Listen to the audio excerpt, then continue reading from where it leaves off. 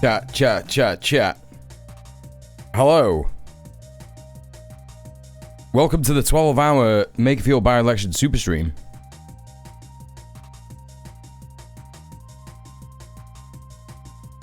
That is what we are up to. Now, forgive me.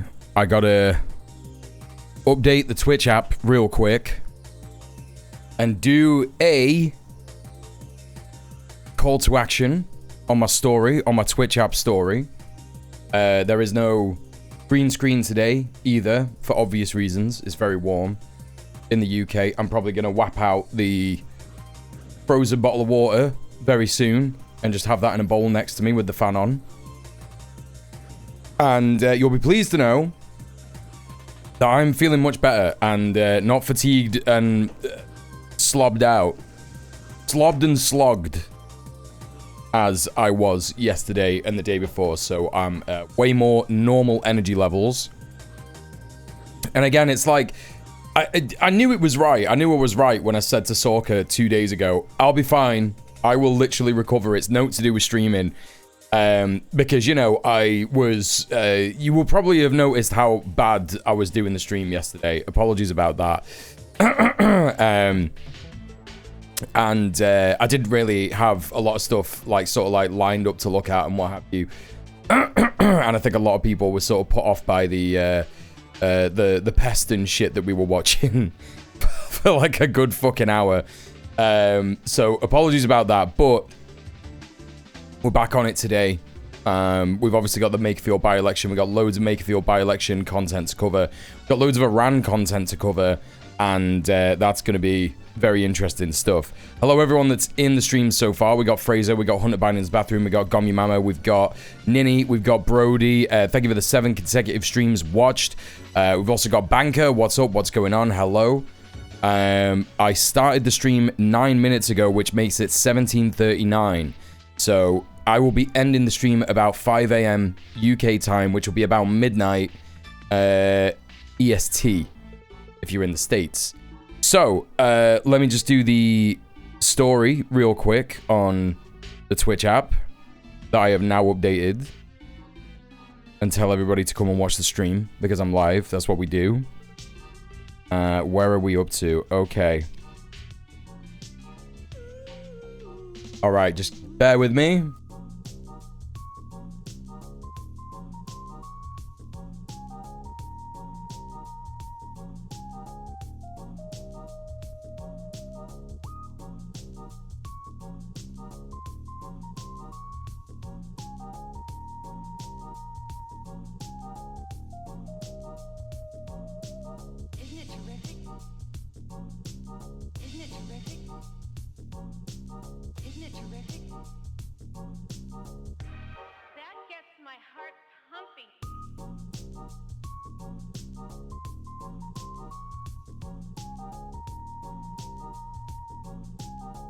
Alright. That's me done that. Is that gonna post the story? Did that actually record?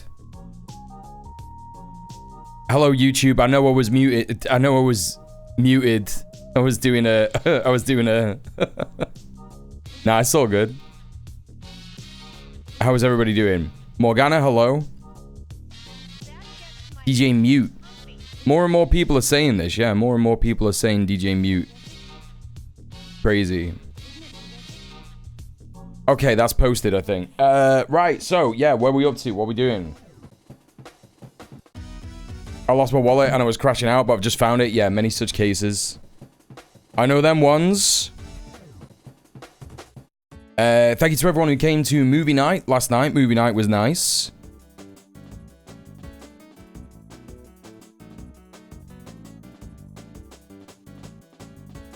It was a vibe and a half. And I got to bed around about 4 a.m. That's pretty good training for getting to where I want to be for tonight's stream, you know. I'm starting to realize that I could probably just, like, do this background. I'm starting to realize that it's probably, like, very easily doable to just, like, have this as, like, a background with, like, not the green screen at all. I was thinking about how the white light affects my complexion on the stream yesterday, and I was thinking, I hate that. I hate how that looks. I wish I could have like a softer light. I might do some experimenting with it over the weekend and see how it goes. But if I could just get some like fairy lights, which I've got Christmas lights, you know, cheap ones. I could just plug them in there, hang them around the flag, right? That's like a nice little background. And I could just put some art on the wall there. I've got art. I've got things to hang up and shit, you know. I got some cool like, you know, left-wing posters and shit that we can stick there. So maybe we just do that. You know what I mean? Like, I'll show you what I mean. This is what I'm thinking just immediately.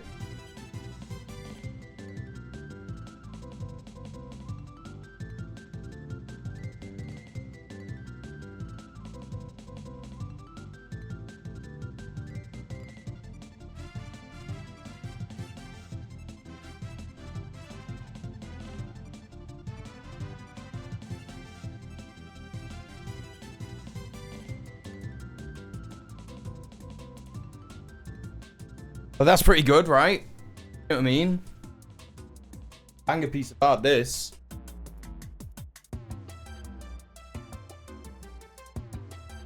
I'm gonna do that literally tomorrow. I'm gonna sort it all out tomorrow. Gonna like maybe cover that up with something. I don't really know what. You know? Not a clue. But I'll think of something, and that can be it. I mean, I've got like a bunch of like material there that I could just like hang up or something. Obviously, the bike is just gonna be there, so I don't really know what to do about that. But you know, it is what it is. And I think that the quality of the camera will increase because if you look, yeah, I have in fact got a LUT on. Obviously, that looks a bit gross. Turn the color correction off as well. There you go. That's like a bit more kind of normal. But obviously, it's very dark. So the color correction is, you know, it's there for a reason. Maybe if I keep the LUT on. No, because then I look too pink. It's hard to know. Don't need sharpen on it. I could mess with the new... I could mess with the camera settings, basically. I can have a look at the camera and see how, you know, change the aperture and all that kind of business and, you know, start from fresh. You know what I'm saying? And then it'll probably look very nice if I have the, you know, the lights in the background and stuff. Hello, Crescent. This isn't a new setup. I'm just not having the green screen and I'm thinking about sacking it off altogether. I am actually thinking about sacking off the green screen altogether. Because I think it will make me look better. I'm just obsessed with the fucking spot, man. Do you know what I mean? Like, the spot is doing my head in, like, this week.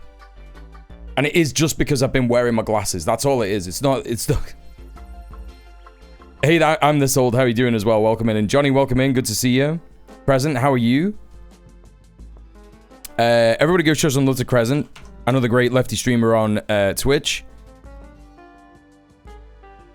Okay. All right. Ms. Kip, how are you? Welcome in. Yeah, we got all kind of things to all kind of things to be looking at. No ad? What do you mean no ad? Listen to the new Lesbian Hot Sauce and Ray K World Cup podcast called VAR Crimes. That's great. That's great. I did notice that they were in I saw Ray's stream. And I was like, oh my god. How does wearing your glasses negate the green screen? No. Yesterday I was explaining the reason I've got this spot is because I've been wearing a particular pair of glasses that is broken. It like rubs up against my nose too much. And so it's obviously like trapped a bit of dirt in my skin and made a spot. So it's nothing to do with the green screen. But what I'm talking about in terms of the green screen and how like how I've related it to what my spot looks like and stuff, it does make me like a little bit self-conscious because of the light that I've got on me is just like white light. So You know, it could be a little unflattering sometimes. Sometimes it could be very flattering. Sometimes it could be very unflattering. And I think that when you have a spot, particularly, it's quite unflattering. So what I'm hoping to get is kind of like a nice, softer, more orange light. You know? Because that's what like a lot of the streamers have. Like if you go to Brett's stream, he's got like a nice, soft orange tint going on. If you go to Rowy's stream, when Rowy has the camera on, that's like a softer light. I think you look handsome as always. That's very nice. Thank you. It's not about whether I'm handsome or not. It's about the sort of the coloration and what I want to do and how I want the stream to look and stuff like that. I do appreciate the compliment.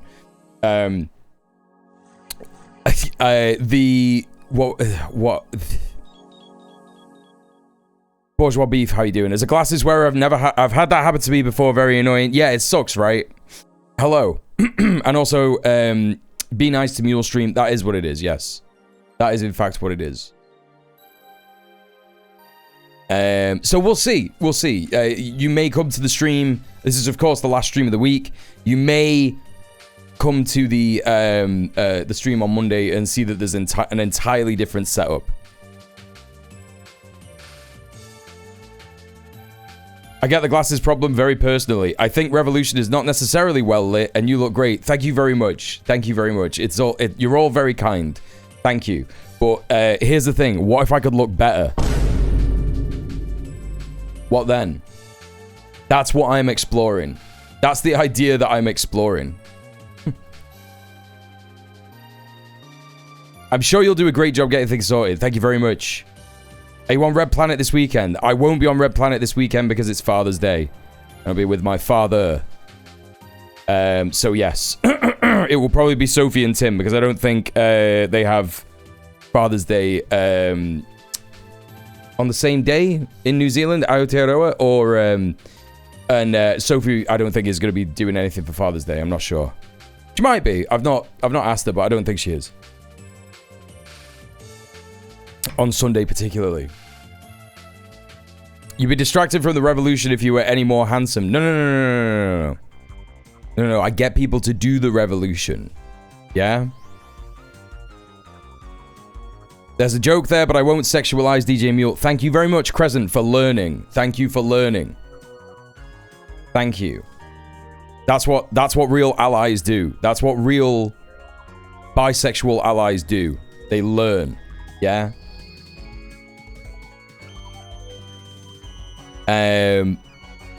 Just got back from a massive over 2-hour walk. I'm knackered. Nice, good for you. Let's go. Yeah, I love that.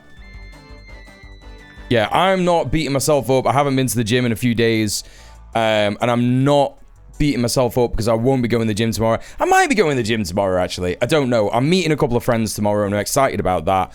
Not seeing them in a while. Very excited. So that should hopefully be nice. But I might go to the gym. I don't know. I certainly won't be going to the gym on Saturday. I probably will on Sunday, but I'm not going to beat myself up too much about it because it's like, I'm eating healthy today. I've had some nice fajitas without the bread. They've just had like a fajita rice bowl, basically. Homemade guacamole, homemade pico de gallo. You know the score. Fresh, raw vegetables. Feel amazing. You can already tell the level of energy, can't you? You can already hear it coming off me. It's burning up inside me. It's fueling me properly. I think the problem this week is that I've been eating a lot of bread. I know that sounds stupid, but I think bread makes me proper claggy, right? If I don't... Like, when I make my own homemade bread, that's fine. Like, homemade focaccia loaf, yeah, it's all good, no problem. But I think I just had, like, Warburton's toasty bread this week. And I think that's fucked me up. I think it's mad fucked me up. My body's not used to it either. Do you know what I mean? Eating that kind of bread. So yeah, and obviously I've been doing the ham butty strat for getting the protein goals in as well. That's also very silly. But that's what I've been up to. Need some whole wheat bread. I just need to make my own bread. I just need to make my own bread again. But hello Vod, how you doing? And hello Marcoots, good to see you. Bread does weird things to me too. Bloats me, can affect my voice, makes me sluggish. Yeah. I think a lot of people are like a tiny bit. I think that people are gluten intolerant, like on a spectrum, right? You know what I mean?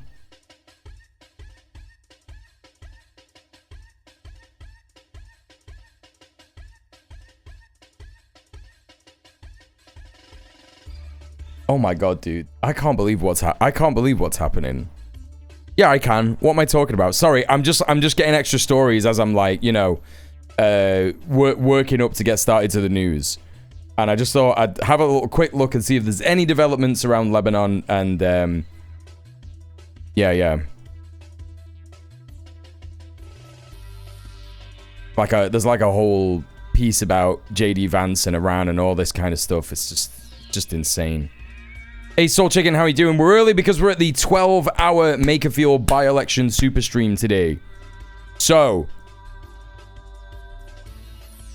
that's what today is all about. We're on for 12 hours till 5 in the morning, so we get the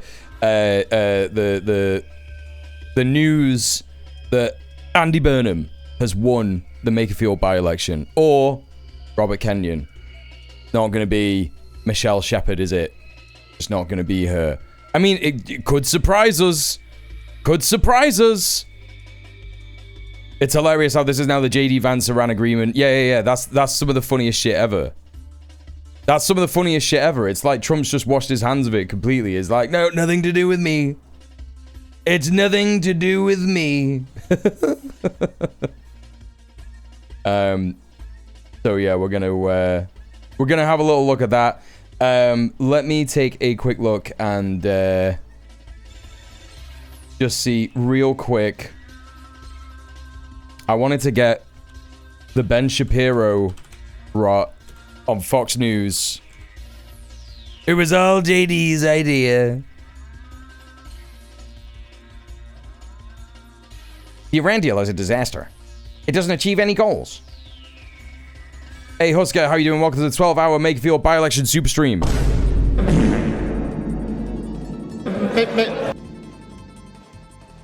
I said that to one of my friends a couple of weeks ago when he was tending bar.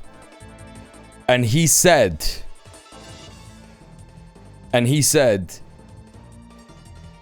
old boats, paint in the sun, backs at a chiropractor. You know, do you get it?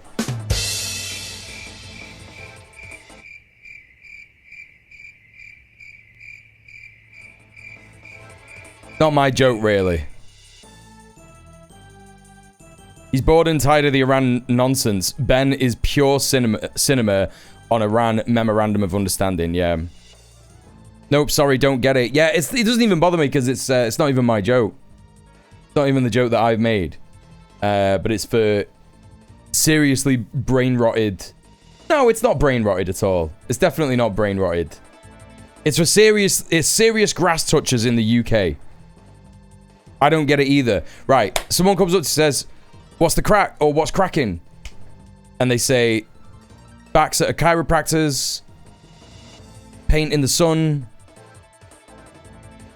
old boats. Yeah, now you see, there you go. Now you get it. Now you get it. Because they're cracking, aren't they? They're cracking. It's like a joke your dad would say. It's a dad joke, isn't it? Yes. But again, not even my joke, so I'm not even bothered. You can think it's shit if you want. You won't get banned. I thought this was a reference to slavers cracking their whip. It could be. I don't know. I don't know where it comes from. What's the crack? No, it's an Irish thing. What's the crack? Crack spelt like this. In Irish, it's like what's happening? What's the word or something? So people have changed it over the years to be what's cracking. You'll find Welsh people say it a lot. What's cracking? Thanks for educating me on that. That's what I'm here for, King. Did you hear JD's effort at a dad joke yesterday? Just awful. No. I didn't. I'm just trying to get some Makerfield slop on the go.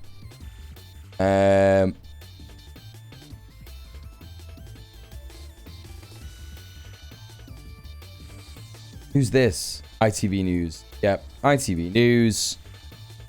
MEN. Yeah, bit of that. All eyes on Makerfield. Financial Express. Don't want any of that.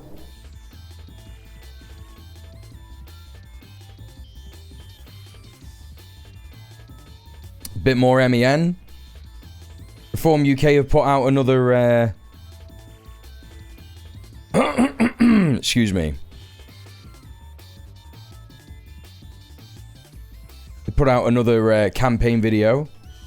Robert Kenyon in his car again. What do you call the fly with no wings? A walk. I had to watch it 3 times before I got it. I mean, that's a pretty standard one. I've heard that before. Oh, chat, I forgot how much LBC rot happens in these by-election streams. There's gonna be so much LBC rot. The content just never stops. It never stops. The content grind is just every single day. Especially for LBC. Hey, LHS, how you doing? Everybody, please go show some love to Lesbian Hot Sauce.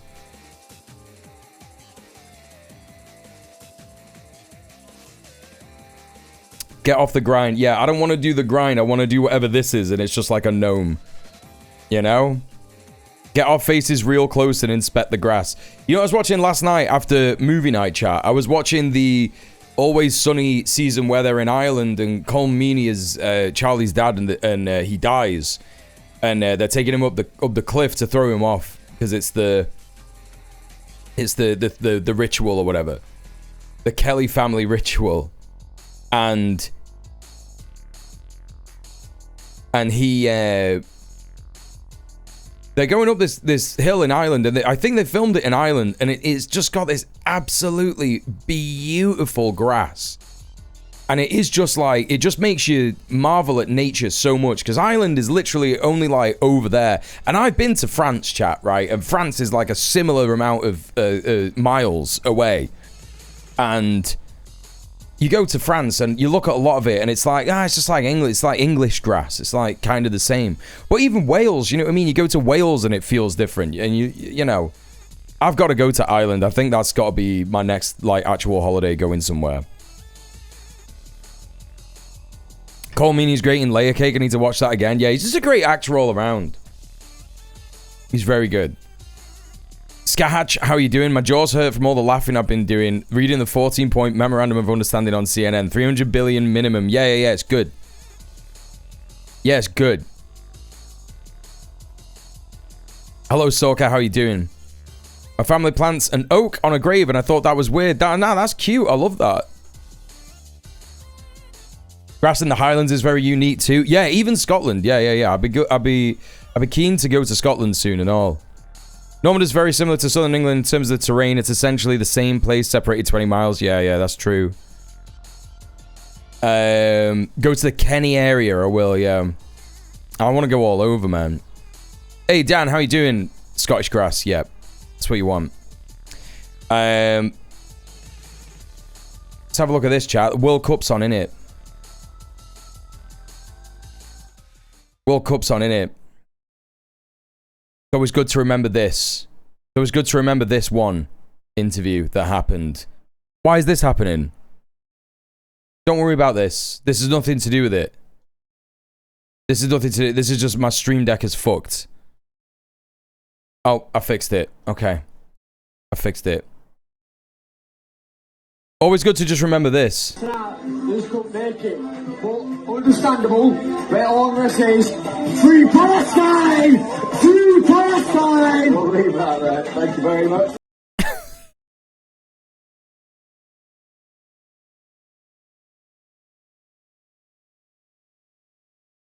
Oh, it's so good. It's so good. Hey, Baldwin, how you doing? Ireland is dope. The grass is the grass is great. I did my grad program there. Went over to London and Glasgow on a trip during it too. Nice. Hey, RT clearance.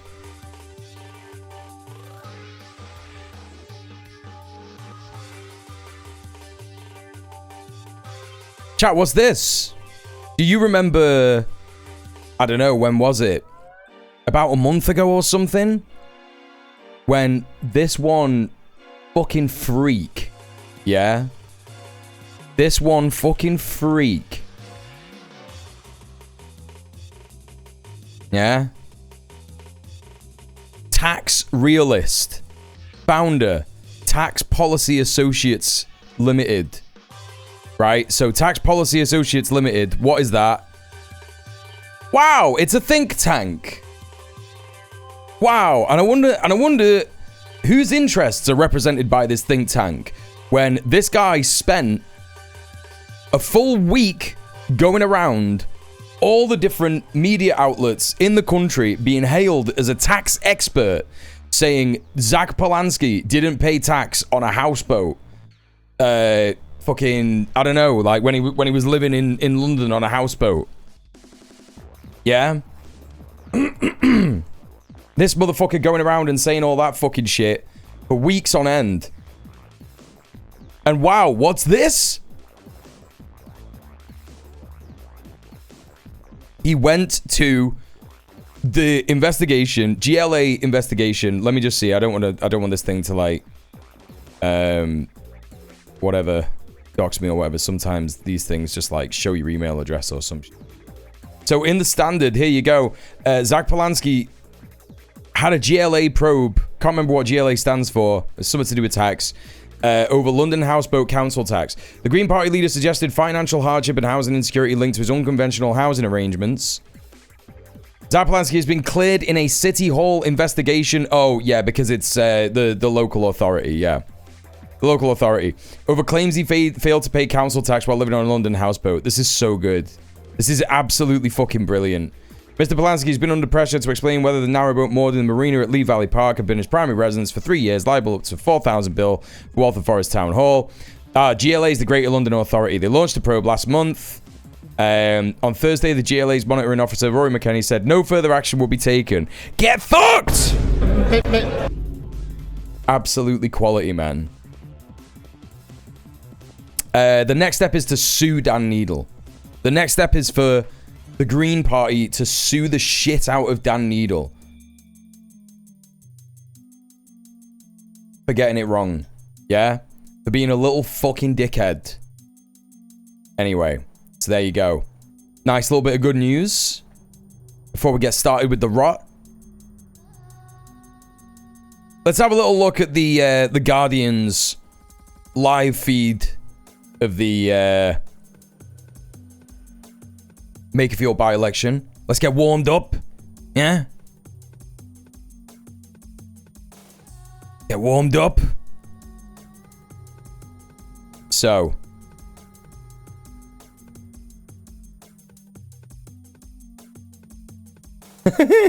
There's some funny stuff happening. I'm just having a quick scroll through and there's already some very funny things happening. Okay, all right. Let's have a look at this. This is an article from the Guardian. Well, it's the live feed from the Guardian, talking about the Makerfield by-election. Huge day for neoliberal centrists. You know.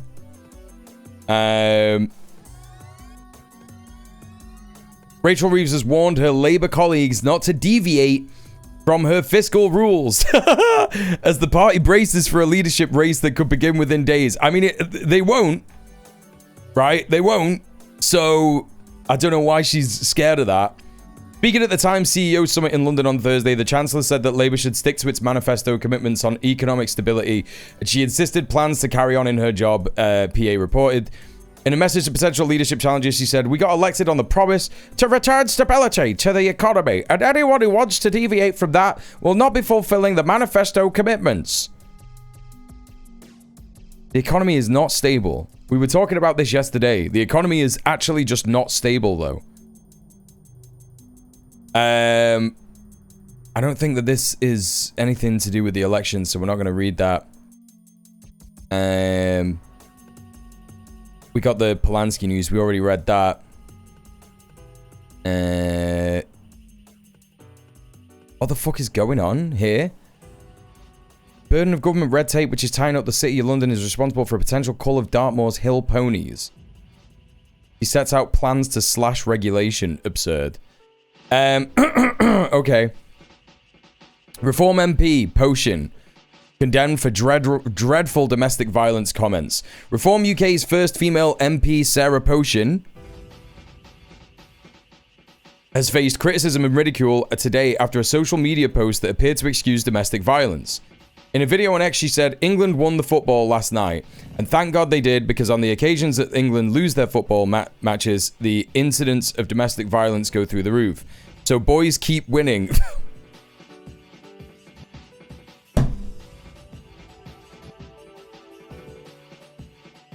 This is so stupid, bro. That's some of the stupidest shit I've ever fucking heard in my entire life. England just has to keep winning and that'll solve domestic violence. Bro, women get beat on by their husbands and partners even outside of football time. Just because it accelerates during football time doesn't fucking mean that it just goes away when there's no football matches on. That's just so crazy. It's also not unique to England or World Cup stuff at all. You know. He's killing horses. Who is killing horses? What are you on about? I don't understand what any of that is. She absolutely correct that existed domestic abuse can intensify as a result of football cases. Domestic abuse increased by 38% when England lose a match, and 26% when they win or draw. Potion's choice of words suggests violence can be avoided if England keep winning. Bridget Phillipson condemned Potion's comments. She replied, men should not beat up women, full stop, no excuses. This is dreadful. How about men stop attacking women? I mean, look, man. These are just platitudes from Labour. They're not actually invested in stopping violence against women and girls, right?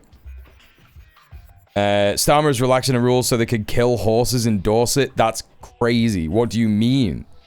What do you mean, kill horses?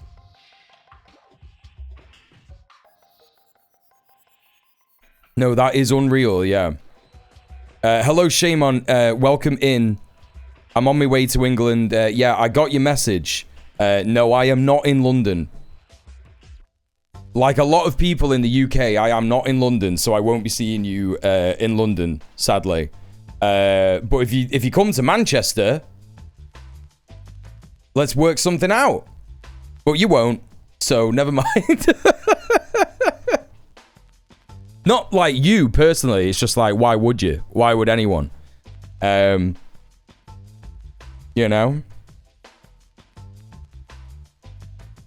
But welcome in. Still keen to collaborate. Still keen to get you on Red Planet to talk about the organizing stuff that you were talking about in LHS's stream. Manchester is really nice. Yeah. Manchester is really nice. Yeah. You just gotta, like, you know, have been there at least once in order to see it. For gigs, to be honest. Hello, Mushy. What's up? Don't slaughter the ponies. Badenoch urges Starmer to stop. Fucking nuts, man. This is just...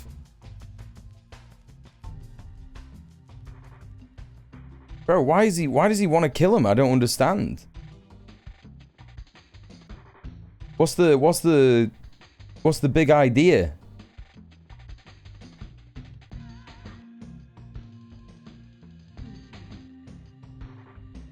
Proposal for a large-scale cull of animals in Dartmoor. Are they wild ponies? Bro, what the fuck? They've been using social media. Oh, they're livestock. Natural England is arguing that all livestock grazing on the moor should be reduced to about 75% according to the Times to protect other habitats, plants, and species. This is total madness from another unaccountable quango. Natural England. Hang on a minute.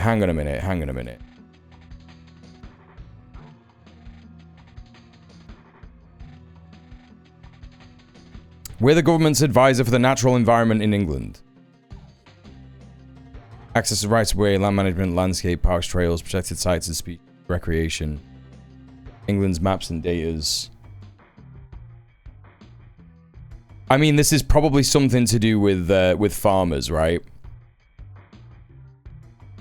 I'm not saying that like a Quango is going to be absolutely perfect on the environment and stuff like that, but I think that this issue that they're coming up with, which is that like, you know, if there's livestock grazing on a moor, they're going to affect other habitats, plants, and species. Like, I think that's probably true.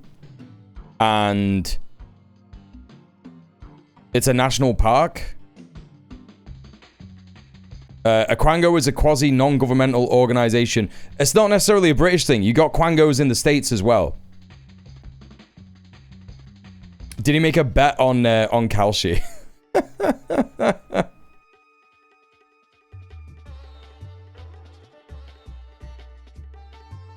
Mrs. Badenoch posted on X, this is total madness from another account. Keir Starmer's on his way to making last acts in office a shameful underfunding of our military and the mass slaughter of Dartmoor ponies. I mean, Kemi Badenoch is not going to be correct about anything, really, is she? 2001 general election hit by foot and mouth outbreak, farms across Britain. The government intervened to spare a calf called Phoenix. Caught the affection of many people after being found alive next to a dead mother after a herd was slaughtered. On the threat of Dartmoor ponies, Luke Trill, more in common, stressed it's brave government that gets on the wrong side of Brits' love of animals, especially photogenic ones. Might not seem like the biggest issue, but a risk could see significant backlash from a government that already lacks spare political capital. Yeah, I mean, like, again, like, if there are farmers breeding ponies, right, for, like, profit and shit like that, then the issue is that. Do you know what I mean?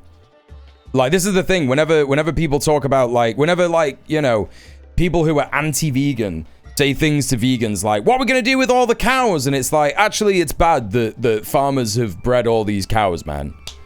You know? They're arguing that they did not argue that. The recent media coverage has suggested that Natural England has recommended a cull of ponies on Dartmoor. This is categorically not true. Oh, okay, so it's dog shit from the Tories. There you go. We are encouraging the continued presence of ponies as part of a well-balanced, well-managed landscape. Dartmoor ponies play a vital role. See, this is the thing. Like, you know, if they're talking about a cull of ponies, it'll be farmers that are going to do this, that will have said, this is our solution to this. Because that's exactly the kind of thing that fucking farmers do. They'll just be like, what's that? Our animals? Well, we'll just murder them, bro, because they're just property. You know what I'm saying? Fire road for nature on the moor due to the way they graze, in addition to their huge cultural value. Much of Dartmoor's moorland is currently in poor condition with wildlife. Okay, this is just nonsense. I'm not paying any more attention. Dog shit. Okay. Let's take a look at the shit here. Closing summary. I don't know what to close in summary of. I guess, like, the day's voting or whatever. Let's have a little read of it. The people of Makerfield, the constituency just sitting outside, we're going to begin voting in what could be one of the most consequential by-elections in British political history. This is wrong because the most consequential by-election in British political history was the Gorton and Denton by-election, and the Green Party won that. So that's the end of that. This will just be a mess, right? It will not be consequential. It will be a mess. No matter what happens, Labour is finished.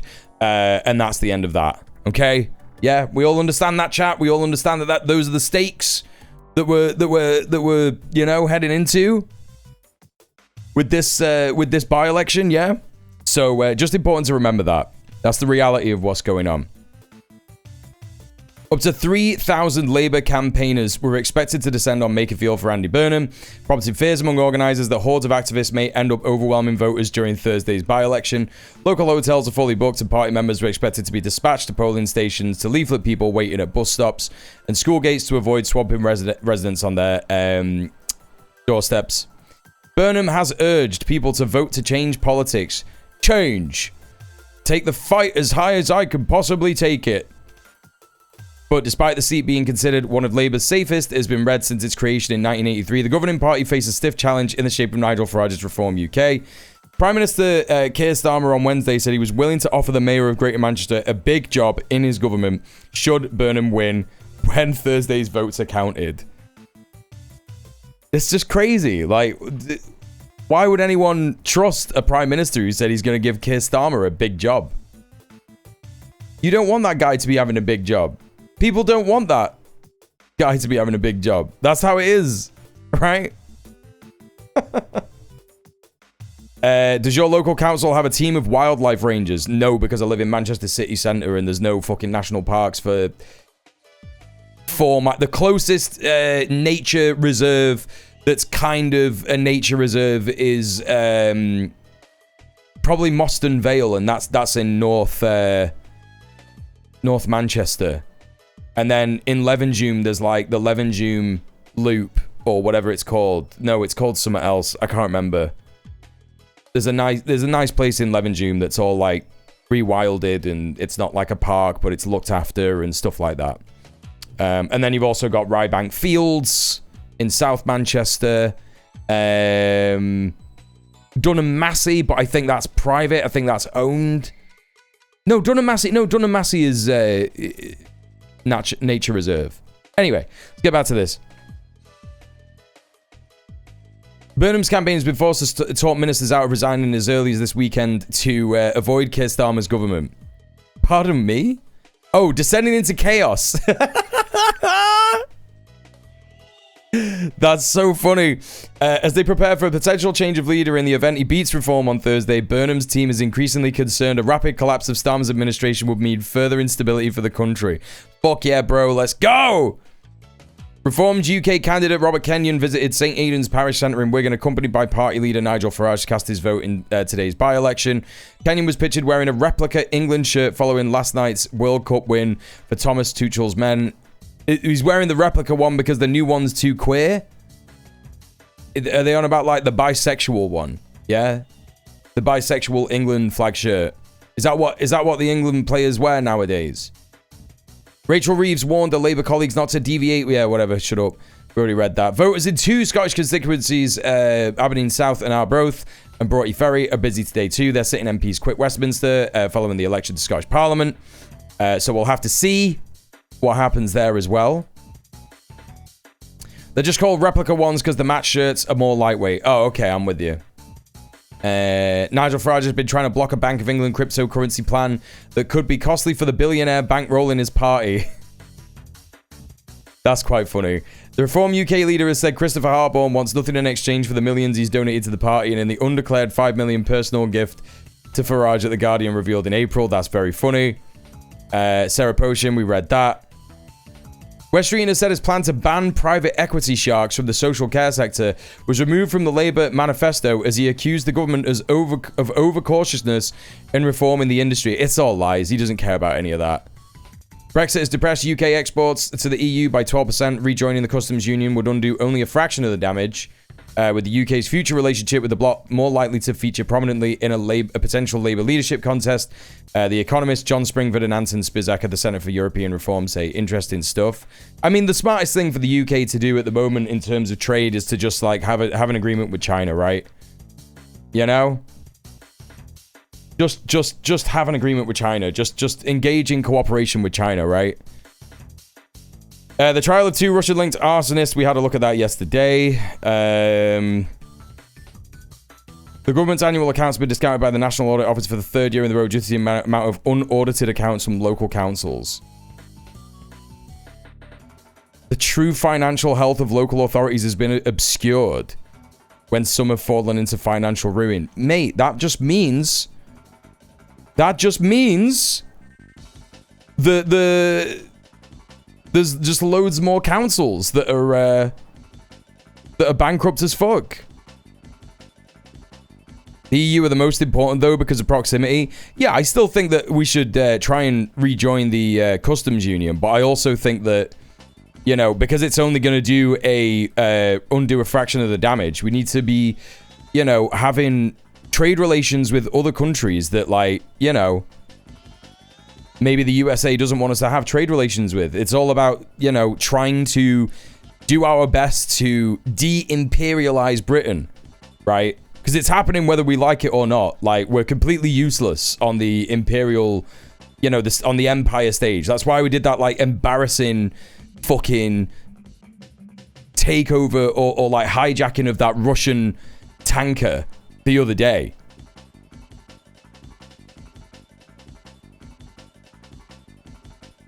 Me lassoing the entire landmass of the UK. Yeah, it's the best thing to do. EU is still too stuck on the USA. It needs to abandon USA before to really get out of its economic issues. I agree. Yeah. Imagine we were government pals with Iran and China. I know it would be so good. Brie entrance? No. Breastward pivot? Yes, correct. Yeah, bring back Doggerland. It's so important. The EU is currently moving to go hard against China. Yeah, it'll just backfire insanely badly for the EU. It's just like so stupid. Like, check this out, chat. Right, so Arnaud Bertrand is another good guy to be following on Twitter, right? He's a pretty decent economist. And, you know, he's pretty lib-pilled, but he's pretty China-pilled. Yeah? So, this is what he's saying. Fascinating argument by Bloomberg's top energy analyst, Javier Blas. He argues that China effectively saved the world economy during the Iran war by absorbing the brunt of the global oil supply shock on its own, without visible economic damage. According to his calculations, China cut its average daily waterborne oil imports by the same amount as the combined oil consumption of Germany, France, and the UK. And still, according to Blas, they did so without suffering economic harm because they could rely on many levers: their huge strategic petroleum reserve, a massive surge in electric vehicle usage, their remaining coal-fired electricity capacity, and coal-to-chemicals replacing lost feedstocks. Had China not been ready to absorb that blow, a good argument can be made that the economic damage to the West and the world at large would have spiraled far beyond what we saw. Effectively, China's energy strategy at all levels, petroleum reserves, electric vehicles, etc., and its ability to withstand huge supply shocks paid off for everyone, not just them. Chat, the reason that things haven't gone insane, as I was predicting and other people were predicting, is because of China and China's new position on the world stage. Right? It's in the middle of June. This is when we were imagining that all of the problems with the economy were going to start, right? We were going to start to see huge price increases at the supermarket, right? But we've seen them increase, but sort of gradually. They haven't really hit like the highs of where we thought that they were going to be, you know? And it's all thanks to fucking China. Let's fucking go, bro.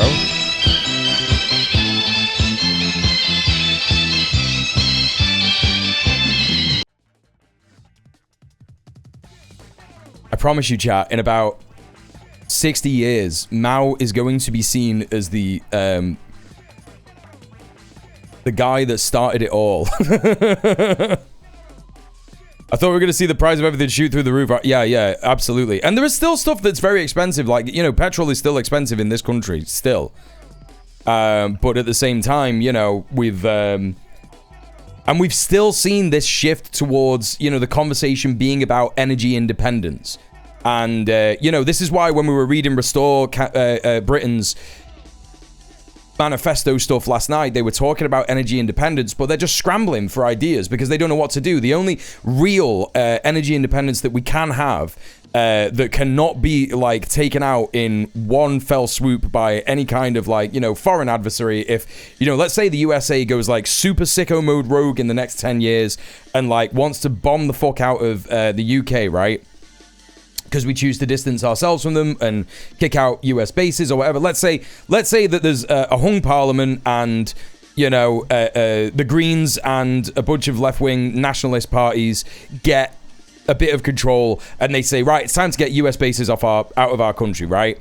The US responds, takes out all the North Sea oil fields. All of a sudden, we're not energy independent anymore, are we, right? Because it's just that one place, yeah? And our reserves are in our reserves, a physical place. They could bomb that as well. So, you know, the only real way to actually have that is to have these, you know, very sort of like spaced out solar energy farms, wind energy farms, tidal energy farms. That's the way to do it, right? And the other parties, the right-wing parties, are just scrambling about that. They're completely scrambling. So, you know, it would just be completely stupid to go against China for like so many reasons. China is the dominant economy at the moment in the world. It just can't be, you can't argue against it. You know, this is where we're at. We're in the Chinese century of prosperity. It's the workshop of the world as well. By any means necessary. Hello, how about instead of opening equitable trade relations with the rest of the world, the UK just starts doing piracy again? Yeah, I already covered that. I covered that the other day. So yeah, it's they have done that. They have in fact done that, haven't they? So anyway, there's a little bit of a warm up for Makerfield. We have got this from the Independent. Let's take a look at this. So just a little bit of info about the stream and how the stream's going to go, based on the polls, exit polls, all that kind of stuff. Voters in the Northwest seat of Makerfield take to the polls today in a high-stakes by-election which will decide the future of the Labour Party. Andy Burnham is standing as the party's candidate. Great Manchester Mayor has made no secret of his ambition to challenge Keir Starmer. We've also got Reform UK, Robert Kenyon, misogynist, piece of shit. Restore Britain, harder right-wing stance on issues such as migration. It's terrible how much they fucking soften that. Tight battle is expected between Labour and Reform. So the results are going to be announced between 4 and 5 a.m. Possible the final result may be indicated sooner than this, with the observers on site at the count able to report what they see on the night. Unlike a general election, exit polls are not usually carried out for single constituency by-elections. Those who want to gauge an idea of the possible result concerns final constituency opinion polls published over the past few days and weeks. And of course, as we know, those polls can be biased and wrong, so it's not worth us doing that. In the event of a tight contest, it is also possible that there could be a recount, which could possibly add a couple of extra hours of the final declaration time. The only reason that I want to see Andy Burnham win, because again, chat, you got to remember, Andy Burnham's not going to change anything meaningfully in the Labour Party. He's going to, you know, there's going to be zero change. It's going to be very bad. That's the end of it, right? So I'm not bothered if he wins or not. If he doesn't win, that's very funny. If he does win, it's also going to be very funny. Because the only reason that I want him to win is because I want to see the Reform Party go insane about stealing the vote and all this kind of stuff, and you know, like they're gonna say that Makerfield is woke, and it's just not. Do you know what I mean? It's just like not a woke place. So it's gonna be very funny. Mr. Simons, let's have a look. Since its creation in 1983, it's always been Labour. Mr. Simons won the seat. That's the previous MP, of just 5,399 over Reform UK at the 2024 general election. I mean, that you can't really say just 5,399. That's pretty substantial. You can't really lie. May's local election saw Mr. Farage's party win every council ward in the Makerfield constituency, securing around half the vote. Labour was left trailing behind, having secured a little more than a quarter of the ballots. Yeah. It's going to be a tense wait. Okay, and that's why you're here in the stream. That's why you're here in the stream. Hey, Loki, how you doing? Yeah, it is in fact Wokerfield. That's the thing to remember.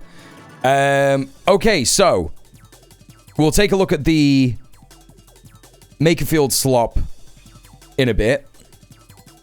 And chat, I have been live for 1 hour so far. Please consider hitting me up with a tip. Please consider hitting me up with a sub. This is my full-time job. I don't have any other form of income, and what I ask for in the dono goal, the daily dono goal, is less than minimum wage at this point. So please consider helping me hit the dono goal of the day. It's also going to be vastly under minimum wage today because, of course, the dono goal is £50 on a regular day. If I was aiming for minimum wage, it'd be £64 that I would be asking for, but I only go for 50. And obviously today it's 12 hours, so it's gonna be vastly under minimum wage today. So please consider doing that. I'm getting kicked off Universal Credit in October, so any kind of help that I get from the DWP is going to be gone. And at the moment, I pretty much only get like £50 from them anyway. So yeah, please consider donating. You can hit the Streamlabs tip link in the chat. Chat, if you have any problems with the tip link, don't hesitate to tell me, because some people were saying last night they were having an issue with the tip link. It's something that's happened over the last couple of weeks. And so if there is an issue with the tip link, I'm going to explore the options of having a different one. So, you know, I think I'll do an experiment and I'll see what it's like with Stream Elements instead of Stream Labs, because I know that Stream Labs is bad anyway, right? So yeah, please consider doing that.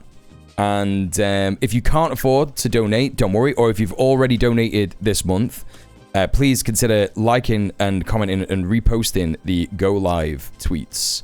And you can help advertise the stream to other people who may have tons of cash, tons of disposable income that they're willing to spend on your boy, Donkus, Jonkus, Monkus.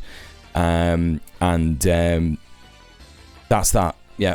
Help me pay my my rent and my bills. £25 straight away. Someone's smashed it in there.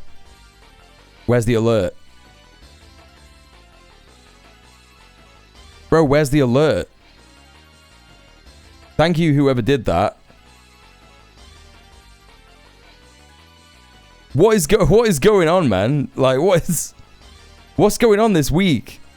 Yesterday, the fucking sound wasn't working.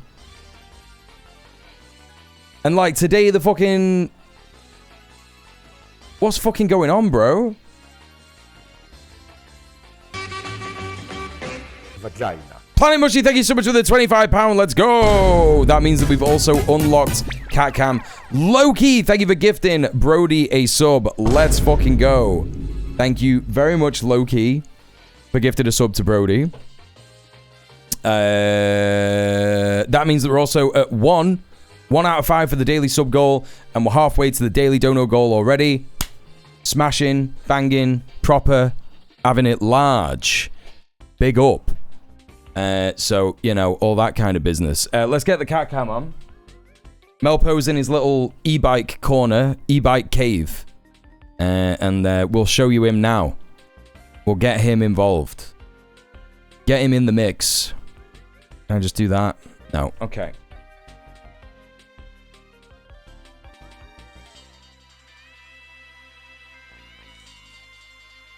Chat, does anyone else have like a webcam that like you need to unplug it and plug it in again in order for it to fucking work?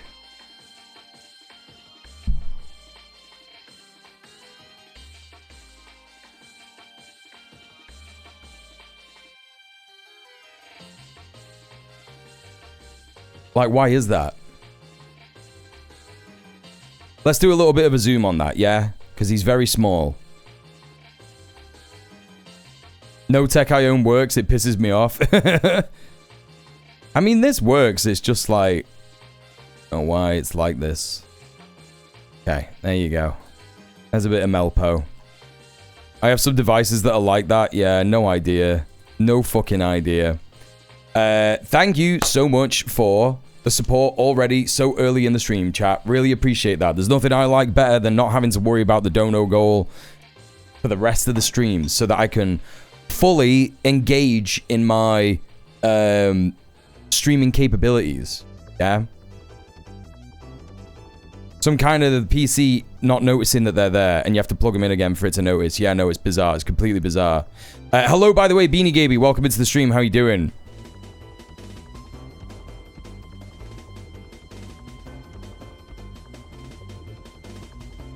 Yeah, I wonder how I can fix that shit, Vord. I'm gonna have to have a little look.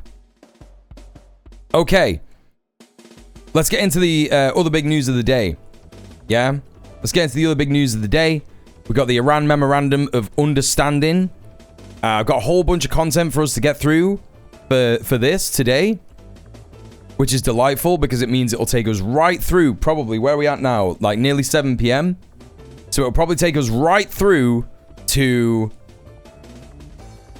I want to say like 10 o'clock or something. Melpa in the self-imposed gulag, yeah, he is. It'll probably take us right through to about 10 o'clock when we can start covering the Makerfield by-election and the results and all that kind of business. So, very exciting. Let's take a look at it. Let's see what's going on. We got a report here from Al Jazeera. Vague text deal designed to give both US and Iran victory at home, analyst says. So, it looks like It looks like Al Jazeera is playing both sides in this particular situation. Let's have a little look. Let's just remind you of where things stand at the moment. The Memorandum of Understanding is a policy framework rather than a peace treaty. It means it's not legally binding. Washington and Tehran electronically signed the agreement on Sunday. I played both sides. That's where it was come out on top. Physically in Geneva on Friday, under the framework, and upon signing, the US will end its naval blockade on Iranian ports and the Strait of Hormuz will be reopened. To discuss this further, we're joined now by Mohammed Islami, a research fellow in Middle Eastern and North Africa Studies at the University of Tehran. He joins us from the Iranian capital. Mohammed, thanks again for your time. Iran's response to the details of this MOU being leaked is that it contains some deficiencies. What is my man holding? He's holding like rosary beads or some shit. Be missing, do you think? First of all, thank you so much for having me. Right now, there is a great ambiguity regarding the text of the Memorandum of Understanding, and however, we should consider that this is the only way that they can achieve kind of compromise on a text. So right now, Tehran now, in Washington and Tehran have the capacity to frame it as a kind of victory after the negotiations, after signing the Memorandum of Understanding, and also sharing the full text with other parties, and also with those. Yeah, but it is a victory for one side, isn't it? But it is actually a victory for Iran. I don't think you could just be saying that, like, you know, it's vague and it's designed to give the US and Iran victory home. Like, one side is lying. That's how this works. That's how it works. Who are waiting for them in their internal politics. So right now, getting everything Iran wanted and more. By the way, and more. And more, because they have total control over the Strait of Hormuz now, and they are going to start charging tolls and shit like that. You know, so they got everything that they had from the JCPOA, but then without the JCPOA, so they got more freedom than they did with the Obama deal, and they're in control of the Strait of Hormuz. That's why I just don't think it's going to be this simple. I just don't think it's going to be, yeah, we win, that's it, it's the end. Especially when you see what news is coming out of the Zionist entity today. And now that I've told you that, you probably already know what it is, don't you? The frozen asset of the Iranians, also controlling the Strait of Hormuz, also regional security. So anyways, we should wait for them to sign the deal physically in Geneva, for example, and then there is a kind of long marathon for them to be started after signing the interim deal. They should talk and they should have lots of hard discussions regarding the details of the topics of the negotiation, for example, about the details of the Iranian nuclear capability and also other things. Yeah. Are you suggesting when you mention things like frozen assets that the number is wrong, or just the entire concept is missing nuance and detail? You know, when it comes to something like frozen asset, there were... The idea of Trump being an Iranian plant rather than him being a Russian plant makes more sense now. That's true. JD Pondon. The first one was what Donald Trump himself made problem for himself when he talked... No, it is. The US is now and forever a joke. It's a more significant defeat than Vietnam. Like, far more significant. It's literally like they went up to a big guy at the bar and they went, yeah, come on, dickhead. And then they got like the big guy just went like this. You know, like a fucking Hanna-Barbera cartoon. Just like nailed him into the ground. It's like, that's what's happened. A lot about the JCPOA as Obama deal. Americans cannot have any kind of achievements without solving the problem for the Iranians to access their own frozen asset. However, Donald Trump wants to frame it as a kind of paving the way for the Iranians to access international market and international investment on the Iranian fields, for example, oil and gas field. So Other things is the Iranians cannot trust Donald Trump, because last time when they have ignited the war on the Iranians, they were in active negotiations in Geneva. So the Iranians came up with an idea to have some kind of sideline cooperations with other countries like Qatar or Islamabad in terms of having some kind of economic and security measurements outside the text of the memorandum of understanding. Oh, and I also forgot, if this all goes ahead and the US agrees to all of the points in the memorandum of understanding, they are also going to withdraw. I've heard more and more people confirming that this is what the text means. They are going to withdraw from Kuwait, Bahrain, Qatar, Saudi Arabia, and fucking Oman. And the UAE, they're going to withdraw from those bases. So, it's done. It's over, bro. Like, the empire is literally retracting. You know, at the very least, they're not going to be expanding the military there. And Iran holds all the cards, so if they try and do it, Iran can just issue a warning and just be like, hey, bro, do you remember what happened in 2026? What's that? Iran, the new leaders of the free world? I mean, they're definitely the new leaders of the free Middle East, right? It's happening. They're decolonizing the Middle East. It's just fucking crazy, bro. Like, it's actually crazy. Big up Iran. Say it while you can, chat. Say it while you can before they prescribe the fucking IRGC or whatever. They've pushed me into the bosom of Iran. I'm Shia now. Oh, that's so funny. Yeah, there was a good reason why no one did this before. That's what I'm saying. They walked up to the big guy at the bar and they got pounded into the floor like a cartoon nail. Like, that's what happened. Understanding. Mohammed, you talk about trust there. The agreement calls for an end more to for the cause of Palestine than all the lib cooks of the past 80 years, yes. And it may even be, I mean, again, chat, I think that this is what is going to happen. It may even still result in the end of Israel because, well, you're going to see in a minute. What I was saying yesterday is, in fact, it turns out that it's true. And we're going to have a look at this in a minute, but this is just something that I saw the other day. Well, no, sorry, I saw literally just as I was getting stuff ready just then while I was live. Israel vows to hold territory it occupies. Yeah, that's going to go well. Including Lebanon, but it doesn't actually specifically appear to name Israel or Hezbollah. Yeah, no worries, Bubble. That provides enough flexibility, for instance. Okay, but the thing is that it did in fact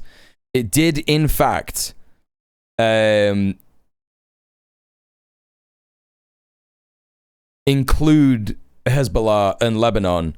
It's just that Israel was leaking the old memorandum of understanding to all the press, right? That's all that was.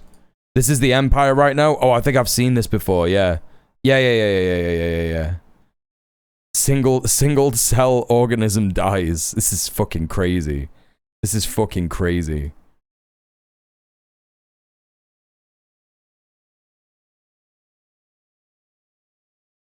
Bro, imagine just dying by like all of your body just kind of like falling apart like that. That'd just be so crazy.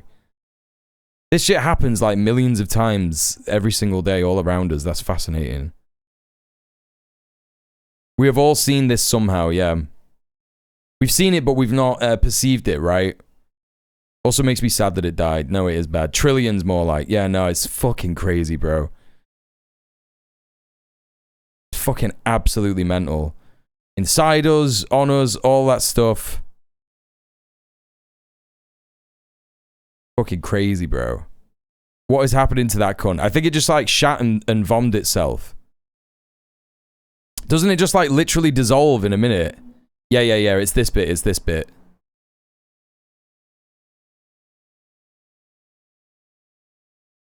My man just like dissolves.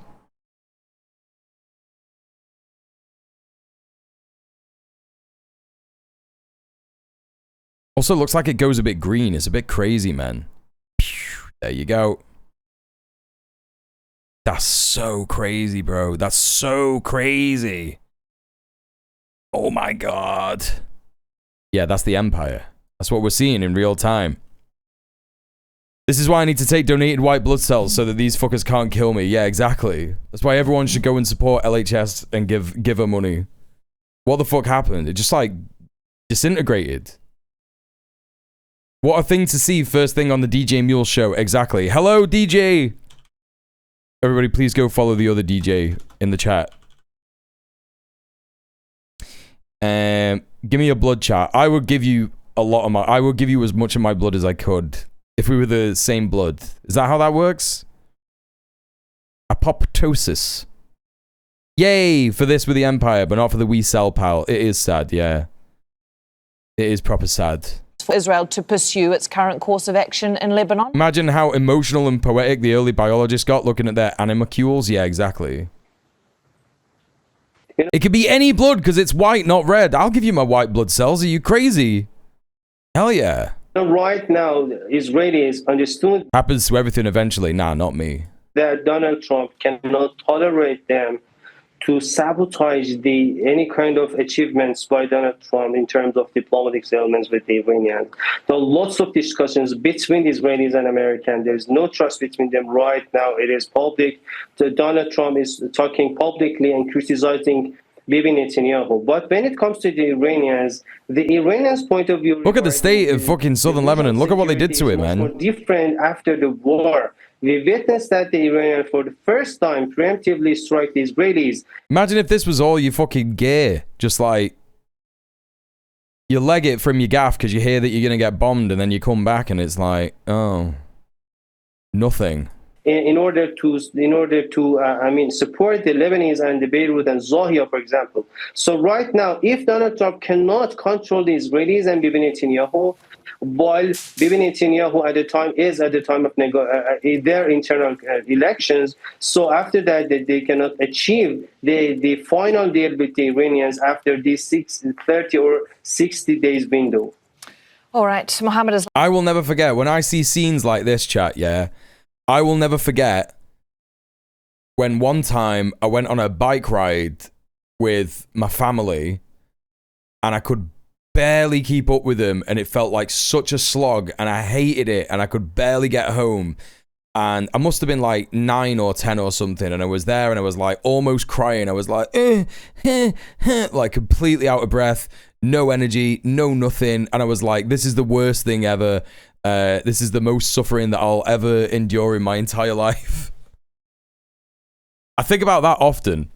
And I'm just like, man, I'm so fucking lucky. Holy shit. Like, imagine if you were just born in another place. Like, that's the only difference between us and people in Lebanon. We're just born in a different place, right? And that's why it's so evil what is happening. Israel only has one tactic. Yeah, kill as many babies as possible. I'm a research fellow in Middle East and North Africa studies at the University of... Right, okay, so that's that done. Let's take a look at this. Iran demands Israel pull out of Lebanon before signing Trump deal. Let's see if there's anything more that we can learn from this channel for news. Story. The US-Iran agreement has sparked relief at the G7 in the financial markets, but likely nowhere more... Oh, wait, let's have a look at the oil prices. I've not looked at that today. Crude oil... It hasn't moved since yesterday. Markets are uncertain. It's only gone down a couple of dollars. Okay, yeah, it looks like... I think that what's happening, chat, I think that the market is noticing that Israel is still in southern Lebanon. I think that's what's happening. ...than on the road to southern Lebanon. Though here, too, plenty of uncertainty. It was to the tune of Blue Moon, yes. Don't ask me why. My heart is in a state of longing until I reach my house and see my house. I hope it becomes permanent, a permanent ceasefire, so we don't have to keep coming and going. I mean, this is what we hope. We're fed up and tired. Big city fan. I don't like anything that yous like. I don't like anything that yous like. The ruined towns of Lebanon's far south, territory on which so much now depends. Iran today insisting not just that the fighting between Israel and Hezbollah ceases, but that Israeli forces withdraw completely.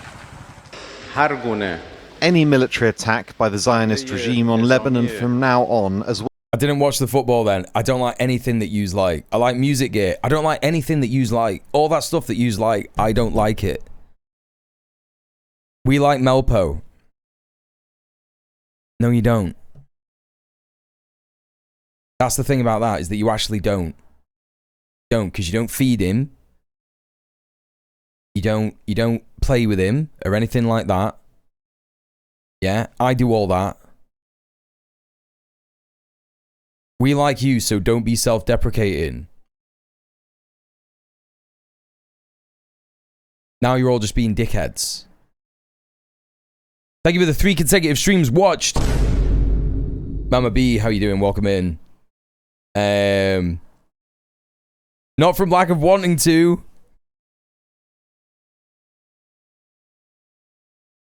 You do the work and we like that you do that work. I'm not having this conversation anymore. Well as the continued occupation of Lebanese territories from now on will, in our view, be considered a violation of the Memorandum of Understanding. After a nominal ceasefire was reached in April, the Israeli military... If I go cuddle him, he would. He wouldn't let you. He doesn't let anyone cuddle him. ...defense line some 5 to 10 kilometers into Lebanese territory.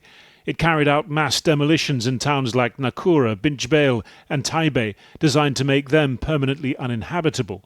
Current reports suggest the IDF is occupying these areas within and beyond the zone, including the strategic high ground around the Crusader era. Why did you just say, I'm not gay? What do you mean? Beaufort Castle. In a news conference last night, Benjamin Netanyahu... I'm a lesbian. I could change him. Netanyahu tried to face down growing domestic... We have an affinity. That's so funny. ...had been left weakened by the US-Iran deal, insisting Israeli troops would stay put as long as necessary, that he was, quote, very, very firm and very, very decisive, and that Israel's... When he said I'm not going, it sounded like I'm not gay. Well, I'm not gay. I'm 50% gay, aren't I? American friends respected that. But today at the G7, alongside Qatar's leader, respect didn't seem front of mind. I'll tell you what, Israel's fighting Hezbollah too long and too many people are being killed. And you don't have to knock down an apartment house every time you're looking for somebody, because there are a lot of people in those apartments. It's not me who heard you say I'm not gay, I'm not having this conversation anymore. It's just because I stumbled over my words. It's not like him. I didn't say shmura. I'm a mixed gay. And they're not all Hezbollah, that I can tell you. And I suggest gay and straight mix, combination Syria style. Take care of Hezbollah. Because to be honest with you, I think they do a better job of doing it. If that came out of left field, more familiar, the president's assertion that ships trapped in the Gulf would... I opened the stream and got called a dickhead. I'm sorry about that. And, you know, here's the thing. I'm a bad streamer, right? So I am sorry about all of that. But it is true. I just don't... Any of the stuff that you like, I don't like it. To move. The Strait of Hormuz would be fully open by Friday. Even his own vice president... I'll tell you what... ...much more gradual, but there is growing optimism. Propane Qatar and propane accessories in Iran. Gas production within 2 months of an opened strait. And that would allow countries like Qatar to again be supplying energy to the world and to lessen the burden of the closure of the Strait of Hormuz on international energy markets. Optimism too on Iranian state TV, saying the US blockade was being lifted, 5 vessels, including 3 oil tankers, heading for Iranian ports. I can't stop thinking it. It's Iranian Donald Trump. I can't stop thinking it. It's Iranian Donald Trump. Why is there a Donald Trump in every country? As soon as I saw his face, I was like, why? This Hey, afternoon, nappers. though, 4 people reported killed in Israeli strikes in Lebanon. Hezbollah insists it has guarantees from Iran that it won't sign a final deal with the US on its nuclear program without a full Israeli withdrawal. Just one obstacle among many that could still collapse the talks or delay them well beyond their supposed 60-day duration. Harry Fawcett reporting. Well, earlier I spoke to John Bolton, who's the former National Security Advisor to... Canada has PP as our Trump. Yeah, Pierre Poilievre. President Trump, a frequent advocate for regime change in Iran. He's subsequently fallen out of favour with the president and now faces charges of retaining classified documents. Oh, is it John Bolton? They're getting John Bolton on again. The deal with Iran was so good. they'd be sharing it with the world. Right. I think this indicates two things. Number one, yeah, he's going proper purple mode, isn't he? And number two, this is the thing, chat. This is how you know he actually is that color, because if you look here now, I know that we've got some colorblind peeps in the chat, so you know, bear with me on this one. But you can see that this red is red, right, and this white is white, and that blue is blue. These are all the normal colors. My man is purple. He is purple. Aren't you supposed to be in prison? How did you get out? This is his prison. This is what they let him have. Thank you for the 50 consecutive streams. Watch, Mama B. I'm not sure people... Chase the meat, not the heat. I said that to my mum the other day because she got an electric barbecue. Hey, Kid Trunks. Multiple locations with different lights. You're telling me that John Bolton has bisexual lighting?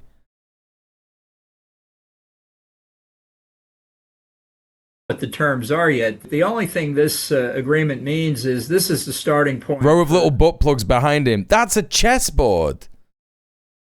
Don't be putting them up your ass, because they'll just go straight in. This is, you know, this is no bigger than an average shite. They'll just go straight in, and you'll have to go. You don't want that, man. You don't want to be going to A&E and be like, can you take these chess pieces out my ass? The next set of negotiations. The only thing I think will come he's Smurf under all lights. Oh, you're saying he's been in multiple locations with different lights, and that's how you know. Yeah. Can't tell me what to do. Yeah, exactly. No flared base. No flared base. The Queen's rammed it. Sentence. of traffic through the Strait of Hormuz. X-rays will get passed around Facebook. Yeah. Completely open on Friday. Okay, we'll see. But I think it reflects the one thing he's concerned about is to get more oil from the Gulf out into international markets, get the global price down, and get the price of gasoline at the pump in the United States down. That's what he cares about, not the broader strategic picture. So nothing about the Middle East and Iran. It's all about the midterms, right? I do think he's right. I do think John Bolton is right. Midterms and Donald Trump, which is really what everything is about, as you know, and that's what he's focused on. One thing is clear, this deal will not say anything meaningful about Iran's nuclear weapons program. This is classic negotiation. Hey, Star Spangled Shitlog, what is it with the Epstein class and turning themselves purple? Yeah, I just think it's colloidal silver in it. I think that they're all brain boiled, and they all think that colloidal silver actually is good and works. State, whether it's he's going to go Smurf mode. Get the economic benefits up front, worry about the nuclear program way down the road. But it's classic negotiation by Donald Trump. Quote, Iran will never get a nuclear weapon. Do you believe him? No, of course not. Look, this document may say Iran commits never to seek nuclear weapons. It may say that. They are very happy to say that. They just don't mean it. Meantime, to use an American military expression, there's collateral damage here for Trump, isn't there? The relationship with Benjamin Netanyahu going from bad to worse? Well, I think relations today I would not put at a high level, and it's over. No, you're chatting rubbish. You have no idea how much I want Trump to turn around and say, they're saying globalize the intifada. They're saying free Palestine, break down all the walls. Yeah, you've got no idea how much I want him to say that. I think it would be funny as hell. I think it would be so joke, right? We need one state from the river to the sea, and it's Palestine, right? That would be so joke, but I just don't think it's going to happen. I think it's all a ruse in order to make us think that, you know, he's using Israel as like a shield from fucking any kind of criticism about what he's doing down there, you know? That's what it is. I forget his name, but there's that one billionaire who appeared recently and their skin is like 100% cancer from some kind of tanning addiction. Sid Rosenberg. Who is also, funnily enough, a Zionist. And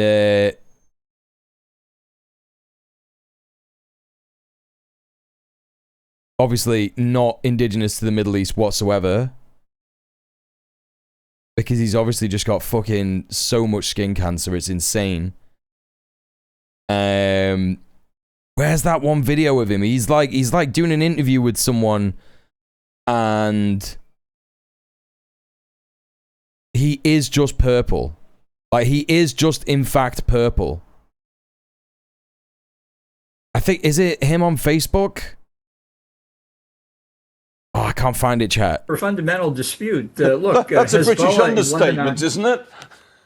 Well, Hezbollah in Lebanon is the A-team of terrorism that Iran has created over. Oh my God, my man just said Hezbollah is the A-team of terrorism.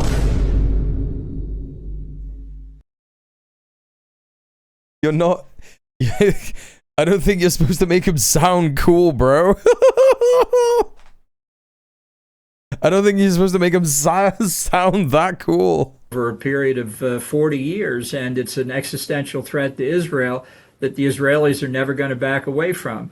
Personally, I think the damage done to Hezbollah by Israel harms Iran and helps the rest of the world. So I have sympathy for the Israeli position on that. Obviously, Trump does not. It's also a little tricky, isn't it, when the American people elect you to office, partly on the promise that you won't start wars abroad that America can't win. Yeah, look, all I can say to that is in the first term, I tried to persuade Trump that regime change in Iran was the only way to get to peace and stability in the Middle East over the long term. I failed to do it. I was as surprised as anybody else when he Iran A-team edit needed, yeah. The attack on the nuclear program or engaged in this military activity. I think it just shows the reality that Trump doesn't think strategically. He thinks about what's in front of him right at any given moment, and as you say, doesn't think of the collateral. They're the A-team in that they overcome overwhelming odds, gun blazing, whilst also not actually killing anyone along the way. They've killed a lot of IOF soldiers. I don't think that last part is applicable whatsoever. They've killed a lot of IOF soldiers, like a lot. I don't want to disparage your elected president, but do you believe anything that he says? No, but it's people say Trump lies all the time. That was a no, just for the record, right? Right. It's not that he lies all the time. He creates his own world. That's what he's always done. And you can live in it or not, as you see fit. But he lives in it. And a lot of people believe... This is kind of, you know, this is the thing. Someone like John Bolton is gonna... yeah, that's called lying. No, I think that Bolton is actually trying to portray what it's like to be around Trump. Like, he's actually... I do think he's actually trying to be like, well, it's not exactly lying. It's just that he pretends that reality is different, right? And that's what I've been saying to everybody this whole time, right? When everyone is there being like, oh yeah, Trump is actually like not in control of America and he doesn't know what he's doing and and it's like, no, two things are true. He is not. He doesn't know what's going on, right? He doesn't live in reality, but he is also just in charge. Like, he is also literally in charge. They got rid of all the deep state, all of that stuff. They snipped it all up. They were like, no, we don't need to pay for that anymore. Get rid of that. He technically drained the swamp, right? Starmer has the same mindset, I think. Well, I think he's copying it from Trump, and I think that also comes from think tanks and what have you, because I do think what I was saying yesterday is true. I do think that Starmer knew that he did not get into power with a massive landslide victory. He did get into power just kind of based on, you know, the fact that Labour are the default party. Do you know what I mean? And I think that that's why he's always had to put across this idea that, like, we were elected on a landslide mandate and that stuff, right? Thank you for the follow, by the way. So I think that it's not even really quite that he's copying Trump. It's that think tanks have been like, well, that works for Trump, so you should do it. And if anyone doesn't like it, just arrest him. What he says. And I think it's caused great damage to the United States. It used to be people paid attention carefully to what an American president said, and now they know. I'm scrolling through this Sid Rosenberg's Twitter feed this whole time, by the way, chat, trying to find this purple picture of him. And this guy is so racist. This guy is one of the most racist people I've ever seen in my entire... And I know he's a Zionist, right? Oh, here we go. Here they are. It's just the purple fucking... I start calling them the purple people eaters, man. The Epstein class, do you know what I'm saying? Like, this guy didn't even try and hide this. He just like put it out. He put it out himself. He retweeted it. That man is a goddamn plum. Yeah, he's a plum, innit? Purple Homer Simpson. Yeah, it's fucking crazy. Oh, it's so joke, man. I want to know why. It's because it's what happens when you get sunburn, innit? It's when you get sunburn and you have that gammon complexion. You know? Timu Thanos, yeah. Yeah. Have you never seen like a old person get like proper sunburn? Like an old person who's got like, yeah, high blood pressure. Hello 3306 Chris. Yeah, sunburn and blood pressure. You've not? No, they do look like that. It's fucking concerning. My dad was telling me the other week, and I do remember seeing him sunburn when I was a kid. And he was saying to me that he used to get prickly heat really bad, and he was sat on the beach with us one year for a family holiday in Portugal, and he was like under a beach umbrella that he thought was blocking out the sun, but it was like working like a magnifying glass because it was like proper cheap, right? And it just like proper like fucking like just like magnified the sun on his head, and like a whole like, you know, like when a snake sheds its skin, like a whole like head of his own head came off, and he like put it on the side and like took a picture of it. It's fucked up. It's absolutely fucked up.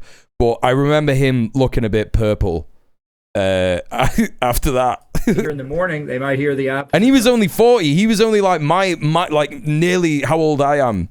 You know, soon. No, well, I got like 4 years to be 40, but you know what I mean. Like he was my time of life, my time of the same time of life as me. I had really bad sunburn before my forehead turned into a massive blister. Yeah, no, it's bad. It's bad stuff. John Bolton, thanks very much. Thanks for having me. What for? Well, joining me now is Fouad Izadi, Professor of Politics. What month is your birthday? University December. Of Tehran. Thank you. Yeah, snap. Do you think Sagittarians going crazy. Agree on what this memorandum means? Or might it become a memorandum of misunderstanding? Unless you're a Capricorn. Well, I don't think it's very complicated. What Iran wants is to make sure that the country is not attacked again by two nuclear regimes. It's difficult to run. Looks like the red aliens from Buckaroo Banzai across the 8th dimension. Yo, what a callback. What a callback. Oh my god, he does. Oh my god, he literally does. That's so fucking funny, Baldwin. That's great. Country of 90. Same age and similar birthday? Hell yeah, comrade. That's how it goes. We had the honor of having you in Tehran a few days ago. I think you like Iranians because... Permission to post link. What's it about? So that's one thing. They want to make sure they're not attacked. The second thing they want to make sure is that all these illegal American sanctions are... Do you think that Burnham could take the Labour Party in a more leftward direction? I think that anybody could do that, but Burnham won't. YouTube. John Bolton twin. Yeah, sure. There you go. If the money that belongs to Iranian people is given back to Iranians. Oh yeah, fucking him from Dad's Army. Yeah. He does kind of look like that, doesn't he? Yeah. Surely more than Starmer. More than Starmer what? You think he's more left wing than Starmer? Is that what you're saying? He's not. There's nothing to say that he's more left wing than Starmer at all.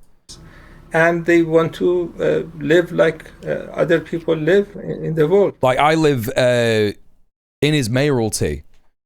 He's socially cleansed Manchester of its working class. Right? He's a horrible fucking neoliberal piece of shit.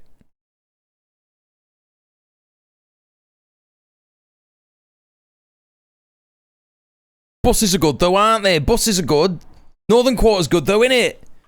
£15 a pint. Everyone can afford that, can't they? They don't want Trump or Bolton or nothing. It's so sick how Manchester is gentrified. It's so sick that the college that I went to, where I saw a guy shoot up into his ankle when I was 18, we were just like having a class and we were looking out the window and this fucking guy just like bends down, fucking shoots up into his ankle and like slowly fell over and passed out.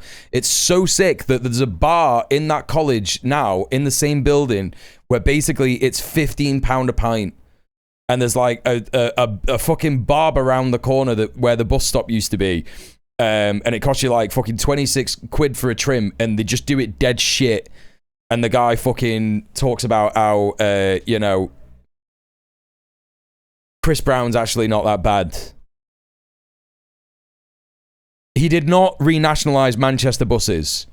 He did not renationalise Manchester buses. That's a total lie, and everybody outside of Manchester falls for it.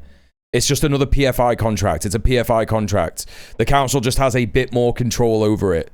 Talk to the bus drivers of the B network and how much they're getting paid, and why they're going on strike. It's not what he's telling you it is. He isn't against a wealth tax. It's very easy to turn around once you get into power and just, not do that. Not do anything about that. You know what I mean? I got a little excited seeing him when I was there recently. Don't get me wrong, £2 to go anywhere on the bus is great. It is good. It's made the buses better, but it's not what he's saying it is. It's not renationalised. It's not publicly owned. It's literally a PFI contract, but just by a different name. Like, what you have to remember about Labour is the liars. They are liars, every single one of them. The only people that would convince me to take the Labour Party more left-wing are all the socialist backbenchers like Rebecca Long-Bailey, Richard Bergen, Bel Ribeiro, Addy, Nadia Whittam. Any of them cunts would have convinced me that they're going to go leftwards. But Andy Burnham is not that guy, and he never has been that guy. That's the end of it. Trying to take over Iranian oil. Right. It's not available. It's available for sale. On the lesser evil than Starmer. No, he will still destroy the Labour Party. Listen, what do you think voters are going to do when he gets into power and changes nothing? Do you think they're going to be like, oh yeah, we should vote for Labour still? The thing is, right? How much of a new chatter are you? You've not been here for a while, right? You don't even follow me, actually. That's crazy. But you have been here, like... Let's see. User card. Let's have a look. No. It's all right. You don't have to apologize. I'm just trying to figure out, like, what you should know in terms of, like, when you've seen me. Right, so you were here last week. You first popped up last week. Right, okay. Look, when it comes to... what we've been talking about regarding Andy Burnham and regarding the Labour Party, it's all come about because of a very solid science which comes from Marxism and various different Marxist writers, communist writers, people who have observed capitalism and bourgeois electoral politics, right? Over the decades, over the centuries and the decades. And particularly neoliberalism is the form of capitalism that we're under now, right? And it is dying. Neoliberalism is a political system where they offer you something that's kind of in the middle, right? They say like, right, well, we're going to have centre-left politics, but never communism, right? We're going to have centre-right politics, but never fascism, right? But they still utilize fascism in the form of state repression from the neoliberal center, things like eugenics, things like austerity. These are all like fascist, techniques to whittle down the working class, to get rid of disabled people and all this kind of stuff. We're at a stage now, right, where the center has collapsed. That's why no one wants to vote for the Tories anymore. No one wants to vote for Labour anymore, because these parties have historically mismanaged the country, done terrible things. But that's by design, right? That's by design. And the Overton window has gone more to the right with, over the last few years. With the Green Party coming in, it's being saved a little bit. because these are the only sort of like social democrat kind of liberal bourgeois electoral politics option that we have in this country, right? They're the only party that is standing up for marginalized people, working class people, and that's that, right? Tenants, you know, you name it. Yeah, people who have bad material conditions. We are not at a stage where anything can save these centre-left or centre-right parties. The Conservatives are done. You know, people who wanted to vote for the Conservatives in the past, they're disillusioned with them because they went on this like super far-right trajectory, and they're like, hang on a minute, I knew that they were right-wing, but not that right-wing, right? Like, that's like my mum, for example, yeah? My mum said to me recently, I can't vote for someone like them because they're just nasty, yeah? And she's like, and I can't vote for the Lib Dems. So there's a load of people in the country who are just like, they have no one to vote for, innit? They have no one to vote for. Like, they're just like, well, I can't vote for the Tories because they're saying all this insane stuff about, like, putting migrants in concentration camps and shit like that, right? And I don't want to vote for the left because I've always been told that the lefties are evil and all this kind of a stuff, right? People have to make a choice between socialism or barbarism. The result tonight is not gonna make any difference. I get that and got you. I guess I'm pragmatic. I grew up working class. There's no viable pro-worker or socialist candidate. Greens can't win where I am.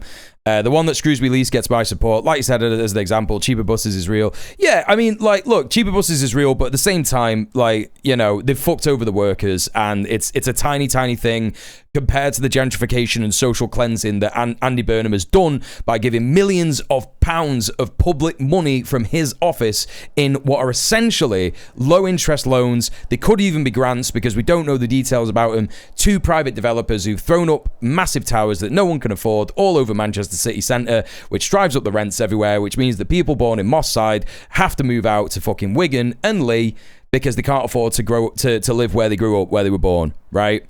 When you talk about there's no viable pro-worker or socialist candidate, if the Greens can't win where you are, all I would say is the Greens can't win where you are yet. That's what I would say, because what we've seen with the Green Party is where they put money into campaigns, where they put money into canvassing, they can win, because what they do is they cut through the media narrative. No one trusts the media anymore, so when they go around and knock on doors and they say, right, here's our policies, even if they come across a reform voter who is saying like,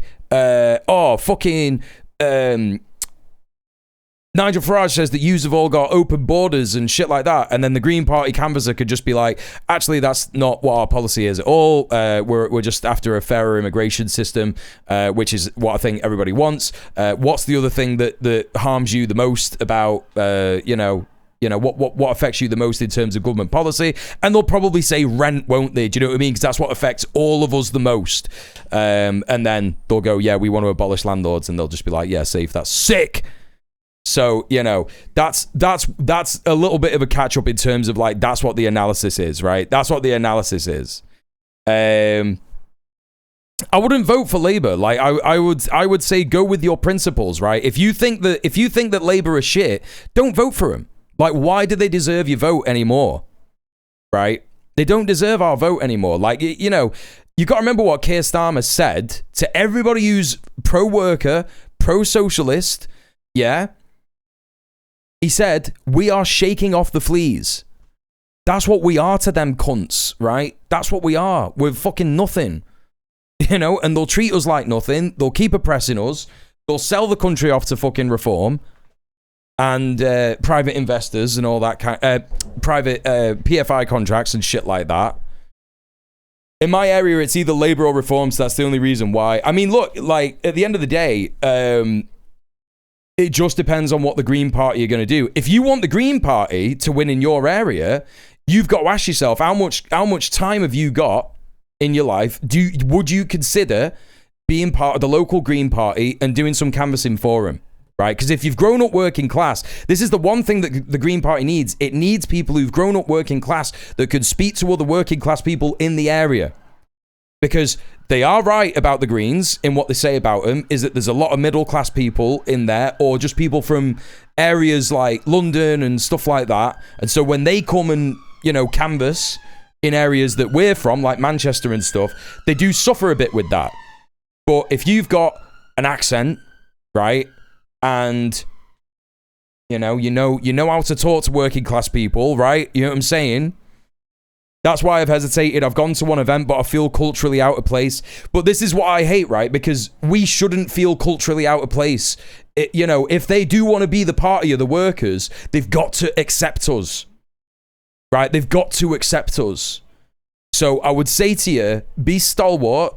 Try and get some other people that you know involved. If you've got other mates in your area that you know, like maybe your neighbors or something like that, maybe speak to your neighbors and get in like a WhatsApp group and shit like that and start talking to them about like what they think about politics and shit. And if you find that there's some people who are like, I don't want to vote because there's no left-wing parties, I don't think the Greens could get in, let's join the Green Party and see if we can big it up and make it big in our area. Do you know what I mean? Or another thing you could do, if all the people in your area are renters, right, and you live in like a tower block, or you live on an estate where it's all HMOs and shit like that, join a tenant union, right? Just join a tenant union and organize your estate that way, because it doesn't really matter when it comes to electoral politics what is going to happen in terms of electoral politics, because we are all going to need to rely on each other regardless. If shit goes to shit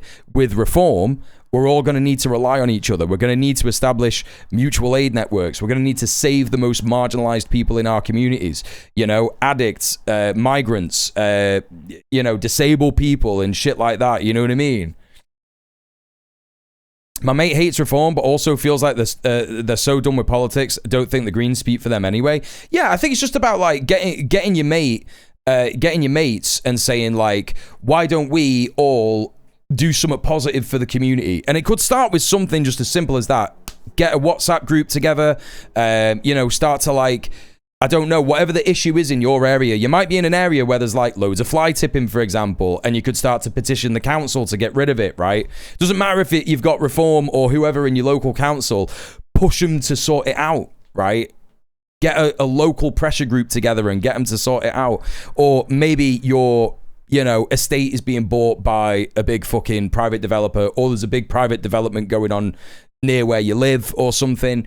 Whatever your local issues are, get people together and make a group about it. Do you know what I mean? Like, just figure out how to do it in terms of like, figure out what the issues are, who the people in power are who are in control of those issues, and figure out the best way to leverage your collective power to get them. And stick around this stream and you can tell me how it goes, and I'll give you advice on what I think you could do, because I've got I've got a bit of experience in community organizing. I don't want to derail the stream. No, you are not derailing the stream. This is what my stream is about. It's about getting people to organize in their local communities. That's what I want, right? I'm not an electoral politics guy. Yeah.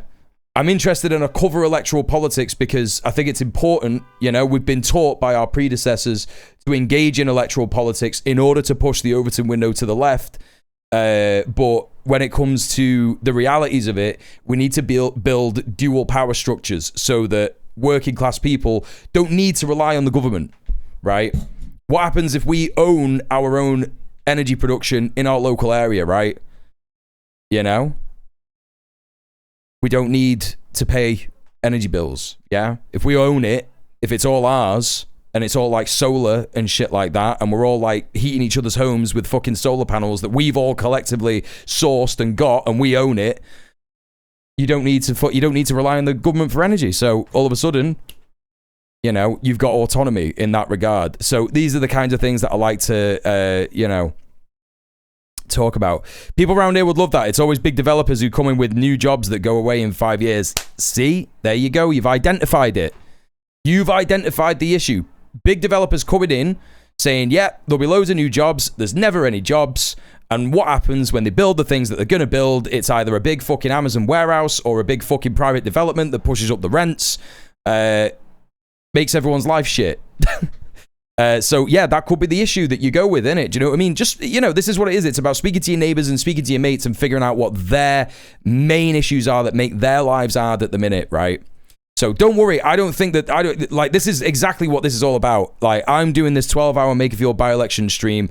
I'm not asked either way. If Andy Burnham gets in, whatever, I don't give a shit. But if he does, whatever, I also don't give a shit. It's no skin off my nose. I've got no skin in the game, as it were. I don't really know what the right phrase is. But I want people to come in who are frustrated with electoral politics. I want people to come in who are frustrated with electoral politics and then, talk to them about stuff like this instead. You understand? So you're not derailing the stream. This is literally the purpose of my stream. Now, let me pay attention to my other chatters who I neglected while I was talking to you particularly. It's good that you're so outspoken about it. What is that, me? Banker says, why don't they just go to the Greens, these socialist backbenchers? Because the Greens have an incredibly good policy, which is, oh, fucking hell, what is it? What's the name of it, chat? The Green Party members choose their representatives, right? So if Nadia Whittome wanted to leave Labour and say, right, I'm joining the Green Party, I want to be the Green Party MP for my area, people in her area might hate her because she's stuck with the Labour Party for so long. So the Green Party members might not vote for her to be the Green Party MP candidate for that area to get re-elected. So there's no guarantee of them being made an MP. So that's why they don't do that. And the best thing that they could do is they could all defect from Labour and then create a big block of independent socialist MPs, which is what I think your party was going to be. But I think that they pulled the trigger on that too fast. What would you say in my position that it's exactly because of electoralism we've ended up where we are because it was always about a race to the bottom? Yeah, that is what it is. Yeah, I agree. I agree that is what it is. Neoliberalism privatizes the bare remaining social democratic institutions left over for profit explorations, resulting in the degradation of both those services at the economic basis necessary to make capitalism function. Yep. The so-called best the centrists could do is solidly shift further right than the previous right-wing government. Yep. So far down neoliberalism and hellish austerity, we need someone who actually totally restructures the economy. Correct. Andy is not it. Makes it more expensive at the outskirts of Greater Manchester because more people are forced from expensive centre. We're fucked because nowhere is cheaper than the dregs of deindustrialised suburban edge of the country. Correct. Yes. Do you think voting in the UK should be compulsory? No, I don't think that that's ever worked. I don't think that that's ever worked anywhere. Look at Australia. Right? Look at Australia.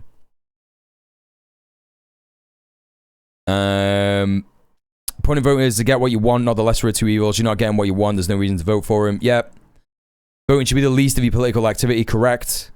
No reason to do the whole voting lesser evil thing if you don't eventually get what you're looking for. Correct. I mean, the most difference with when I speak to folk who, where I'm from, who sound like me. Yep. That's what it's about. Made me smile to see the productive conversation you had with that chatter. We have more organizing in an area thanks to that. Now, this is what I'm trying to do, right? This is what the whole purpose is. Anyway, let's go back to massive geopolitics nonsense. I mean, the economic effect in America and in Europe will be big because petrol prices, gas prices will fall pretty quickly. Iran. Look, to me, Ms. Kip, the best voting structure that they have in the world, I say they have, the best voting system that I've seen in the world is in Cuba. In Cuba, what you do is you elect a local Communist Party representative, and you can literally vote for anybody. And when I say anybody, it's anybody over the age of 18 that you want to put on the name of a ballot. Now, obviously, people campaign, but they don't have like money in politics and shit, right? They have like huge rules on money in politics. So basically the person has to, you don't even have to be, literally don't even have to be part of the Communist Party. You could just be like a guy and you could just be like, I care about our local issues. I'll represent you in Parliament. And that's it, right? Do you know what I mean? And you know, that's essentially it. So you could just vote for whoever you want. You just put their name and their address down on a piece of paper, you put it in the ballot box, and that's it. Yeah, exactly. Well, that's why you come to this stream, to learn about that stuff. We have compulsory voting, and I think it's good, at least in the sense that it absolutely guarantees everyone's right to vote is respected. No voter suppression nonsense like the US. Yeah, but it also like forces people to vote for stuff that they don't understand, right? Like if I had a compulsory vote 10 years... Well, I would have voted for the Greens 10 years ago. No, because it was Corbyn 10 years ago. If I had a compulsory vote when I was 18, I don't think I would have known who to vote for, and I might have voted for whoever. Do you know what I mean? I just don't think it's good. Similar in Vietnamese local elections, yeah. Yeah. They got a similar model to Cuba, yeah. And I think they have a similar model in China, but not quite the same. You have to show up in Belgium, then you can choose to leave your vote empty. You just have to show up. I don't think that is compulsory voting. I don't think that is what that is. Can you get like put in jail for not turning up to the voting centre? Might be getting $12 billion of its frozen assets back, but that's not that much in the grand scheme of things, is it? So does Iran... You get a fine for not showing up, and I imagine it's very expensive for working class people, so you will go to jail if you don't show up. That's fucked up. There's a fine, but it's not enforced? Yeah, but they'll enforce it when they want to. If you don't turn up, they arrest you and make you vote twice. How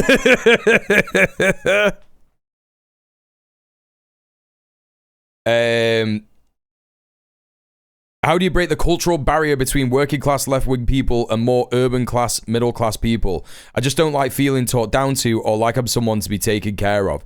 The thing to remember when you're talking to middle class people, it's tough because they are going to feel like that. But I think that if you're brave enough to turn around, yeah, and say, look, I just want to stop you. You're kind of talking down to me a bit. I know what I'm talking about here.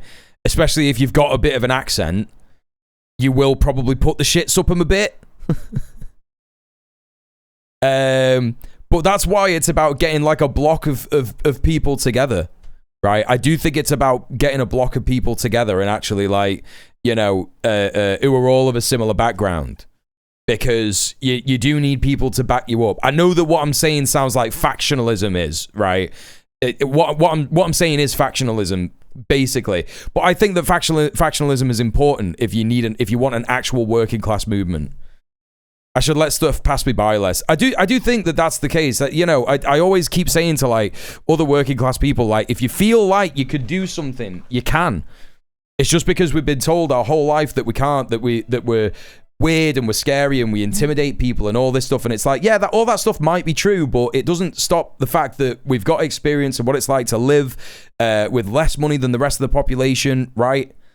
And there are people who have experienced having less money than me, and there are people who've experienced more money than me, but also not as much as the rest of the population, etc., right? You know?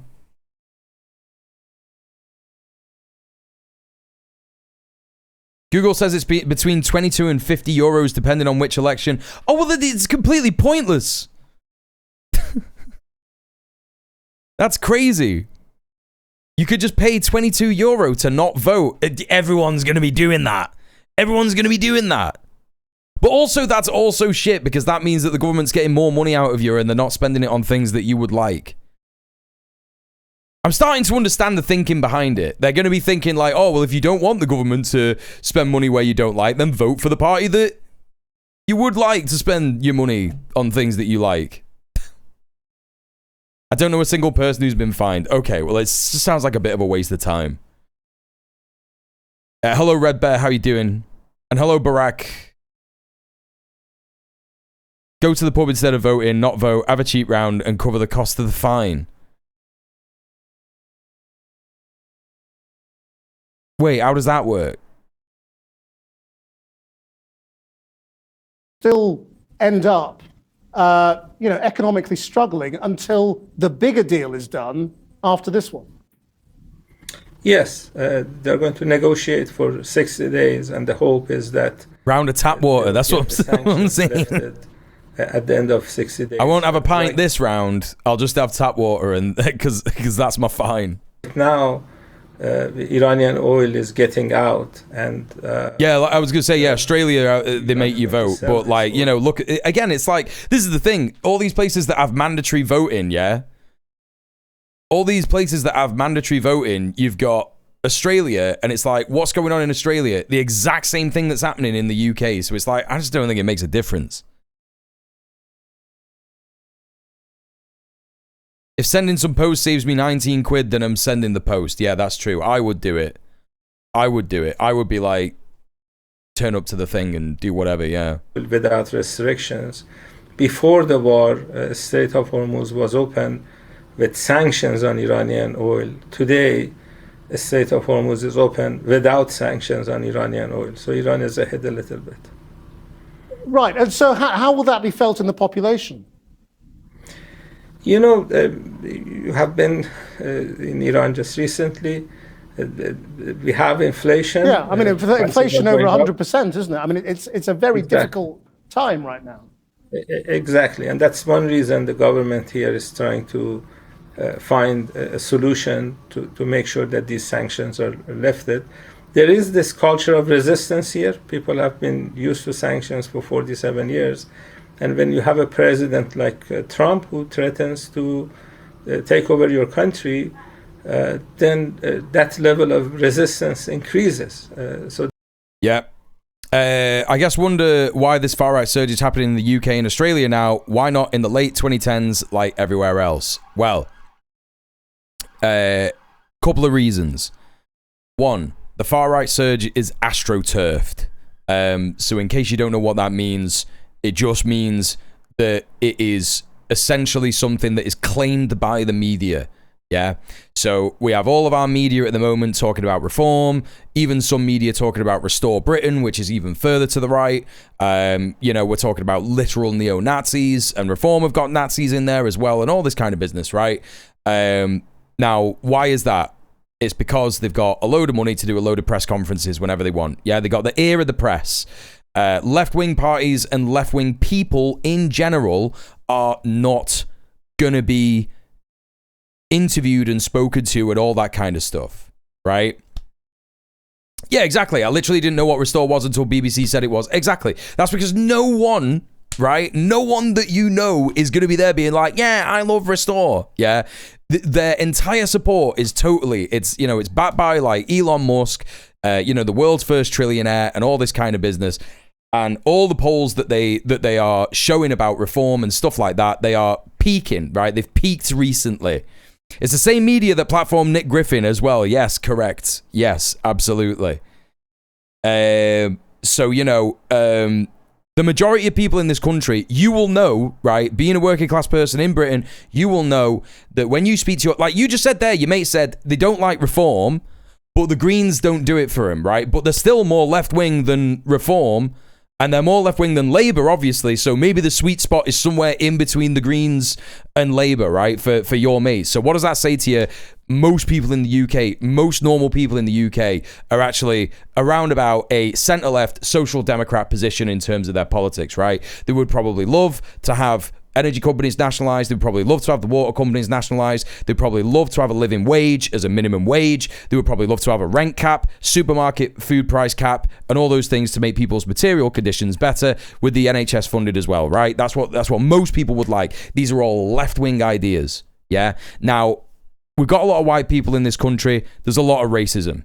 Yeah, now when I say racism, I don't mean that everyone's going around saying the N-word or slurs or stuff like that or doing pogroms. We have seen an increase in that, right? And those kinds of things have happened, but they're still being taken out by a minority of the country, yeah? We as white people are conditioned to be racist, right? I would not say that I am not a racist person because I've got racist biases within my head that have been programmed since day one. Right, so we always fall down when we have these conversations. If we're going to be truly anti-racist, we need to recognize that being anti-racist it's a constant thing, right? It's a constant unlearning and checking yourself and thinking about things that you say and the way that you treat people. Yeah, same with misogyny, same with everything. So when we're having these conversations and you know, you're seeing on the media, reform are racists and stuff like that, their first thing to say, their first response when you actually have a conversation with someone like that is they go, well, everyone's a bit racist. And then you're kind of fucking screwed because it's like, well, yeah, we are, but they've fucking said it. They've said it first, so they're getting in there.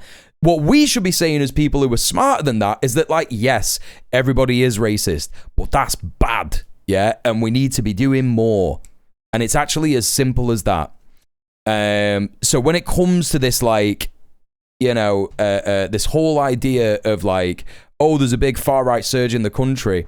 There's a lot of people who are being taken up with these conversations about migrants. There's a lot of people who are being, you know, they're basically being sold down the river. And it's an easy answer for them, innit? You know, why is everything shit? Oh, it's because of migrants. And it's just like, no, it isn't. It's because of landlords. It's because of your bosses getting greedy. It's because of fucking the state just wanting to go to war with Russia and wanting to like cut the welfare bill and, you know, invest in AI. All of these problems, we know what the actual reasons for them are. And most people get it. Like, most people get it. And you just have to do a little bit of a conversation with them and just like understand what it is and stuff when it comes to like people expressing these opinions about migrants. You have to listen and think like, okay, is this guy like a card carrying member of Patriotic Alternative? Is he saying things like we're gonna be replaced in the next 10 years and shit like that? That's what you have to listen out for, and then you can go, this motherfucker's a Nazi. You know, if it's someone who's just saying like, obviously everyone's concerned about immigration, that's just dead easy. You could just say, I'm not concerned about it. Why? I've not really seen any issues to come of it. And then, you know, they'll say, oh, well, they're letting in rapists and they're letting in murderers and stuff like that. It's like, yeah, there's loads of rapists and murderers in this country. Look at the government. Look at the government. Look at Prince Andrew, bro. What you on about? So, you know, it's a constant construction of false narratives. Young people are more right-wing than the past. Something came out today proving that's not the case. Yeah, it's always proved wrong again and again and again. There's a huge blind spot that the media is just not looking at, and it's everyday working class people, you know? There is pressure, but there is resistance as well. But might that culture of resistance now also apply to the Iranian government? And the forces of protest that we saw earlier in the year. Oh, fucking hell, here we fucking go. Christian's not going to be able to stay away from this shit. Now be unleashed again, now the war is over, and people can concentrate on who's actually running their country and whether they still want them there. You know, Trump and Netanyahu have been able to unite Iranians more than any Iranian politician could ever do. Yes! Yes, they have. I think you saw some of these nightly protests. Ordinary citizens. Oh, bro, that's so funny. The country just came together to defeat America, bro. All of those protests. I mean, I'm not sure how. Yes, Krishnan, they were organized by Mossad and the CIA. Trump admitted to sending them weapons, bro. Spontaneous it all was. You know, every corner there is, you know, people gather at the local circle. They're local people. They're organized in a manner that they come at nights, because during daytime you have traffic going through the streets. But these are just ordinary citizens taking Iranian flag and shouting against Trump and Netanyahu. You don't have to be organized to not like being bombed. That's so good. That's so good. Hey, Susie, what's up? Experienced 40 days of bombing, and they're saying that they don't want to go through that experience again, and they're going to make sure that people like Trump and Netanyahu are not. There's something that I've been hearing in Larry's stream and a couple of the Tank Tube guys, or whatever it is. What is it? Tank Twitch or Tank Tube or whatever. That they've been saying recently, and I think it's really pertinent, and that is that, like, if you have a worker revolution in the country that you're in, it does not necessarily mean that straight away, immediately, everyone is going to be woke as fuck and proper communists and all this kind of stuff, right? You are going to have people who are still liberals. You are going to have people who are still reactionary, and you are going to have people that have these, you know, opinions and shit like that. And obviously, it's up to the government that takes over to figure out how, you know, what is best. What's the best way for that country in a sovereign manner you know, in a post-capitalist society to how to deal with that, right? Like, if you think about it, I wouldn't call it a dictatorship of the proletariat in Mexico necessarily, but you have a social democratic president in Mexico at the moment who is, you know, going to war with the gangs because these reactionaries are militarized and they are funded by the United States, and that's their way of dealing with that, right? I think in the UK, I think that you wouldn't even need to do that, because once you gave people their basic material conditions, I just think they would immediately just be like, you know what? None of that was ever to do with migrants ever. And I think you would still have that minority of people who are just racist, but they would just become so unpopular, and it would just be such a laughable movement because they just would not have any of the numbers or any of the support that they have at the moment. So it's kind of one of them. Do you know what I mean? It's like it's like, if we're thinking about like, oh my God, there's a rot at the core of British society, it's like, yeah, that is white supremacism, and it is colonialism, and it is misogyny, and it is queerphobia, and all this stuff. But you know, it's beatable. It's massively beatable, and it is why we need to be organizing and building dual power structures, regardless. You know what I mean? And I think that, like, you know, even if the dual power structures lead to a dictatorship of the proletariat, where there are still some people, like, you know, in our societies who have these bad ideas, it could be destroyed, right? That can all be finished. I guess my worry is you still see nativism in modern socialist states, and those governments lean into it, right? I'm just going to Google that. Nativism.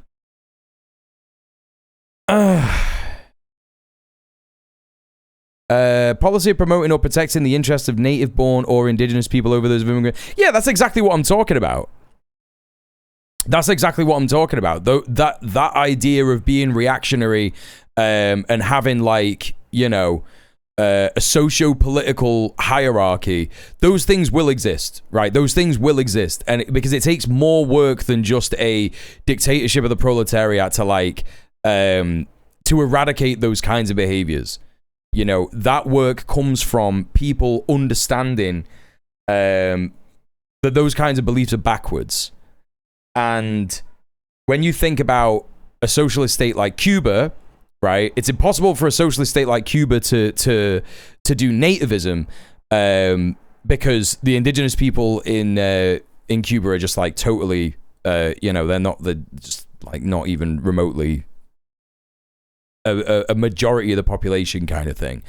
But regardless, like, you know, Cuba is one of the most anti-racist states in the world. Like, they are the most progressive state in the entire world. And the only reason that they're not flourishing is because of the blockade, right? So, you know, basically half the topics of Lenin's 1920 book, Left-Wing Communism, is about that exact topic, how there are large amounts of propagandized petty bourgeois left. It's the task of the state to counteract and educate left-wing communism and infantile disorder. Yes, correct. Yes.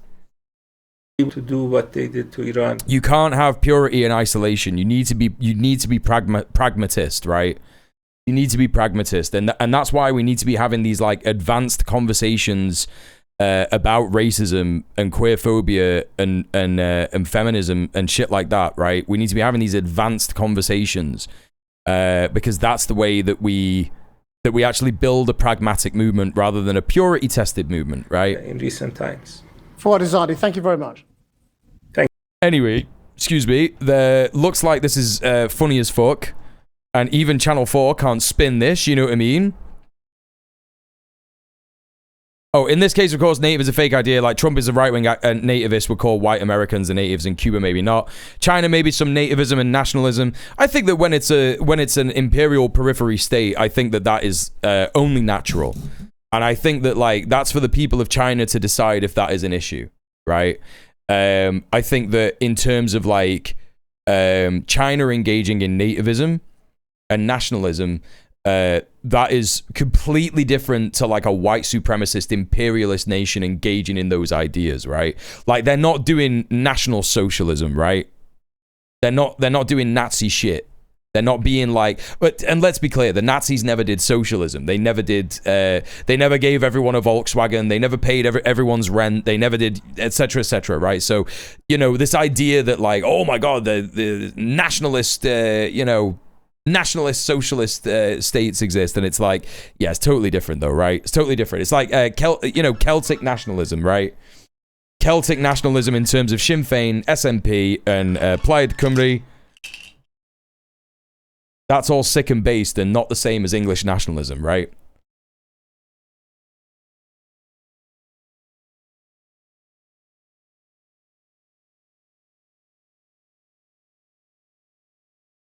Hope the dominance of China helps Cuba be safer and less stigmatized. Me too. Okay, what's this? Reza Pahlavi. He's back, chat. He's back. This is going to be so good. Reza Pahlavi reacts to the Iran-US deal. Let's fucking go, bro. Let's fucking go. Man who believes he could be the He's the man who believes he could be the transitional leader of Iran. Not anymore! Thank you. But the deal his American allies have agreed suggests regime change is no longer their goal. The son of the last Shah, in exile for almost half a century. Bro, is that him as a kid? That's funny as hell, bro. Has seen only fragments of what's been agreed. But he fears any memorandum takes the regime at its word. Is this a good week for the people of Iran? Is that a breakthrough? He's gonna say no. Oh, bro, he is gutted. He is fucking gutted, bro. I've never seen my man look more sad. He never turns up to interviews looking this sad. He's devastated. I wonder if he's ever going to give up on being king. I mean, probably not, right? It's probably just going to be like a funny joke for the rest of his life. Oh, does this guy have a son? Does he have a son?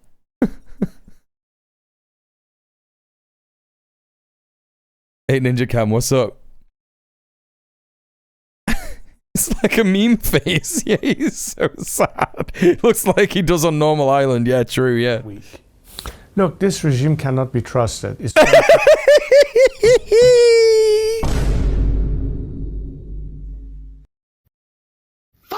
Oh, that's so good, bro. So good. He's got 3 kids. You see, I wonder if they're going to be like, yeah, man, I'll be the king now when he pops off. He doesn't have a Nobel Prize to try and trade. He does not. Trying to buy time. And 40,000 Iranians haven't died in the span of 2 days. Do you think they will? Deal or for the Strait of Hormuz. Wait, what did he say? Oh, he's saying... See, man, it's crazy that he's sticking with the 40,000 number, right? And you've got, like... You've got so many other outlets at this moment in time who were saying things like, yeah, man, 100 gazillion billion Iranians died in 2 days. They actually just dropped a nuke that they don't have on their own country, innit? Do you know what I'm saying? That's crazy. There's loads of former monarchies with pretenders, that's true. Infinite dynasty of claimants who end up as rich socialites is what happened to all monarchies everywhere. Yeah. Hey Val, how you doing? Back from more door knocking. Let's fucking go! Love organized chatters doing organizing. Let's go. Hope it was good. I heard one say 90,000. Yeah, I heard like someone say 110,000 the other day. I can't remember who it was. 30,000 Iranians haven't died in the span of 2 days for a nuclear deal or for the Strait of Hormuz to remain open. They have died for the sake of liberty and freedom and democracy. And they've been oddly... Bro, he literally said in 2 days as well. He said in 2 days. It's just like physically impossible, man.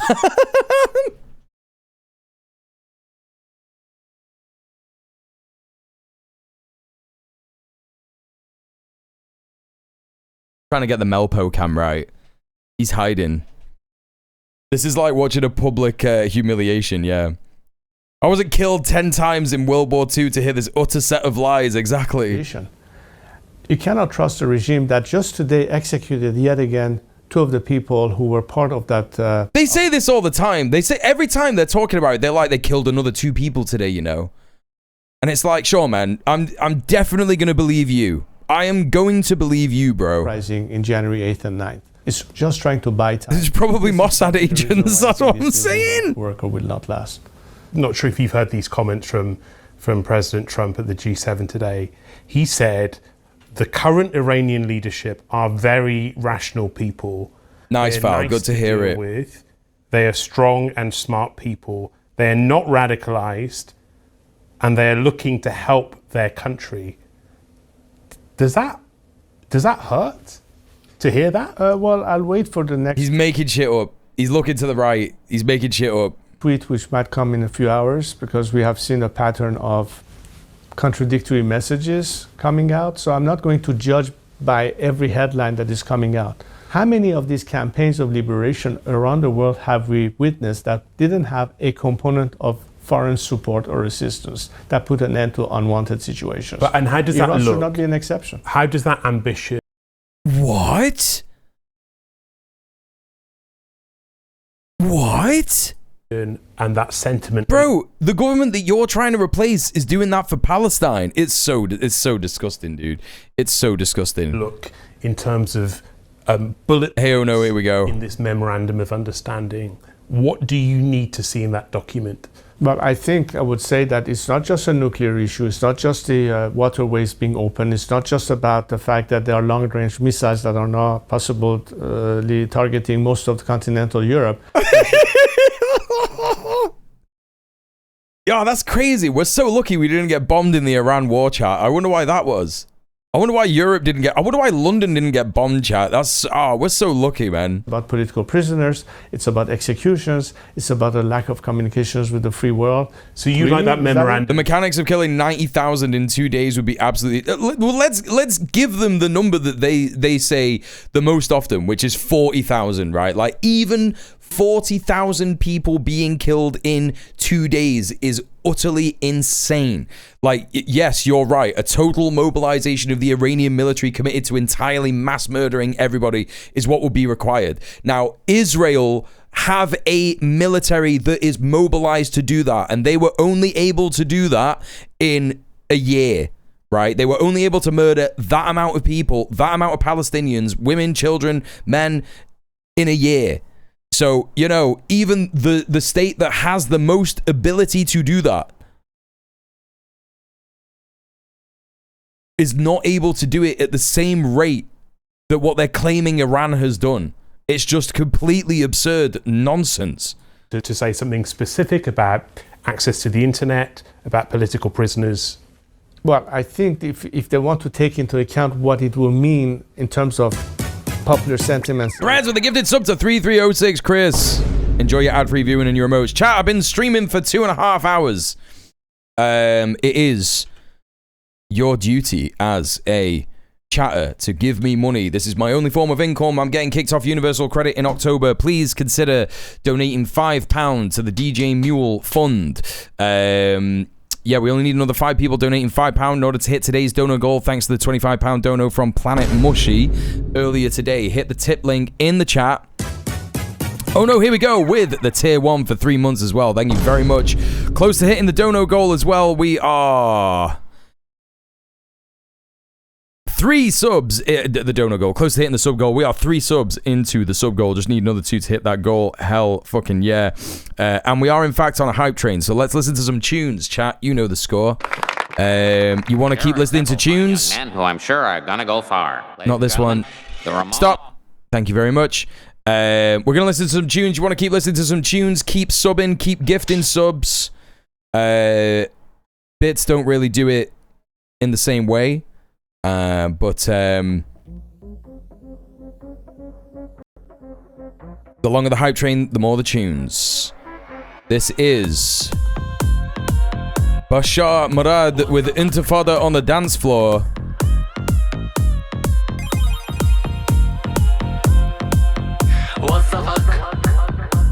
Anyway, oh no, here we go. Thank you for the tier 1 for 3 months.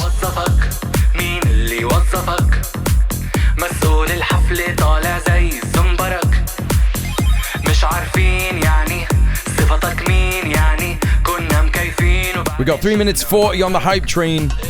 وصفك مين اللي وصفك مسؤول الحفلة طالع زي الزنبرك مش عارفين يعني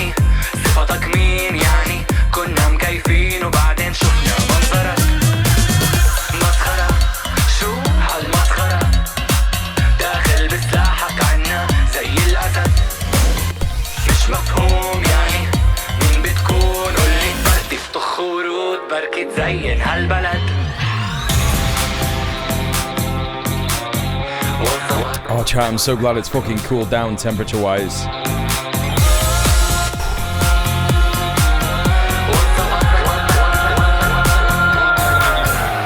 استسلمنا الموسيقى ارفع ايديك حرك اجريك كسر كل الحواجز البت سكر عليك ما تفكر هون ما في حدود فك القيود كل شي موجود متوفر مين ما بتكون You got mad tit sweat? Yeah, I believe it.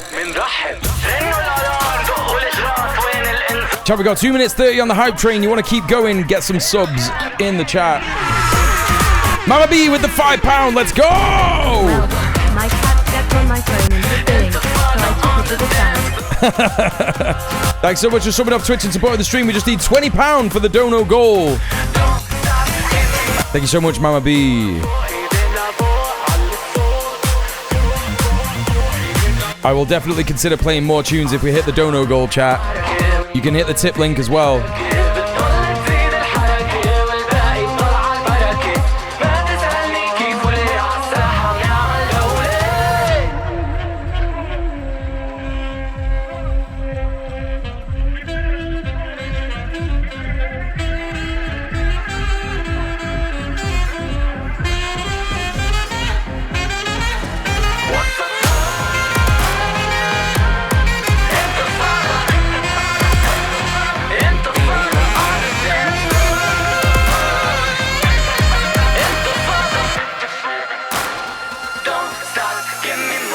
1 minute 20 on the hype train, chat. See someone in the chat without a sub, snipe them up. Morgana needs a sub. Ninny needs a sub. If you've not got a sub, speak up. Ninja Can needs a sub as well. All right, we'll listen to a next tune. Or will I do the sudden death? Yeah, it's a minute. All right, we're into sudden death mode. Is it going to continue? Are we going to keep the hype train on the go? You have got about 45 seconds to hit me with a sub. Maybe a sub for Frazo. 40 seconds, chat.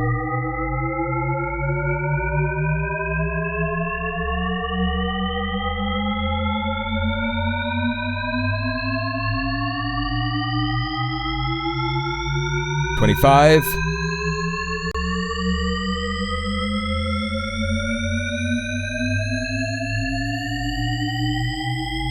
$15.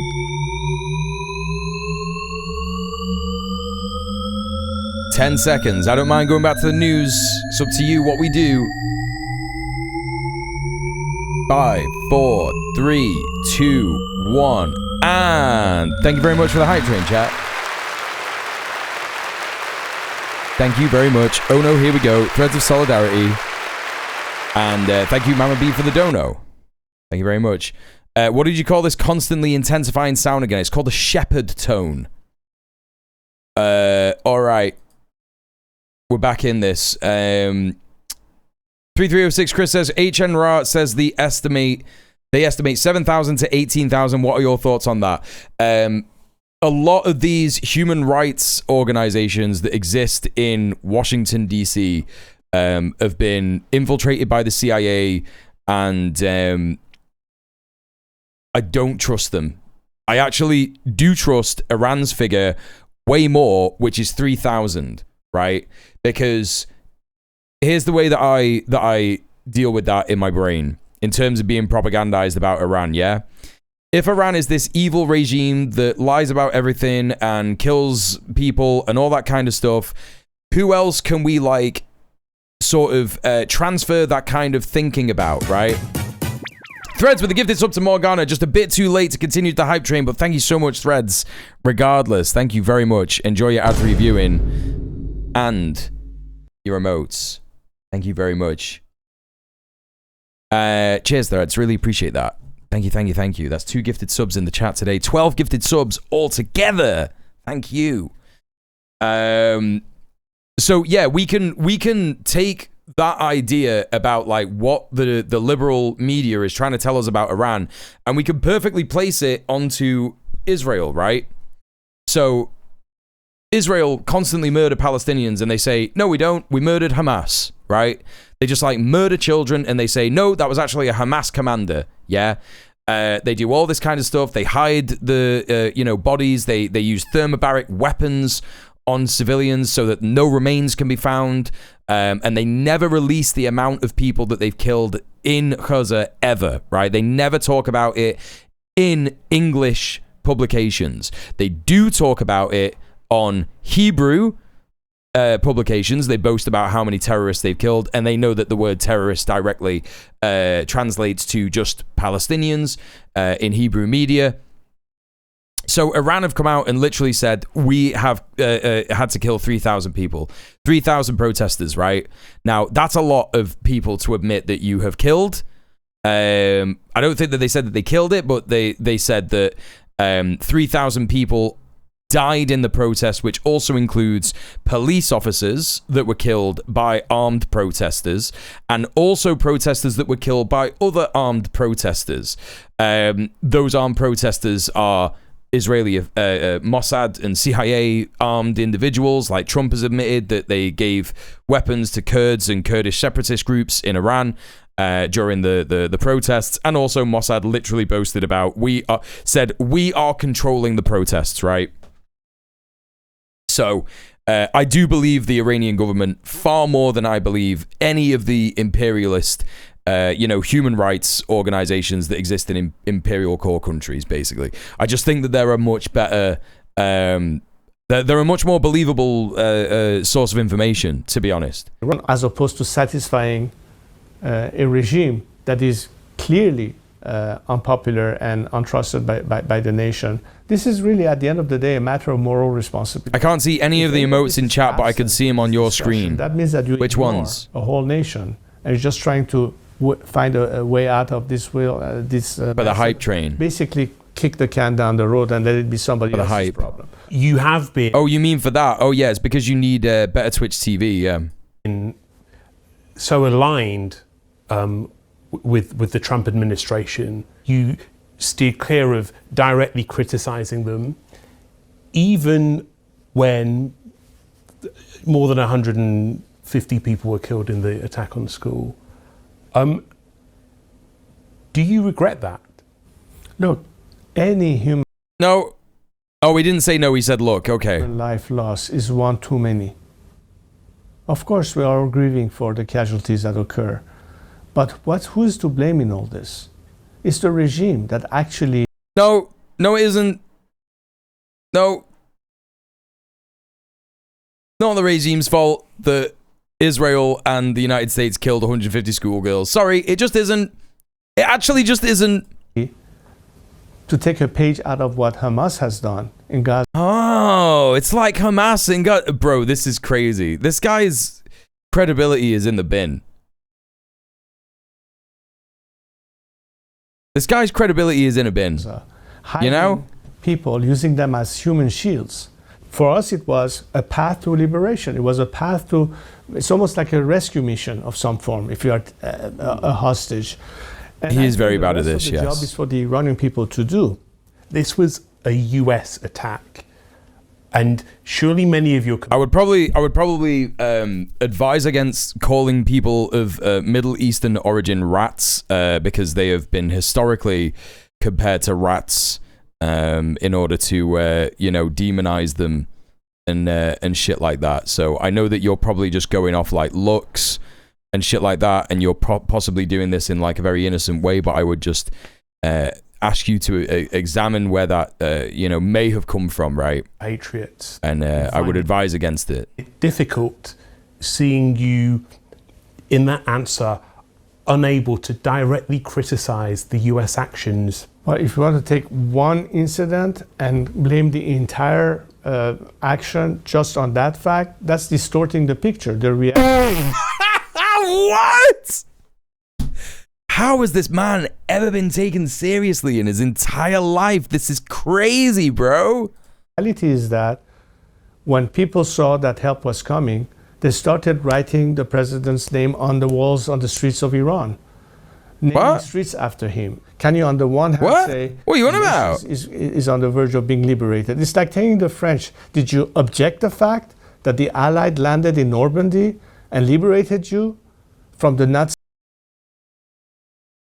This is crazy, bro. He's being like the Iranians are the same as Nazis. That's how you know that this guy is a Zionist fucking op.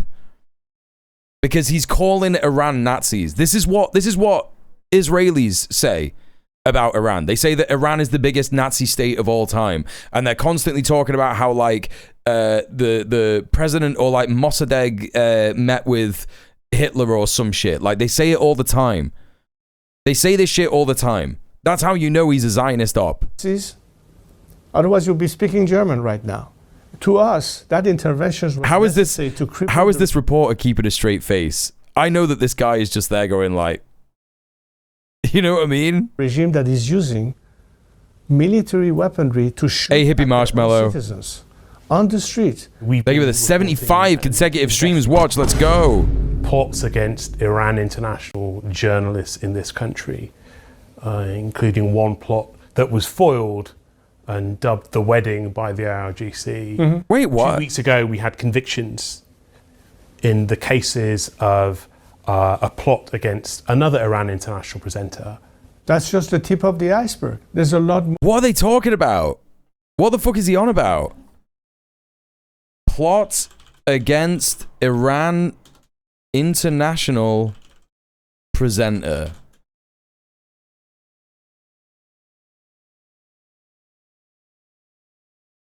Recruited by Iran? Bro, they're Romanian. Bro, he's talking about Romanian people. 2 men recruited by Iran found guilty of stabbing TV presenter on a London street. Romanian nationals Nandito Badea and George Stanner were found guilty of wounding with intent to cause grievous bodily harm. Bro, if they were... No, I'm sorry. This is insane. If they were recruited by Iran, they would be getting done under the terrorist act. Are you taking the piss? This is being totally misrepresented by Sky News. Romanian nationals were found guilty of wounding with intent to cause grievous bodily harm. Spent a month surveilling Mr. Zarati's block of flats on Queensmere Road. The attack was deliberate, planned violence, campaign of harassment and intimidation by Iran. Bro, why would they just go with that? Why would they? Why would they just go with this one Iran international presenter? I know that Iran international like do misinformation about Iran. Drove to New Malden, abandoned the car, dumped the clothing in a nearby bin, used the Bolt app to call a taxi, head into Heathrow Airport, took a flight to Geneva, where they returned to Bucharest. Bro, I don't believe that these guys did this. So wait, and they were Andrei could not be extradited to face trial because he was subject to domestic proceedings in Romania.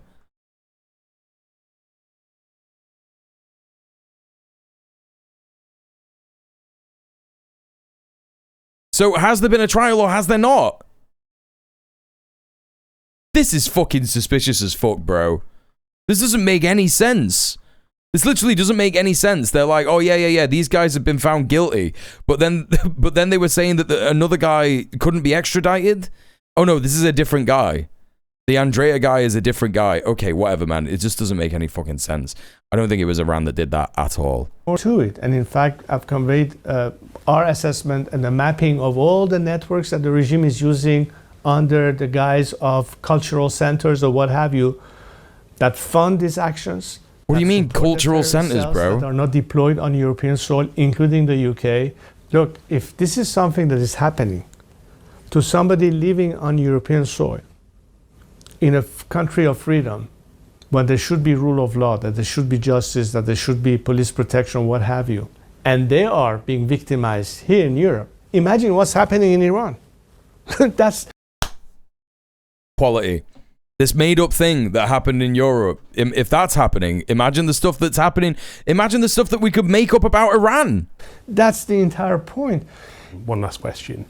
The World Cup. Tell me what it means to you to see Iran play, and tell me what it means to the Iranian people what it would mean to see them win? You know, every time in all these years, as an instinctive reaction, I always supported our national team. So funny, bro. This is so funny. This question just in general is so stupid. It's just so stupid. Like, oh, do you support Iran in football still? And it's like, yeah, of course he does. Of course anybody does. It's so silly, right? It's so silly. But now he's going to be like, oh yeah, I always want to support the team, but then I remember I can't because the regime is evil and it forces them to play football even when they don't like it. And it also forces them to be really hot and attractive. Even if you want a different government in Iran, why should it have a monarchy or this guy specifically? No, it is such a load of nonsense. It's just fucking thingy. It's just fucking Zionism, you know? Regardless of the political circumstances, because it's our national team, whether it's in the Olympics or anywhere else. This is the first time I can tell you there's a lot of mixed feelings about this. Wait, what? Opinion about it. Why is this the first time that you're having mixed feelings about it? It doesn't make any sense. What happened to the Iranian female soccer team in Australia? They were forced, although they wanted to seek asylum. They didn't. That isn't true. That's completely made up. Oh my God, they cut the interview, bro. Wait, what? What happened to the Iranian female soccer team in Australia? They were forced, although they wanted to seek asylum, they were blackmailed by... Bro, they cut the interview because they knew he was lying. That's crazy. That's crazy. That's crazy. Oh my God. That was nuts. Okay, let's have a look at this Fox News. Let's have a look at this Fox News report on leaked details reveals new info on US-Iran peace deal. I mean, this is from yesterday, so it's going to be mental, but you know, let's have a look at it regardless. We begin this morning with a Fox News alert. All eyes on the G7 summit this morning. Excuse me? President Trump just moments ago joined... Yeah, literally, all that happened with the Iranian women's soccer team is they were harassed because random folk were giving them shit about being from Iran. Exactly. Working session with fellow world leaders as the commander-in-chief now prepares to turn his attention to a high-stakes meeting with Egypt's president this morning. The sit-down coming at a pivotal moment for the Middle East as the U.S. pushes forward with its new peace agreement. This music is absolutely nuts. While revealing new details about the path ahead. President now saying he believes a final deal can be reached within the next 60 days. You're watching Fox. Bro, the music that they've got in the background sounds like a final boss battle after you've won and you're like running away from the building exploding. Like, that's what it sounds like. Friends First here on a Wednesday morning. I'm Todd Pyro. And I'm Carly Shimkus. Let's go right to Chief Foreign Do you know what I mean? Trey Yanks, who is live in Tel Aviv with the very latest. It's not stopping. Oh, it did. Yeah, hey guys, good morning. The signing ceremony for the deal between the United States and Iran is just 48 hours away. And we just beat M. Bison. Hey, Cunning. Of understanding are starting to leak. Axios reports that within the agreement, Axios. An agreed classic Barak Ravid Axios report. Upon ceasefire across all fronts, including Lebanon. This also would include Iran reaffirming it will never have a nuclear weapon. Yeah, look at that at the bottom. Axios report of Barak Ravid. This is so good, bro. And nuclear activities would be frozen during the talks. The U.S. will pause new sanctions on the Iran. There's no reason to not think of Barak Ravid as like the Goebbels of the United States in the Middle East. There's no reason to not think of him like that. You know, I know that he's not doing like the same kind of dehumanizing propaganda about Palestinians. He doesn't need to do that because you know, they already do that in Israel loads. They already do that over you know, social media and all that kind of a shit everywhere with Hasbara and stuff. But you know, he's certainly like the propagandist of the United States in the region, right? Regime and lift the U.S. naval blockade. Iran will guarantee safe passage for vessels going through the Strait of Hormuz for the next 60 days. And the U.S., over a tiered system, will release some frozen assets and allow temporary Iranian oil exports. Now, talks aimed at a broader peace. There's only one Barack I like, and it's not the Barack Hussein Obama. nuclear deal. It's Barack Ravid. This deal will take place, and some sanctions relief will be ongoing. There are reports of a $300 billion reconstruction fund for Iran, likely coming from money in Gulf countries. And the Iranians and the Omanis would work with Gulf states to negotiate new Hormuz shipping lane security frameworks. Now, the Vice President, J.D. Vance, was on the 5 last night and said this about why the public hasn't seen the document yet. Why can't you or won't you release that document now? Yeah, so there's some diplomatic procedure at work here where the Qataris and the Pakistanis have been mediating this entire negotiation with the Iranians, and they've asked us effectively to sequence the way that we roll this out. I frankly don't understand it. We'd be happy to release the agreement today or tomorrow. We may release it as late as Friday. The largest X factor here is Iran's nuclear program. Over the next 60 days, the details of the program are set to be discussed. But in the past, the Iranians have been unwilling to make serious concessions. Now, President Trump said Tuesday the U.S. will go into Iran, get the highly enriched uranium, and destroy it. It's not clear if Iran has agreed to this point. When did he say this? Iran will be just fine. What's happening is that at an appropriate time, there's no rush at all. We have cameras from space on it. We know everybody that goes there, which is like nobody. The B-2 bombers hit it. The entire mountain collapsed inside it. It's a very tough excavation. Nobody else can do it but us and probably China. They have the equipment. We have the equipment. We're in no rush, but we get it. And when we get it, we'll destroy it. A lot of questions. That's crazy because I guess I just didn't hear him say it yesterday when we were watching that. Was it yesterday that we watched that? I can't remember. Might have been Tuesday. Do remain about this memorandum of understanding between. We get the cameras from space. One has to do with Lebanon. Just last night, the IRGC command issued a new warning. Yeah, his voice was so bad yesterday. To strike Hezbollah in Lebanon, that there will be a response from the Iranians. There are also reports. We're too busy with Dr. Jones. That's true. Us actually like not listening to him has backfired spectacularly. We missed just like bangers like that. Toward commercial shipping vessels in the Strait of Hormuz. And so a lot of moving parts here and real questions about if the agreement can hold, again, just 48 hours away from the signing ceremony. Guys? Yeah, Trey. Oh, yeah, that's a classic lesbian hot sauce. Yeah. Saying that this agreement would require Israel to withdraw from Lebanon and stop fighting back against Hezbollah. So does making Hezbollah a major part of this agreement indicate how seriously they are still all in on funding their terror proxies? And this could be coming at a time when they're about to receive some economic benefit in signing this deal.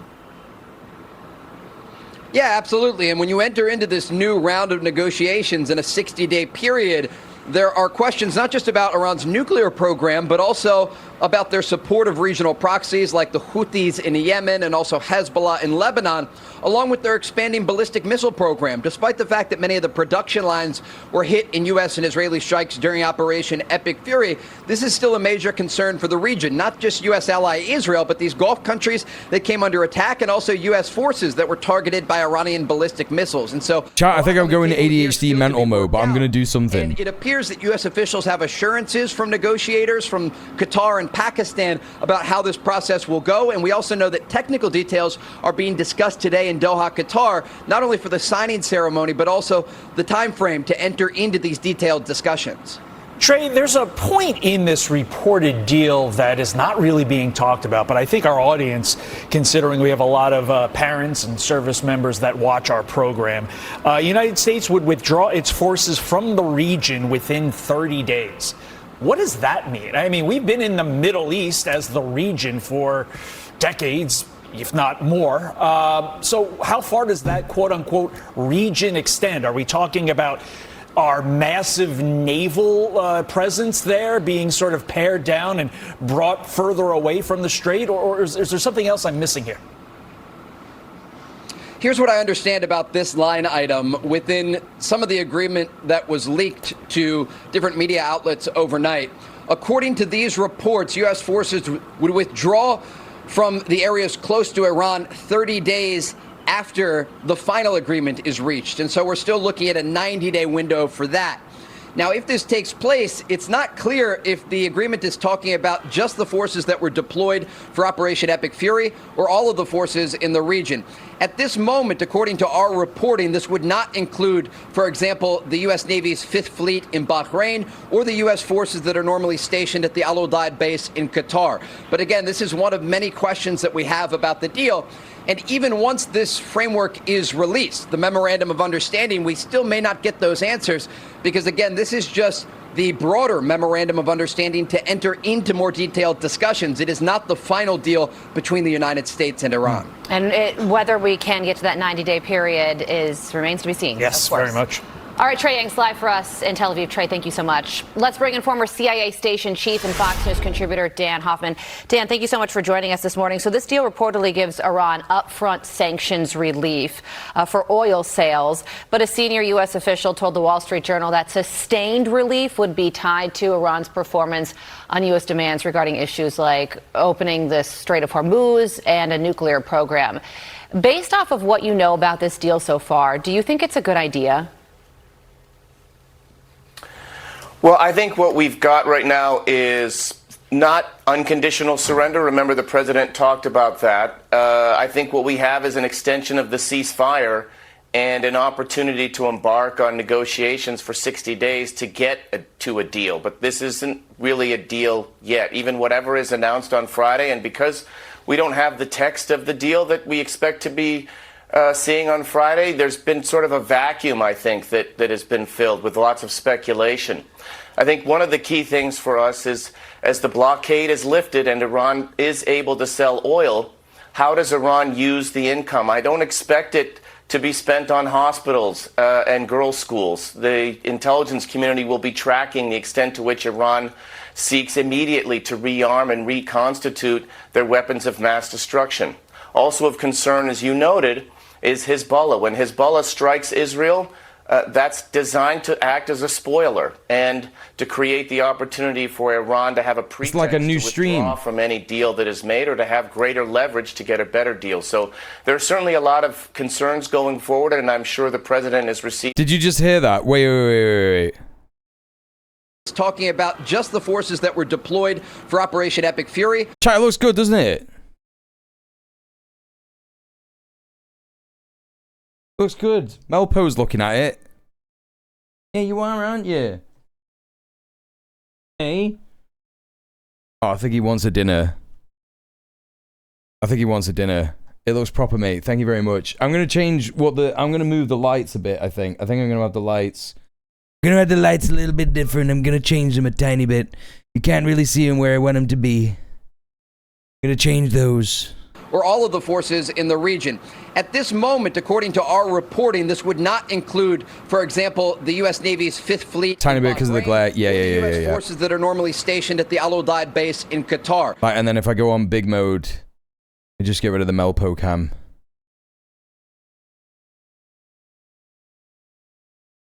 Yeah, I need to change the camera settings just in general, to be honest.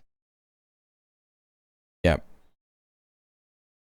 But again, this is one of many questions that we have about the deal. And even once this framework is released, the hey, Midlift Boxes, how are you doing? We still may not get those answers because, again, this is just the broader hey, PvP, what's up? To enter into more detailed discussions. It is not the final deal between the United States and Iran. Finally home from work? Yeah, let's go. Whether we can get to that 90-day period remains to be seen. Yes, very much. All right, Trey Yang's live for us in Tel Aviv. Trey, thank you so much. Let's bring in former CIA station chief and Fox News contributor Dan Hoffman. Dan, thank you so much for joining us this morning. So this deal reportedly gives Iran pretty rough hell week at work. I'm sorry to hear it. For oil sales. It's because some love in the chat. US official told the Wall Street Journal that sustained relief would be tied to Iran's performance on U.S. demands regarding issues like... Do the light filter like that Star Trek film that everyone complains about. The light filter. In the Star Trek film. Star Trek light filter.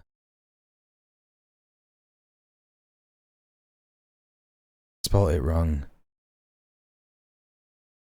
Lens flare? Like lens flare? I wouldn't be able to do that.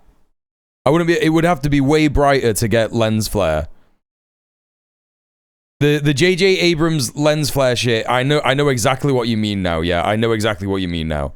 Hello, Alejandro, as well. Welcome in.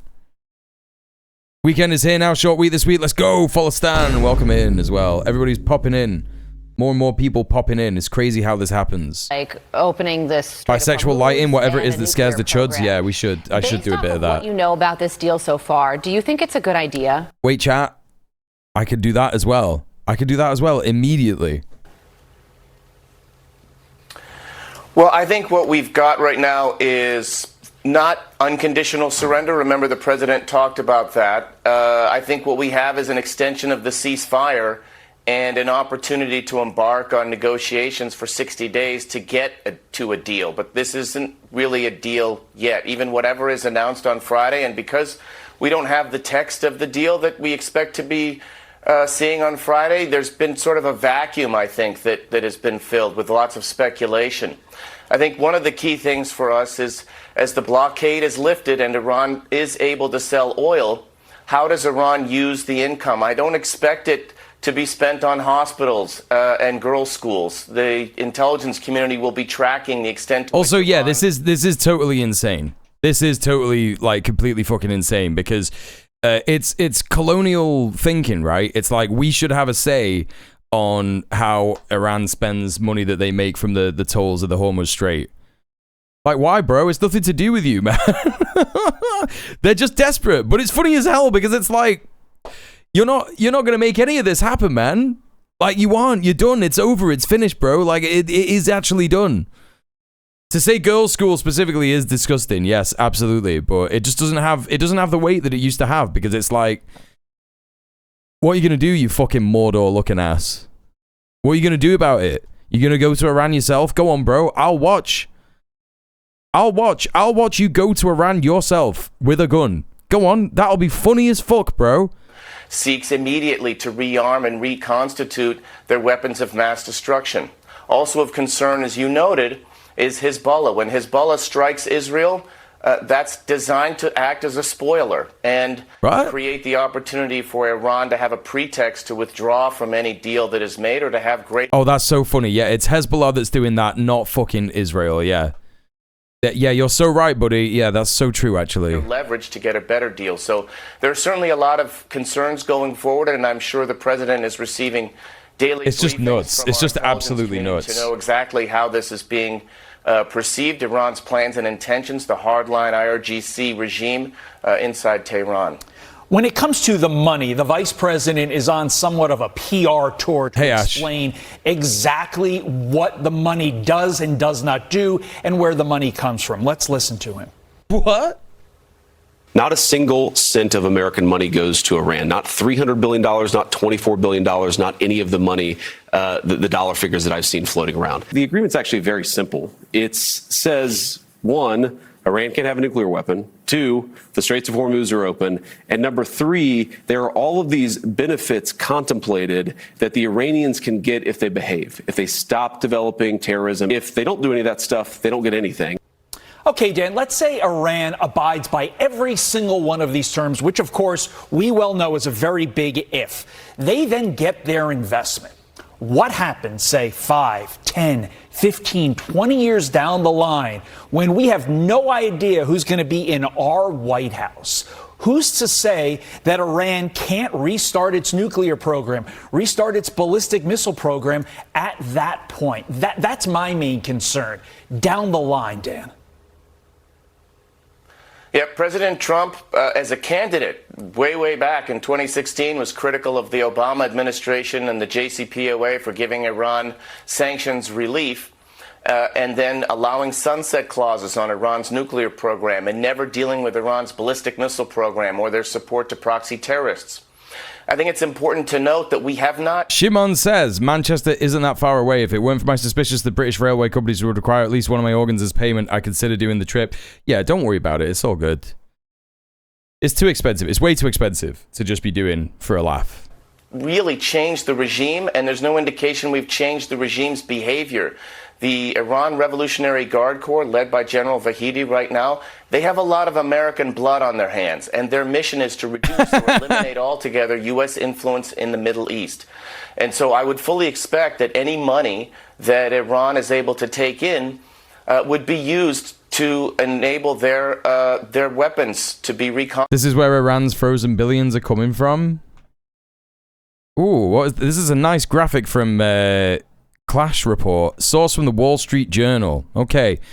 6 billion from India, 7 billion from South Korea, China 20 billion, 50 billion, Iraq 15 billion, Qatar 6 billion.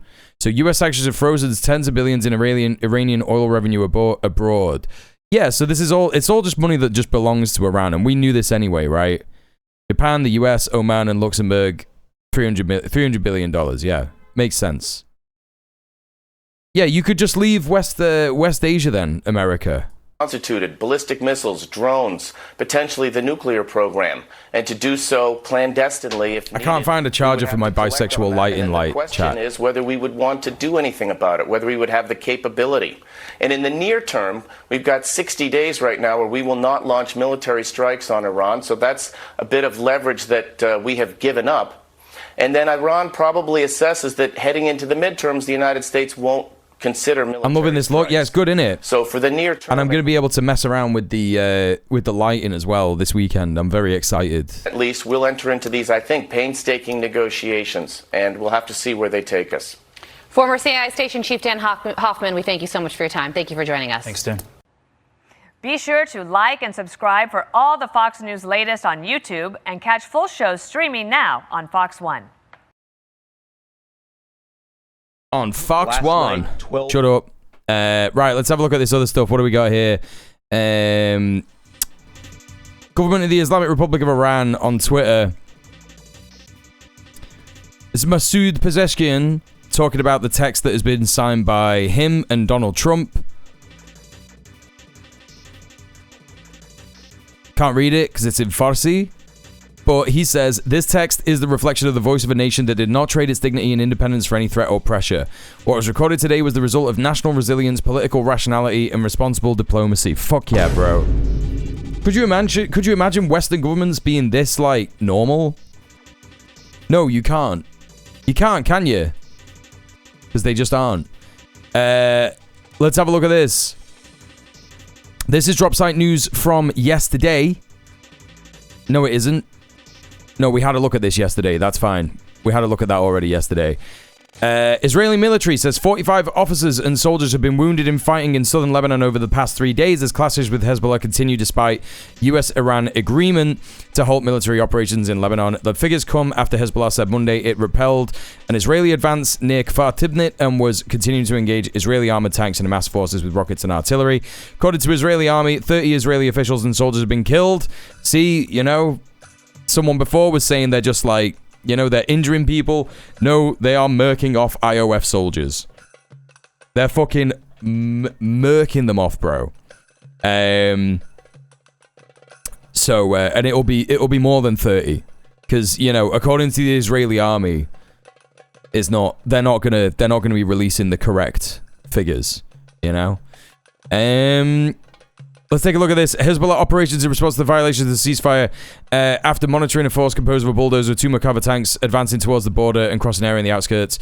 They targeted them with suicide drones, forcing the enemy to retreat. That was at 6:15 in the evening on Monday. And then at 10 p.m., apparently they hit, like... Bro, it's saying here they hit 5 Merkava tanks and 4 bulldozers with rockets. That's absolutely mad. That's absolutely mad, bro. Yeah, so there you fucking go. You know? Robert Inkolesh, one of the best reporters still in Gaza. Give him a follow on Twitter, if you can. Israel has just inflicted a Khan Yunis beach massacre, dozens of casualties amongst civilians who were targeted on the beach. The Israelis are frustrated with their failures in Lebanon and Iran, so they're taking it out on the people of Gaza. This was yesterday at 4 p.m. This is unrelated, and I might have a look at that later, but not quite yet. Yeah, I already looked at that.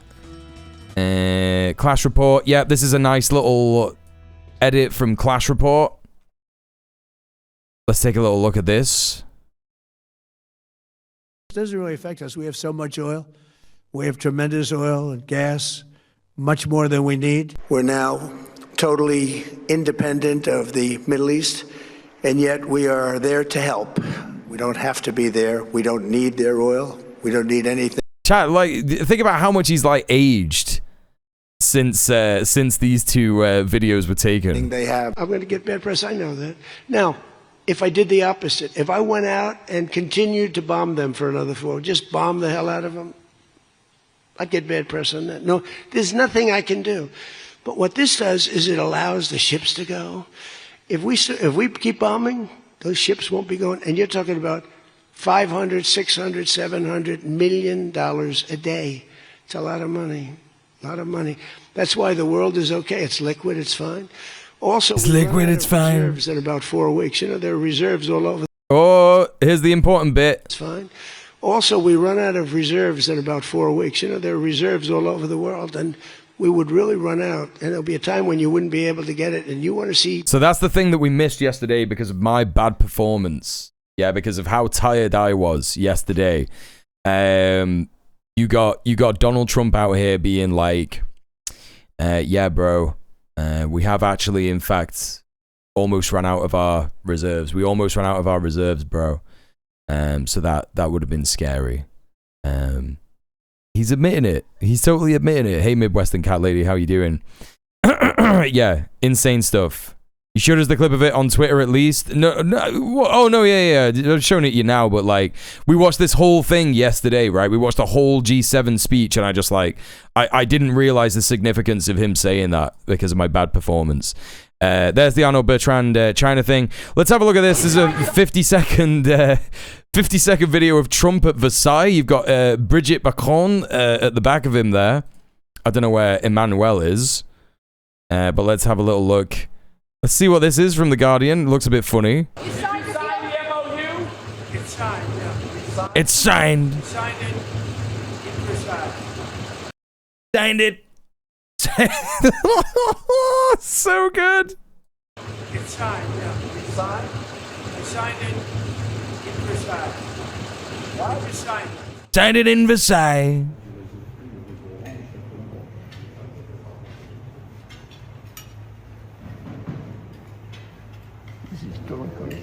That's so good, bro. Yes. Bravo.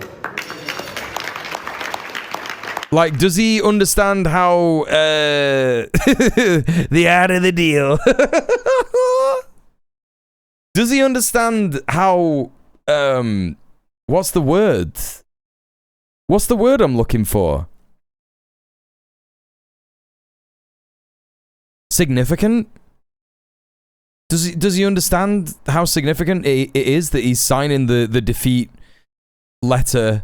It's geosymbolic, correct, Barack? Thank you. Yeah, at Versailles, right? Yeah, the significance of the he don't understand. Fuck yeah, you're right, Nellis. Welcome in.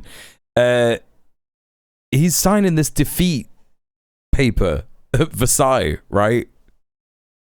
This is where like the Germans signed it after World War One. It was like this is the Treaty of Versailles thing, right? I was obsessed with the Treaty of Versailles when I was a teen. I mean, it's interesting, yeah. Many historic defeats at Versailles, yeah. Defeat and reparations treaty, yeah. He doesn't understand the days of the week anymore. That's true.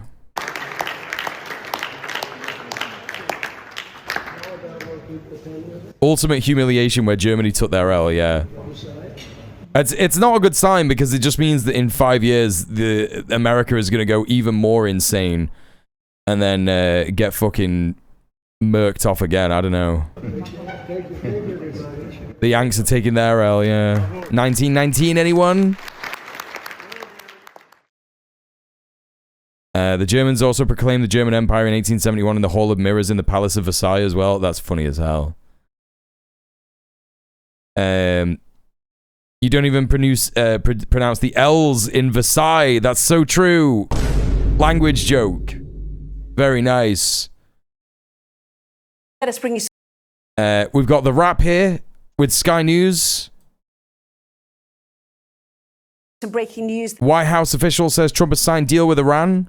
Let's take a little listen to this. Then it is our understanding from the a White House official that Donald Trump has now signed. Lost so hard the L's need to be said. That's so true. Iran. Let us bring in our US correspondent, David Blevins. So how was this signed then, David? What have you learned?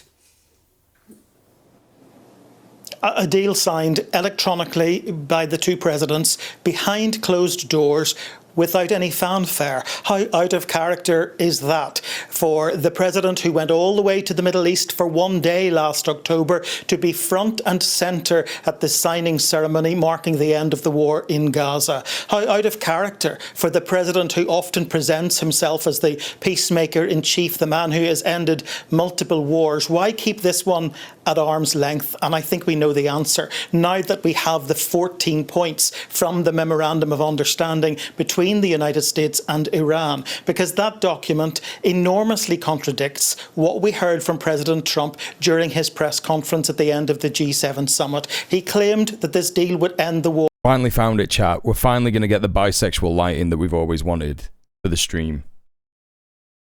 Wait, I don't even need to do this because I think I got purple. Yeah, there you go. Sorted. Well, only if he can persuade I just have to hold Israel it to like stop that. bombing in southern Lebanon. Oh, shit. He claims that this deal will prevent Iran ever having a nuclear That's weapon. fucked. Not so. That issue is kicked into the long grass for another 60 days of negotiation. And although he appeared to concede that this all might be driven Gotta let it charge. domestic issues, the risk of economic catastrophe, it is Iran that stands to benefit economically with the development of this $300 billion reconstruction fund. So, Anna, it is very hard to read this as anything other than a huge climb down on economic sanctions and on the nuclear question. Oh, I love seeing Empire collapse, chat. It's so good. It literally fixes me. Senator Bill Cassidy describing this as the worst foreign policy blunder in decades. He says President Reagan must be... I'm honestly surprised that they didn't escalate it. I mean, we've got to see what happens at the weekend, right? We do have to see what happens at the weekend because we just don't know. We just don't know. We don't know what's going to happen. Anything could happen. Rolling in his grave. But President Trump... Who's rolling in his grave?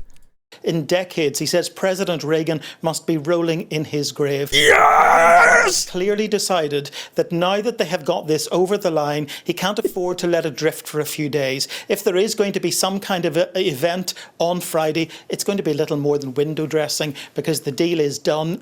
A deal of sorts. Too bad, so sad. Yes, indeed so. And one imagines Netanyahu's government is, somewhat reeling from this. Lebanon still firmly in their sights, or Hezbollah rather in Lebanon still firmly in their sights. And the Iranian Foreign Ministry spokesman seems quality to have been speaking, quoted absolutely by the Reuters quality news agency, suggesting that Iran out of the deal will not be discussed in any process or with any party. This is state media quoting them. Suggesting that our missiles don't like it at all when anyone talks about them. So they're still keeping, what they would call their defensive capabilities, strong and ready, which will no doubt worry Israel again. Yeah, and it was a real surprise, I think, to everyone earlier when asked during the press conference how he felt about Iran's desire to still have ballistic missiles, that President Trump simply shrugged his shoulders and said, other nations have them. In fact, at one point he was asked about Iran's desire to have nuclear power for civilian purposes. And again, he shrugged his shoulders and said, other nations have it. There were so many breathtaking moments in that press conference, because at one point he also described the regime in Iran as very smart leaders. He said, I like these guys. These are the people he was describing just a few days ago as evil. More W's, chat. More W's I've just seen go by.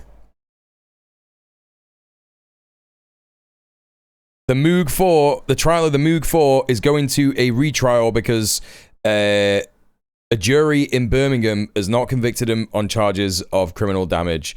The four are accused of causing £1 million damage to Moog components for set for use in war crimes. Let's fucking go. Damn, that's crazy. What's going on? They're not being charged as terrorists? Oh, that's so crazy. That's so crazy.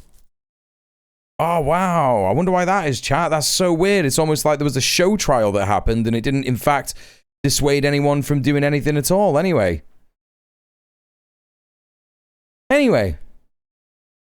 Yeah, Moog are a weapons company, an American, a US weapons company. Not Moog. No, not the synth brand Moog. You pronounce that Moog, which is a Norwegian brand. Needing to be removed. Moog are they're a US weapons component company. So you will understand why members of Congress are asking, what has changed? What has this 100-plus day war actually achieved, apart from the fact that there are 14 American personnel dead, and Iran has had the sanctions lifted, or may very soon have sanctions lifted, and the bombing has ended. And yet the Strait of Hormuz is not even permanently open. The Iranians are saying they will commit to a toll-free Strait of Hormuz just for a couple of months, while there are further negotiations. So, as I say, it's very hard to read this as anything other than capitulation, because the president was so desperate. Huge L! Fuck yeah, man. Okay, let's have a look at this. This is Forbes breaking news. Trump's Iran deal blasted by all sides is incredibly foolish. Fuck yes! Alright, let's see what this Forbes video is saying. I think it's just going to be one of these that's just like slideshow with some quotes.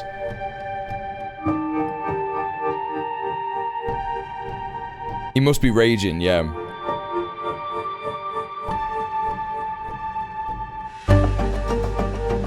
Anything? Have anything new? We know all this stuff already. You gonna have any interviews with any weirdos? It's just rubbish, innit? Oh, here we go. Okay. New York Times neoconservative columnist Bret Stephens, who supported the Iran war initially, wrote that the hard men of Tehran appear to have scored a decisive victory over the vain man of the USA. That's so fucking good, dude.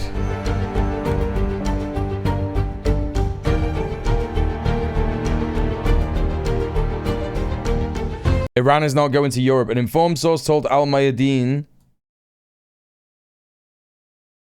the Iranian negotiating delegation has suspended its departure to Switzerland due to the ongoing Israeli attacks on southern Lebanon. Yeah. I told you, chat. I told you this weekend. The Iranian delegation had already planned to travel there to begin the first round of negotiations, which are scheduled to last 60 days before it made the decision to suspend travel. Tehran has informed the American side and the mediators that the Lebanon issue is central to its negotiations and the continuation or suspension of those negotiations. Chat, this is it. We're seeing the balance tip in real time. This is now, you know, when you think of Zionism in Israel as like the peak of neoliberal capitalism and imperialism, yeah? That's what it is. It is the peak of neoliberal capitalism and imperialism. Why do I phrase it like that? Because it has all the tenets of that shit, right? Private companies helping a neo-colonial Zionist entity do a genocide, right? And recuperating leftist language about it to make it seem liberal, you know? Anyway, we're at the peak. Israel is the peak. And in terms of the anti-imperialist resistance, Iran is now getting more and more support globally. They are reaching a zenith. They are starting on their onward trajectory, their upward trajectory. This is so classic, bro. It is off. It is done. It is donezo. And again, chat, this is not Israel acting out of line. This is the US saying, we can let him keep attacking Hezbollah. We can let him keep attacking Hezbollah. Like, he's not like, chat, there's either going to be two things that happen as a result of this. Either Netanyahu will make the stupidest move of any fucking Israeli leader of all time, and he will say, we don't need the United States, actually, right?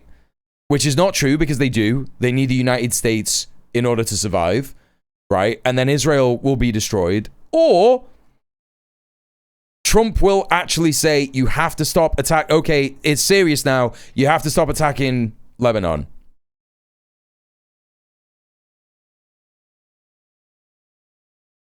These are the only two things that are going to happen. So, you know, now comes the real test. May finally have to do the boss call, correct? Okay, so this is funny as hell. Senator Ted Cruz in Texas said on his podcast, here's the thing, I'm listening, we could be watching this. This is all content that Forbes is talking to us about, yeah? So this is New York Times, what is this? When did he say this?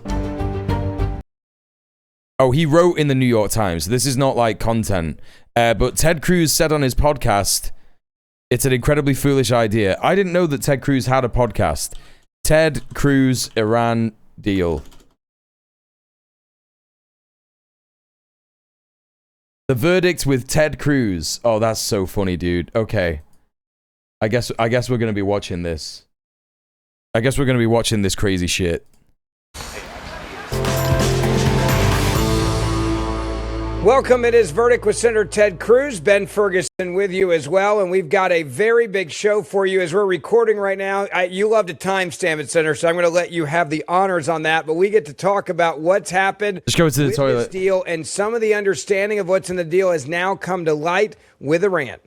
Well, it is 12:45 a.m. Tuesday night, and Ben, I guess, was stuck on an airport or an airplane somewhere. So welcome For back once, home. it was me. I feel very proud right now that I am the reason why you had to wait a little bit, because usually it's the other way around. 364 other days out of the year. Yeah, I'm just saying. I spent 2 hours in my D.C. apartment staring at the wall. So it's good to be with you. Welcome back. I assume you were like in Vegas dancing with Chippendales or something. Yes. I don't Except I was with you last night. I literally almost could have done the show before I left at that point. It's true. That would have happily worked. All right, we got a lot to talk about. We're going to start by talking about Georgia and a big result in the Georgia governor's race. Then we're going to talk about Iran and what's the deal with this new Iran deal. And there are a lot of questions. A lot of people are wondering. We're going to break it down based on what we know. And what it means. Is this a good thing? Is it a bad thing? What are the consequences? What comes next? We're going to give you all the details on that. All right, so as promised, we are going to talk a lot about Iran, the Iran deal. But there is a story that is not being covered that is an important story, and that is there was actually an election in Georgia. You were involved in it. You went down to Georgia. Was that yesterday or the day before? Every day's running together now with the. Shut up, man. I don't want to hear you talk about midterm primary bullshit. I want to hear you talk about how you hate Trump for the Iran deal. Is there not like a chapter? No, they're too fucking lazy for that shit. Iran. We're going to be hearing a lot of Iran. 300 billion. Indefensible. Iran. Uh-huh.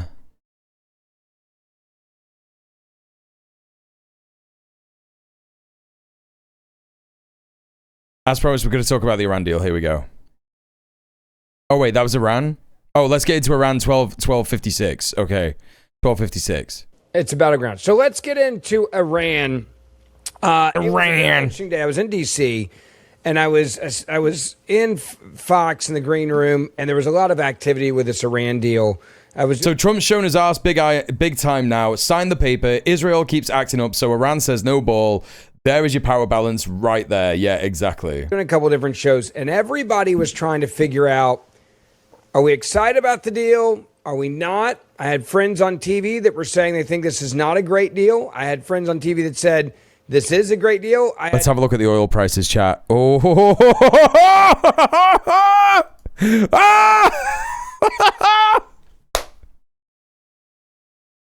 brother, this is so good.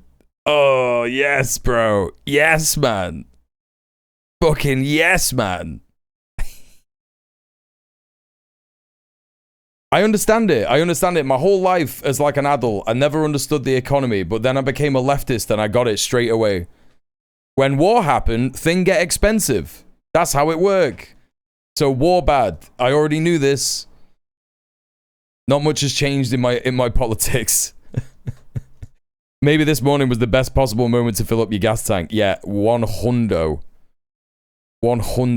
People in between. There was elected officials that I was talking Hey, Advanced to as Turtle well. Logic. They were asking me, what do I think? How is this going to play out? My synopsis was this, and I want to get your take. The president understands midterms are coming, and we have to win the midterms. Gas prices need to be lower before the midterms. He had a simple promise, which was to make sure Iran doesn't get a nuclear weapon. That is the promise that people care about the most, and they want this thing to end pretty quickly. We also know we have a president that has no problem bombing bad guys when they're acting up, and if Iran does anything that the president thinks is a threat to us, he's clearly going to act. I think you put all that together, that's kind of where we are right now. What is your reaction, and what are your colleagues saying? Yeah, look, I think there's a lot of uncertainty right now. Nobody knows what is in the deal. Yeah. Yeah, we do. In the Senate. Yeah, we do. Lots of people know what the deal is, dude. I have had no communication about what is in this deal. Why would you? So I'm doing the same thing you guys are doing. I'm reading the news. I'm watching Twitter. And oh man, can you imagine how fucked Ted Cruz's fucking Twitter page is? The actual substance hey Val, of what's in it. There's also who knows what's in it anyway? Really, we do. We know what's in it. It's been published. Oh, you're quoting him. Right. Yeah. So Iran. No. It's a great defense. It's a great defense. No one gives a shit about these imaginary nuclear weapons. Americans want lower prices across the board. Exactly, yes. These right-wingers are so dumb. I mean, they're not dumb. They're playing everybody, right? They're not dumb. They're doing it on purpose. They're acting this way to agitate you and annoy you and distract from the reality of what's going on, right? Is putting out massive information, basically saying... Chat, the new setup is growing on me so much. It looks so much better. I'm really buzzing. All I had to do was literally put up one picture and some fairy lights. That's it. And it's like the best background I've ever had in my entire life. And I'm never going to have to put the green screen up ever again. This is fucking I did it in 2 minutes, bro. 2 minutes. All I need to do is like tidy up that side of the shelf a little bit and maybe put like, I don't know, like something on the wall there. On the soundproofing, maybe another fucking thingy down there, another picture down there, and that's fucking it. Pro streamer, yeah, another flag, get another flag down there, exactly. This is a total victory for Iran. We've won. The United States has capitulated. How is that a link? Yeah, Twitch always thinks that those are links. Yeah, but right now, nobody in the Senate, nobody in the Congress has the details of what the agreement is. Don't worry, I'll time it out, Brody. By the way, there is some trust and verify here for the Senate. For people that don't understand this, to lift the sanctions, you guys are going to know exactly what's in there, and you have to agree to it. Am I right? Isn't that how this works? Look, it depends. The way the sanction laws are written, the president has quite a bit of discretion. I hope and believe this deal will come before the Congress and we'll know the specifics of it, and we're going to know them in time. But this is, we're hours into this. This is very early. Let me talk about different elements that may or may not be in the deal. One of the elements that has been widely reported is that Iran is going to get $300 billion in order to rebuild Iran. That's not why they're getting it. They're getting it because it's their money that has been frozen in bank accounts all over the fucking world. This is ridiculous. And those are going to come from frozen funds, from other sources. It's not clear where that's going to come from. No, it's extremely clear. It's extremely clear. The Wall Street Journal is reported on where they're coming from. I've got to say, I very much hope that is not true. If somehow we are flowing $300 billion to Iran, I think that is an incredibly foolish idea. They're two separate things. What's the two separate things? I agree with you, by the way. That's no different than the pallets of cash and appeasement in many people's eyes. Actually, it is different. Obama flew $1.7 billion in cash into Iran. Joe Biden flowed $100 billion into Iran during his 4 years. If, and I do not know that this is right, but if we are sending $300 billion, 3x what Biden sent, I think that is utterly... The frozen funds are billions, but the 300 is on top of that. No, it can't be that. No, that can't. No, that's too good. Hang on a minute. You're telling me that this is much better. 300 billion and unfreezing assets are two different points in the list.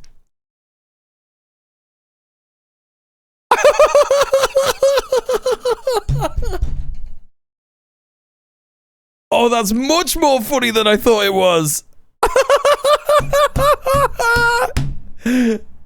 Oh, that's incredible. No way. They were two different. Now that you've said it, I'm remembering. Obviously, I was performing so badly yesterday because of how much of a headache I had and how tired I was. So I just didn't clock it. I didn't clock that they were two separate things. I thought it was just... That's amazing. Yeah, no, it's reparations, yeah. Iran are winning more than any fucking winner ever. It's kinda a win for Iran. No, it was already, even without what I've just been corrected on, it was already way better than anything that they've ever had before. And now, with this on top of it, it is just like, that's incredible, bro. That's actually incredible. That's fucking incredible. Technically, the USA is making the Gulf states pay. That'll be amazing. Oh, this is... Oh, they... Oh. No. That, you're going to have to give me a fucking source for that. On how the US is making the Gulf states pay. Because if that's true, the US is... It's done in that. I knew it was going to be done, but it is done. The fucking Saudi... Mohammed bin Salman and all the Emirati... in the region are not going to be happy with that, bro. They're not going to be happy with any of that. If they're having to pay this dough, that's fucking crazy. That's fucking crazy if that's true. So I am hoping that is not true. Physical withdrawal and financially pissing them off. But I don't trust them.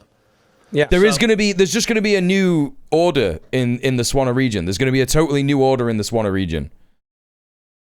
That's what Vance said. He's already said it? Oh my God. That would be an enormous mistake. And listen, it is universally... I mean, we're gonna have a look at the Vance thing in a minute, so... This is a deal that has been negotiated by J.D. Vance. He has been the point person on negotiating this deal. He is now doing the talk show circuit, defending the deal, but we don't know what the specifics are. Who signed it, bro? What do you mean? It's so funny that they're saying this is the J.D. Vance deal. It's the J.D. Vance deal. Either Trump knew it was going to go this badly, and that's why he made J.D. do it, but I don't know, man. I just don't think he's that smart. I got to say, if the decision is, let's give... Actually, here. I also, hi, Sir Goosebumps. Welcome Chris in. Ruddy. Chris Ruddy is someone you and I both know well. Yeah. He is the owner of Newsmax. Chris Ruddy wrote a very important op-ed on Newsmax, and I want to share some of it. The title of it is "Say No." I know, we already spoke about that. Paraf goes there. How are you doing? Iran Reconstruction Fund. And here's what Chris wrote. No, he did. He said it yesterday. I remember it. It was at the end of that press conference at the G7. He was like, I like that idea. If it's JD, if it's bad, it's JD's idea. If it's good, I'll take the credit. President Trump was right to call reports of a $300 billion reconstruction fund for Iran, quote, fake news.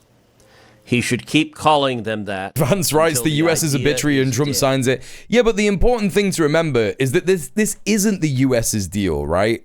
This isn't the US's deal. This is Iran's deal. This is the deal that Iran put on the table 3 months ago after like the first fucking 10 days where they were like, you know, we're going to negotiate even though we're getting bombed still. Absolutely crazy. A $300 billion reconstruction fund for Iran does exist. Vice President J.D. Vance said this week the money will be sourced with the Gulf Coast Coalition. Oh!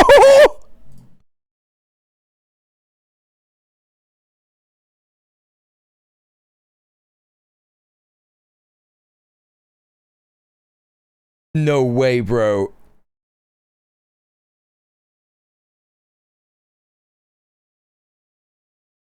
A $300 billion reconstruction fund for Iran does exist.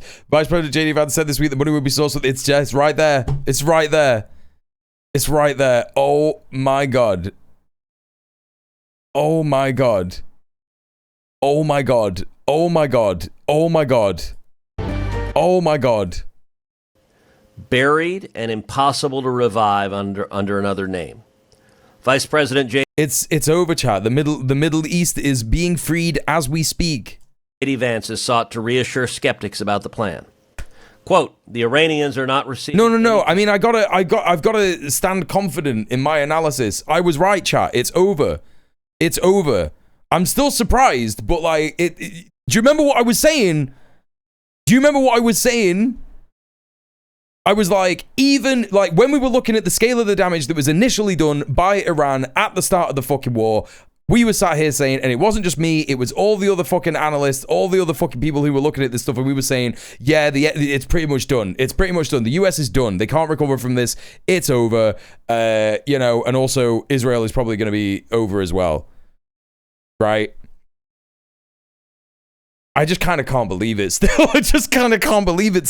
And no funds are being released for simply signing a deal or attending a meeting, the vice president said this past weekend. They really are turning into Turkey. Like, and what I mean by that is that, like, so, you know, Trump admires these small states that, like, have a total control over their governments and population, and they do fascist shit. Like, he loves Sisi, he loves Erdogan, right? He is turning the USA into Turkey. I've been thinking this for a long time, and I think that is what it is, right? I think he is desperate to turn the USA into, like, you know, yeah, it's this Turkification kind of thing. But obviously it's not Turkification because Turkey learned it from, you know, colonial imperialist dictators, you know, like Chile and shit like that. Absolutely nuts, man. Absolutely nuts. More power of Costa. Thank you for the 25 consecutive streams watched. Let's go. Vance then said the economic benefits would flow only if Tehran meets its obligations under a future agreement. That is better than a blank check. But it suggests a $300 billion check is still in the works and part of the memorandum of understandings that starts a 60-day ceasefire. Here's the central question. Why should Iran receive access to any reconstruction fund, let alone one with 300 He's so mad. Yeah. He's not just destroying the empire, chat. He's destroying what little remains of his base because of this war. This is utterly delicious. Utterly delicious. Oh my God, it's so good. It's so good. It's so good. I'll never remember when I first learned about the concept of, like, the Imperial Core. It was only about 4 years ago, right? It was only about 4 years ago when me and Sophie, we had this Palestinian woman on Red Planet, and she was telling us about the walled world and the Imperial Core and shit like that. And I was like, oh, okay, it makes sense, right? It makes sense.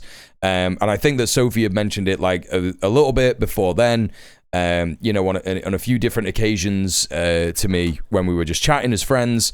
And I remember, like, thinking of it, it's like, oh my God, there really is this just, like, unassailable, huge collection of states that are just, like, horrible and nasty, and they're doing imperialism. They're responsible for everything bad in the world.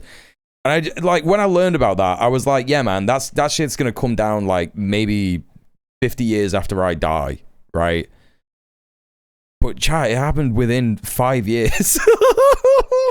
The floated proposal makes no sense. Worse, it is dangerous. Oh my God. And Ruddy continues.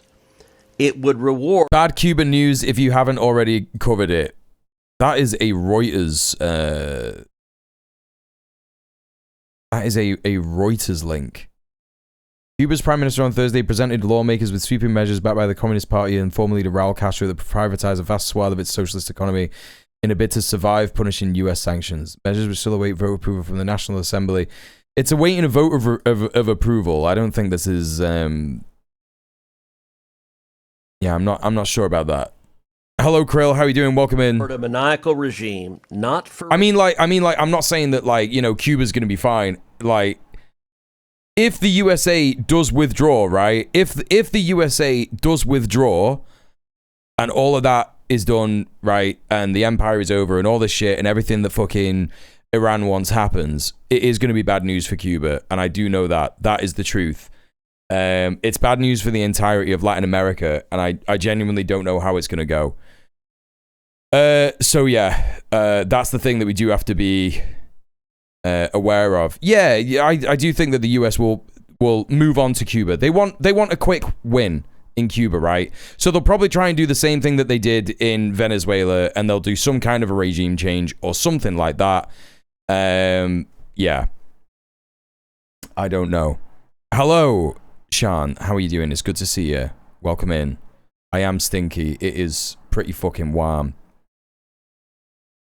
They'll just focus their imperialism closer to home. Yeah, and this is kind of like this is kind of part of the Turkification, right? Because, you know, what did Turkey do in Syria? Like they backed HTS, which is just Turkish ISIS.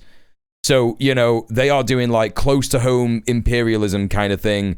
You know, literally massacring Kurds and all that kind of stuff. So I think that that's what it means when I say that the US is going to Turkify. People stopped talking about it, but the US hasn't stopped bombing fishermen in the Caribbean. It's been massacring farmers in Ecuador. I have been trying to mention it in a couple of streams, but you're right. I haven't been doing a close focus on it, but it has been happening absolutely. 1,000%. They've been bombing Ecuador. They've been saying that they've been bombing gangs in Colombia, but I don't think they have. I think they've been bombing left-wing insurgents, and I think that they have been funding more and more of the gangs in Colombia, and of course they're funding Espriella. You know, they're backing the Espriella candidate. You know what I mean? Turkey wants to be Russia, regional player with Wagner-like militias. Yeah, but I think they want to be worse. I think they want to be way worse than Russia. The Alberta separatist movement is backed by US money. Yeah. Yeah, and Canada has also got to be a little bit. Yep. A little bit concerned. I'm a little bit concerned for Canada. Reforming, not for compensating its victims. Things always seem like they can't change until they suddenly start changing very, very fast. Exactly. Yeah. As an instrument of statecraft. It would reward Iran for surviving a war it provoked through decades of nuclear blackmail, proxy violence, and regional... Canada fucking sucks. Yeah, but there's a lot of Canadians in the chat that I like. I wish I could get my fellow Canucks to be concerned. Most think I'm crazy. Yeah, well, you're gonna be proved wrong. You're gonna be proved right pretty quickly, right? Let's put this in perspective. Yeah, Iran provoked jack shit. This is so... Oh, my God. For more than 40 years, Iran's rulers have obsessed over acquiring the capability to destroy Israel, threaten America, and dominate the Middle East. They call the United States the, quote, Great Satan. Yeah. They burn through tens of billions of dollars and effectively checked out of the civilized community of nations in pursuit of their dream, nuclear weapons. They have repeatedly stated their aim publicly and loudly, quote, to wipe Israel off the map. In the interim of that goal, Tehran has funded mayhem across the region. Hezbollah, so clearly backed by Iran, it has been part of their negotiations. So he's just going to go on and just like talk shit about Iran now for 20 minutes and just be like, this is why Donald Trump is such an idiot and he shouldn't have done this deal and all this kind of business. And it's like... Bro, shut up. Incredible stuff. Incredible stuff to see the US reduced to a quivering wreck in our lifetime. Long terrorized northern Israel. For 40 years, Hezbollah has fired tens of thousands of rockets into Israel, costing billions in damage, thousands in casualties, and hundreds of deaths. The Houthis, another proxy of Tehran, have fired missiles at Israel and disrupted international shipping for years. Oh, no. They have attacked U.S. naval ships with drones and missiles no less than 400 times. Oh, no. This is not a misunderstood regime looking for an off-ramp. It's a revolutionary regime that made violence its business model. Even a revolutionary regime. I mean, the violence is the country that does the violence as its business model is the USA. So, shut up, Ted. Assassination of President Trump remains a priority business item. So, wait, what? The assassination of by who? His op-ed, and it goes on. It's a lengthy op-ed. So. If he's talking about Ansar Allah, yeah. If he's talking about Ansar Allah, I'm sorry. I'm not saying that anyone should assassinate the president or anything like that. But do you not think that like they would have that reaction after being bombed by the United States for fucking, you know?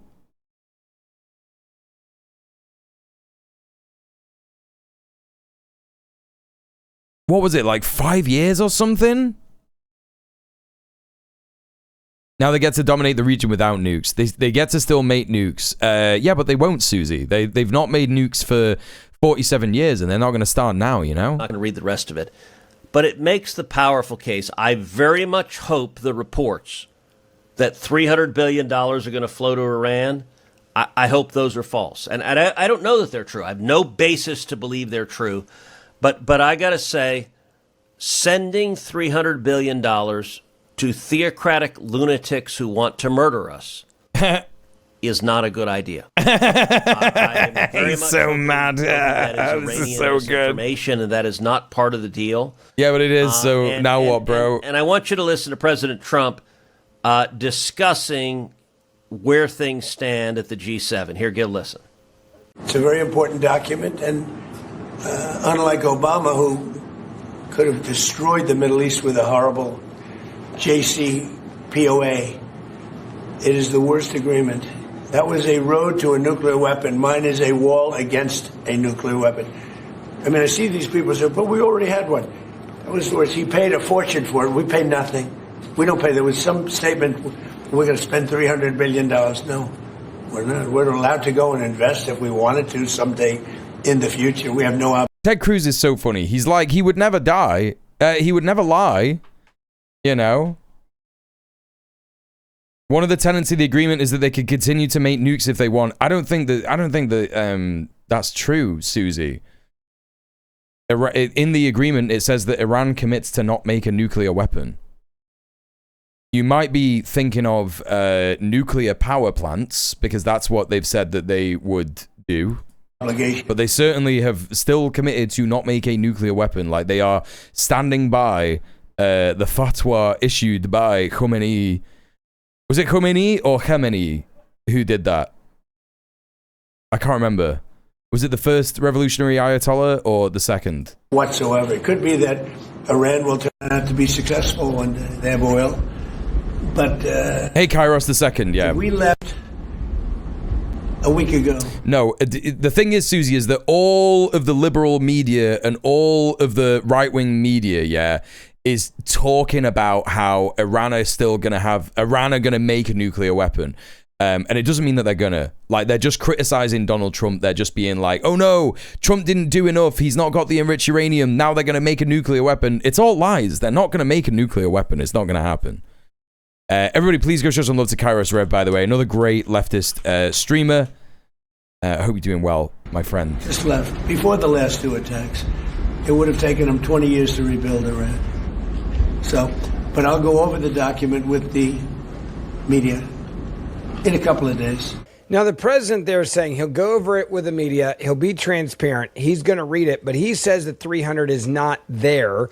I'm very comforted. I'm. I mean, look, you might have some news that I don't, Susie, but like, you know, for the only people that I've been seeing say that stuff is the liberal media, like CNN, ABC, all this stuff, and you know, these are all liberal conservatives who are just like, oh my god, Iran's going to make a nuclear weapon, they're going to bomb everyone, they're going to bomb Israel. And it's just like, no, these are all just like establishment politicians and media personalities who are just like totally bought and paid for by the Zionist entity and, you know, US military interests, right?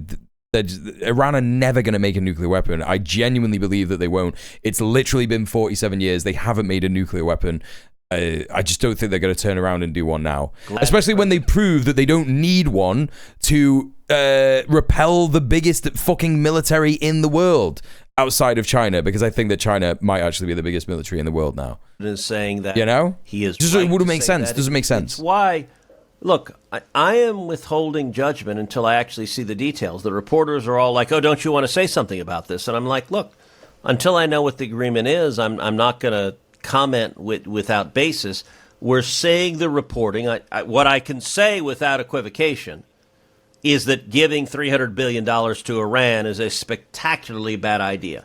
I hope and pray that's months not away since 1992. I'm very happy if when the details become public, it's not giving $300 billion. But I have no hesitancy. Yeah, that's right. Iran has tried to make the whole of Swan a nuclear weapons-free zone. It's the US and Israel blocking it. Yeah, that giving $300 billion to Iran would be disastrous. And to be clear, they would use that money to build weapons to kill Americans. Like again, like Ted Cruz is saying this. Like Ted Cruz is saying it. He's saying it. They would make a nuclear weapon with this money and shit like that. You know. Yeah, he also said I'm not gonna comment, and now he's commenting loads. He's been commenting so much. And they would use that money to give it to Hamas and Hezbollah. Yeah, to fund terrorists that are murdering Americans. Oh, this is so funny, bro. It's so funny. They're all so pissed off. It's great. Said, look, giving $300 billion it's fucking to great. theocratical lunatics who want to murder us is not a good idea. And he was also just saying, like, listen to what President Trump says about this. He says that there's no $300 million in there, and that's not going to happen. So you should trust him. But also, we definitely can't do it. He's coping so hard, bro. I hope. That's a sound foreign policy, Senator. Right? Let's just be clear. Like, that is a pretty sound foreign policy. I like where we're headed. He's setting up his presidential run. I talked to the president just a few days ago, right before this deal was announced. I am really hopeful. Look, one of the dynamics in the Trump administration is there are different camps within the administration that have different views on foreign policy. There are camps in the administration that oppose the Iranian military attack, that have wanted to end it from day one, that have been deeply unhappy with the president's decision to go in and take out the Iranian military. I don't know the extent to which those voices are prevailing right now, because there's an active dispute playing out day by day in the administration. I will say this, though. There are also some Democrats and some of the media are crowing, oh, this is exactly like Obama and the JCPOA. It most certainly is not that. Understand what Donald Trump has done. The decision to launch the military attack against Iran was the single most important decision of the Trump presidency. He has destroyed over 80% of their ballistic missiles, over 80%. Bro, you can't be... you can't be fucking serious.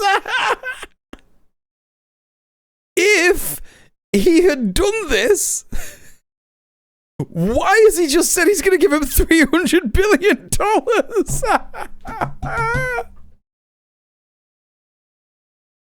Oh my God. Oh my God, dude. Of their drones. He's destroyed their drone manufacturing capability, their ballistic missiles. He just capitulated out of the goodness of his heart. He's utterly destroyed their air defenses. Their air force is in rubble on the runways. Their navy is sunk at the bottom of the ocean. Massive you know how many copium. Iranian naval ships he has sunk? How many?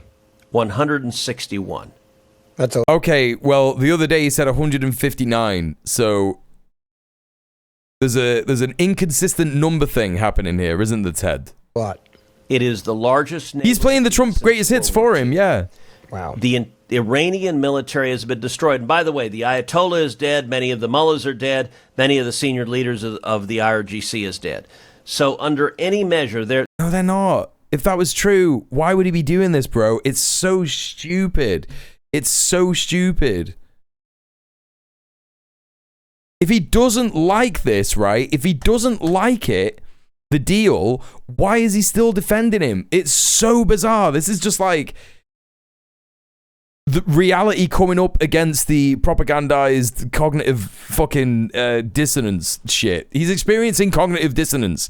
That's what we're seeing. It's cognitive dissonance. They're Democrats who are lunatically claiming Iran is stronger today than it's ever been. No, that they have been bombed back into the Stone Age. Under no measure are they stronger than they've ever been. This is so I stupid. don't want to see theocratic Islamists who want to kill us made stronger.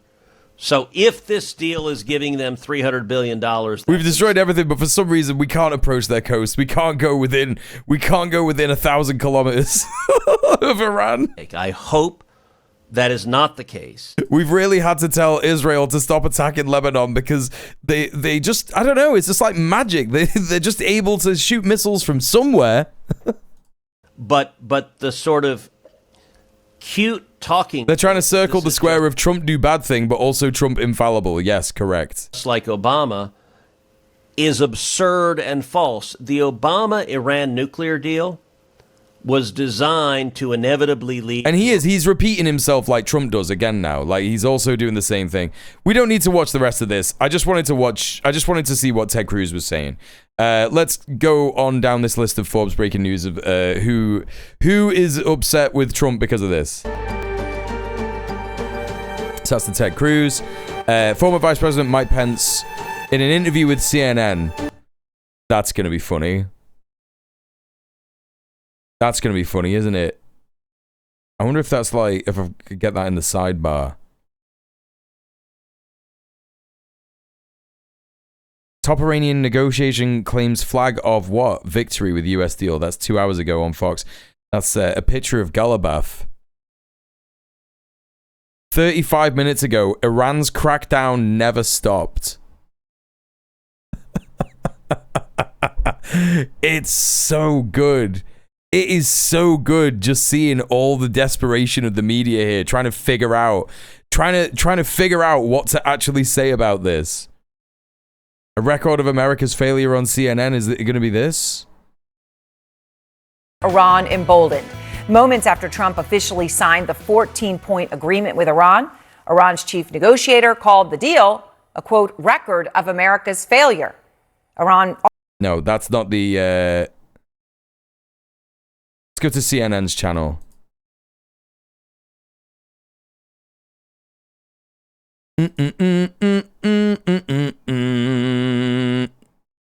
There he is. On what's shaping out with Iran so far, does it make sense to you why the administration has still 48 hours left? Pence looking surprisingly normal, man. They look like they reshaped the clay that they made him with. They like redid his nose and shit. They left it a little bit jaunty or whatever. Has his nose always looked like that? It's surprising how he's not aged compared to Trump. That's fucking absolutely mad. Later, not release the text of that agreement? Well, Caitlin, look. He looks like old Odo. Yeah, you're right. Iran has been at war with the United States and our cherished ally Israel for 47 years. And I strongly supported. He escaped the Mar-a-Lago makeups, for the first time in modern history to take. He cut himself away from Trump and his life got better by 90%. Yeah, exactly. Directly fascinating to the stuff. mullahs in Tehran last year and then again this year. And do you remember January the 6th? They had like a thing, like a gallows where they were saying we're gonna hang Mike Pence. That was crazy, bro. I do believe the president crazy earned stuff. Some latitude in negotiating an end to hostilities, but I have very real concerns. Apparently like an awful lot of people on the. I just don't trust the Iranians. I've been too close to those. It's insane that he still supports him like that. Yeah, it's just mad. Many briefings in the situation. It's utterly mad.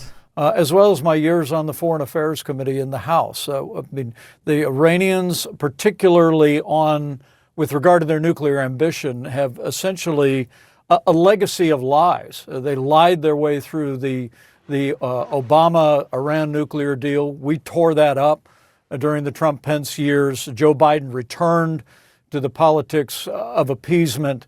And at least what we're hearing echo out of this potential memorandum of understanding, it smacks of appeasement. I mean, it sounds a bit like what I write about in my book that book hog long embraced appeasement. Book shill like Iran, but there are voices on the populist right that would have us pull back from our role as leader in the free world.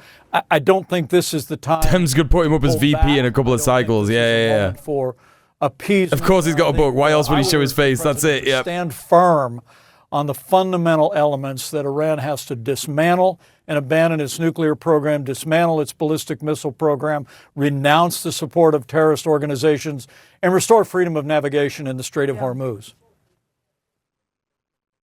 I mean, they keep talking about what a good deal it is. Obviously, we have not been able to see it for ourselves.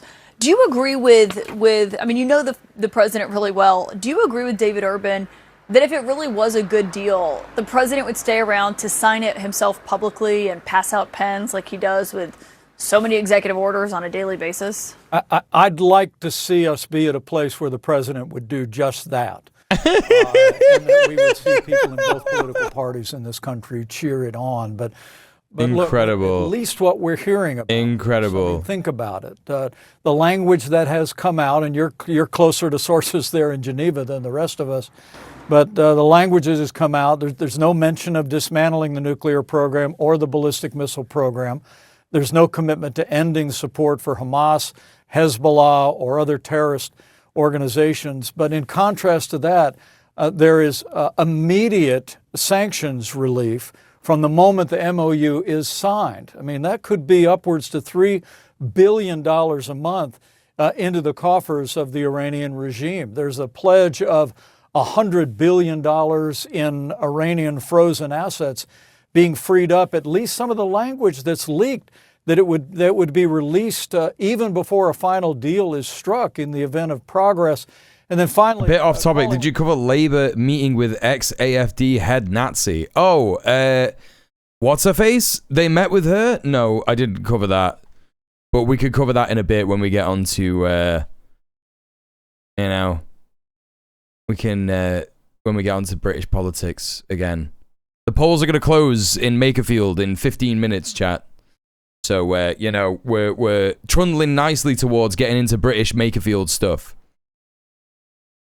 Do these people read the deal? This is just a pause like 60 days. Yes, correct. For the United States and others to arrange for a $300 billion reconstruction fund when the IRGC and radical Islamists continue. They can't be posting like this, chat. They can't be posting like this when they just lost the war.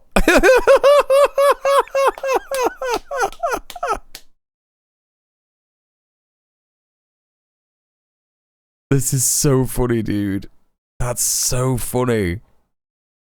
Bro, you just fucking lost. You just lost. Readers added context. They gave the enemy 300 billion instead. Oh, that's so good. Oh, that's so good. Off. Continue to be at the Joker posting. They've gone Joker mode. And again, I believe it smacks of the kind of impeachment that we saw during the Obama years. Impeachment. Why does he keep saying impeachment? Tried to accomplish and was ignored by the Iranians, and we rejected categorically during the first Trump administration. I think the president should just simply stand firm, draw that red line, and if the Iranians won't come to those fundamental terms that are in the interest of our security, Israel's impeachment on the mind. Yeah, he has got that on the mind. And I think we ought to let the armed forces of the United States open the strait and eliminate the threat on our terms. They've been trying to do that for 3 months. Oh, this is so good. Oh, this is so much better than I thought it was going to be, chat. Oh, my God. I mean, the president's not signing it. Vance, the vice president, is going to be here on Friday signing it. I mean, you know. Oh, this is great. How the this is so president good. approaches these things. This is how so he good. thinks about them. By having Vance be the point person in these negotiations and in signing this, do you think he's being positioned to take the heat if this goes awry? Well, look, when I was vice president, I had one answer with one notable occasion when the president asked me to step into a role, and I said, I'm here to serve. I respect the vice president's role here, but I know who's making the deal. Why are they talking to Pence? Because they need someone who is going to say Trump is a silly Billy, who isn't a Democrat who everyone hates at the moment, like Chuck Schumer or Hakeem Jeffries. You know, they just need another guy, and they need to be like, look, even the Republicans hate him, so that they can remind America that imperialism is a bipartisan issue. Yeah, and Trump is actually the erroneous one because he got it all wrong. He lost a war. That's very silly. Yeah. CNN exists to, you know, uphold the liberal center. And as well, remember, chat, CNN has been bought by Barry Weiss, hasn't it? It's been acquired by Barry Weiss. Or, no, it hasn't. No. That's not right. It's not been bought by Barry Weiss. She's been made one of the head of the editorial board. She runs it. Barry Weiss runs CNN now. So that's another thing to remember about CNN. Did Larry Ellison buy it? I don't know. I don't know if Larry Ellison bought it, but I know that Barry Weiss is... That's CBS.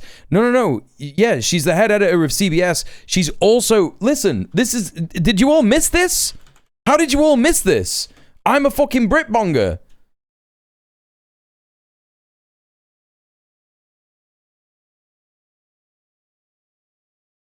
CBS News boss Barry Weiss poised to oversee CNN. No, I don't think it's happened yet. This is 5 days ago. CBS News boss Barry Weiss poised to oversee CNN editorial operations report. Who's done this? Is this a link? New York Post. Oh my god, it's the New York Post. Why the fuck? Okay. I mean, it's the New York Post, so it could be bollocks, but I'm pretty sure I saw other outlets reporting on this. CBS News boss Barry Weiss is likely to gain editorial oversight when Paramount Skydance's acquisition of... yes! It is a Larry Ellison merger. Yes, correct. If and when it is approved. And of course it's going to be approved because Trump is in charge of the United States of America, right? The company is considering several big names, including CNN CEO Mark Thompson, NBC Cesar Conde, and NBC News chief Noah Oppenheim. Axios reported. Axios. So this is again the, the mouthpiece of fucking of Trump. Yeah, they're gonna CBSify CNN. Nothing's changed, and it's already kind of on that road anyway. In this new Trump administration. I thought it was already approved. I'm out of the acquisition merger news. It might be. It might have already been approved. I don't know. The last. That was 5 days ago. It could have been approved. If it's been approved, then Barry Weiss is set to be in charge of this. So it's like, think about it, chat. Barry Weiss is not a journalist. She got her job at the Free Press because of her sister. Yeah, her sister was just like, you can be a reporter at this company that I've made up because of money from our family or whatever. And she was like, okay, great. All I'll do is Zionist propaganda. And then, and now you've got like Olivia Reingold working for the Free Press. I think maybe she's worked there for years, but like now she's like the main character of the Free Press. And she's just an insane like version, just way more exaggerated. She's doing like the obsessed with Ruwa Mamdani shit, you know what I mean? Like Mamdani's wife, just like obsessed with her and like looking at her like Spotify playlists and stuff as news. I didn't hear much about taking over CNN. It's not going to change much. They never had standards anyway. I think it will go significantly more right wing with her at the head. I mean, it's like CBS. Like CBS has gone significantly more right wing, and that's the whole point, right? Of capitalists. Merging these companies, media companies, and controlling media companies. It's to shift the Overton window, right? As far as I can see, I mean, the president. It's not hard. It's not hard to go any further right than they're going, but it could. It could. One that's green-lighting this tactic and this strategy, and if I was still at his side, I would urge him to go back to his first instincts when it comes to Iran. And that is peace through strength. I don't know. Yeah, but he'd turn around and say, yeah, but we've won. We've already won. You don't understand, Pence.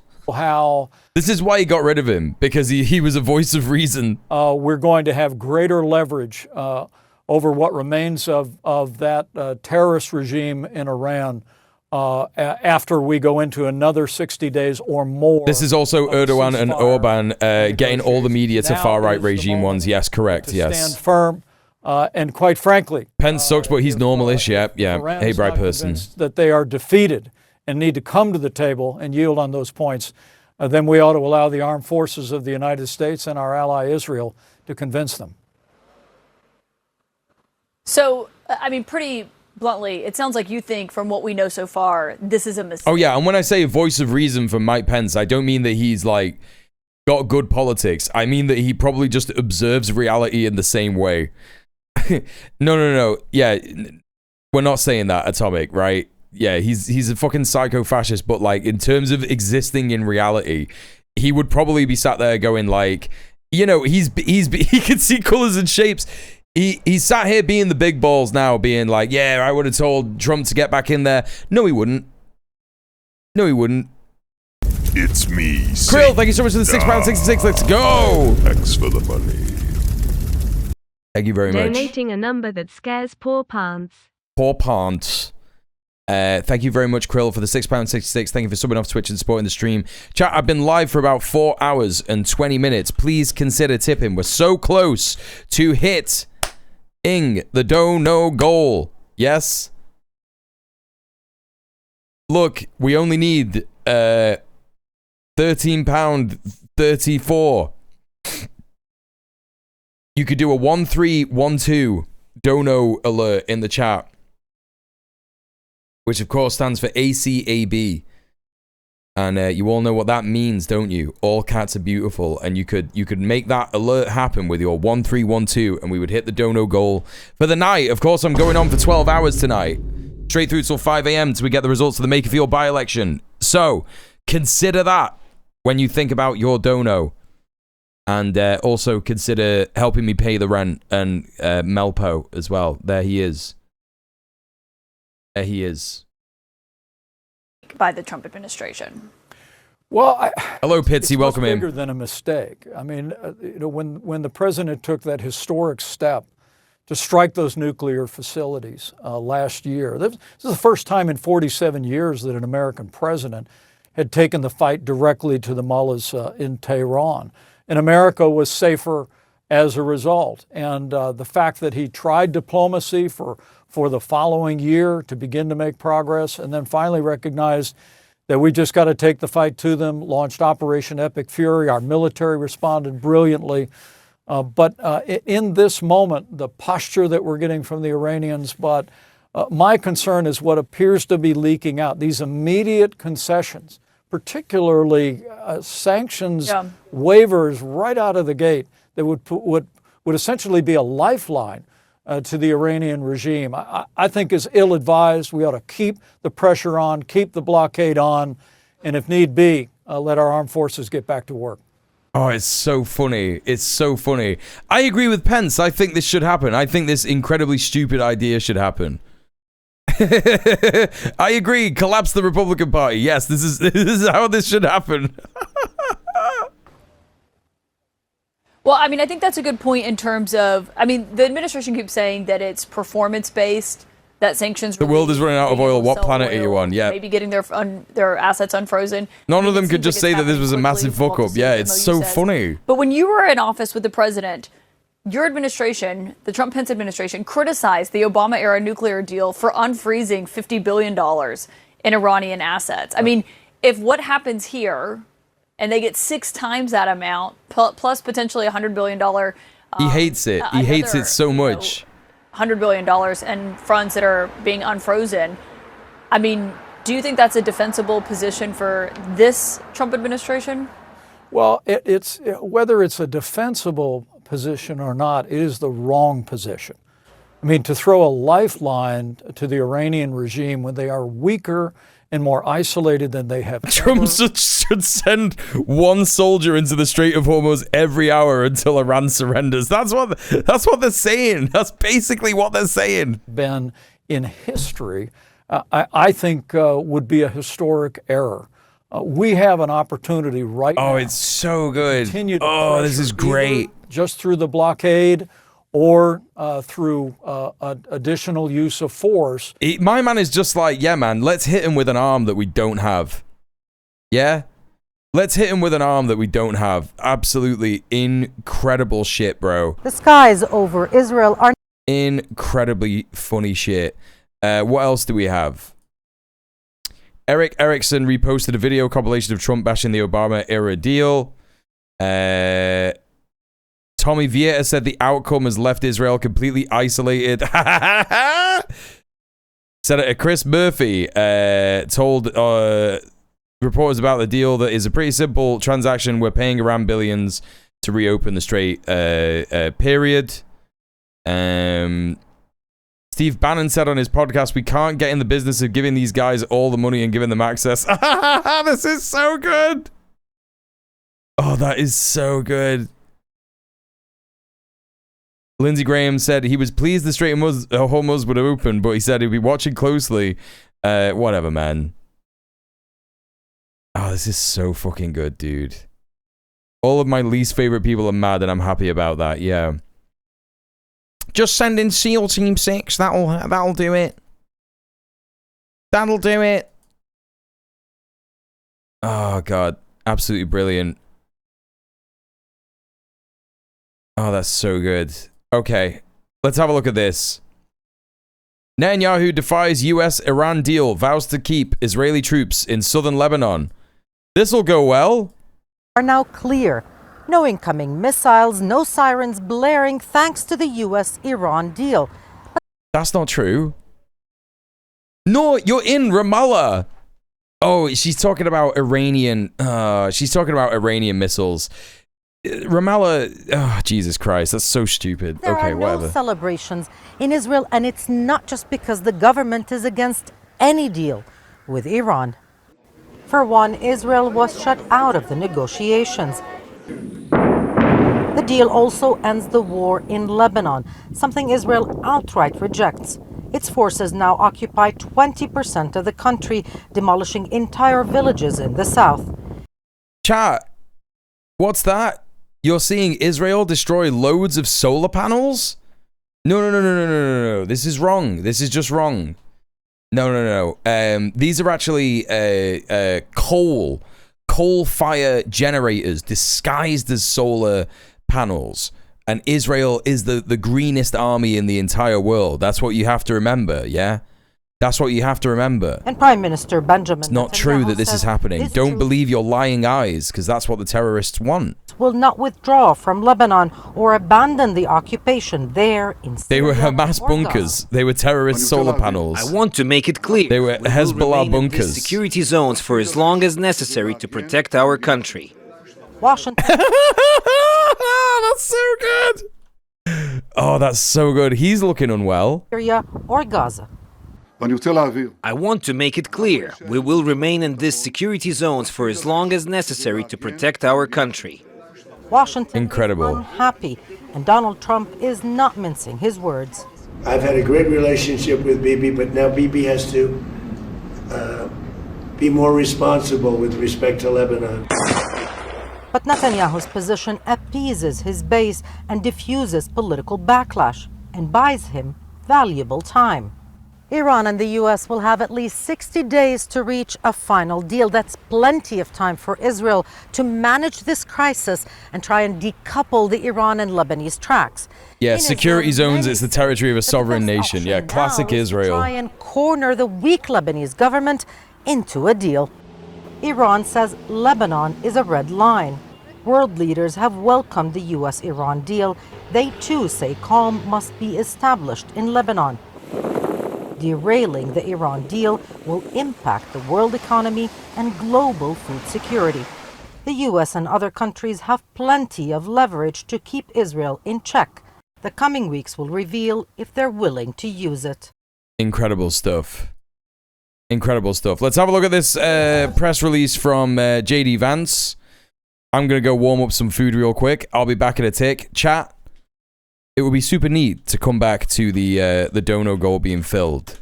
But if you want to wait for me to see it, that's also based as well. I think the president's peace plan in Iran is already bearing real fruits for the American people. Last night, 12.5 million barrels of oil went through the Strait of Hormuz. That is a high since the beginning of the conflict. Oil prices are down nearly at their level from the pre-war conflict. Gas prices dropped below $4 a gallon today for the first time since the conflict. And importantly, they're going to keep falling further given how low oil prices are. On the military side, the Iranians, for the second night in a row, did not shoot at any ships in the Strait of Hormuz. So far, they are honoring their end of the commitment. And on the blockade, CENTCOM has allowed north of a dozen ships to go through our naval blockade, and so we're also honoring our end of the early part of the agreement.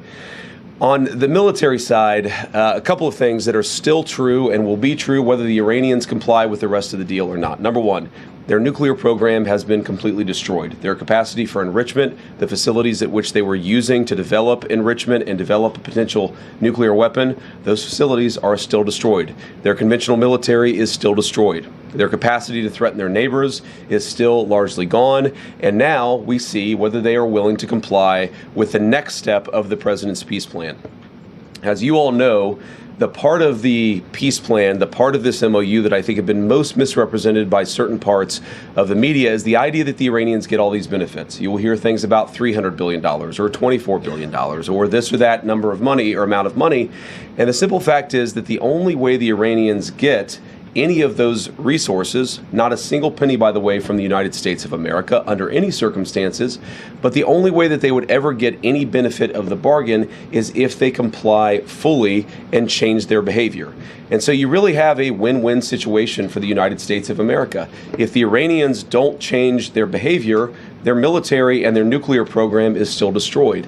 If they do change their behavior, then they are going to have a transformative relationship with the Middle East, and the Middle East will have a transformative relationship with the people of Iran. That's a win for the American people and for the President of the United States, regardless of which option the Iranians ultimately choose. We obviously want them to choose the right option. The interesting thing about their system, and I think it's important for the American people to appreciate this point in particular, is that there are real divisions within their country about how exactly to proceed. And what we've seen over the last couple of months is that the pragmatists within the Iranian system, the people who really do want to transform their relationship with the Middle East and with the world, those people are winning the argument. The United States wants those people to win the argument. The United States wants to have a better relationship, but in order for that to happen, the Iranians have to perform. And if they don't perform, as we've said before, they don't get any of the benefits of the bargain. So what I'd ask all of you is just to report honestly that the United States isn't giving up a cent of money to Iran, and even the economic benefits, the sanctions relief and so forth that comes along with this bargain only happens if the Iranians perform. So with that, I want to say thanks to all of you. It's good to be with you this morning, and I'll kick it over to questions. Let's start right over here to the right. Thank you, Mr. Vice President. I wanted to ask a follow-up on something you just mentioned. You talked about the possibility of the current Iranian leadership fundamentally changing their behavior. Do you think that the current Iranian leadership recognizes the leverage that the U.S. holds over itself economically and militarily enough to actually go forth with fundamentally changing their behavior over the long term and going about things differently? So I certainly think they recognize the leverage that the United States has over them. We've seen that in a number of our conversations. We've seen that just in their behavior over the last couple of days. They certainly recognize that the United States has great leverage. Will that ultimately lead to a change in behavior? I don't know. I've seen skeptics of the deal. People say the Iranians will never change their behavior. Well, maybe that's true. And if so, they don't get any of the benefits of the bargain. But isn't it worth trying? Isn't it worth seeing whether this incredibly weakened position that the President of the United States has put the Iranians under, whether that motivates them to change their behavior, not just vis-a-vis the West, but vis-a-vis the Middle East? And one of the interesting things about this is, the technical details of this we can, of course, get into. There are going to be any number of opinions about the negotiation, about where it's ultimately going to go. But I tend to think that you should trust the people who know the Iranians the best and who have the most to lose. What are the Gulf Arab states saying about this deal? What are they saying about this deal compared to the JCPOA in 2015? This is the Obama nuclear deal. Well, back then, they hated that deal. They felt like it empowered the Iranians to be bad actors across the region. And of course, that's exactly what happened. They were right about that. What are they saying about the president's peace deal? They're saying this is an amazingly transformative thing for the region because we and the broader region win. Iran is weakened, their nuclear program destroyed, their economy in desperate straits, and if they change their behavior, big things are going to happen for Iran and for the world. If they don't, no skin off our backs. Either way, we win, and that's the way the president has set up this deal and this negotiation. Either way, we win is so funny, bro.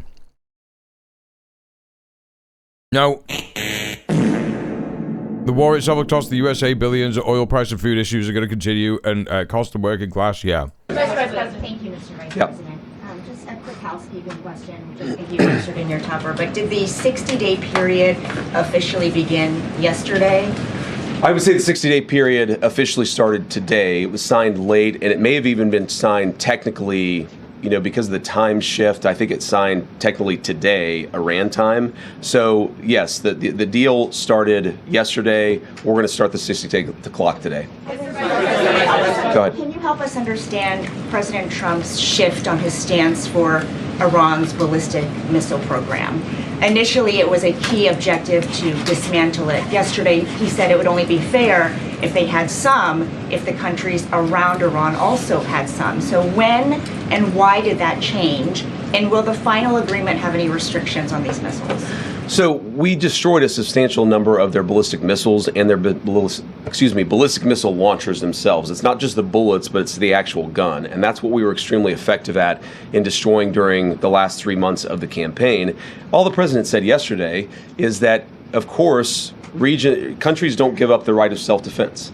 Israel doesn't give up the right of self-defense if Hezbollah fires rockets or drones at Israel. The Iranians don't give up the right of self-defense in their country, but we do expect that as part of the final deal, they are not going to be able to build the kind of missiles that can broadly threaten the entire world. And that's what the President of the United States said yesterday. And look, I mean, it's very simple. You can't tell a country, whether Israel or Iran, they're not allowed to have any self-defense. That's not what the President has asked. That's not what the President has requested. But as part of the final deal, what we want to see is Iran not funding regional instability, funding regional terrorism, and of course trying to rebuild their nuclear weapons program. That's the main thing. The nuclear weapons program is destroyed. It is gone. If the Iranians decided tomorrow to build a nuclear weapon, they simply don't have the capacity in order to do that. What we're trying to ensure is they don't rebuild that capacity, not just a year from now, 2 years from now, but many, many years from now, so that our children never have to worry about a state sponsor of terrorism having a nuclear weapon. Thank you, Mr. Vice President. You were just saying that you're hoping this deal would prevent Iran in the future from getting a nuclear weapon. But from what's been put out there of the MOU, I'm curious, how does the MOU reflect that in the future Iran will not, in fact, get a nuclear weapon? What's stopping them from down the road, to your point, rebuilding and restarting from where we were pre the war? Well, number one, they would have to get a lot of money in order to rebuild their nuclear program. You're talking about billions and billions of nuclear infrastructure that the United States destroyed. In order for them to rebuild that program, not like the 300 billion that you're going to give them. They would have to get a lot of money. And we have them in an economic chokehold right now that we're not going to release until they fundamentally change their behavior. What would that look like? That would mean a real inspections regime. That would mean a real enforcement regime. As the MOU contemplates, that would mean the destruction of their enriched stockpile. No. It specifically states in the memorandum that there's going to be no investigations by the IAEA. So there isn't going to be an inspections regime. You made that up. These things are the sorts of steps you're going to take if you're serious about ending your nuclear weapons program. And that, again, is why I go back to this fundamental trade that's built into the deal.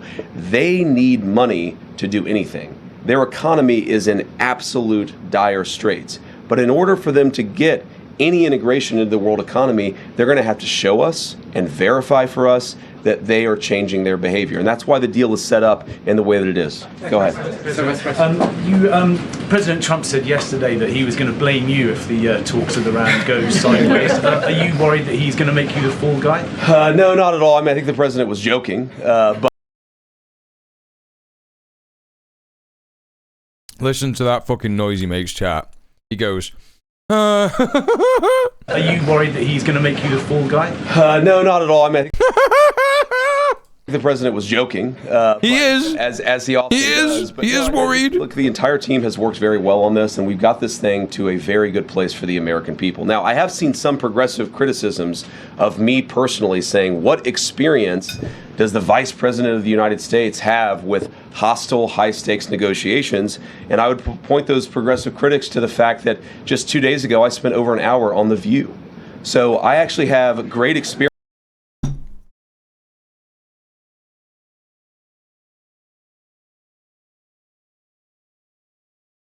Insane. What an insane thing to say. In very hostile negotiations, and I've used that. I mean, look, Joy Behar is way tougher than the Iranians, and she... No, she isn't. You can have her arrested. What are you talking about? This is such cope, it's ridiculous. She and I are best friends now, so we're going to get to a good place here. We're going to get to a good place. We're already at a good place. It's just a question of whether we can really get the icing on the top of fundamentally transforming Iran's relationship with the world. Go ahead. Thank you. A couple of just timing questions. How soon, as the MOU lays out, can Iran start selling any of its oil that has sort of been impounded, right, with the blockade? And two, can you sort of explain the Lebanon component to the MOU and how that front works and the enforceability of it?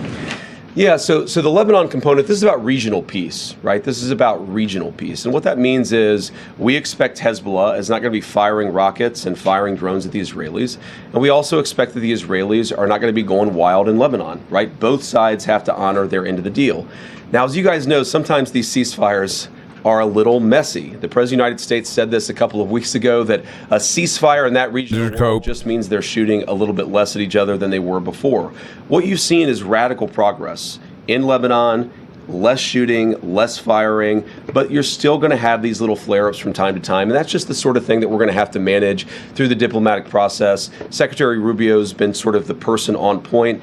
It's actually worked out extraordinarily well because we do have substantially less shooting, but it's going to be something we have to manage. And eventually what we want to see is the Lebanese government, the elected representatives of the people of Lebanon, who are able to police southern Lebanon so that Hezbollah has not taken over the country, the Israelis are not threatened. That's hilarious. They're admitting that Lebanon cannot police Hezbollah. That's so joke. And then consequently, the Israelis are not attacking southern Lebanon or Beirut either. That's the plan there. You asked about the Iranian oil. Look, one of the interesting things that you've seen is that the Iranians have been completely unable to sell oil, not because of sanctions, but because of the blockade. Fundamentally, the thing that we have done here, the original, what we give, what they give, is that we said we're going to lift the blockade, we're going to allow you to sell some of your oil, and they're going to open the Strait of Hormuz. We see that process starting to work already. It's going to take a little time before it picks up fully, but that's where we are today. Go ahead. Thank you, Mr. Vice President. The MOU, just on the Strait, the MOU guarantees these 60 days of toll-free passage, but after that it is, of course, led to a regional dialogue with Oman and Iran deciding the future governance of the Strait. A senior U.S. official told us yesterday that they expect Iran to push aggressively on this, but also that Gulf states won't allow any kind of tolls. How strenuously will the U.S. fight to keep tolls out of the Strait and keep any fees away from the future Strait commercial traffic? And are you going to leave it to the Gulf states to kind of fight this battle? Well, first of all, we believe international waterways should be free of tolls, and that's been our position. That's what you see, of course, in the 60 days of the MOU. And when you say it leaves it open, it doesn't really leave it open, except in the sense that, of course, the final negotiation is going to set the terms of what comes afterwards, right? You said, I think that it's the Omanis and the Iranians, but it's actually the MOU contemplates that the Omanis, the Iranians, and the Gulf Coast Coalition together will figure out a proper security framework for the Straits in the future. And what I mean by that is that we don't ever want this to happen again.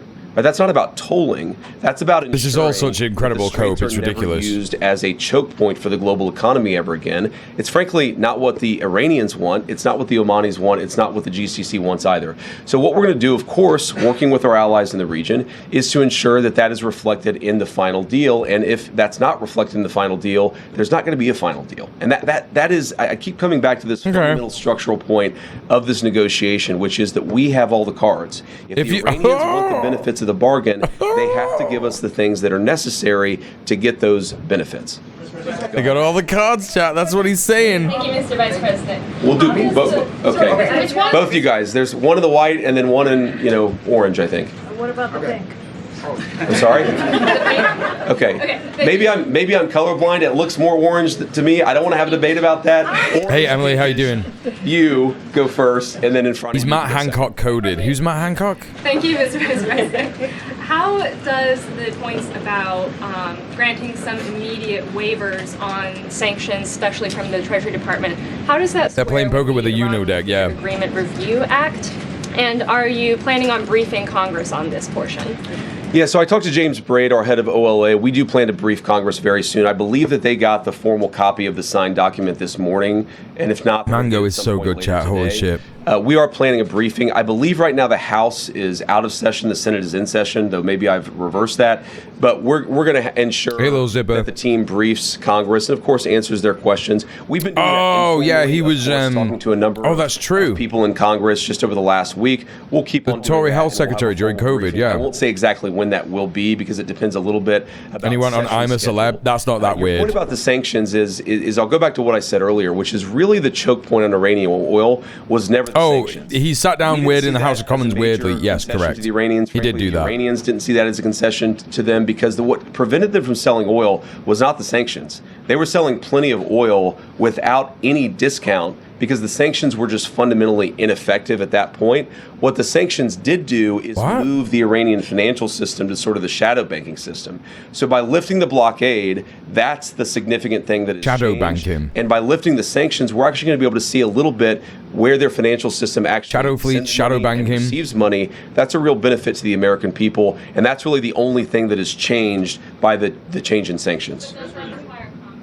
Sorry, I forgot that part of the question. No, we don't think so. We actually have an opinion from OLC we feel quite confident about that, Congress does, there are certain things that require congressional approval.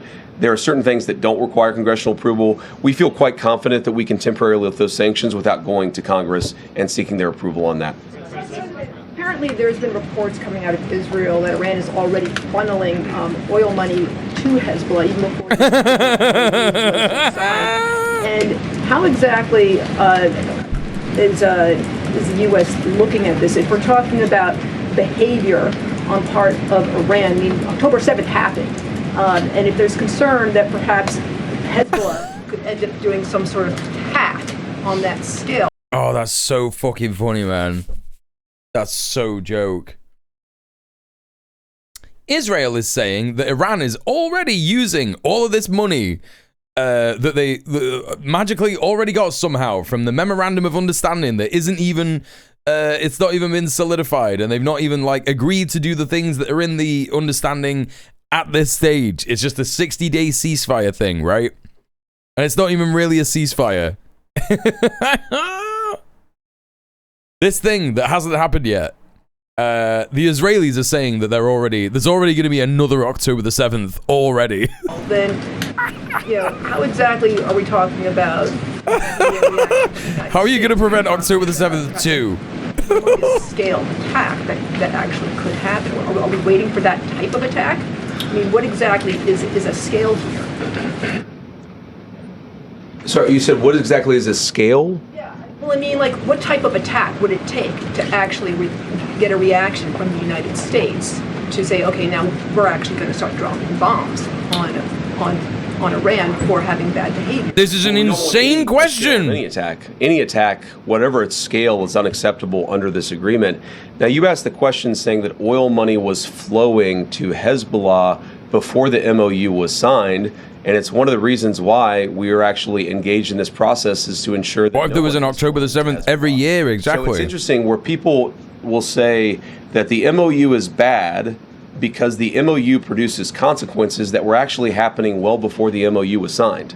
That's not a reflection on the MOU. That's a reflection of why we need the MOU to ensure that we have the regional peace and stability that we need.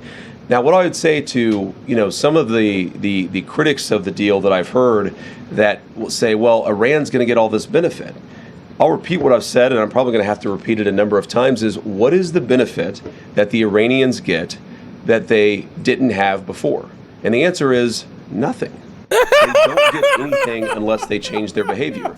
If they change their behavior, that is a thing to celebrate. That's going to transform the Middle East for a generation. If they don't change their behavior, they don't get the benefit of the bargain. And I think, I got to be honest, I think fundamentally this idea that, and it's a misrepresentation of the MOU, this idea that the Iranians get all these benefits before the deal is actually consummated. The idea that they get benefits before they change their behavior. Consummated. He said consummated, chat. That is issued by chat, he said people consummated. who want the conflict to continue indefinitely.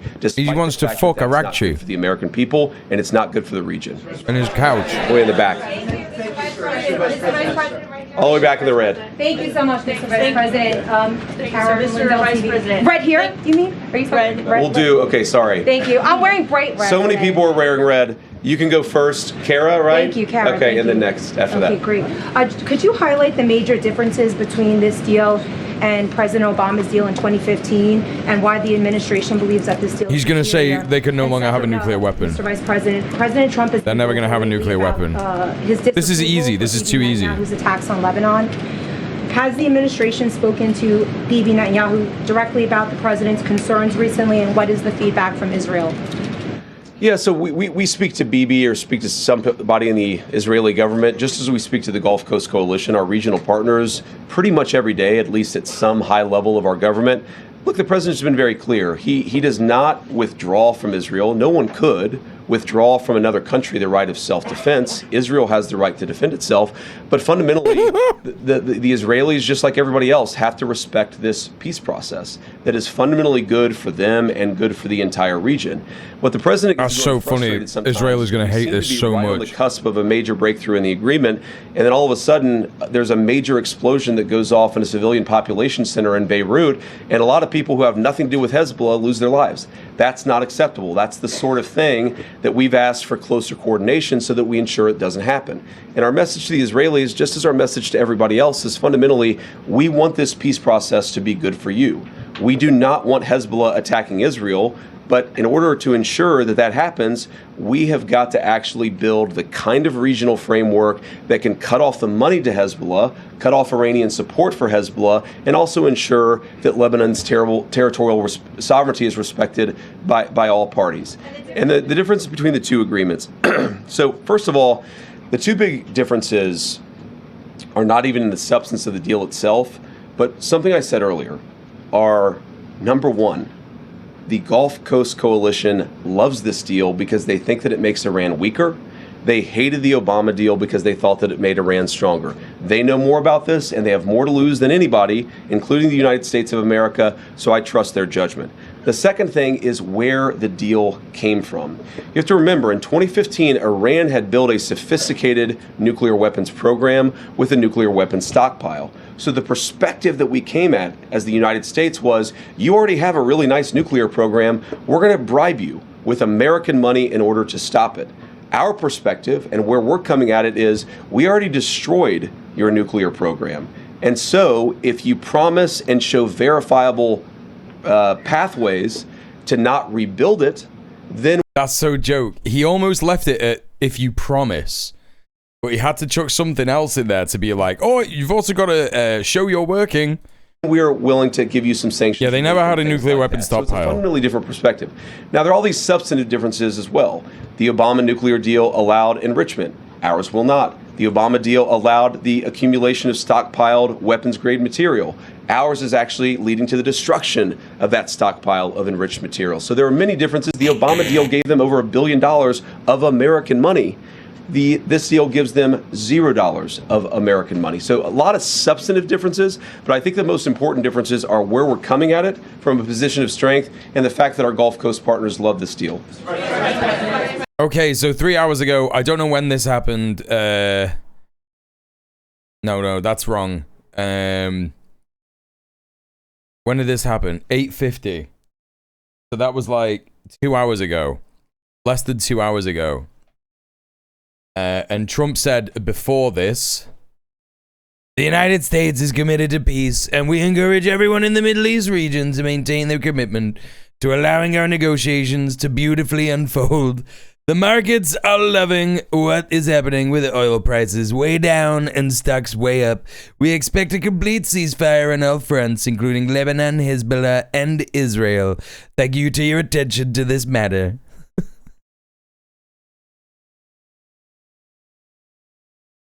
Hey to all for Twitch. So it's real. Iran pulled out. Yep. According to Bonza Barry, and he's a pretty good source for this stuff. An informed source told Al Mayadeen the Iranian negotiating delegation has suspended its departure to Switzerland due to the ongoing Israeli attacks on southern Lebanon. It is gonna be so fucking funny, bro. It's like, I can't wait to see what happens next. I genuinely can't wait to see what happens next. It can't be funnier than this. It can't be funnier than this, than them trying to defend this deal that hasn't even happened yet. Right? An embarrassing come down and they've still fucked it. Yeah, hot missile summer for Israel, right? Hot missile summer for Israel. No, sorry. I said the other, all the way in the back. Thank you. Margaret with the Daily Wire. The president has said that if Iran doesn't behave themselves, we're going to resume military action. So what is the red line for what Iran can do before they cross that red line and we do resume military action?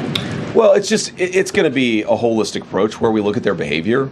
Are they funding terrorism? It's going to be a holistic approach. Are they leading to attacks of other people? Are they trying to get centrifuges? It's just the same question again and again and again, isn't it? Yeah. There are all these questions that we're going to ask about whether they've actually changed their behavior. Do they allow the inspectors in as they have promised that they would do, or do they refuse to allow those inspectors in? They haven't promised to do that. That's not in the memorandum of understanding. There's no inspectors being mentioned whatsoever. You made that up.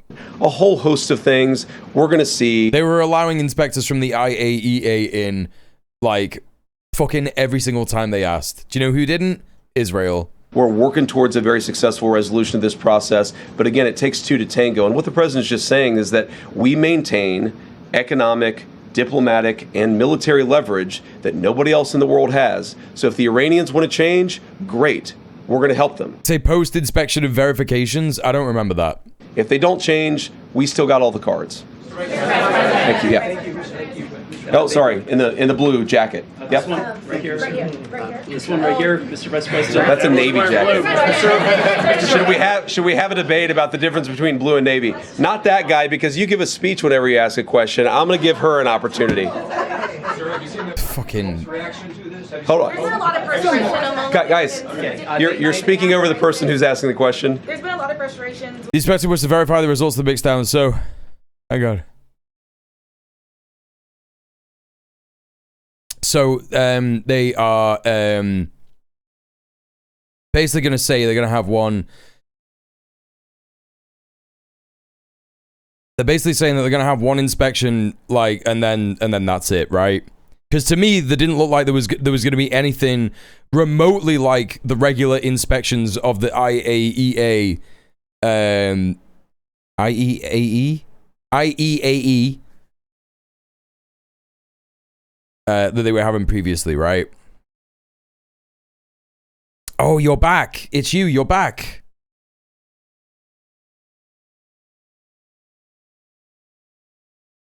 Yep, that's the same. Yep, the same guy who said a couple of days ago, or literally even yesterday. No, it was 2 days ago. As a gay Jewish man, and then said, "Enjoy the AIDS." Yeah, man. I'm definitely going to engage with you in a good faith way, brother.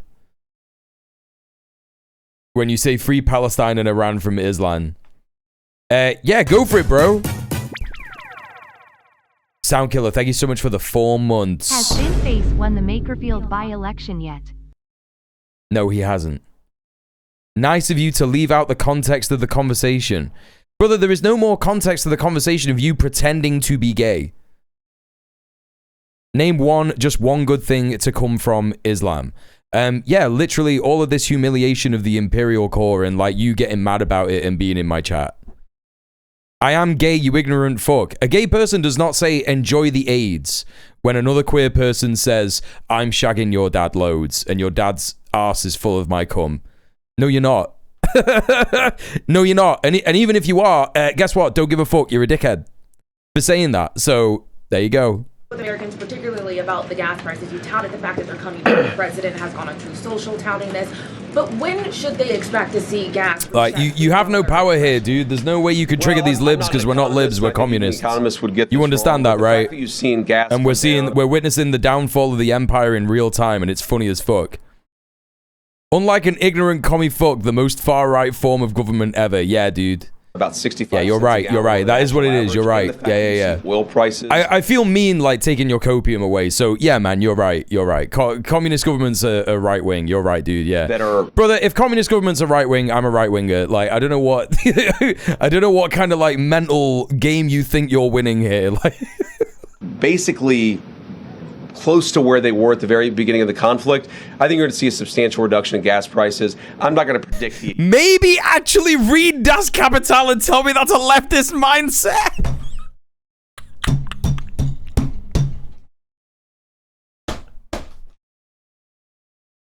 Oh, brother, you are amazing, dude. You are so funny. Oh, shit, dude. I fucking love you, chatter. This is great. I don't even have to do anything. I just let you fucking come on. Say some more stuff. Say some more funny stuff. Say some more funny stuff. Come on, man. I want to know more stuff that's in your brain. Come on, let it out. Let's hear it, dog. The floor's yours. Price. If I was able to do that, I might be in a different business than politics. But we do think you're going to see significant relief at the pump on top of what we've already seen. Thank you, Mr. Vice President. Imagine being, wait, what? Imagine being so ignorant you think capitalism came out of conservatism.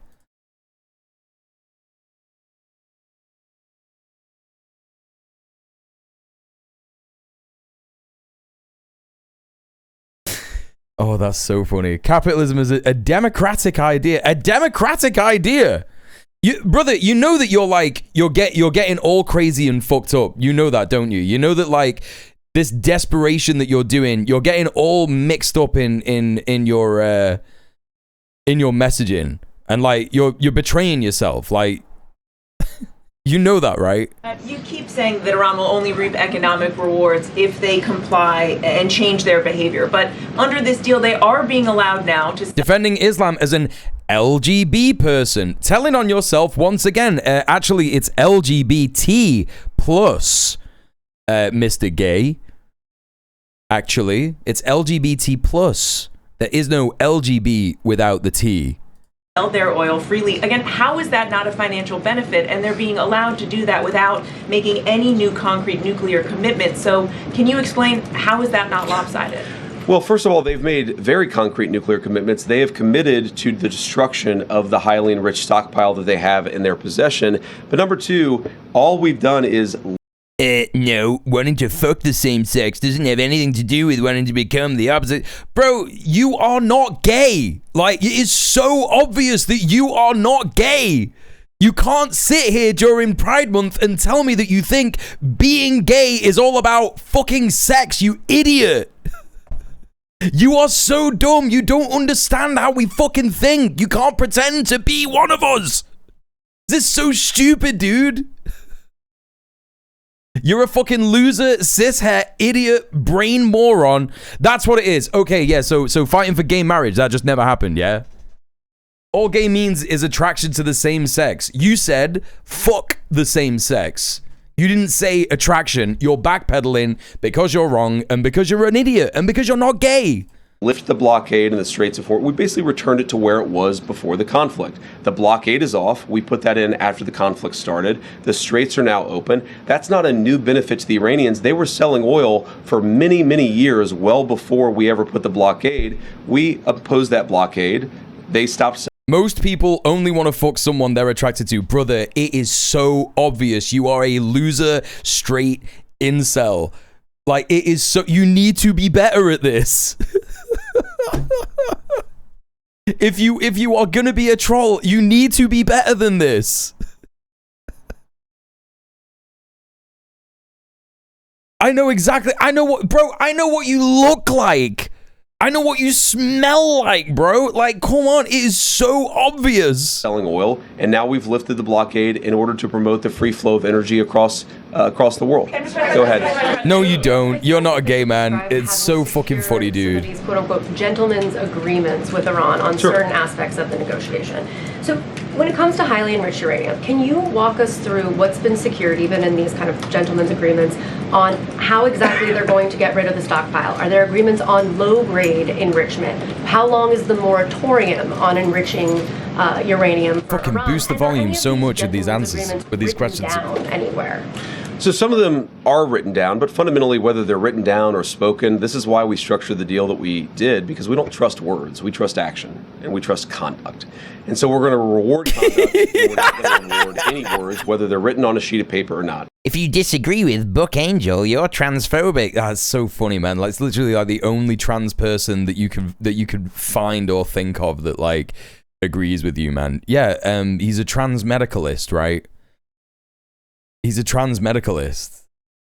He is a transphobe. There's a lot of discussion. Also, like, why do you care about transphobia all of a sudden? It's so funny, bro. It's so funny. Like, you know, this is what I'm saying. Like, you're getting too confused because you've realized that you can't trigger these libs because we're not libs. That's what's happened. Like, it's gonna be impossible, dog. It's literally impossible. You know?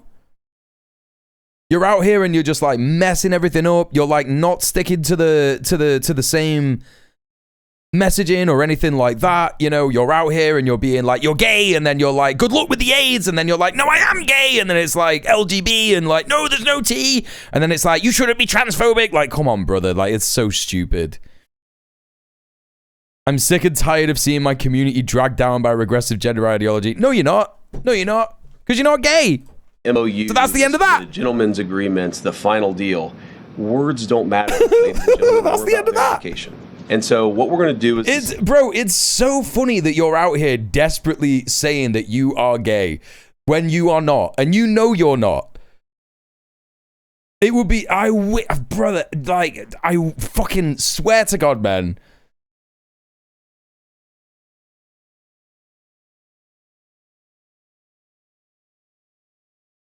Say, if they do the things that they... How is this not, like, deeply embarrassing for you? How is this not deeply embarrassing for you? Promised to do. They have promised not to enrich.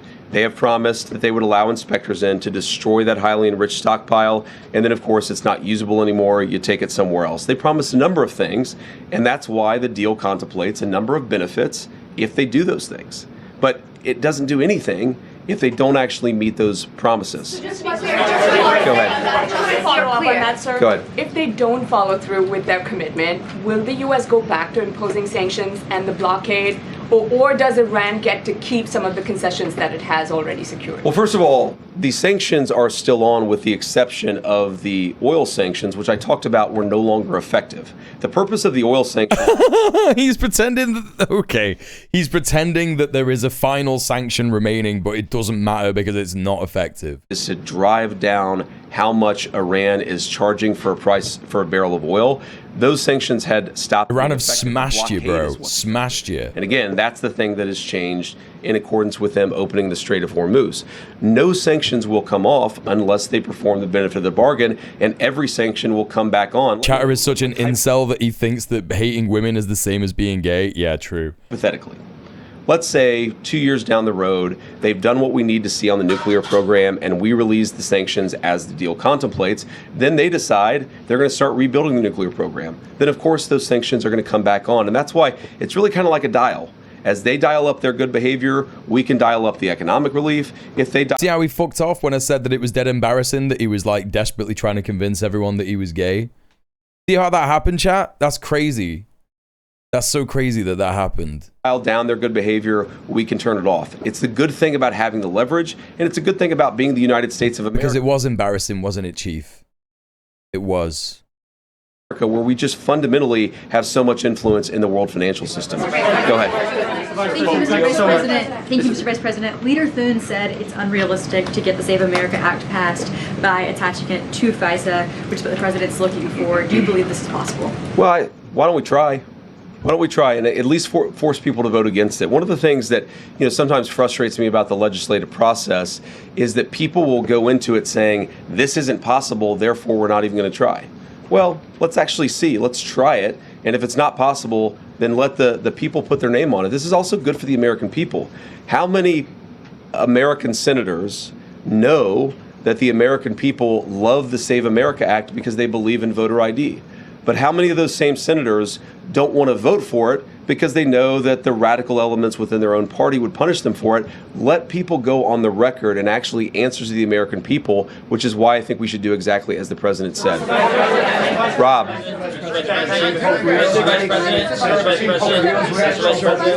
Rob. Thank you very much. On Monday, we were told the MOU will be published within 48 hours. The president then said after Friday. You, I think, then said by Friday, and then it ended up being read out on a briefing call yesterday. We were told the MOU had been signed electronically on Sunday. There was an Axios report that it hadn't been. There's going to be a signing ceremony on Friday, and then it's signed at Versailles last night. Hey, Olo Bustioris. Behind the scenes, as chaotic as your public message. Aussie boys are on a bender. Donald Trump is a sex offender. Well, I don't think our public messaging has been chaotic. I think dealing with a fractured Iranian system where communication isn't great is just sometimes something that we don't fully appreciate or we don't fully understand. What really happened here is that we did sign the MOU on Sunday. That locked into the terms of the deal. We signed the MOU on Sunday. No, you didn't. Iranians came to us and said, we'd like not to release the text until Friday. I don't really understand that. I wanted to get the text out immediately. But in order to be accommodating to them, we said, sure, okay, we'll wait until Friday. And then what happened over Monday, Tuesday, the president was in G7. Maybe foreign leaders were talking to the Iranians and encouraging them to do that. We were definitely saying to them, we understand your desire not to have the text out until Friday, but we live in a democratic system. The American people want to see the text of this deal. We would certainly like to get it out as soon as possible. And so they came up with having their president sign it, our president sign it, and then just releasing the text as a signed document immediately at that point. I hear the Scots are in my city. I'm going to go out and have a few beers later. Should be a blast. Yeah, nah, probably not because they drank all the beer. Did you not hear about that?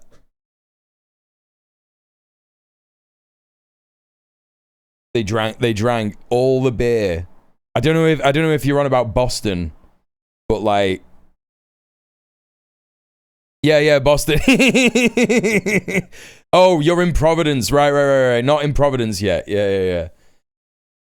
Actually, that is apparently what has happened. I mean, it's true. Whenever I've met Yanks, none of them can drink for shit. They just can't. You know what I mean? It's dead funny. You're on like pint 4. And they're all absolutely off it. Like, do you remember when Hassan went to Belfast? That was funny as fuck. He had like 2 pints of Guinness and he was absolutely off his tits. The only thing left was Bud Light. Yeah, because they didn't want it. None of them wanted it. I do wonder, Rob, this is pure conjecture. I'm just guessing at this.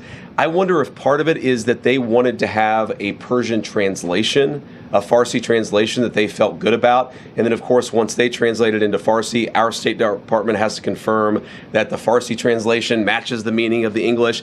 I think that is part of what was going on here. But the text is out there now. We said that we would be transparent about it. But the reason why it went back and forth a little bit about when exactly the text would be released is just we were trying to show good faith to the Iranians who, for reasons I have no idea, cared a lot about how the text itself was rolled out. Blue tie there.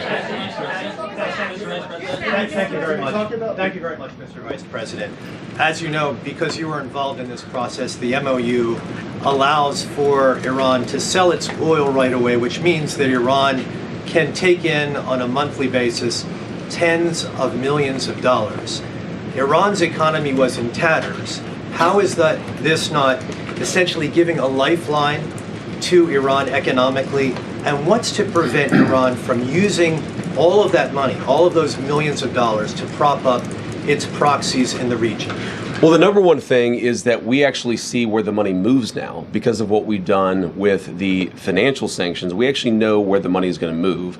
And so we have great confidence that we're going to be able to see. We know where the money is going to move. We're going to be able to see that. But you said that millions of dollars is a lifeline. Right now, the Iranian nation. I'm seeing some really good posts, chat. I'm seeing some really good posts from Zionists. I feel hurt. I feel betrayed. I know there are billions of people who feel the same. Probably not billions.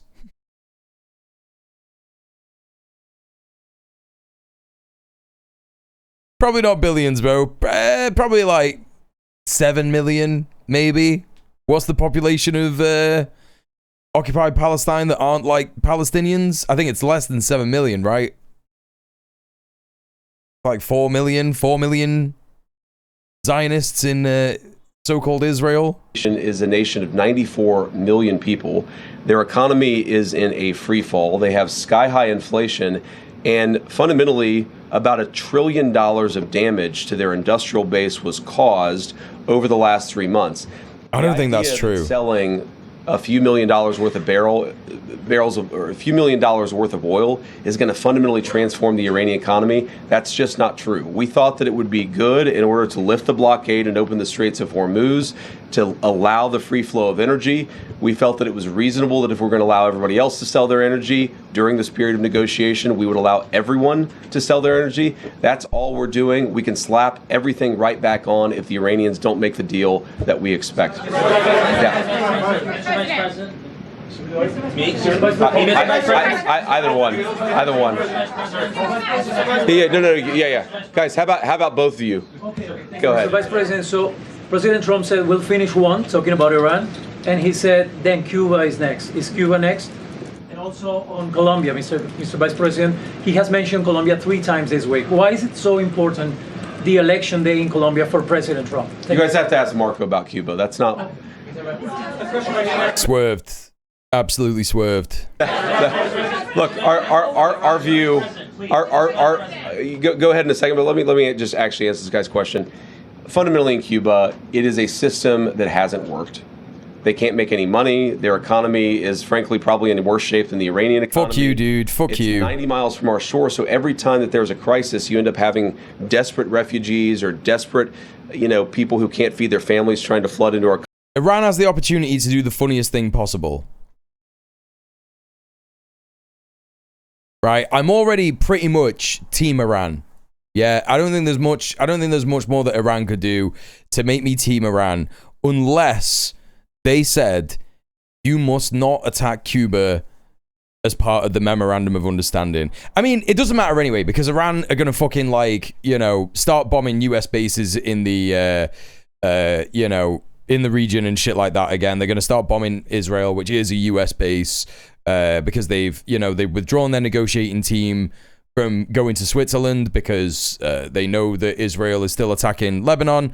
So I don't know how this is gonna go. Like, a lot of me is saying like, they probably, if they're willing to go this far and humiliate themselves on TV, there must be some people in the administration who realize how humiliating this is, right? There must be. So if they're willing to do that, are they willing to just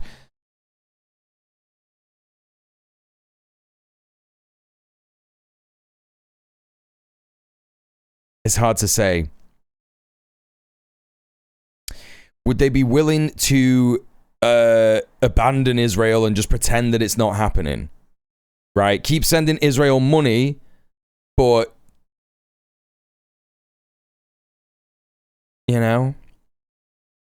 if you watch that hour-long press conference, you can see 4 of them. Yeah, we watched that yesterday. Country.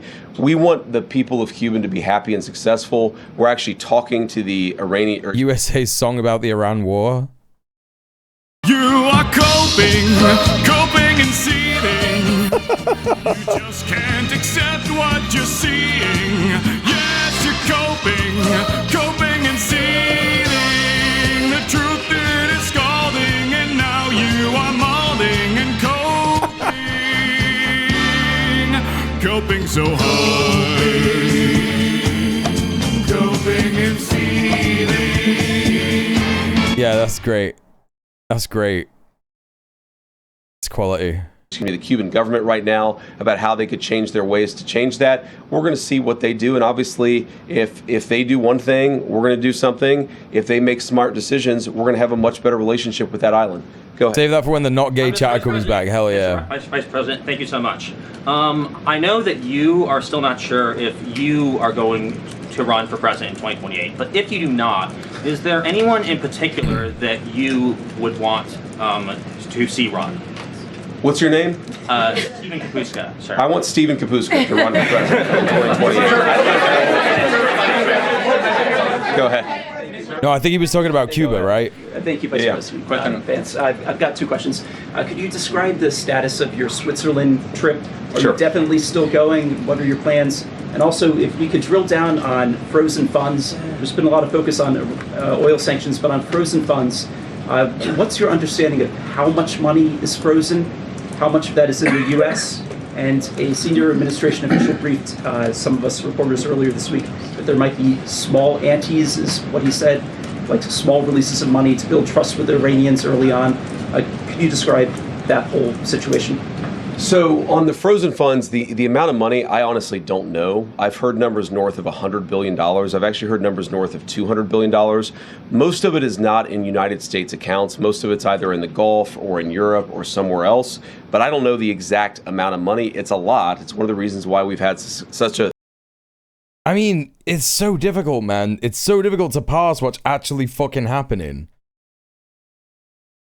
Because CENTCOM said hours ago that they have lifted the blockade. I don't know, man. I don't know. I think that the most likely outcome of this is that Iran are going to say tomorrow, listen, stop fucking around, tell Israel to get out of Lebanon, otherwise we're going to bomb them. And I don't know what's going to happen, man. I don't know what's going to fucking happen. Successful chokehold on the Iranian economy, though. I don't know if the US is gonna tell them that they're on their own. I don't know if that's gonna happen. I'm not. If it is, it would be fucking crazy because it would just be the end of Israel. It would just be over. It would be over next week probably. They're not gonna stop funding him. I don't think. I think they're gonna continue to fund him. But like they could just, you know, this is the thing. If they wanted to stop him, they would just cut the funding. They would be like, right, we're not going to fund you. We're not going to give you any more aid. It's just going to stop.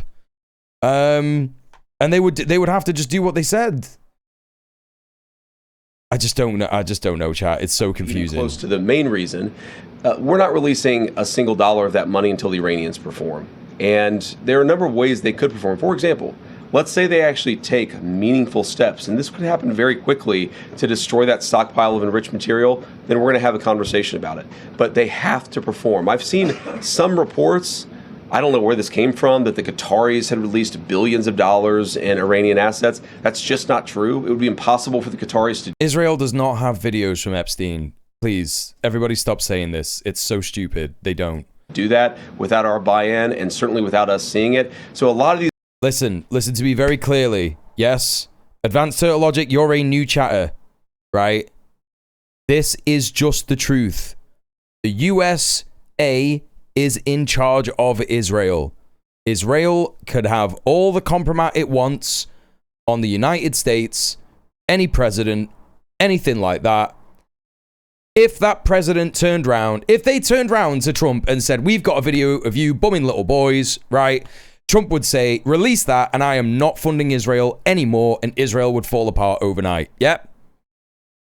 So even if they did, it doesn't matter. The USA is in charge. It's always been in charge. It can't exist without the USA. It is not like when you are saying this stuff that like Israel is in charge, Israel has these like, you know, super videos, piss tapes, all this stuff. You're just saying what Israelis say about Israel. Like, this is the same thing that Israelis say. They say it on, like, Hebrew News and shit. You know? Go and watch Ray K. Yeah? He translates the Hebrew News. They say shit like this all the time. This reporting is just fundamentally wrong. They don't get $1 of unfrozen assets. Their money, not our money, but they don't get $1 of unfrozen assets until they actually perform under the deal. You asked about Switzerland. Our plan is to go to Switzerland. I don't know exactly when. The way that we're setting up this technical negotiation is that obviously you're going to have the political leadership involved.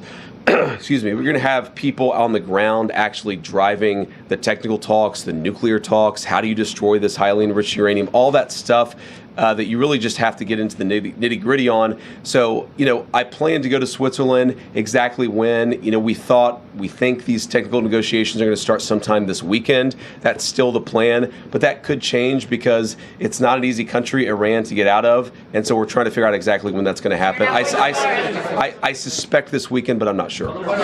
Madness. Going tomorrow to Switzerland. I may. It just depends on exactly when the Iranians can get there. We're trying to figure that out as we speak. But again, I suspect they're not going, bro. They're not fucking going. It will happen this weekend. We're going to find out exactly. Acton Bellatrix, thank you so much for the £10. Be a pain in my egg. Happy payday for me. Looking forward to this stream. Thank you so much for the £10. Thank you for subbing off Twitch and supporting the stream. Chat, we just need another £3.34. And then we will have hit the dono goal for the day. Yeah? Let's fucking go. Whenever the coming days. Go ahead, babe. Thank you so much, Mr. Vice President. Just two questions for you. To follow up on an earlier question, Secretary Rubio said... Thank you for subbing off Twitch and supporting the stream. Acton Bellatrix. And happy payday. To eliminate the threat of Iran's short-range ballistic missiles. You just said earlier that the military program is destroyed. U.S. intelligence estimates that Iran still retains roughly 70% of its pre-war ballistic and cruise missile stockpile. So when did the administration decide to abandon that part of the original mission? And then just second as well, moving forward, are you leading the U.S. team moving forward in terms of the negotiations? How involved will you be? Yeah, so I'm certainly planning to lead the U.S. negotiating team. But on the first question, you talked about an intelligence report that was anonymously leaked to a reporter that was not with context and that, frankly, is not accurate. What has changed about the Iranian ballistics missile program is it matters much less the number of missiles they have, the number of bullets. What matters much more is the number of launchers they have, and importantly, I don't think that's true. even if it was right that they had taken out these missile launchers and shit like that, I do not believe that them having less missile launchers is some kind of a dub, because if they still have missile launchers, and they can shoot all those missiles. You can't get those missile launchers that you can't get, so they can still shoot missiles from them. It's not a gun. He's saying these missile launchers are the same as a small revolver. And that's not true, is it? You can't compare those two things in any way. Teams on the ground have the capacity to launch those missiles. Their ability to launch missiles has been substantially degraded. Is it zero? No, but it's substantially degraded. And in that sense, we haven't abandoned the mission. We have accomplished that particular part of the mission. If you look at the Gulf Arab allies, and obviously the Israelis who faced a lot, the two of them together faced a brunt of these missile attacks, each of them feels substantially safer today from the Iranian missile threat than they did before. Obviously, that is something that we would like to continue. Yeah, Iran can launch most of their missiles using any kind of civilian truck, yes. It would be so stupid to try and destroy all of those, yes. You have to have parity, and that's what the President of the United States was talking about. Go ahead. No, guys. Yeah. Leo's reaction to the MOU, the Memorandum of Understanding. I have it. What did he say? All right, okay. Well, I'll give you the short version. Sure. Yeah, sorry. Okay. He said. Go ahead. After you. I'll give you the short version. All right. He says he welcomes the agreement between the U.S. and Iran. He says it hopes it will help strengthen mutual trust, security, and stability in the Middle East. And he also hopes that it's truly a solution to the war and that the war is really over. What do you say to the Pope, sir? My response to that is, praise Jesus. I'm glad that the Pope has praise Jesus. Positive things to say about our MOU. I think that the Pope is fundamentally accurate, and it's going to be good for the entire world, but we got to keep working at it to make sure that the Iranians honor the commitments that they've made. And then yes, you in front. Go ahead.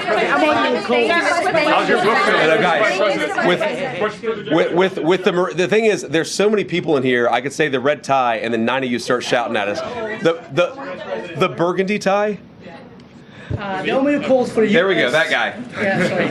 Thank you. The MOU calls for a U.S. Troop withdrawal from the Gulf region tied to the final deal. Can you say whether the drawdown will affect U.S. forces past Iraq and Syria, where American troops currently help protect Kurdish-held areas from Iranian-backed militias? Oh, this is the guy from the Kurdistan Times, yeah. So the drawdown contemplated, again, this is the final deal. This is assuming that the Iranians comply, that they give us verification, that they take real substantial conduct towards this peace agreement. What we're saying is that we will withdraw troops to the pre-conflict level, meaning we're not going to keep a couple of extra aircraft carrier groups over there. The Iranians don't want that. Frankly, we don't want that either.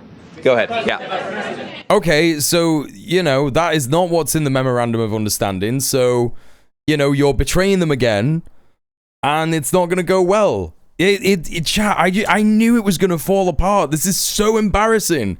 Israel is like, no, we're not leaving Lebanon. And now Iran are like, right, well, we won't go to Switzerland. And now JD Vance is getting all this shit wrong about the MOU. It's Jova, bro. It was never Jova. It's back on. You said that the U.S. is not going to be funding that $300 billion fund. Who exactly is funding that? Is that private companies? Here we go, chat. And I also noticed that your This is the $64 billion question. You've been using your voice a lot. Well, I've been on a bit of a book tour the past couple of days, but I can't promote my book here in the White House press briefing room. I had a cold... You just did. You literally just did. By saying that you have a book tour. Fuck me, man. Told about a week ago that and talking a lot about this deal and talking a lot about the book. I'm definitely a little bit hoarse. But you asked, your first question was about... is funding that $300 billion. Oh, I see. So what's interesting about this is there is a great desire from the Arab world and from outside the Arab world to actually get involved in Iran if they behave properly. So, for example, let's say the United Arab Emirates, who've been a great ally over the last, not just few months, but over the last many years, let's say that they would like to invest in building a power plant. That actually is impossible right now because of the way that U.S. sanctions work. And so what we're saying is that if you behave, and if the Emiratis themselves want to build a power plant, then we will do the sanctions relief necessary to make that possible. The good thing about that... Bro, that is absolutely nuts. It's absolutely nuts to be like, yeah, man, the Gulf states will just do it, dude. Is that it actually creates integration, which is leverage. A world where the Gulf Iran doesn't want your shitty power plant, yeah. Into the Iranian economy is a world where the Iranians are going to be heavily prevented from misbehaving. So it's a lot of the Gulf Coast Coalition, again, they see that Iran is weakened, they see there's an opportunity to build a new relationship there, and they're saying if they behave, and if the United States is willing to allow this to happen, then absolutely we want to change our relationship with Iran. No, well, I mean, I assume that in the United Arab Emirates there would be private money and so forth that would be part of this. But again, this is so far in advance because it assumes a transformation in Iranian behavior. Sir. Right, well, that's crazy. That's all I really wanted to catch from that. So yeah, there you go. That's the end of that. United States committed to peace. We already read that. Okay, with that. What is this? Iran deal is a disaster that doesn't achieve the actual goals.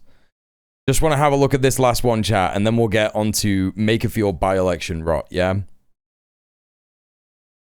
Hey, Argarthal, he's saying they'll only let the Gulf make project decisions the US approves of and will only allow Iran to build projects with the Gulf states, which is really just policing them. That's what I mean. I'm thinking just in terms of, like, diplomacy. He's just pissing everybody off. Like, the Gulf states are just going to be there, like... yeah, man. Why did you say that, bro? Why did you say that? That's insane that you would say that. We're never going to do that. You know? It's just mad, right? We bring in Ben Shapiro, host of The Ben Shapiro Show. Ben, good to have you with us today. Your reaction to this MOU that we've all had a look at now, at least where it stands now, could be a little different when the signing happens, and also to what the president had to say there, Ben. Well, I've said many times, the president deciding to go into Iran and to hit nuclear facilities in Operation Midnight Hammer, and then to go after Iran's ballistic missile facilities, nuclear facilities, Army, Navy, and Air Force in this current operation. Look at the picture they're using. Act of political bravery, perhaps, of my lifetime. I mean, he's kind of right about that. It's one of the bravest things to do in that, like, it was no chance of winning it whatsoever. A disaster that does not achieve any of the actual signal goals that were set by the administration at the beginning. There were effectively 5 goals that were set by the administration at the beginning. One was ending the nuclear program, not just nuclear weapons, no nuclear enrichment, zero enrichment.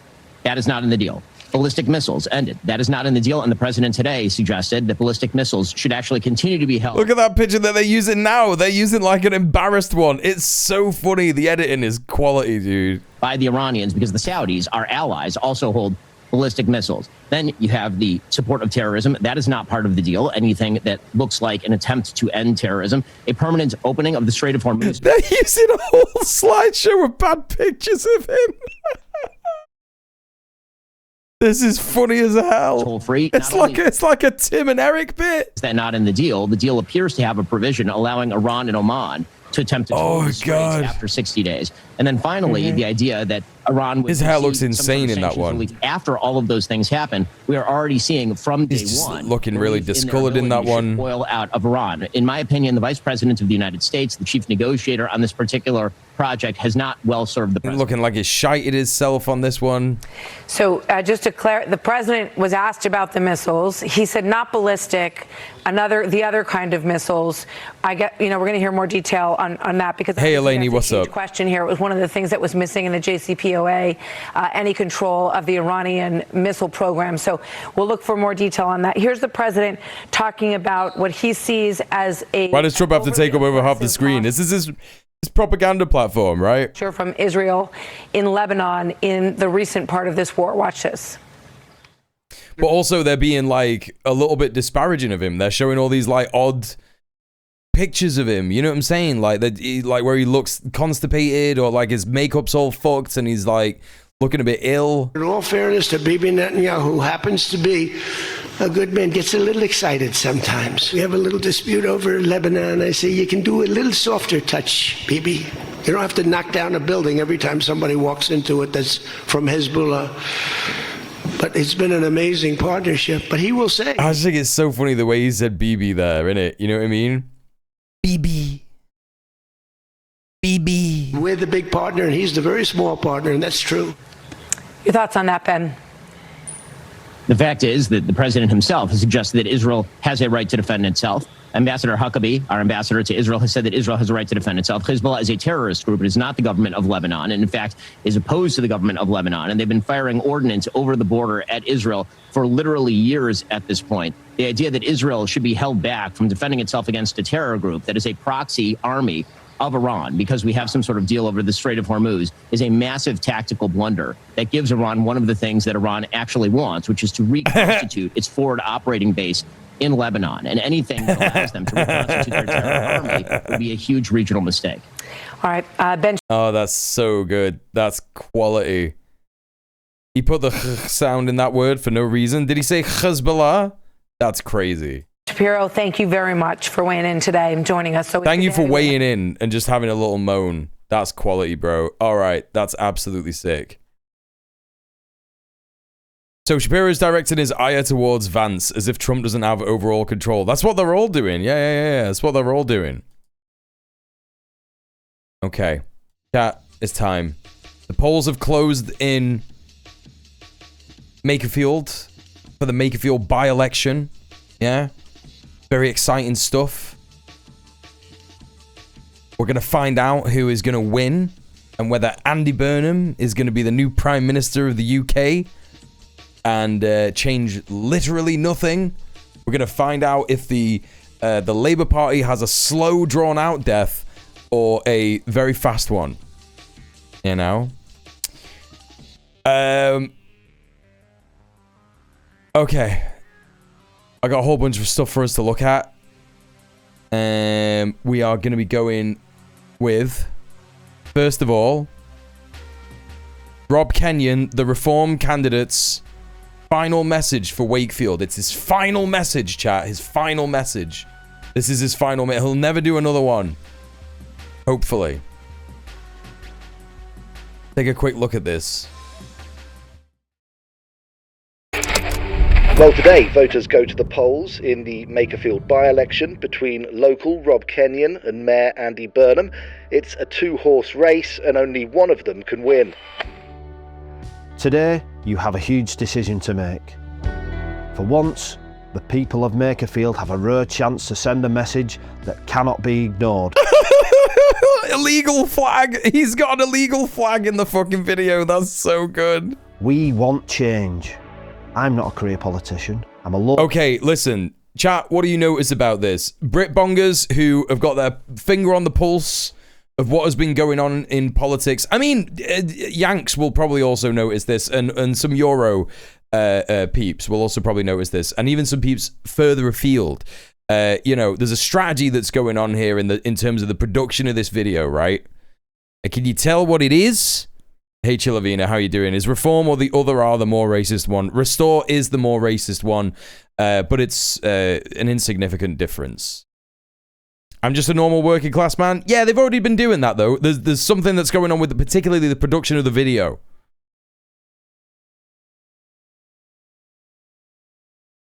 A quick and painful or slow and painful death for Labour. Yes, that's true.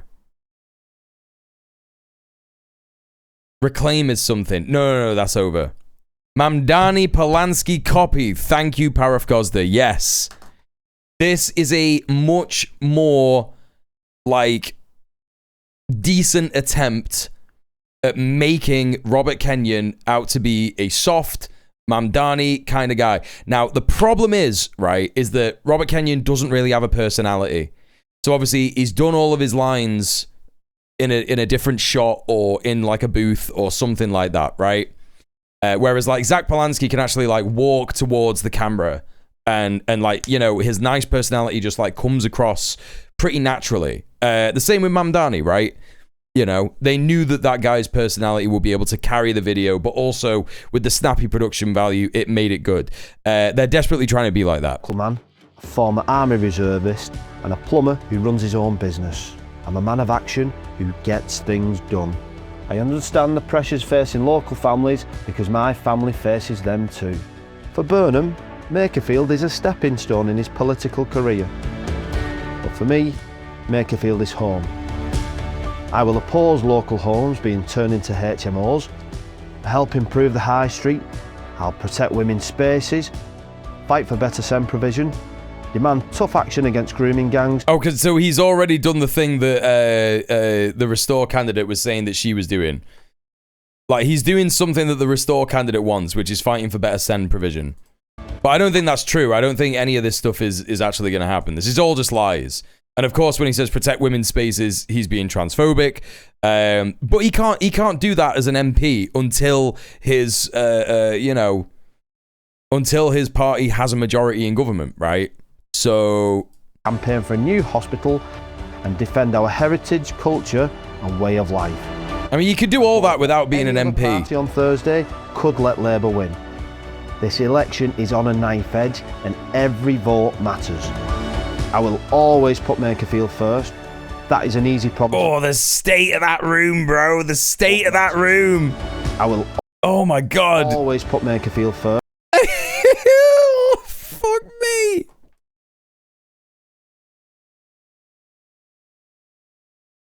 He's looking like a fucking sleepy gopher, isn't he? I mean, it could be AI. I don't know. It's hard to know. My man in the back is looking absolutely fucked.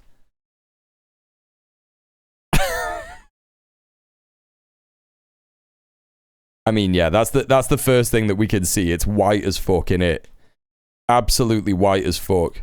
That is an easy promise for me to make, and an easier one to keep, because Makerfield is my own too. Today is election. Bro, what the to keep, because Makerfield is my own too. Brigitte calls me baby. What the fuck is that, chat? It's a band. It's a band? What are they, like, fash? Does anyone listen to these guys?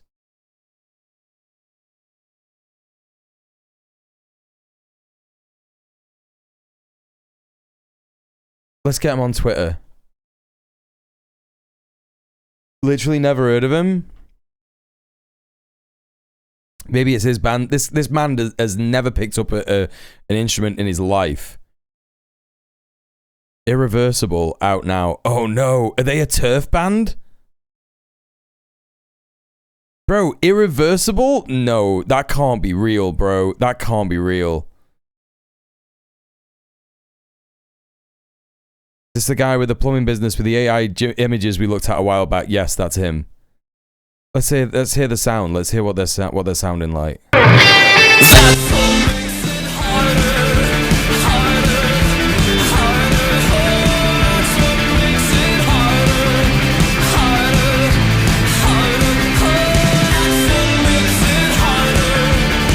Fucking generic ass indie wannabe 80s. Not that inspiring, pre-rubbish. 2010s landfill indie, yeah, that's what it sounds like. I can take the sun out.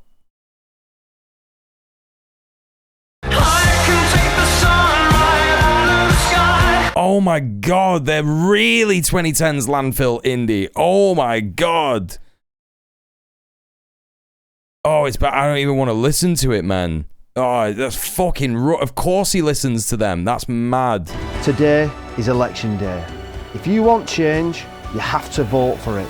So do you reckon he just like doesn't listen to him actually, and he's just like Reform were like, you've got to put a band t-shirt on, like, you know, a band that people listen to nowadays, like young people, you know? Go out and vote for Reform UK. Go out and vote for Reform UK. All right, so there's his last message to Makerfield.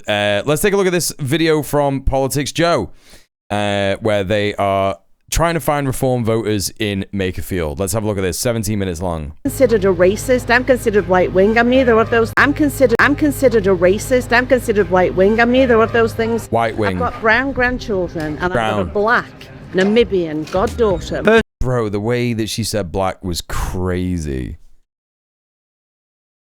I'm considered a racist. I'm considered right-wing. I'm neither of those things. I've got brown grandchildren and I've got a black Namibian goddaughter. Personally, I will vote Labour simply because it is better than Reform. The reality is that they are not going to make meaningful differences for the working class of Britain. I like him. I'm going to vote for him. Prefer Rupert, but I haven't got a check for him, have I? Yeah, we're still outlining What do you mean?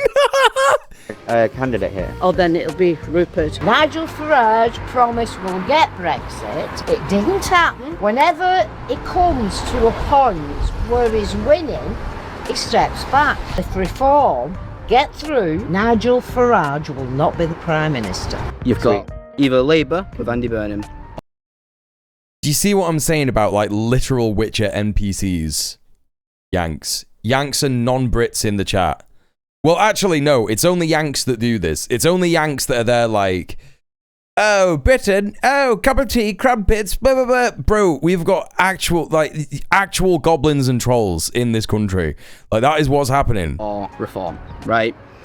I mean, there's Restore as well, but the reality is that Restore will likely at least partially split the Reform vote. Personally, I'm not a fan of either. The reality being that Reform, you know, uses anti-immigration rhetoric because it's very effective as a way of garnering votes, but in reality offer no actual serious solutions to the Look at this young person with fucking absolutely full of correct shit, you know? The working class of Britain have today. And then Labour do a similar thing where whilst they don't feed an anti-immigration rhetoric, they say, oh, we might do this thing, or we might do this thing. They try and make, you know, improve government efficiency and stuff like that. But that also won't change anything, right?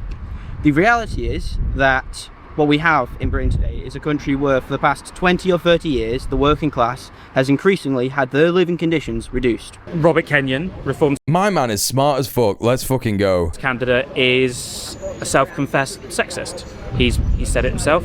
We think that's despicable. We don't think that parliamentary candidates should be sexists, misogynists, and talking about women in a derogatory way like this. So we're here in Makerfield today to let people know about these comments and to make sure that... I was unaware of this and that John Oliver did a piece on his show. I'm pretty glad that John Oliver did a piece on his show because that's probably why there's a bunch of people watching this stream. But obviously, there would be a bunch of people watching this stream anyway, right, chat? Yeah, there would have been, wouldn't there? Anyway, I think that it is interesting to try and explain to like non-Brits what's going on. John Oliver is full of brilliance. Oh no, no. Disagree. The best way to explain this to like non-Brits, yeah, is that everyone thinks that this is the election that happened 3 months ago. You can't take him from me, Mule. You could keep watching him. Don't worry, but I'm not going to stop you from doing that. But I just can't agree with you on that. I just agree to disagree. Why does he need 2 first names? Exactly. That's the first problem with him. Wait, no. Am I thinking of John Oliver or am I thinking about Jon Stewart? They're both bad, right? They're both like Jon Stewart's worse than John Oliver, right? Maybe I'm getting it wrong. Am I getting it wrong? Is John Oliver good? Is he all right? You know? Anyway, don't matter, does it? John Oliver is better. I know he's British. I just can't remember if he's worse politically. He is a lib. That's what I'm saying. I know that. Yeah, Stewart is worse, right? Yeah, John Oliver's better, right? Thank you. Yeah, Jon Stewart is horrible. Yeah. Yeah, the best way to understand it is that like a lot of people in Britain are treating this election like it was the one that happened 3 months ago in February, which was the Gorton and Denton by-election. That was the most important and seismic election that has ever happened in this country, right? You know, a seat that Labour held for 90 years, yeah? John Oliver's pro-Palestine and anti-Chuck Schumer, that's pretty good. All right. Do you know what, Bellatrix? I take it back. And whoever put the John Oliver link in the chat last night, who I disparaged for sending me a John Oliver link, I take it back. Sorry about that. Maybe we'll watch it tonight. So yeah, Gorton and Denton, the Greens, isn't Oliver's wife CIA or something? Oh my God. Okay, I'll come back to this in a bit. The Greens took a seat from Labour that they have had for 90 years, right, in February. And it was completely seismic because Labour were going around saying, it's between us and reform, the Greens can't win here, blah, blah, blah, this, that, and the other. And then the Greens just like absolutely battered the vote, right? They poured a bunch of like, you know, decent money, campaign money into it. And all that kind of stuff. They won. Like, they won. And Hannah Spencer is a fantastic MP. She's great. But basically, everybody seems to think that Andy Burnham is going to push the Labour Party left. He just isn't, right? From every single observation that you could possibly make of him. The fact that he resists he resists answering questions about policy very regularly. And you're going to see this in a bit when we look at some Andy Burnham stuff. He's just like not that good a guy. He's just like he's not that interesting a guy. He's not that good a guy. Yeah. So either way, we're not asked about the results tonight. Again, as I said before, it is in fact whether Labour dies a slow and painful death or a fast and painful death. So, you know, it's one of them. If Reform wins, Labour are going to absolutely plummet in the polls and be replaced by the Greens again. If Andy Burnham wins, then Labour will, you know, enjoy a period of pro-Labour responses in the polls, but then it will ultimately collapse again towards the general election in 2029. That's what it's going to be. Before they vote, they've got all the facts. And what's the reaction been like to the Toyota poll? Lots of people stopping to have a look at it, which is good. That's the whole purpose of it. Lots of comments from people sort of saying, well, do you know what, actually we agree. We don't think that people should be saying things like that. It's not appropriate for for parliamentarians to be using language of that kind, and that's absolutely The best pro-green message I heard was from some random anti-green guy. Said the Greens are like a watermelon, green on the outside, red on the inside. Yeah, also unknowingly pro-Palestinian imagery in that criticism as well. Yeah. Nobody wants a sexist in Parliament. Nobody wants to be represented by somebody who thinks women are second-class citizens. It's just not acceptable. If anybody brought up what I said and did when I was young, I would be really embarrassed. I'd never say those things these days. We all grow up. Right, but he wasn't young. It was 3 years ago. What do you mean? So do you think that... So he's obviously had opportunities to apologise back. I think he did. I think he said he was raised by single women. He respects women. He looks women. And, I mean... He was raised by single women. Multiple single women. He's gorgeous. I bet women threw themselves. That's him. Oh, my God.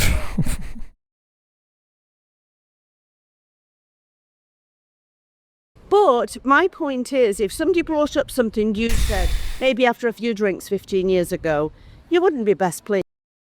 It's on Twitter. It's in black and white. What are you talking about? And also, it wasn't 15 years ago. Again, it was 3 years ago. It was 3 years ago. He was a grown adult man. And there is locker room banter, and I don't like it, and I raise my boys to be respectful, but it happens. So he tweeted them rather than saying it wasn't sort of after a few drinks. He put them into a public forum. Carol Vorderman, she's a bit of a joke. I'm sorry. Sexism should be allowed against women that I don't like is so insane, bro.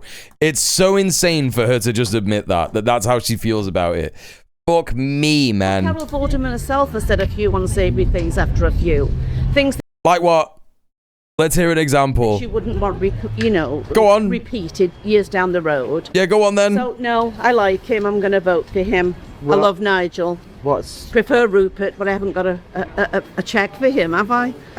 Well, we still are running a candidate here. Oh, then it'll be Rupert. But just completely changed the vote. That's so joke. He's my second choice. Are you voting in the election? I certainly am, yeah. Do you know who? Why would he be your second choice if you just said oh, that's so weird, Mo. That's so weird. I voted for Andy Burnham, although I did burn my votes for Labour a couple of years ago over the Corbyn, because I'm very much an old socialist. I was a Corbyn fan, and I didn't like what they did. And I always said last election I voted Green in the Green election, and also in the locals last month. But I have to vote for Andy this time because I just don't want this. Do you feel like you are... So these people are trying to vote tactically, and it's so stupid, man. It's so fucking stupid. I do maintain that if the Greens decided to throw money at this, I think they would have got a sizable vote. But I think that they were thinking tactically, and they were thinking, all right, let's go for the Greater Manchester Mayorship instead. I think they're going to win the Greater Manchester Mayorship. Yeah. Vote for Lawrence. Unless there's two... If you're a Green Party member, vote for Lawrence. Yeah, he's a legend. And I know him semi-personally as the candidate. So, yeah, do that. But if there's two Lawrences, because I've not looked at the ballot yet, if there's two Lawrences, just hold fire because I've forgotten his surname. I feel to an extent, but it's worth it to keep the likes of him out of Parliament. Yeah, but it's not though, is it? It's just not. I don't want him as our MP. I don't want Makerfield deserve better, much better. And do you think Andy Burnham is better? Yeah, I do. What do you think Andy Burnham as MP for this area will bring? What do you envisage? Well, he used to be my MP because at one time I've lived from the same home. I voted in 3 different constituencies with the boundary changing, and I used to be in Lee, and he was my MP then. And yeah, she's going to vote Green in the general. Absolutely, she will. All of them will. It was pretty good. Yeah. And are you worried about the fact that obviously this election has come about because Josh Simons resigned? Specifically so that Andy Burnham could take a run at Keir Starmer and become the Prime Minister? Well, I'm mostly worried about the election coming around and we might get a Reform MP. That's my biggest worry. Right. I don't want to be Margaret. And again, like, this poor lady is just like, she's just kind of fallen for the propaganda that the Labour Party is putting out there, which is just like, you can't let reform in. You can't let reform in, so you've got to vote for us. And it's so horrible that they're playing on her fears, innit? They're playing on her fears. This woman sounds exactly like my mum. There's just so many people who are like this, who are like, they want to save the Labour Party. They want the Labour to be left wing, the Labour Party to be left wing again. And you know, chat, you got to remember that, like, you know, we're very online. We can see, because we're luckily educated. You know, you're in a educated streamers chat like me, right? Who can educate you about the Green Party. We know that the Green Party are pro working class. They're pro trans. They're pro queer. They're pro woman. They're pro, you know, racialized people. You know, they're anti-racist, etc. You know, so I can tell you all that stuff, but obviously in our bubble, there's a lot of people like this who, even though they voted Green because they know that the left wing, but they don't understand how much better the policies are and how much more trustworthy they are because of their council record than, you know, fucking, their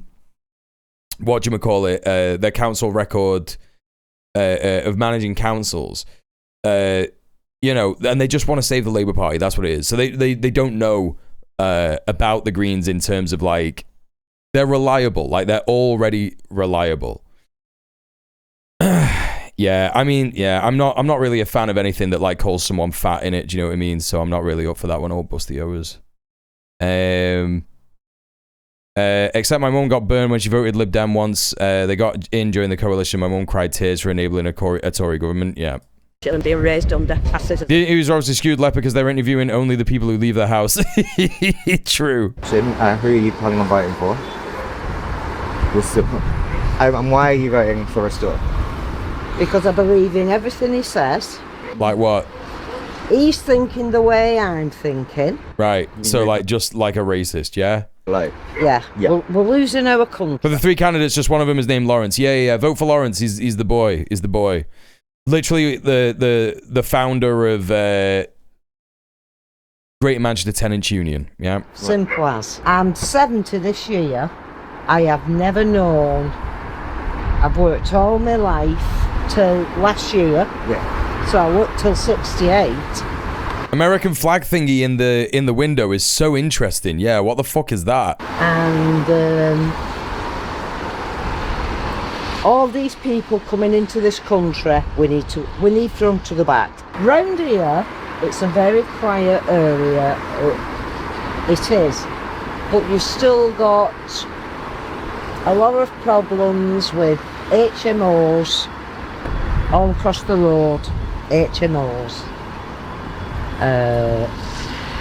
Chat, right? This is what I call Nana syndrome, right?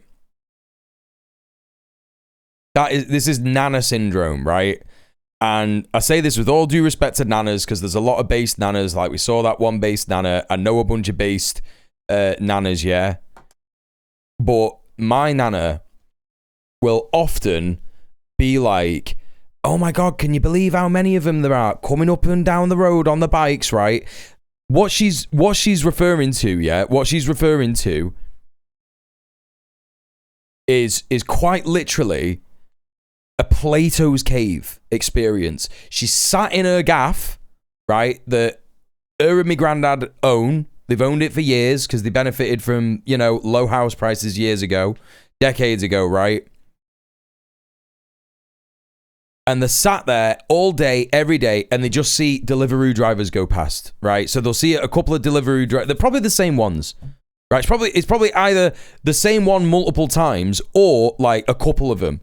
And so my nana will be like, yeah, but there's so many of them, and they're riding the bikes, and they're riding them on the pavement, and the blah, blah, blah, blah.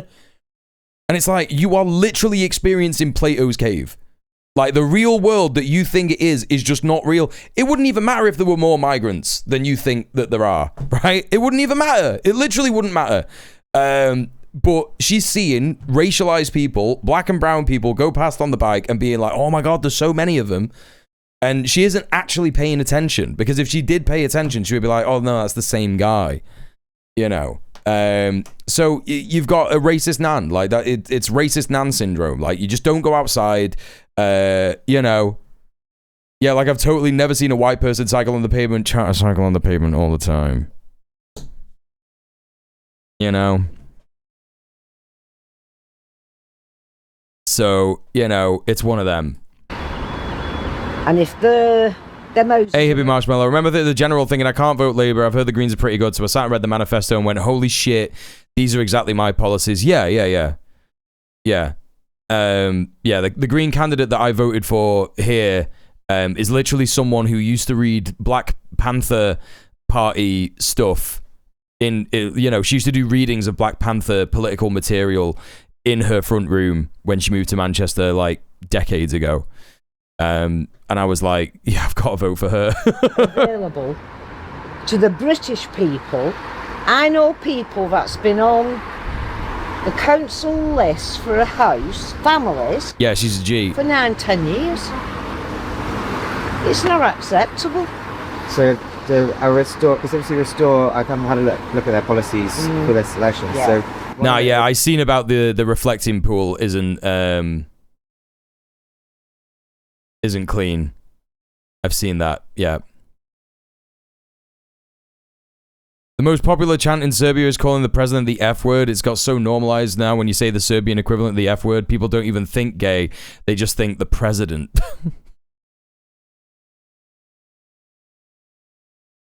Happy Pride. Happy Pride, everybody. That link just took me to like this YouTube channel, so yeah, I don't know what you were trying to do, but it just sent me there, okay? It's to stop developments in various parts of the constituency. Yes, and I agree with that too. So how, obviously, you're sort of talking about the housing crisis, people not having anywhere to live. If they're stopping building houses, the sort of developments, is that not going to make it worse? No. Oh my God, Politics Joe being fucking stupid around gentrification. No, because if all the houses have been emptied of the foreign people, we will have houses for the British people. So what That's so funny, dude. Makes you choose Restore? Yeah, man. I'm sure that the rent will just like magically change. I'm sure that the rent will just like magically change, and the government will agree to like pay the rent of all the British people that need housing. Yeah. That'll be that, won't it? What? Is there any specific? Gosh, absolutely the elephant in the room that no one wants to discuss. What the fuck are you talking about? Chat, she's gonna say immigration. No one wants to discuss it, and it's an elephant in the room, bro. What do you mean? This lady. Oh my God. It's ridiculous. What? Is there any specific? Gosh, absolutely the elephant in the room that no one wants to discuss. The Islamists coming in. We're being invaded. We've not stopped hearing about it for 20 years. What do you mean? They conspire against us. Nobody wants to discuss that. I'm considered a racist. I'm considered right-wing. I'm neither of those things. No, you are. You just said a whole bunch of racist shit, lady.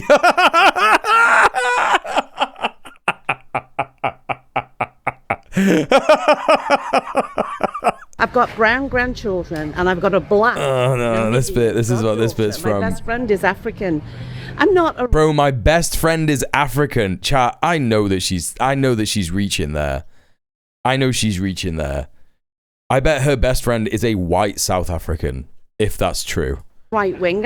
I love everyone, but I don't trust someone that blatantly cheers for beheadings and cheers. Right, but who does that? Who does that? Who are you talking about? Oh my God. Like, yeah, like no one likes these people. No, the people that you're talking about, right? People who cheer for beheadings, like what, like ISIS beheadings? Yeah, that's bad, bro. I agree. Those people are bad because ISIS are fascists. They're psycho-fascists. But guess what? If you were in a country that had ISIS in it, you would agree with their policies 1,000%. For rape the Western girl. She doesn't have any morals anyhow. She No, that's just not real. That's not happened. doesn't wear it, she doesn't cover from head to toe. So how do you think... What do you mean? Restore... I think he's going to act like he should. I think he's going to deport all the illegals and stop the boats, hopefully. No one's vetted. No one's vetted. No one's vetted anymore. Yeah, they are. I feel as though everybody's just turning a blind eye. And especially... No, it's because it's not an issue. That's what the problem is. Like, here's the thing, chat, right? Do you know what she means when she says, I feel like everyone's turning a blind eye?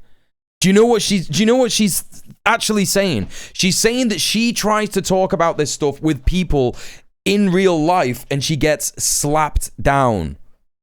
Right? That is what she means. And this is what I am talking about. When I say that people like this, they are a minority. Yeah, it'll literally just be anyone giving her pushback and saying like, yo, it's not real. And she's like, you're turning a blind eye. It's like, no, you just don't live in reality, bro. It's the kind of person that describes themselves as a pillar of the community as well. Yeah, absolutely. And, you know, they very well may be good at doing stuff in the community. That could be true.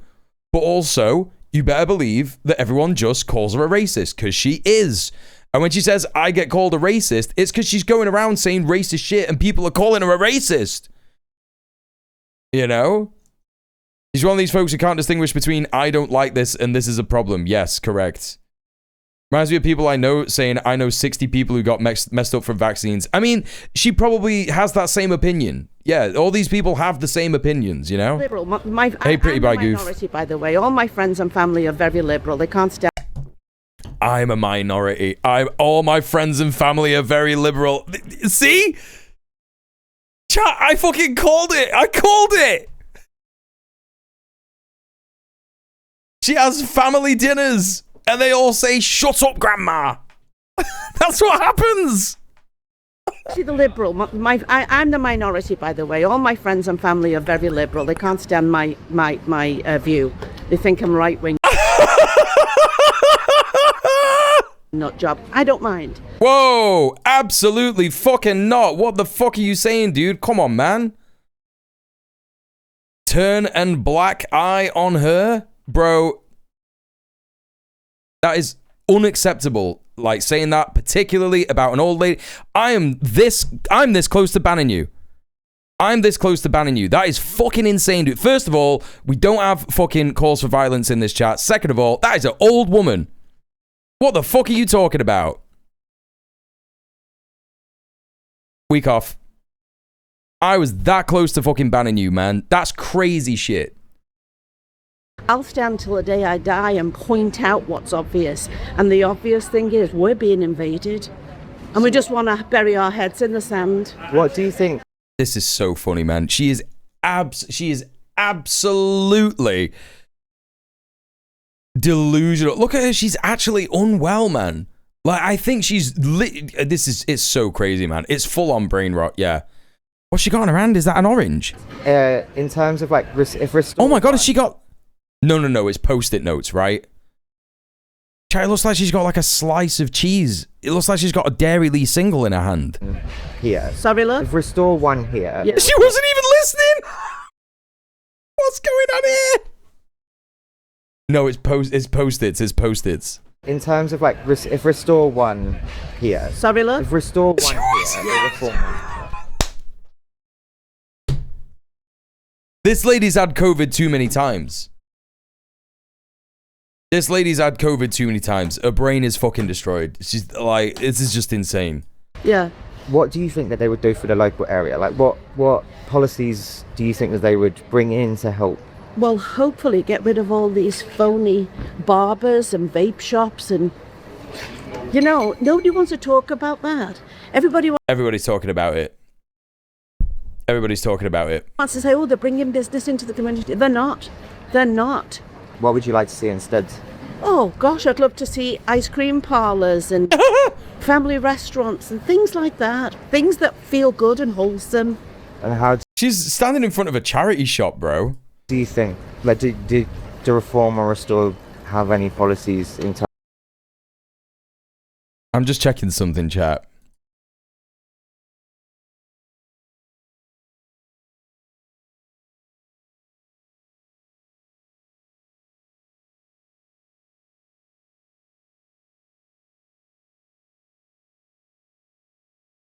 Bro, there's literally 3 ice cream places in Wigan.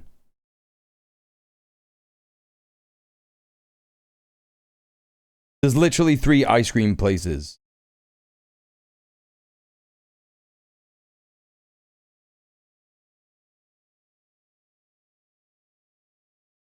Sweet Ting.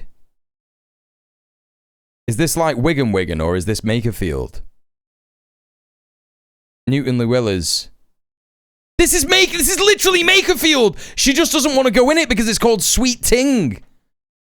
That's crazy, dude. There's actually a fucking ice cream parlor on the fucking main road. What are you talking about? That's crazy, dude. That's crazy. She's actually insane. She doesn't go outside. Well, what they want to do is clean house. Bro, there's also definitely restaurants. There's also definitely restaurants. There's a fucking Italian joint there. There's 2 Italian joints. And there's a fucking fish and chip shop. Brother, what is she talking about? What is she actually talking about? There's literally loads. This is nuts. And that's what I think is numero uno. Clean house. Get rid of those people that mean us harm. Open your eyes. His personality doesn't come Open eyes is so funny, dude. Open your eyes. across as strong enough. And I know when they have done good things, they've not shouted about it. Like what good things? Well, I can't remember now, but...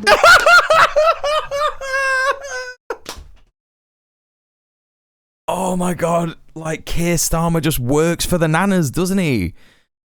He just works for the nanas. That's so crazy. When he sits there and he goes, the British people have just not heard about what we've done enough. And then he like doesn't say anything about it, or what he does say sounds really bad, so people just don't absorb it. And so nanas are just like, oh, well, yes, he's done really good stuff. I can't remember what they are, but anyway. Strong enough. And I know when they have done good things, they've not shouted about it. Like what good things? Well, I can't remember now, but there were various things that he'd done. And he said when he was interviewed what he'd done. I thought, well, not just shouted about them. The cost of living is terrible. And I'm an ex-nurse. I was a nurse for 44 years and I've got a nursing pension. And I'm taxed up to the hilt with that pension. It was a waste of time. You're paying into it. I feel very strongly that the personal allowance is ridiculous. It's not enough. So they need to make the personal allowance higher, pay less tax on my nursing pension. And what do you think about? I was just talking. That's what that lady's got in her window.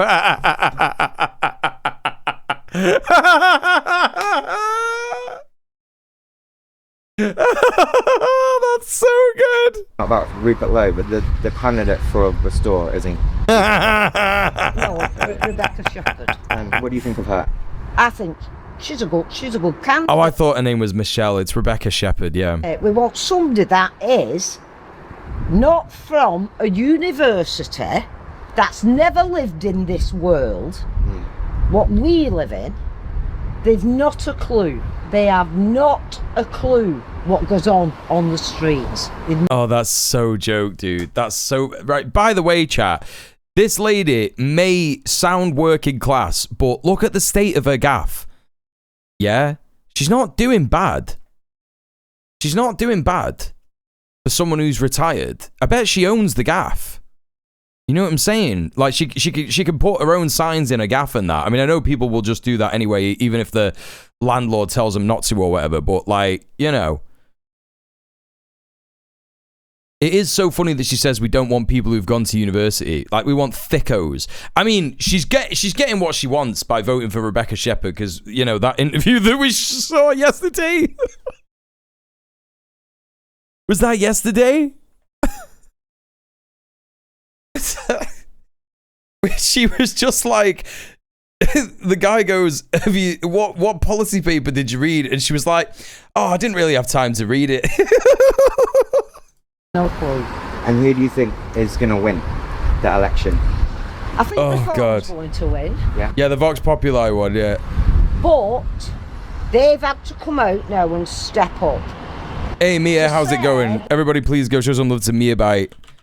We raided her last night. Legendary gaming streamer, Warframe creator, all kinds of creator.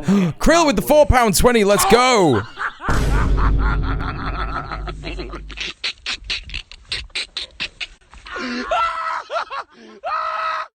Should take some of that gaff money and smoke one. Exactly. That's what I'm saying. Thank you so much for the £4.20. Chat, we hit the dono goal for the day. Did we also hit the sub goal?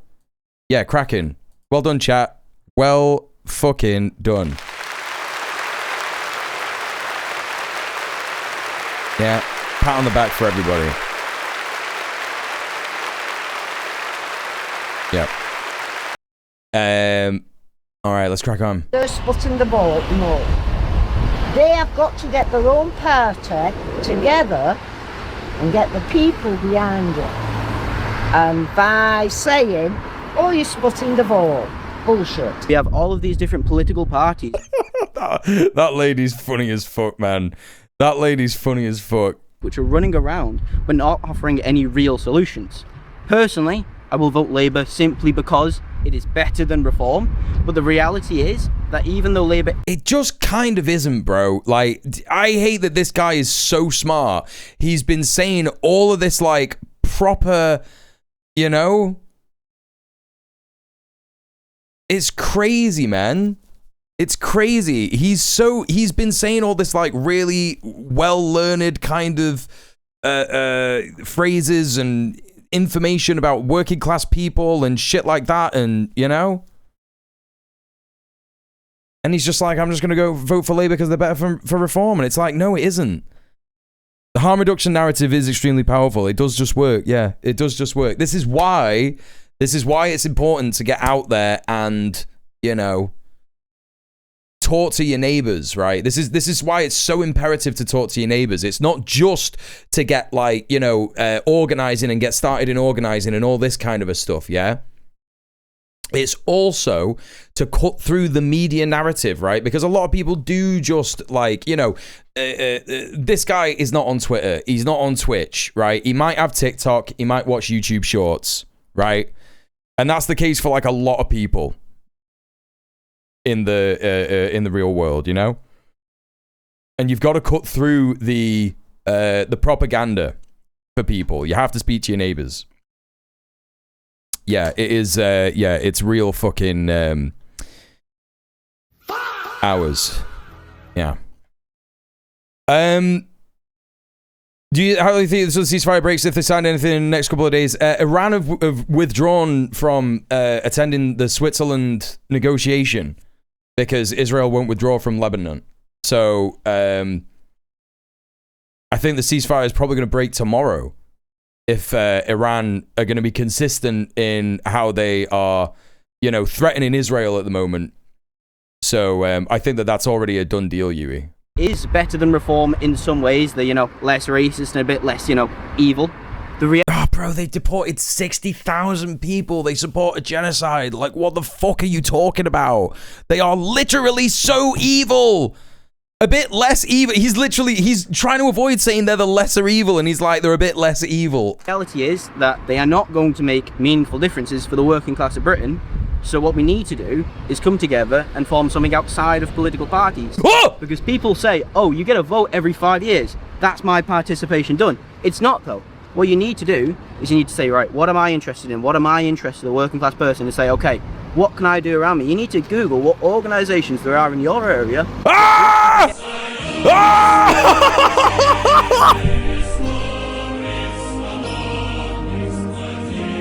Let's go! That was a roller coaster! Involved and talk to people. This by-election's been triggered by Jeff Simons resigning. Oh, that's quality. Yeah, it's been quite honest. My man was like, yeah, vote for Labour, whatever, but your vote's not that important. Organise, build dual power, comrade. That he's, you know, going to run against Keir Starmer if he's elected here. How does that marry up for you with him sort of AFARCism people build, and then to almost immediately then going into a running for Prime Minister? If he did become Prime Minister, which I think would be great if he did, it's not straight away, at least sometime soon, it wouldn't stop him still caring about people in Makerfield, but not just Makerfield. He cared. Oh my god, these nanas, they're just so brainwashed. Oh my god, the fucking propaganda is just so strong for the nanas, man. About the whole country. don't think it would make him any less effective as our MP. Everything you see on... That's a crazy... Like, where are you getting that from? That's just what he's said. It's just what he's told you. On Facebook, if any comments are made about Andy Burnham, they come back with a really horrible comment. No, we don't do that as Labour. They can say what they want, but you don't get the horrible comments after. Yeah, they do. Yeah, what are you talking about? What are you on about? What are you on about? Mike Tapp literally tried to get Zach Polanski to say that he supported Palestine Action the other day. He literally tried to get Zach Polanski... Oh, this is crazy, bro. It's so crazy to say this. Where have you been? Where have you been? What have you been looking at? I had a really horrible... My nana in Bolton is brainwashed and refuses to acknowledge when data refutes her facts. Yeah, I mean, my nana, like, is pretty much the same. What she does, though, she doesn't just refute data because she knows I'm smarter than her. She's been telling me a whole life, my whole life, she's been telling me, oh, you're so smart, you're so clever, aren't you so clever? Like, I'll just, like, log on to a laptop and she's like, aren't you clever? Right? that's the fucking education my nana had, right? So whenever I am telling her that she's wrong, she just sits there and just goes, oh yeah, and then just doesn't absorb any of it. That's what my nana does. Comment about somebody coming to my house with men in white coats because I've supported Andy Burnham, which is water off the duck's back to me. They're just like keyboard warriors, aren't they? You know, if you came face to face with them, they, you know, I mean, less than 44 years makes you very strong and that didn't affect me at all. Well, she's right about that. But also, she's just said that she's like on Facebook. So that's not great. That's where it's all getting him. Facebook just needs to be destroyed. I just think that that's the way forward for progressivism in the entire Western world, to be honest. I think that Facebook's just got to go. Felt the community become fractured. I became the family IT person by being able to find the right channels on Sky, yeah. Because the vast majority of my friends and neighbours are for Andy Burnham. But I don't know how we could support the party. Sexist, the misogynistic, the comments that they've made. Absolutely terrible. Because the majority of Reform voters are men, that's why, to be honest. No, there's an issue with the EU, and I know he's sort of playing... I'm just going to run the toilet. Tell me if anything insane happens. Vote to come out of the EU, but I think it was a wrong decision. I think we were bamboozled with information, wrong information. So if I could choose again, I would choose to go back in the EU. Why do you think it was the wrong decision? What sort of brought you to that conclusion? Lots of things, like when you want to go abroad, when you want to go to France, there's only a certain number of days you can have. You're queuing up in different queues for your passport. Little things like that, really. We've not wanted this. I voted for Brexit. Nigel Farage promised we'll get Brexit. It didn't happen. Whenever it comes to a point where he's winning, he steps back. And I honestly and truly feel if reform get through, Nigel Farage will not be the Prime Minister. Who do you think will be? Who do you think? Richard Symes. No, you said. You think? Yeah. But I don't think that the election here is really about Ashley Makerfield. It's about national scale, right? It's about making Burnham the next. It is so funny that they say,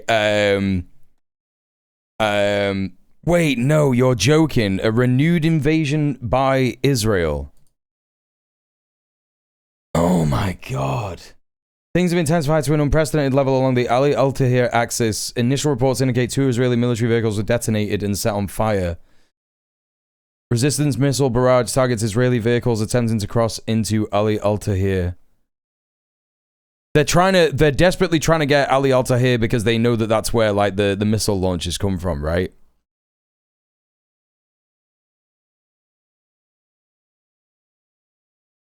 Oh yeah, bro, it's over, man. It's fucking over. I mean, this has been happening all week anyway.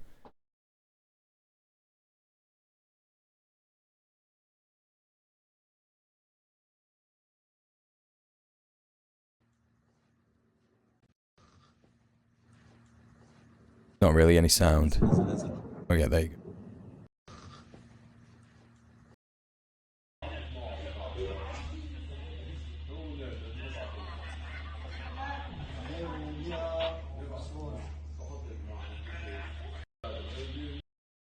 I mean, I don't think that the IOF is going to make any gains. I think that they're just going to keep getting slammed by Hezbollah. Like, this is just a historical truth, right?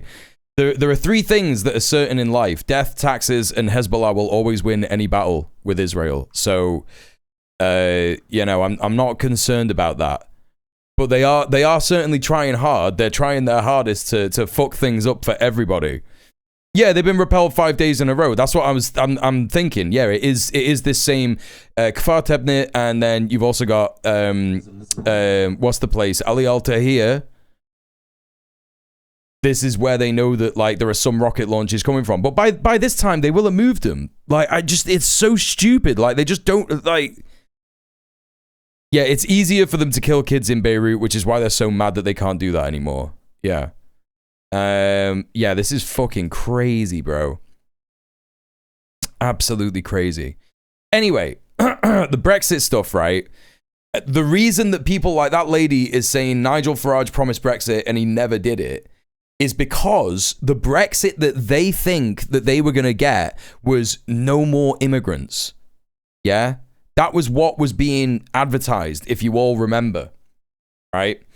And so, because there's still immigrants, they just don't understand. They're just like, well, Brexit hasn't happened. And it's like, well, it has, but you just don't know what you were voting for. You just voted for some racist shit. No, yeah, for real, that was what it was all about. It was like, chat, bro, like, for anyone who doesn't know, like, the Brexit campaign in Britain, it was absolutely nuts. I think that was like the time that I got radicalized because I saw how insane everything was being about it. Brexit bus. The vote leave bus, right? So there was all kinds of fucking lies that they were saying about it. That's the wrong link. I wanted.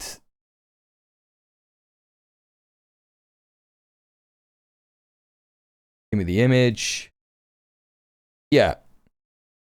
So, yeah, they were saying, we send the EU 350 million a week, let's fund our NHS instead, vote leave. But, of course, they didn't use the 350 million to, you know, fund the NHS. They used the 350 million to, you know, give PFI contracts to their mates, right? That's what they did instead. They were like, oh, what's that? My mate who runs a business wants to make some personal protective equipment for COVID. All right, well, we'll give you fucking 300 million pounds a week. And and then it came out that like they just like didn't make any fucking equipment whatsoever. They just like banked the dough. Also, there was the Brexit 2 full advert. Yeah, Breaking Point. This one. This was the fucking craziest one. Hang on. Brexit Breaking Point poster.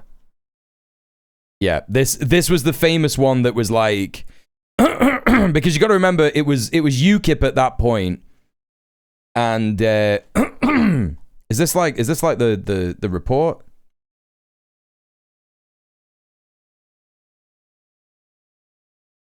Anyway, yeah. So it was this like poster, which was a picture of something that was entirely like unrelated or whatever. I don't even think it was from the UK. But you know, obviously it's just like a bunch of brown faces and they're like Breaking Point. But all that Brexit was gonna be, oh, it's from Hungary. Yeah, it's from Hungary. There you go. Yeah, since we left the EU, you guys have great healthcare, right? Yeah. No, actually. You know, so this is how it was advertised to all the fucking racists. They were like, yeah, man, get all the black and browns out, right? Get anyone who's not white out, but also the Polish, because we don't like them either, or the Hungarians. In fact, fuck Italians, bro. Like, that was what it was all about. It was like, get all of them out. Like, that's what they were saying. Yes, and this is coming back off Theresa May's hostile environment as Home Secretary, right? So, you know, This is what they were saying. And because immigration continued to happen after that, because it's not that easy because of the Human Rights Act, you know, you have to provide asylum for people just in general, right? You know, if they get to your country and shit like that. That's why now the conversation is all about tearing up the Human Rights Act.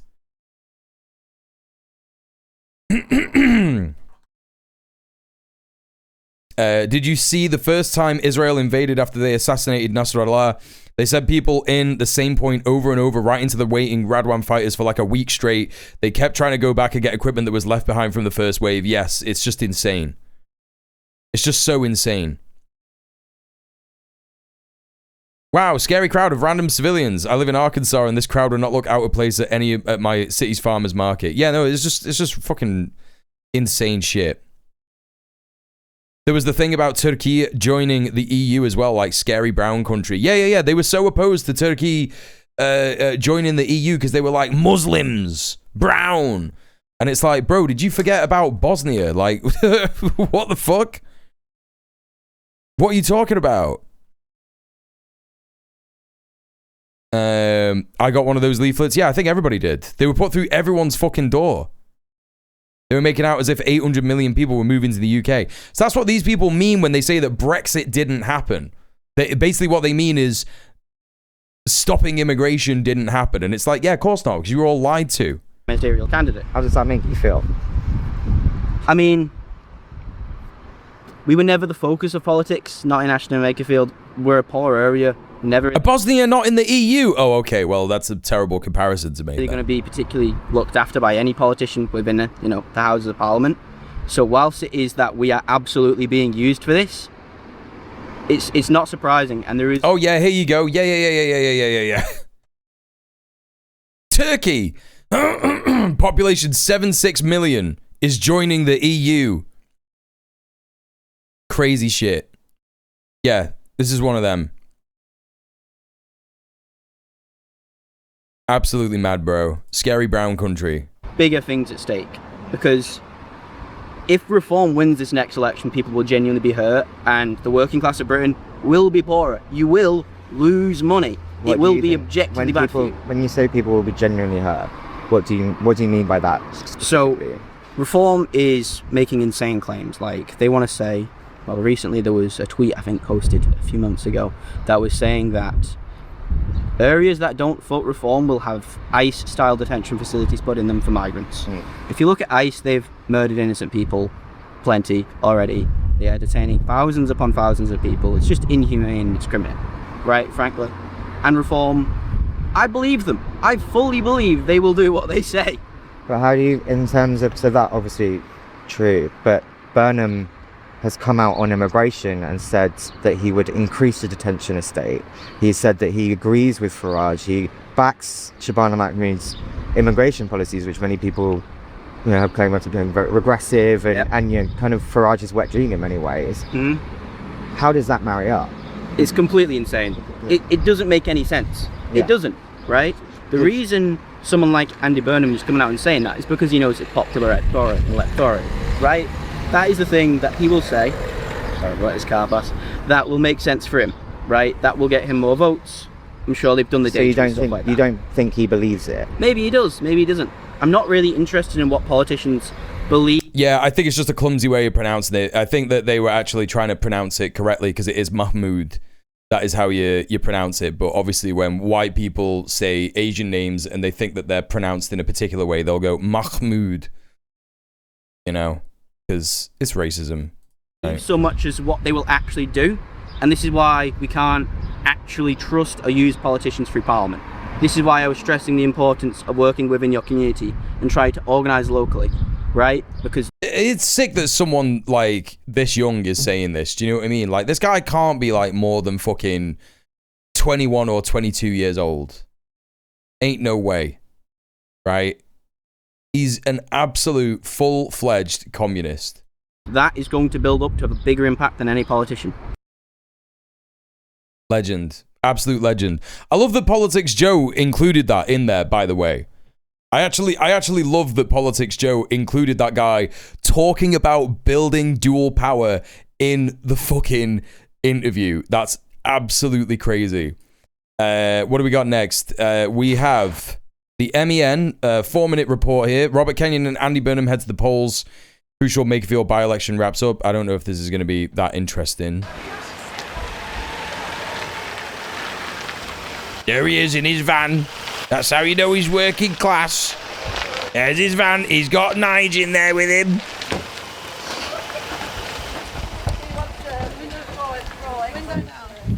Be so joke if Nigel went in to vote as well, because obviously he can't. All right, guys. Good morning. Good morning. Nigel,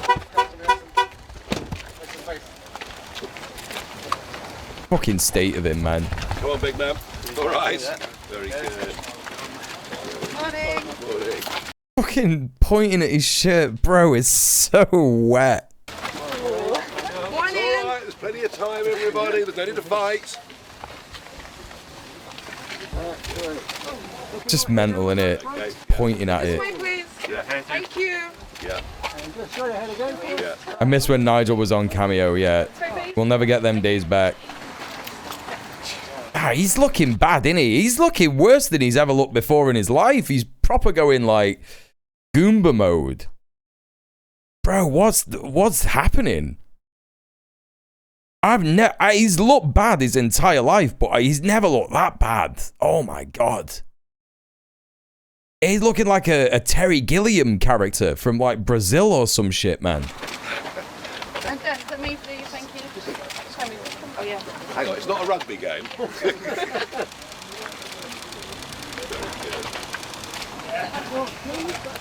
Okay, very good there. Oh no, yeah, of course. No, that's one of the worst ones. Hello, Anglo Punk. Right, you better go and do it, mate. Yeah. Dad and his son out for the by-election. Yeah, sure. They decided to make a Muppet out of actual flesh, yeah. Come back. Rob, one of the door. Rob, one of the door. Look at him with his fucking security. Fucking. Alright, don't push. Look at the state of this meathead gammon. No, that's not. He's so red. This way, please. This way. Rob, this way. Thank you. We'll start there and we'll work along. All right? How about that? Okay. Bursting out that suit, yeah. This way. Down here, if you would, please. This way, please. This way, please. Straight ahead, over here for us. Lovely. For us, this way, please. Thank you. Rob, this way as well. Thank you. Rob, over here, please. This is dog shit. Where's Burnham?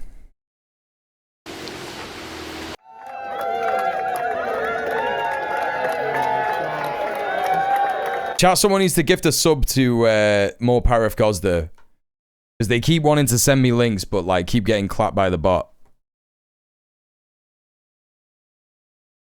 This is crazy, by the way. What's going on with the fucking... Why has he got his babby with him? What's going on? Krill, thank you so much for gifting a sub to Power of Gosda. Enjoy your ad-free viewing and your emotes. Thanks, Krill. Appreciate you.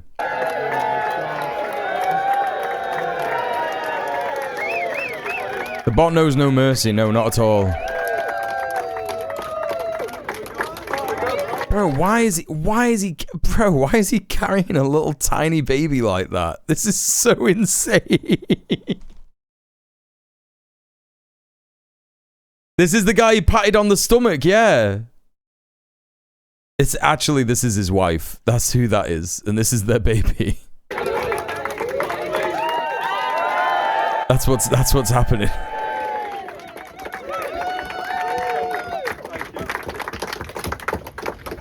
Bro, what is going? I'm so confused about the baby. Why is this happened? There's an accident in the polling booth and Burnham is the baby now. In these times, giving people some hope. It's so crazy that they stole this from the fucking Green Party. Hope is not the Labour line. You stole it from the Greens. It's crazy, bro. Is about That's what the whole campaign has been about. No, it hasn't. No, it hasn't. You've not given anyone hope for anything. You're not offering anything different. It's just a load of crap. What are you talking about? We just need... And we need that as well. That's what this campaign is always about. The blues as well. But no, honestly, I can't thank you enough because you've brought that positivity and you've kind of empowered me. Can you imagine if this wet becomes Prime Minister, chat? It's going to be so mad. It is going to be weirder than Keir Starmer. What's with the horrifying bobblehead on the banner? Okay, so listen about that, yeah? That strength. Like this picture of Andy Burnham. I thought that it was like a Twitter thing for a long time. But I think that it's actually an artist from Manchester. This fucking picture is in so many places in this city, right? This exact picture, yeah? And I don't know why he thinks it's good. Because it's all about this persona of him being king of the north and shit like that. You know? And it's just like, everyone thinks like, oh yeah, Andy Burnham, he's mint. He represents Manchester, it's dead good. And it's like, yeah, not if you fucking can't afford the rent, bro. I've carried it forward. And it is about us. It is about everybody, all of us. And that's the change we need, don't we? We don't need to go down the path to the politics of the United States of America, where people will be in the street. You are doing that kind of shit in Labour. You are literally the same as the Democrats in America. It's so... Shut the fuck up, bro. They won't talk to Shut the fuck up. I will work hard, if successful, to bring people back together in this constituency, to make sure that we work as one. And we Carney's Liberal said the same thing. Insane. Absolutely insane. Better and give them the hope that they need. And you've brought that hope to Makerfield, everybody, and we thank you for it. Steve's brought his new grandson. This is crazy, bro. Imagine if this was you. He's gonna grow up and be like, Dad, you're a cunt. Dad, I feel this campaign has aged me, but Okay. Okay, Andy. All right, it's time for some LBC Rot Chat. It is the centre of the British political universe right now, and we are live in it this afternoon. We're in the pub in Ashton in Makerfield, where the campaigning is reaching its zenith ahead of the most consequential by-election for decades. A chance for the people of this part of the world soul chicken. to potentially change the country. Tom's in the pub. Labour and Andy Burnham lead. I'm in the pub. I'm having a pint. Reform in the polls, but not by much. With Keir Starmer. No, Tom Swarbrick is one of the worst. He's one of the worst. When I was cooking my tea earlier, chat, I was listening to James O'Brien talk about the Trump-Iran deal, and he is indistinguishable from an establishment Democrat in the United States. He's talking about the oppressive regime. He's talking about 50 gazillion protesters killed. It was fucking nuts. I was just chopping my veg and just being like, this is insane. You were listening to Rot Off the Clock. That's sick. Well, it's turned into content, hasn't it? I just wanted something on in the background, you know what I mean? Don't you remember he cried that one time, Mule? I want to see him cry again. I want to see him cry loads.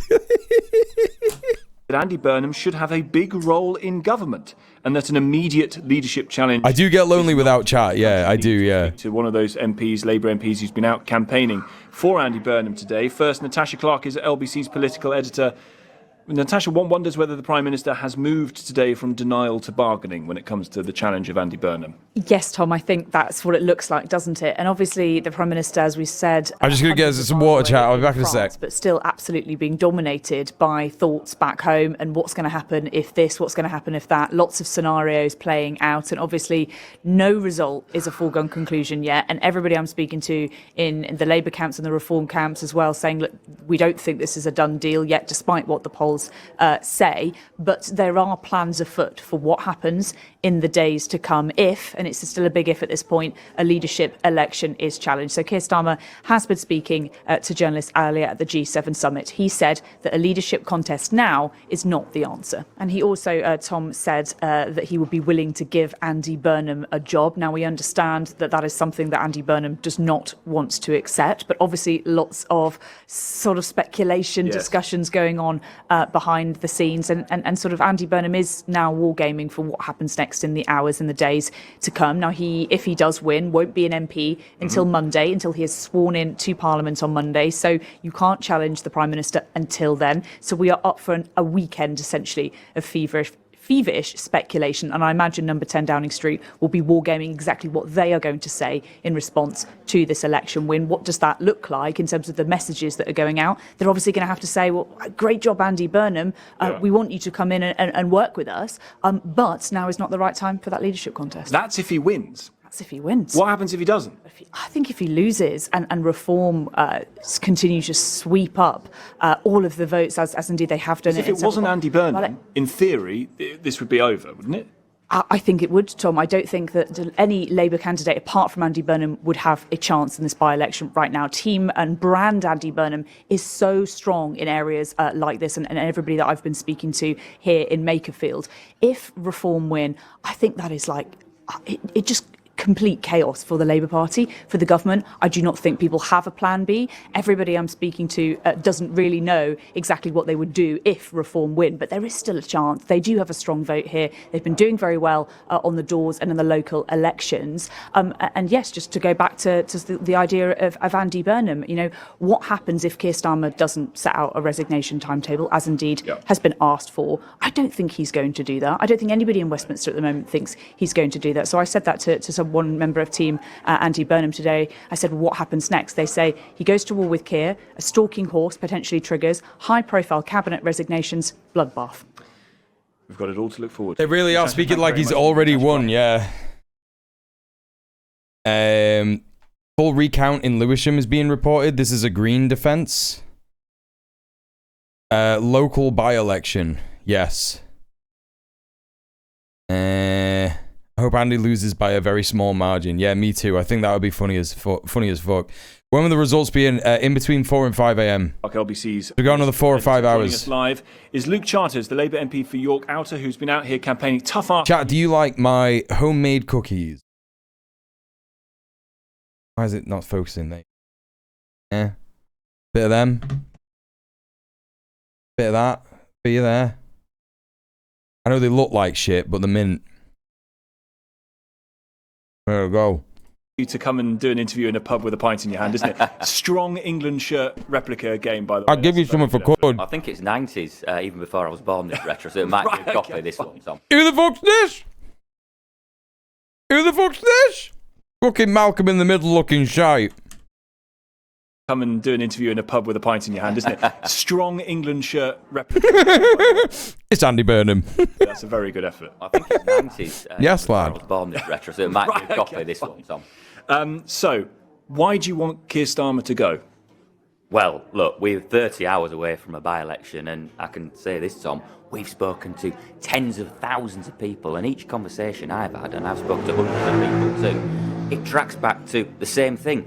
They want a bit of hope back. They've lost a lot of trust in the Westminster model. They believe in what Andy can do. And everyone, to be honest, Tom, they seem to know Andy from somewhere, the local rugby club, the kids. That's crazy that they're gonna find out pretty soon that Andy Burnham's lying, innit? That's crazy. How's the insanity? It's dead good. It's great because I'm literally just like not arsed. You know what I mean? I'm just literally not arsed. It's swimming groups. So we're just having a laugh. This part of the world, and they just want a bit of hope back. So Keir Starmer should go because he hasn't done enough to give the country a pep talk. Well, do you know what? I would say the government has been too timid on things like social care, not strong enough on defence, not an advocate for things like getting good industrial jobs back in this part of the world. And Andy, look at what he's done as mayor. He's smashed through the system, he's delivered the B network, he's delivered all of this growth and prosperity to this. No. Bongo bongo. Grongo bongo, you fucking little wet. Corner of the world. That's what one of people He's see. delivered growth here. He's delivered in the Greater Manchester Combined Authority, where we are, Tom. It's been the fastest growing in terms of GVA. So, but it matters when it comes to living standards, and that is what we've got to see coming through. People I've been speaking to here don't feel that. No. What do you mean? What's he on about, GBA? Did he just make up a fucking new acronym? Their living standards have improved at all. Quite the opposite. I feel it's gone backwards. Well, you look outside this window, this great pub, and I heard Jeff, he's a lovely chap who's the landlord of this pub. You see those B network buses flying through. Flying through!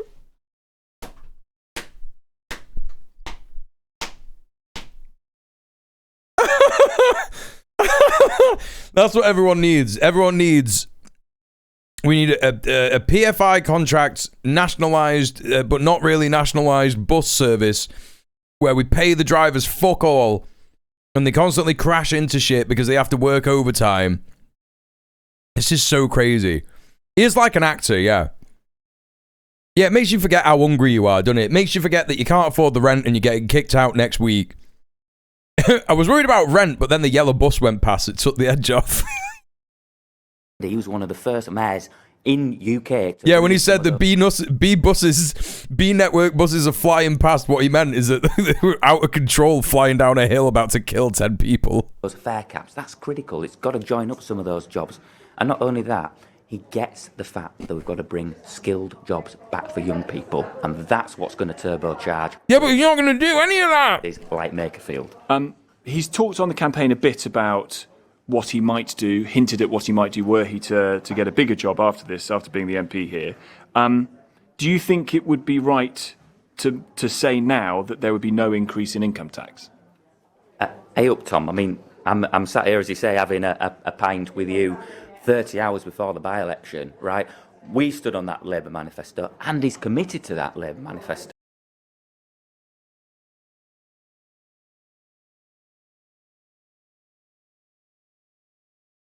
Ayo. But on many of the things in there, well, guess what? We've been a bit of too much of a snail and a sloth when it comes to bringing some of those policies forward. Well, arguably, so Andy's got to. Is this guy pretending to be from Wigan? It feels like he's pretending to be from Wigan. Who is he? Come in and bring change to the Labour Party. Arguably, the manifesto all the way through. The manifesto commitments on tax have not been heeded to by the Labour Party in government. I noticed that Andy Burnham said during the campaign on the personal allowance, I've heard on so many doorsteps, and I've said to my team, let's have a proper look at this and let's develop a policy. So does that mean that there won't be income tax rises under Andy Burnham as Prime Minister or not? Or we just don't know yet? Well, I'll tell you this, Tom, because we're sat in a pub and everyone's about to go to their great local... What? He keeps saying, tell you what, Tom, we're in a pub. Hey up, Tom, we're sat in a pub. I tell you what, Tom, we're sat in a pub. Yeah, mint, mate. That's so good. Shortly. Andy has said... Tell you what, Tom, we're in pub. Hospitality. We're going to have a good pint in the pub. We're in pub. I get hospitalities too. He's got... He is a character in the sense that he gives the illusion of being a person. That's correct, yes. Hospitality in his DNA. He must be an actor, mustn't he? He feels like an actor. He's like not a real guy. In terms of what he's done for Manchester, he said reduce business rates by 20%. So when you're having a pint and watching the England game tonight, cheering our 11 on... How much does that cost? Well, we're going to set all of that out, but what we can't... We're going to set all that out. Don't worry about that. One, though, is seeing pubs, just like under the last... I'm getting a headache. Close. We're determined not to let that happen. And what Andy has done in Manchester is create a thriving hospitality scene. Different headache from yesterday. It's on this side. Keir Starmer had when he got... It's a new sensation. He had nice ideas. He had thoughts about what he'd like to see, but no plan of how to get there. Same is true here. Great. Let's cut the business rates for these pubs. Let's give them a chance to grow. Don't know how we're going to do it. Don't know how much it costs. Don't know how we're going to afford it. Well, when Andy came in, he's got a track record. He's got that experience of being in Westminster before and seeing the quagmire and how slow it is to get stuff done there. And he's come into Greater Manchester. He's delivered the B network. He's created this revolution. Buses. Private sector investment. He's a doer. He's actually done things. The thing is, man, like, you could just say all this stuff if you want, and it's fine, because people who don't know what it means are just going to be like, oh, that sounds impressive. But what private sector investment really looks like is just like shops that pop up 1 week and then all of a sudden disappear 6 months later, having like not done anything. You know, started out like some mad niche business, like fucking, you know, I don't know, honey-based fucking glasses or something. You know what I mean? Like honey, bee glasses repair, like glasses repaired by bees or something insane. Do you know what I mean? And everyone's like, oh, that sounds really good. And it looks really good on Instagram. And everyone like, you know, comes to Manchester to have a look at the bees repairing glasses. And then all of a sudden it fucking falls on its ass because of course it does. And it just doesn't result in anything good for anybody at all other than like, you know, the you know, yeah, like a fucking a new Christmas shop or something like that. You know, do you know what I'm saying? It's like what it looks like is just dog shit. It looks like dog shit for everybody. You know, yeah, no one could afford to go to these places because no one has any money. And the tourists that come to Manchester don't really enjoy it that much because there's not really that much to do here. Other than like, I don't know, go to Old Trafford's ground, go to Main Road, which isn't that impressive, right? Sorry, City, but it just doesn't. You know, the Etihad's all right, but that's not really historical, is it? It's just a big stadium that we've got now. And you can't go in because no one's got any money. What you need is 1,000 ice cream parlours. That's true. I've not seen that enough, Tom. Can I be totally candid and honest with you? I've not seen that urgency and pace of change. Don't forget, Labour governments, they don't come round often enough. We've got to make the most of the time we've got in hand. And when they do come around... That's crazy, bro. That's crazy. One of the things that the Prime Minister said was that he would tread more lightly on people's lives. Imagine being a tourist here and finding out the Peaky Blinders bar is closed. Exactly. Here we are with the Labour Party potentially about to go through a similar thing that the Conservative Party kept doing, which was replace the leader.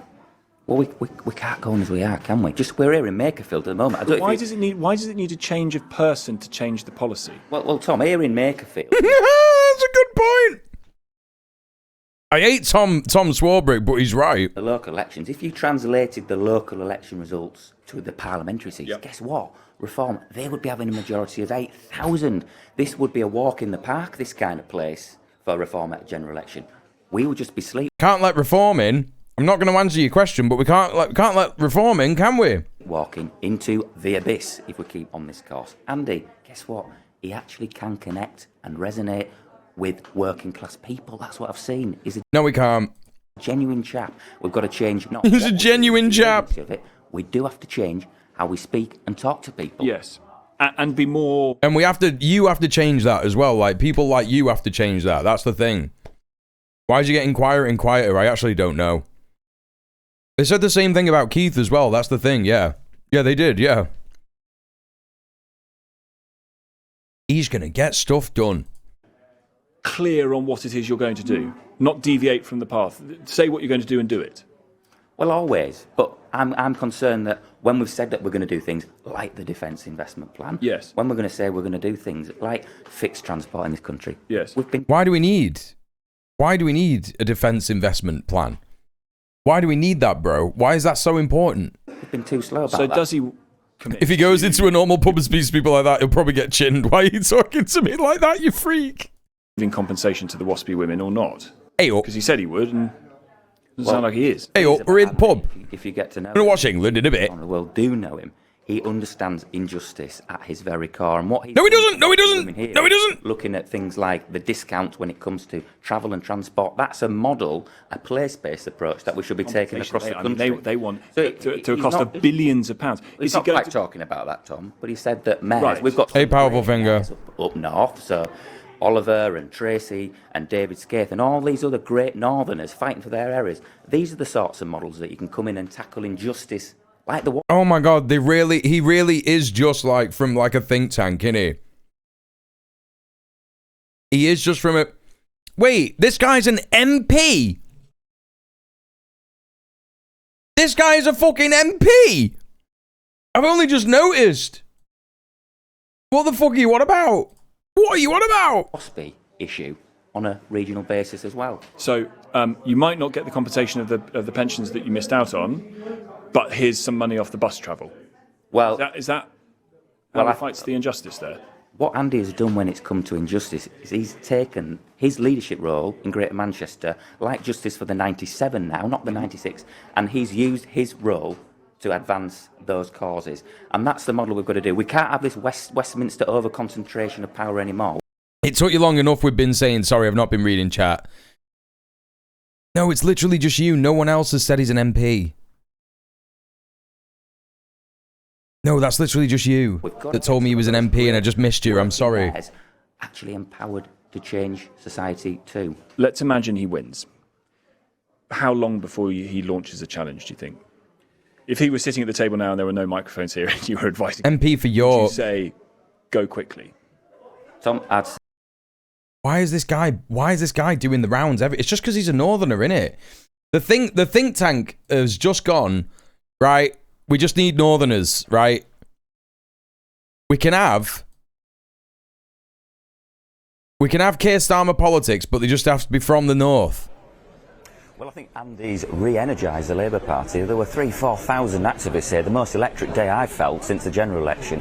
This is embarrassing, right? You can't just be saying he's re-energized the Labour Party when it's like the reason that the Labour Party has drawn so many activists to Makerfield is because they're fucking desperate to save the Labour Party. This is their last fucking chance. This is the last chance saloon for the Labour Party, and they're fucking desperate, right? They're absolutely desperate. I wish I'd have gone on the ground and chatted to some of these cunts. Honestly. They know they're on the Titanic. This is the thing. Reconnected with a lot of working class families here in Makerfield that left us in their droves just on... He did a media training day once and he thinks he's cracked it, yeah. May, just weeks ago. And he's revitalising, reviving our very chances of beating reform. There is a Green candidate in this by-election, but she's a paper candidate. They've not put any money into canvassing, and I also think she's a bad candidate. But she's a good candidate for being a paper candidate. You know, it's kind of neither here nor there. I think that they would have had a chance, right? I think that they would have had a chance of doing something good if they hadn't got rid of Chris Kennedy, for accidentally retweeting Hugh Anthony and liking a couple of Instagram posts that said something, mildly positive about resistance in Palestine. Do you know what I mean? I think that if he'd have been the candidate and they'd have put some money in, I do think that they would have actually done a bit of good. In terms of, they could have, maybe they wouldn't have won it, but they would have got some sizable numbers and they could have said, look, Labour's splitting the vote. Do you know what I mean? And it would have been fun, but it doesn't really matter. It's neither here nor there really at this point. You know what I mean? First place, we could roll that out across the country. But look, the ballot papers have been counted behind us. This was a campaign we ran on the message of hope in juxtaposition to that of division and toxicity from the other lot. So let's just wait and see in the next few hours how the voters of Makerfield have decided. Yes, I agree. I mean, that's an answer to a different question, and it's very interesting. But I wonder if we just go back to the warning. David Blunkett is a man who should be listened to rather than ignored, Luke. He's saying Andy Burnham, if he wins, should not go too precipitously against the Prime Minister. Oh, I actually want him to win now because I think it's going to be dead funny watching this leadership challenge. I actually think it's going to be dead funny. Nah, yeah, I want him to win now. I think it'll be funnier. You know what? No, it don't matter. It's going to be funny either way. If he doesn't win, it's going to be funny because Labour will be fucked. And there'll be a leadership challenge and it'll be between Wes Streeton and Keir Starmer will win. Right? Can you imagine after all this shite that his leadership campaign just farts out? I know, that'd be funny as fuck as well. I think every scenario is going to be funny as fuck for the next few months. And I think we should relish that, chat. That's what he's just said. We should relish that alongside the victories of the resistance against Empire and the victories of things like the Moog 4 escaping jail time today. And hopefully their retrial goes good. And there's been a number of wins that we've had. It's good stuff. There's good stuff happening. Do you agree? Well, I think Andy's been working his socks off. He's been speaking to hundreds and over 1,000 undecided voters the last few weeks. This weekend, I'm sure he's just wanting to play a little bit catch up with his family. And actually, if I'm honest, I stepped back as a ministerial aide. I think it's like Alien versus Predator, yeah. He's got to read the room, smell the coffee, listen to how Andy's rejuvenated the Labour Party in this corner of the world, and come to his own reflections. I think the Prime Minister should do some very deep soul searching indeed this weekend. Yeah, okay, it's funny. Yeah, it is funny. I hope Starmer could see really what's built up. I hope he could smell the coffee over the weekend, but I would say... He said it there again!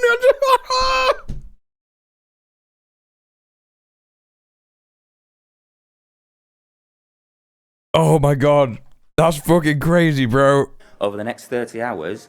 Well, Labour's not had a great track run of winning elections. This would be one of Reform's, I think it'd be the 29th target seat. I think I had a talking point there, yeah. It's good. Get one by-election win, we actually get a recipe, a blueprint, a formula for how we might roll that out and beat Reform across the rest of the country. Don't forget... That's so funny. What are you going to do if you only win by 2 votes? Yeah. So go fast. Well, Farage is desperate. Farage is desperate for Andy not to win, to cover up for the fact that Farage got £5 million and he's thrown every nasty trick at the book in this campaign, AI slop, to try and detract from that Robert Kenyon's sexist, misogynistic comments. Farage is desperate not to let Andy win because he knows that Farage is not going to make it. Why is he whispering like that, man? Would you like a new Prime Minister by conference? Well, I think we need to change course as a Labour Party. Look, we've got this next 30 hours ahead of us. It's really crucial. It might not be the case that even Andy... It is such a stupid argument. They had already won in Makerfield. They already had a Labour MP in Makerfield. It's so stupid. The scale of it. Wes Streeting, he triggered a lot of this process, didn't he? And we'll have to wait and see, won't we? Enjoy the match tonight. If you get time off from knocking on doors. What do you reckon score then, Tom? I think we're going to draw. I think it's going to be 1-1. I think the Ghana game's going to give over. Nah. Bro, we won 4-0. I'm just kidding, chat. I don't like anything you like. I think it's going to be... All right, that's the end of that. Let's have a look at this. Politics, Joe. Makerfield. Talking about Makerfield, let's hear what they're saying. How the Greens could decide the election. The Makerfield reckoning. Let's see what this little report is about. All right, I'm gonna go rogue, and I'm gonna start with the Green Party. The Green Party have not been... Never want to hear the name Wes Streeting ever again, yeah. There was a battle at the beginning, a battle of ideologies, which were, should the Green Party stand aside in this by-election in order to have Andy Burnham elected, in order to not split the Labour vote against Reform, and ensure that there's a swift delivery of Andy Burnham into Parliament. Therefore, he could challenge the Prime Minister.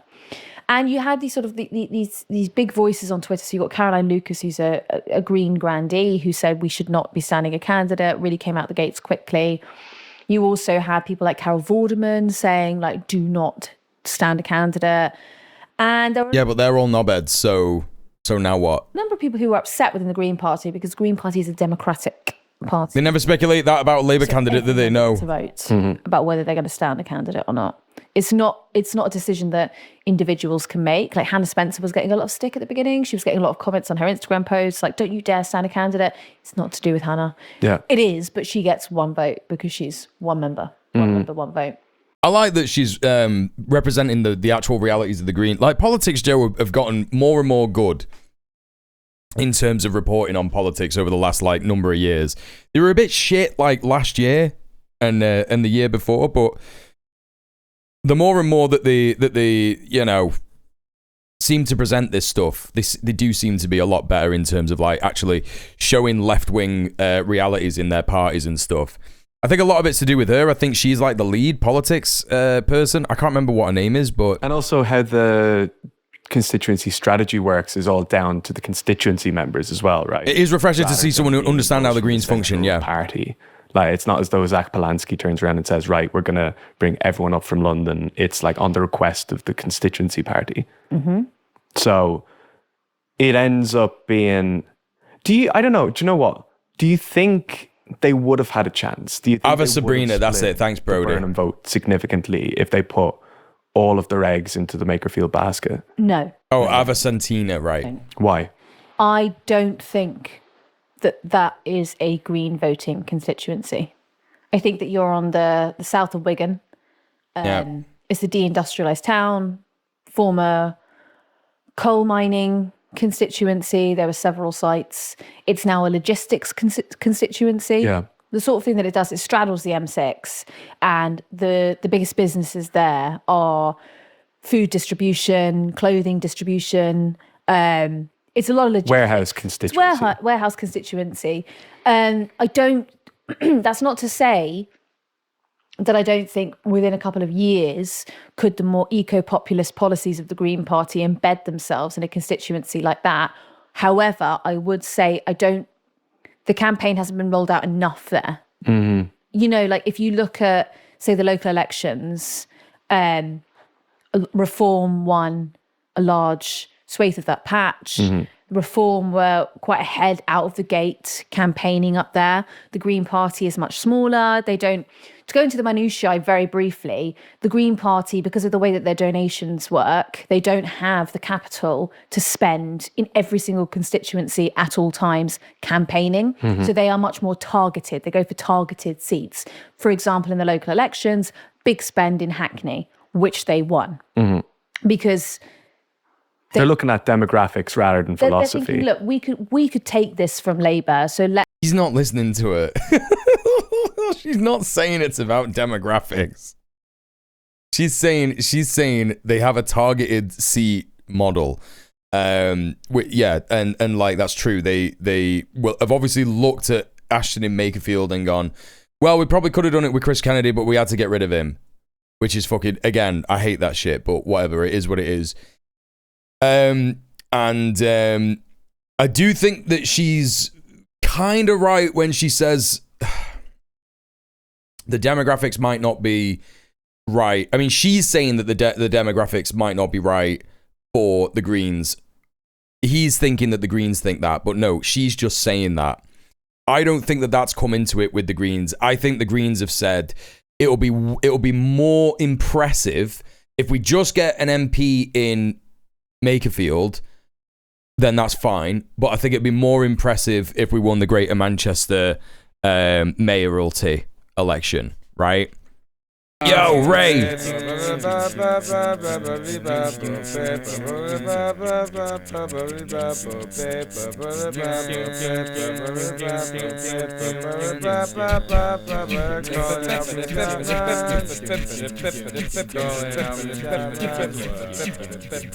Ray Raiders, thank you so much for the raid. How are you doing, Rowie? It's good to see you. And everybody, please go and show some love to our comrade, Ray K.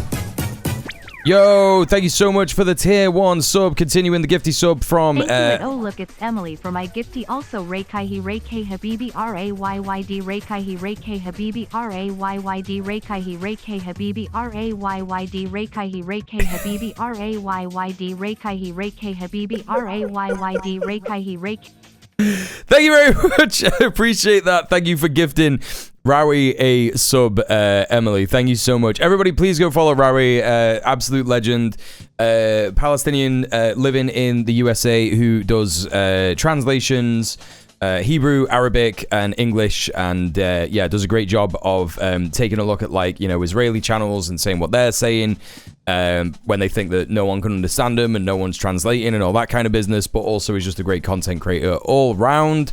For understanding the Swana region. So please go show some love to Rowie. Thank you so much for the raid. If you're coming in from Ray Stream and you don't know me, my name is djmuel. I'm a leftist political streamer from the UK. I take a look at geopolitics and the news and I analyze it from an anti-imperialist and a communist perspective. But being in Britain, we are also covering the Makerfield by-election tonight. And if you don't know what that is, that's understandable. Have a nice day.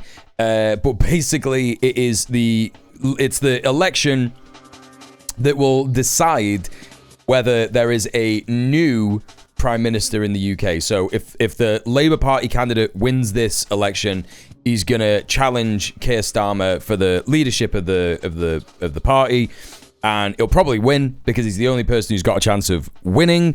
And I think that It's interesting for that reason. I'm doing a 12-hour live stream. I'm going to be up until the results come in. So if you're interested in this at all, then yeah, I'm your boy. But thanks so much again, Rari, for the stream. I hope you had a good stream doing some Kingdom Come Deliverance. Yes, Rari is in fact the #1 American patriot and gamer on Twitch. It's so true. Yusef, welcome in. We also got Crescent. We also got Dukey Dragon. How are you all doing? Welcome in. We are just having a little look at the way that Politics Joe is reporting on the Green Party and what we think the Green Party strategy was here and why they chose not to put a bunch of money into the campaign and just chose instead to have a paper candidate, which just means a candidate that is on the paper, but you know, they're not putting money into it. And yeah, the reason is basically, I was saying, I think that they have decided they want to put more money into the Greater Manchester mayoralty election. And I think that they've got a really good chance of winning that. So yeah. But the money that we have there, during those local elections, the spend wasn't put in Wigan. So they're already behind the curve. Reform have already been out on the doorstep, so it's battlegrounds for them. Do you know what I mean? They've already shored up, they've got people moving, I'm not saying that they wouldn't be able to turn... I'm not saying because that they work in logistics, they don't vote for the Green Party. I'm saying that they haven't quite tailored how do Green Party politics work in a deindustrialised town like Wigan. They haven't quite worked out that formula yet. So they're not ready. They're not going from a rolling start. Does that make sense? Yeah. But there's the other side of it is the kind of the left wing option to Labour, right? That like you may not have bedded yourself in as a viable option for Westminster in that constituency, but you would have done serious electoral damage to the Labour Party and for Andy Burnham's chances of getting in. Had there also, I suppose we're probably going to talk about these as well, Restore at some point. But if the Greens ended up being the Restore for the Labour Party, it could have been a far more interesting race. Because he's a bastard middle Marxist, yeah. Andy Burnham's polling like 12% higher than Rob Kenyon at the moment. Yeah. 12 hours is a long stream. Make sure you hydrate and eat. I'm already way ahead of you. Don't you worry. Thank you, Yusef. I mean, we've got Vox Pop from there going out today, and it is very much anyone that you speak to that's a Reform voter. We've got a big pan of fajita, sort of like Mexican rice, chicken, and homemade pico de gallo and guacamole. And I'm like on my second 2-liter bottle of water. Is Restore curious or switching to Restore? And anyone who's anyone who's a Burnham voter is either a dyed-in-the-wool Labour Party member or someone who doesn't want the right to win in that constituency and would have... Did you see the Trump medal thing? Nah, you gotta link me that. Let me know when you got a link for that. Liked to have a progressive alternative to Labour. Well, they want change as well, and they're sort of hoping that Andy Burnham instills change. I think it really is like a last-ditch attempt.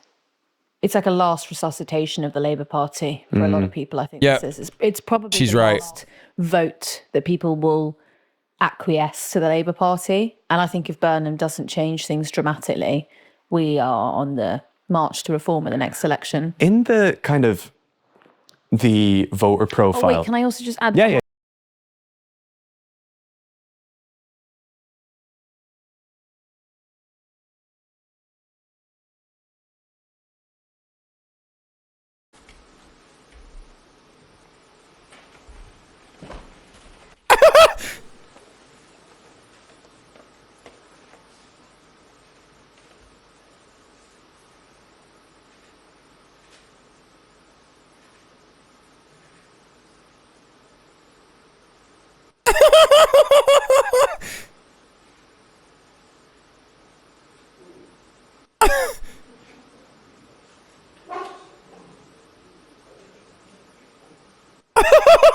What?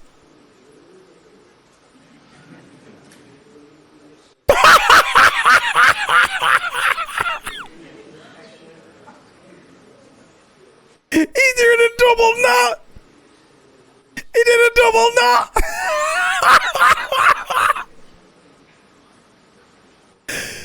You know, he was saying It's a shame.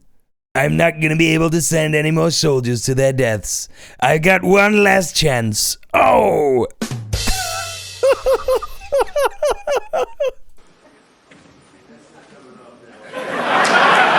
Oh, what's going on? He nearly kissed him! Bro, what the fuck is going on?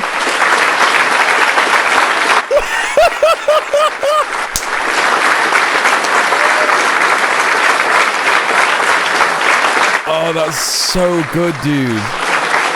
Why are they clapping? Why are they clapping?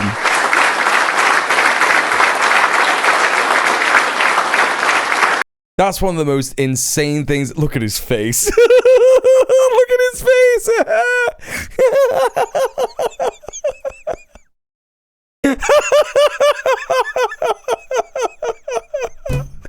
He looks like a chicken nugget.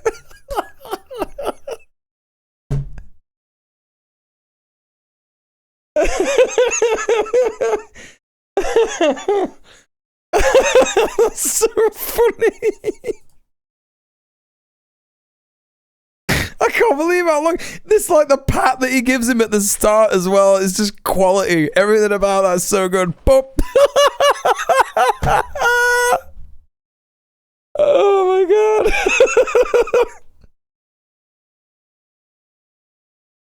Hey Crimson, I hereby award you the cravat of honor.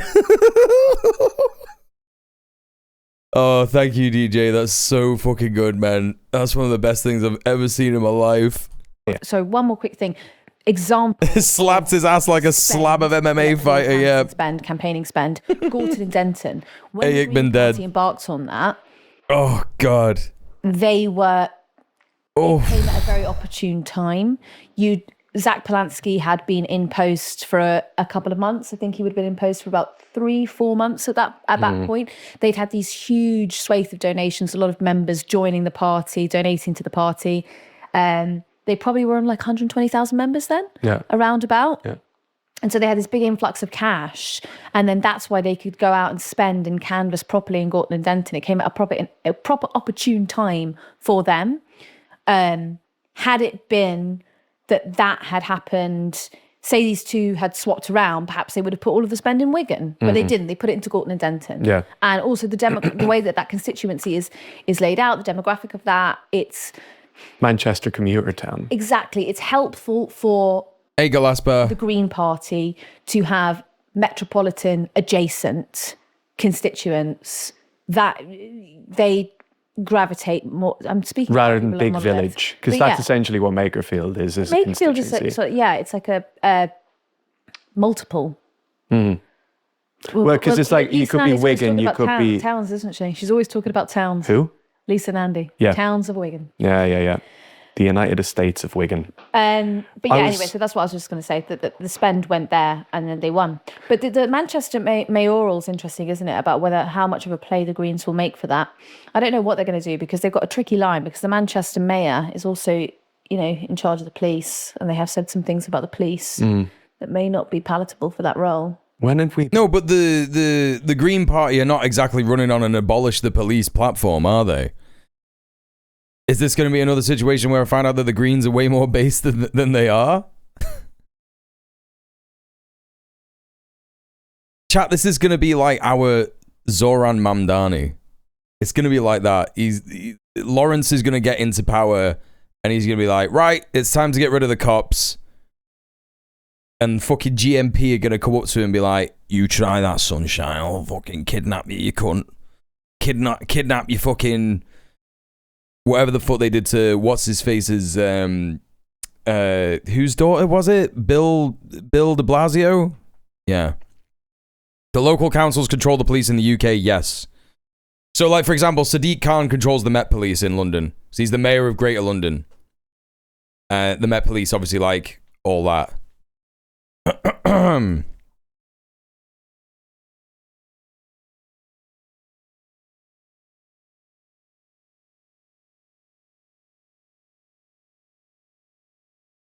I don't think there's anything in here about the police, Morton, but thank you very much.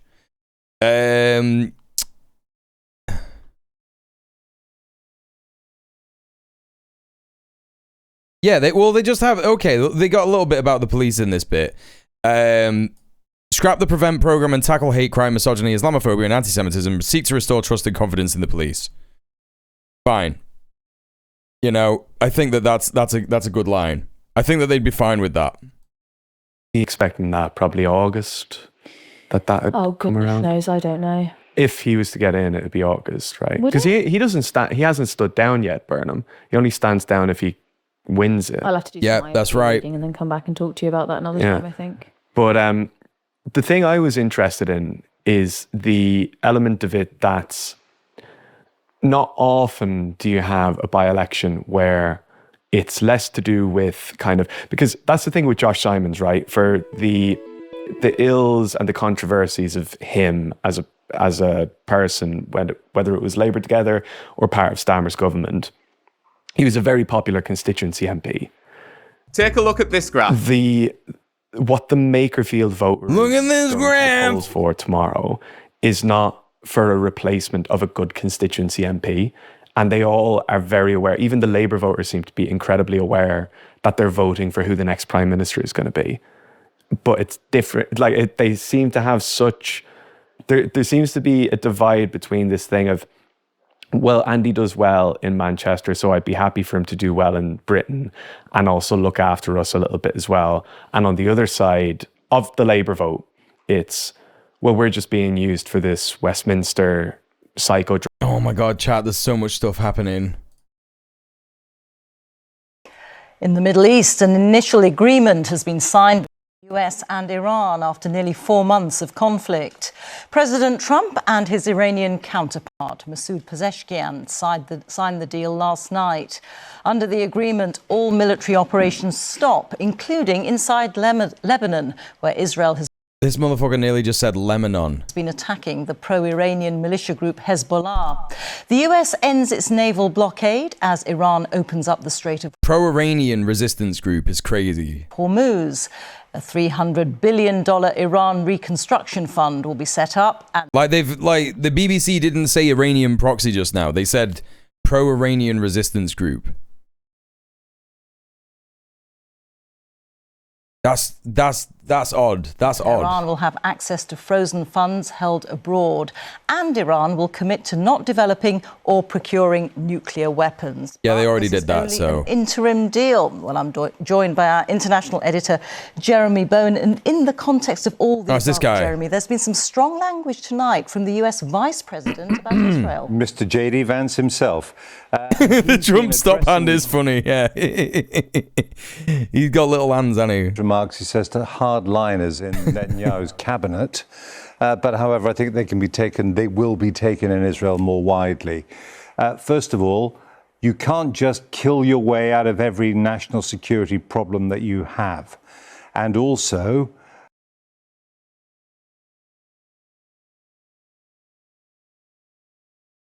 J.D. Vance himself, and he's been addressing these remarks, he says, to hardliners in Netanyahu's cabinet. But however, I think they will be taken in Israel more widely. First of all, you can't just kill your way out of every national security problem that you have. And also, this is addressed to people in Mr. Netanyahu's cabinet who've attacked the deal. My message is that Donald J. Trump is the only head of state in the entire world who is sympathetic to the nation of Israel at this moment in time. Now, that's funny as hell, actually. That's funny as fuck. This isn't what I thought it was. These are strong words for an American leader. So it's a sign of the rift which exists and is potentially growing between the Americans and the Israelis over. No, there is no rift. There is no rift. One particular thing that could be a big spoiler in this deal, and that is the war in Lebanon. Now, in this MOU, Memorandum of Understanding. Okay, I thought that this was a misleading headline because it said Vance warns Israel over US-Iran deal, and I thought that was going to be about something that's happened tonight. And it's not. It's not talking about the shit that's going on in southern Lebanon tonight. It's just like nothing. At the insistence of Iran, there is a clause that says it also applies to a ceasefire in Lebanon, and Israel's got to stop attacking particularly Iran's ally, Hezbollah, there. But Israel wants to continue the war. They say for national security reasons it's absolutely vital. And that is the thing, I think, that in these weeks of negotiations that are going to come, that is potentially one of the big spoilers. There are other spoilers as well, hardliners on all sides, in Iran, in the US as well. So there is an awful lot that can go wrong to disrupt, to derail. Okay, that was garbage. That was rubbish. I just got clickbaited by the BBC. I can't believe it. Drama. Is he going to do what we expect him to do? He's done some good things in Manchester, but being a Metro Mayor is... Makerfield No. by-election. No, he hasn't. It looked like they might be winning in Aberdeen South. So votes are being lent. Votes are very specific to different areas. Votes are for different reasons. It's part of this fragmented political world we're now in. Yeah, one of the big things that we're going to find out over the next few hours, Anna, is whether or not essentially what we're seeing is a smart electorate now using multi-party politics to deliver the result that they want. So in Makerfield, I think what you're going to see is quite a lot of people who voted for other parties coming behind the Labour Party. What you're going to see in Scotland is unionist parties going behind the Tories to defeat the SNP. Voters... SNP concede defeat in Aberdeen South by-election. That's sad. Never mind. Know what they want, but more importantly, I think what you're going to see from tonight's suite of elections is them expressing a view on what they don't want and voting to ensure that happens. Is that the lesson from Scotland? Certainly seems to be from the early indications from Aberdeen South. Yes, you begin to wonder if anybody is actually voting positively. There we go, it's bin face. Thangham's looking at me and saying, surely the Burnham one is. But anyway, look, count bin face. There we go. No election, no by-election is complete until he arrives. Absolutely, so British. And no doubt we'll grab a word with him. I think that Aberdeen South has gone to the Tories. As well, and obviously we saw the monster raving loony candidate also arrive a little earlier. That is Howling Lord Hope. There you go. It's a selfie kind of night. I fucking love the get-up. It's so good. Yeah, he's always up for that. Anyway, welcome to Count Binface, to the Makerfield count. John Craig's in the midst of it. Not sure he's quite next to you, John, but first of all, you know, how's it looking? I know the postal votes get counted first. Have they actually started properly counting? Fucking Green Party workers are fucking loving Count Binface. It was Makerfield by-election.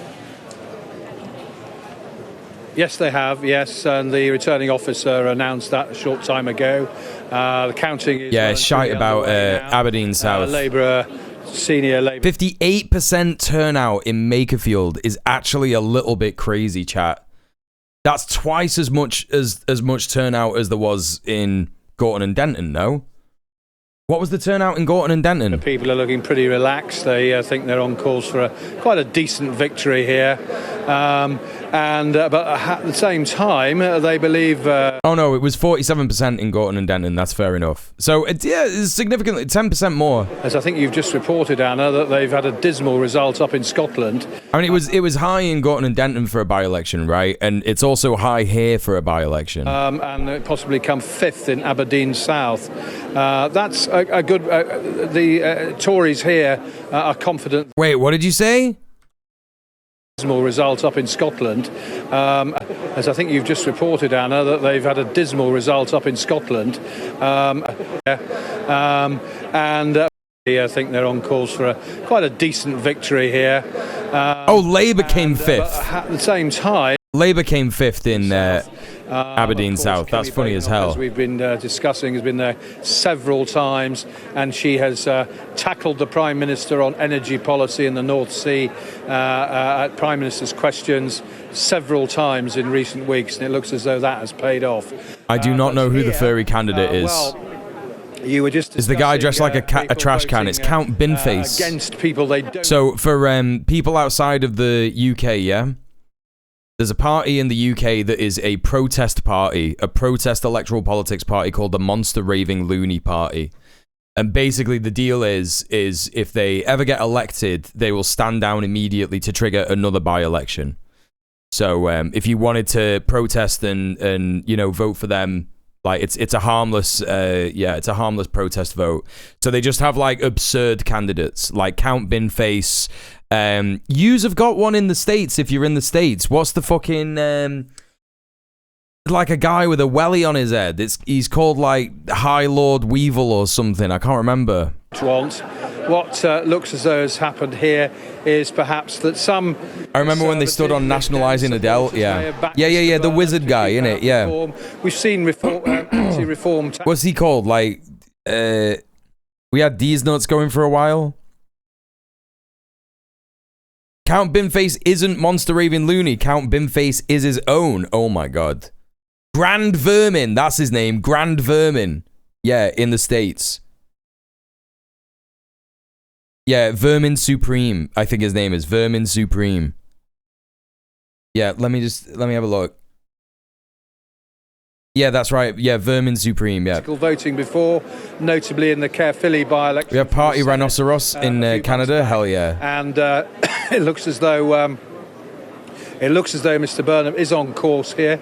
We're not quite sure how soon he's going to arrive here, but excuse me, there is a mood really of anticipation here. And I think we are moving to the sort of business end of the evening. There's talk of Mr. Burnham arriving here fairly soon. We'll obviously let you know when we know when that's going to happen. At the moment, I'm just looking at some Labour Party people got broad smiles. Okay, Galabath has tweeted. He tweeted about 2 hours ago, about 11 p.m. He says, "We're at your command. The task assigned to us by the Supreme Leader is to pursue the realization of the conditions and clauses of the agreement. In the event of bad faith, breach of contract, and excessive demands by the opposing side, we have no hesitation in delivering a crushing response to the enemy. They were once slapped during the war. If they wish to tread that path again, they will receive an even harder slap." Bro, they are going to punish every single fucking time this happens. It's actually nutty. That this is just like keeps happening. On their faces. Hey, what kind of journalist is this? You don't go on then. Anyway, I better. To talk to him. No, I'm going to hand you back to. Hang on. Looks like something out of Star Wars. Yeah. Okay. Anyway, I better. To talk to him. No, I'm going to hand you back to.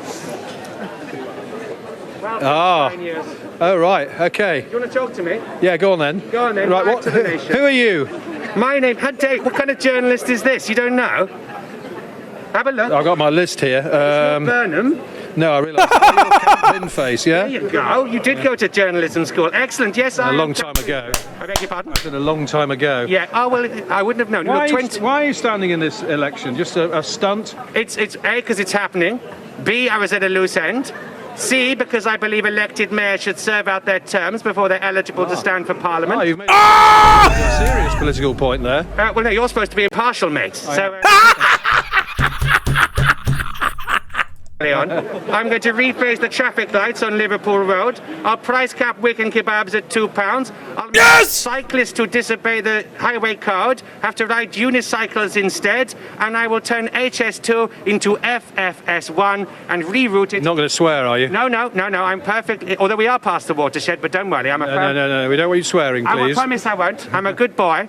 And no, but I'm going to reroute it through rail executives' homes. I'm going to build a affordable house. I mean, I could go on. What's Andy said he's going to do? Oh, he said lots he's going to do, and he changes his mind from time to time. But anyway, are you going to save your deposit? Probably not. No, in a word. But if I could beat the Tories or the Lib Dems, that would be quite funny. Yeah, I suppose they wouldn't find it very funny, though, would they? How many votes do you think you're going to get? No, but everyone else would. Well, I'd be happy with one. Do you live in the constituency? I do tonight. Well, it sounds as though you don't. What, do you? No, of course not. I don't live here, no. So why should I? Well, a lot of candidates like to boast that they're local. Oh, this is so fucking funny, dude. Bro, it's Count Binface. You are an idiot, bro. You're obviously not too concerned about that. Well, I'm looking at the putative Prime Minister Nigel Farage. He spends more time in America than in Clacton. You don't think Mr. Burnham's the putative Prime Minister, then? Well, they both putatas, that they will be the next PM. But I think at least Andy feels like he's slightly local to the area. But that's something. My man's a wordsmith. He could be a freestyle rapper, man. If I was to win... Put this man on a cypher. It's not very far from here. Exactly. If I win, I swear... That's not going to happen.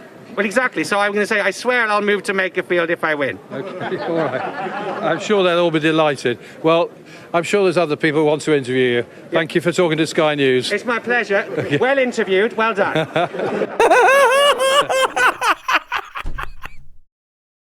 Does my man even know that he just got fucking bodied by a guy wearing a bin for a head? Does he even know? Some Manchester Evening News. That's proper journalism. Well, Anna, I think I got the short straw there. Got a crowd of people watching that. I mean, people were filming you interviewing Count Binfast, and I'm afraid for me, you've lost your by-election king crown because you didn't know who he was, and everybody knows who Count Binfast. That's so good. Let's be honest about it. But anyway, he's still there. He won't leave you now. Of course, I don't live in the area. Was the mantle. Go on, John. Yeah. I was going to say I don't normally interview those sort of candidates, but I think you bullied me into doing that. That's fucking brilliant. They're not arsed. Neither of these are fucking arsed. Hand back to you now. Just having a laugh. Continue. You had a crowd around you. Your feisty twosome. The serious stuff. Yeah, I know. Yes, we'll speak to you later. John Craig, thanks very much indeed. So the news from both the SNP and indeed the Conservative Party is it looks like they have taken Aberdeen South. It was held by the SNP. Stephen Flynn won it in 2024 with 4.9% of the vote. The Tories, I'm hearing, also have gained 2 seats in local council by-elections from Reform tonight. She said, looking at Sarah Pochin. Oh my God, from Reform. Oh my God, from Reform. That's fucking crazy. Yeah, I wish I got paid to fuck around. Yeah, exactly. That's great that they I know that the Tories, so fuck them. But the fact that the Tories have won local council seats from Reform is significant, right? Because it means that people are turning around and being like, hang on a minute. Reform don't know what they're doing, so even though we didn't like the Tories, we're going back to them. Listen, chat, I know it's the Tories, but whoever is voting is moving left in whatever constituencies or whatever wards these are. One in Rochford and one in Incompetent Reform one-offs, yeah. They also held one in Hillingdon. Are we starting to see a resurgence, albeit small, by the Conservative Party? I don't think so. Let's bring in, though, our Deputy Political Editor, Sam Coates, to get the mood music from this constituency, Makerfield. Sam. That's right. I've got an update for you, Anna. Labour sources are now telling me that they've looked at the voting. You can do sampling in the count, and they've done early sampling, and I'm now told that they are officially encouraged by what they are seeing in early days. Normally, if there was any chance of this election being blown off... Yeah, it makes sense that he's going to win it, to be honest, chat. I think that's what it's going to be. Back to what we're looking at with the numbers, just a few benchmarks.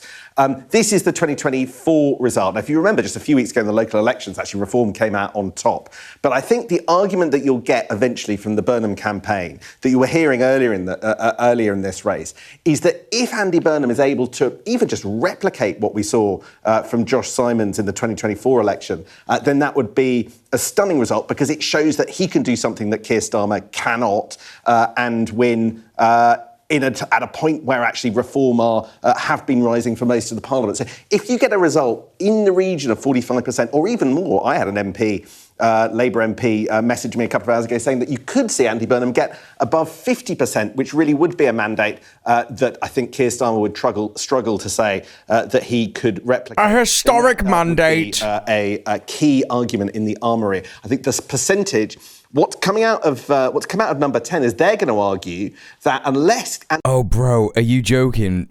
Oh, no, this is the 2024 election. Right. I was... Okay, yeah. I'm getting confused. Andy Burnham's victory shows that he can defeat... I thought this was like a prediction for a minute. I was like, wait, what? Reform and restore Britain, if we get, say, 5-10% there, that Andy Burnham needs to show that he's got some kind of mandate that's unusual, that would really challenge sort of advance the march of right-wing parties in this country. That would be a key milestone. No, yeah, you can't compare this to that. It is true, yeah. I think the stats later this evening could be absolutely critical. And then one other update for you, and I'm very interested to see what the Reform and Restore split is, yeah. That the SNP have conceded. You think there's not going to be much of one? That's in the Scottish seat of Aberdeen South. And other than by-election results, only so there you have it. You have the first concession of the evening. That's in this seat, Aberdeen South. It will have been quite a job for the Tories to leapfrog Labour and get into... Did you just say the Tories winning seats is a good thing? No, I said it's interesting and funny, and it's significant because regardless of what you might think of the Tories are to the left of Reform. They are, right? Sadly, they are. That is just true. They're desperately trying to follow Reform to the right. But I think that what it shows more clearly, if it's in Essex particularly, Essex used to be conservative heartland, and now it is Reform heartland. So they are far more likely to be people who have had Reform for a long time and gone, these lot are fucking stupid. They don't know what they're doing. They don't know how to, run the council. We're going to have someone who knows what they're doing, and that's the Tories, right? So it's a shift leftwards, right? In those particular wards, no matter how small it is, it's a shift leftwards. In this election tonight, and we would be looking at how much vote share we've gained in this by-election, and of course we don't yet know the result. They're busy counting. But it won't be because they want socialist stuff. It'll just because they want capitalism done correctly, right? Do you know what I mean? It's not good in general, but it is like it's significant because Reform are just like, absolutely terrible. Am I allowed to be a Kemi admirer now? You can admire any politician that you like. You can do whatever you want. I can't control what you do or what you like. Never had a female prime minister. But the important thing to remember is that I don't like any of the stuff that yous like. Shifting left in the same way that going from a negative 1050 to a negative 1000 is technically a positive change. Yes, that's what I meant. Fangham agrees with you on, actually. It's about time we found something. But the question, I suppose, and something that Sam Coates was raising there, is whether Andy Burnham is another Heineken politician, a bit like Boris Johnson, reaches parts of the electorate that others cannot, or whether, in fact, really... That's crazy. Andy Burnham is a Heineken? A Heineken politician? Anyway, this is Sarah Poshin. She's the lady that was basically saying...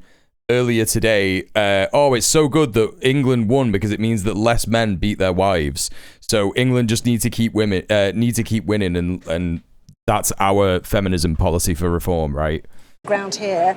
If you didn't win, first of all, why do you think that would be? And secondly, how disappointed would it be? What would it do to your momentum as a party, which obviously, thrived so well in the local elections? Well, as I said from the beginning of the evening, we expect to do very well in this election tonight, and we would be looking at how much vote share we've gained in this by-election, and of course we don't yet know the result. They're busy counting out there, so let's wait and see. But certainly, if we come a strong second, we will be delighted. We put everything behind the by-election. But as I said from the start, it'll be interesting to see whether the Labour voters are willing in Andy Burnham to give the Labour Party one last chance with a Prime Minister. What a shame it's not a female Prime Minister, I should add. This Labour Party who's never had a female Prime Minister. I think that's one thing that Fangham agrees with you on, actually. It's about time we found something. But the question, I suppose, and something that Sam Coates was raising there, is whether Andy Burnham is another Heineken politician, a bit like Boris Johnson, reaches parts of the electorate that others cannot, or whether, in fact... What do they mean by Heineken politician? And we're jumping ahead again, apologies, that actually he becomes, MP here, but also becomes Prime Minister, whether he can change the fortunes of the Labour Party, which has been stuck in gloom, in electoral loss as well. Do you feel confident that he could deliver on that? I think if Andy wins tonight, and we're still Shite not in a quite there can. yet, No. but if he wins tonight, he will have shown that hope can triumph over division. Heineken, fuck that shit. Pabst Blue Ribbon. The things that people care about, cost of living, struggles that people are having to feel like their lives are getting better. He's actually wanting to give people hope rather than cause division and blaming other people for something that's gone wrong. Yeah, but he's not going to give anyone hope, is he? He's not actually going to provide any payoff to all that hope that he's giving people. It's a very difficult world out there. We haven't had the chance to talk in this by-election about some of the big things like climate crisis, which is still with us. What's AI going to do to our jobs? There is a war in Europe. There's been madness by Trump over the last few days. There's an awful lot going on. Whoever's Prime Minister of this country, and I'm glad it's a Labour Prime Minister, I know that they will have a big job to do, and projecting that message of hope over disunity, over division is so important. Yes. Wow. Absolutely nothing. Thanks for saying nothing. Yeah, what's AI doing to our jobs? Why did the Labour government pay fucking £2 billion in public money to AI firms for investment? Why did they do that? And actually doesn't have policies that people understand. But Andy Burnham is known as a good communicator. Nigel Farage is known as a good communicator. No, he isn't. Getting a message. No, he isn't. Neither of them are. How important is that in politics? It's incredibly important that in a party, if government in particular, but any Heineken refers to some old ad, apparently. so you can tell a great story, paint a picture, show people what the hope looks like. What is it? I had my favourite beer tattooed over my whole calf. Can I get UK citizenship? If it were up to me, man, yeah. In Australia, in different countries around the world where we've got left parties in government, it isn't always the Prime Minister who's the... Girl, pardon me? What did you just say? Did you just say there is a left-wing party in Australia? Stand. But Andy Burnham is known as a good communicator. Nigel Farage is known as a good communicator. Getting a message across, whatever that is. How important is that in politics? It's incredibly important that... Did you see Sarah Potion? Did you see Sarah Potion try and answer and she just couldn't be bothered? How important is that in politics? Watch. It's incredibly important. That was great. Okay. Oh, good night, Mia. Thanks for hanging out. I hope you sleep well. That in a party, if government in particular, but any political party, there need to be great communicators who can tell a great story, paint a picture, show people what the hope looks like. What is it going to mean for them?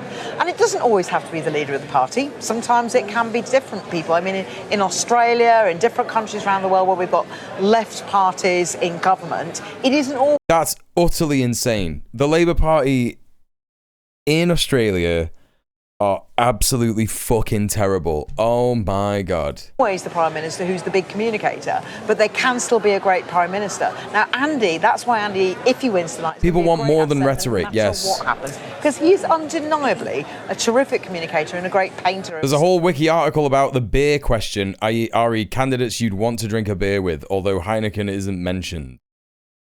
That's so weird. Isn't even their Greens absolute shit? I mean, you'd have to ask an Aussie. I'm not entirely sure, but yeah, Australian Labour gave Trump everything that he demands, and also they prescribed the IRGC, which is a further right-wing thing to do than the Labour Party in the UK. It's crazy that she's saying that it's a left party. Stories of hope and visions of unity over division. They're left as far as current Labour are concerned. Well, they're more right-wing than them. He seemed like a one-man band.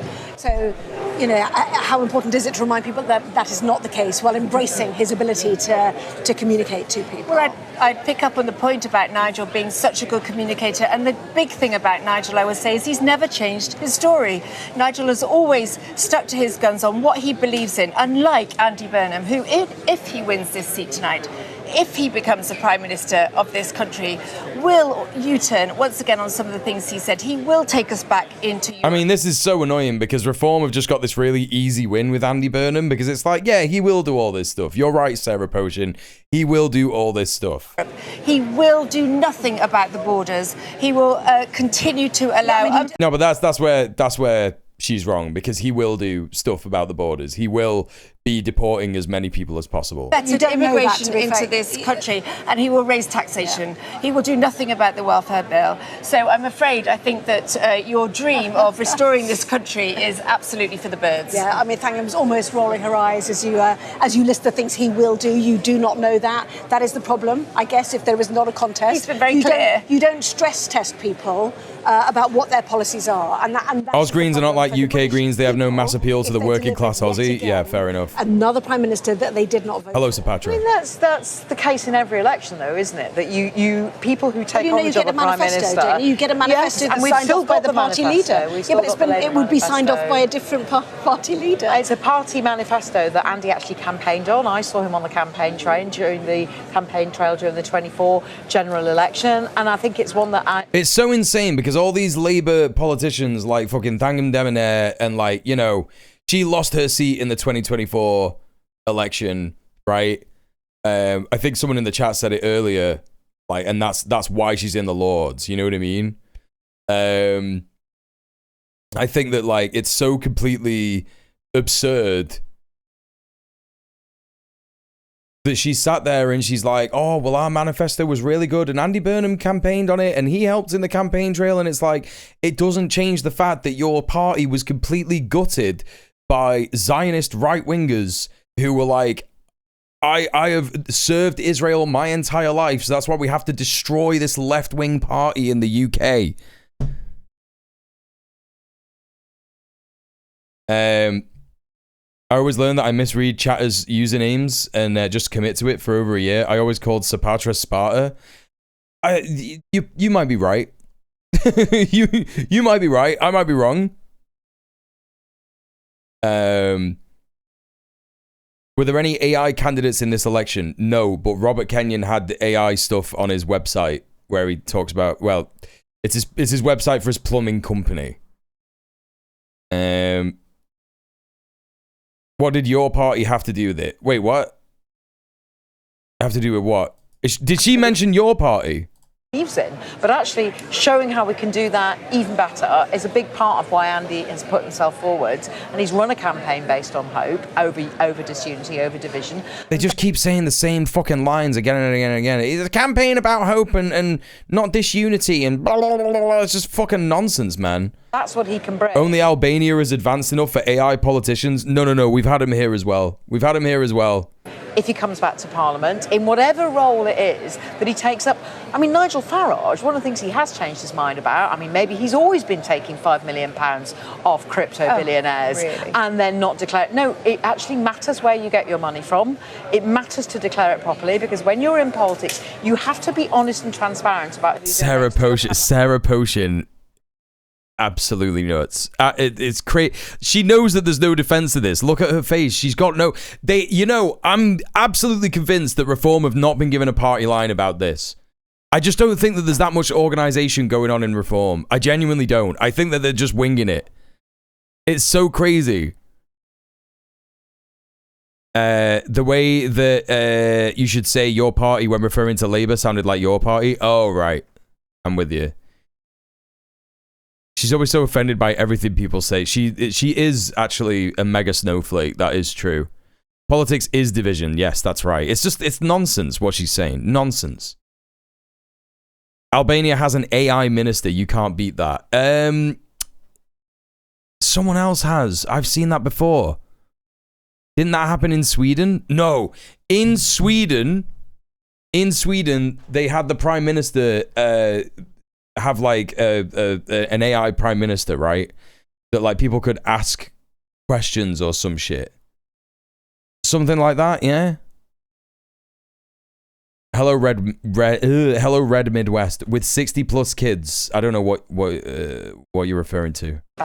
Because that can have an influence, or people need to judge for themselves. And Nigel so far has managed to evade any sort of scrutiny, and it's £5 million, and that really, really matters. So I would like to see better scrutiny. Stories of One Aberdeen South, yeah. Who so far, yes, you may say we're a bit ahead of you there, Morton. Things over and over again. Actually, I think he's changed party every couple of years, but he's started to take large amounts of money off crypto billion. Yeah, I need to come back on that. The Albanian AI has 69 kids. The Aberdeen South by-election Yeah, absolutely. But on terms of the £5 million, look, Nigel received that as a gift before he was in politics. I'm waiting for an ambulance. Shit, I'm sorry to hear it. I hope you're okay. You've been interrupting me all evening, What I would say is that Nigel has had his security taken away by the Labour government, which is spiteful. He's a politician that is a target. He's been in politics. And now he has to pay for his own security, and that is what that money... Parliament provides security, as you very well know. It's fine. It's for your neighbour. You got a 2-hour wait. Shit, Morton. Fucking hell. Instead of the taxpayer having to pay for Nigel's security... Yeah, but never forget, Morton, ambulance wait times down. General election. He is supposed to prepare it. Yes, I do. I've been in MP, as you may know. You have to declare. Yes, you do. Yes, you. Oh, here we go. Whoopie-doo.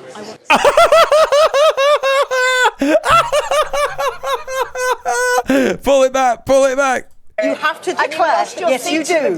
Yes, you. Oh, here we go. Nah. She got you then.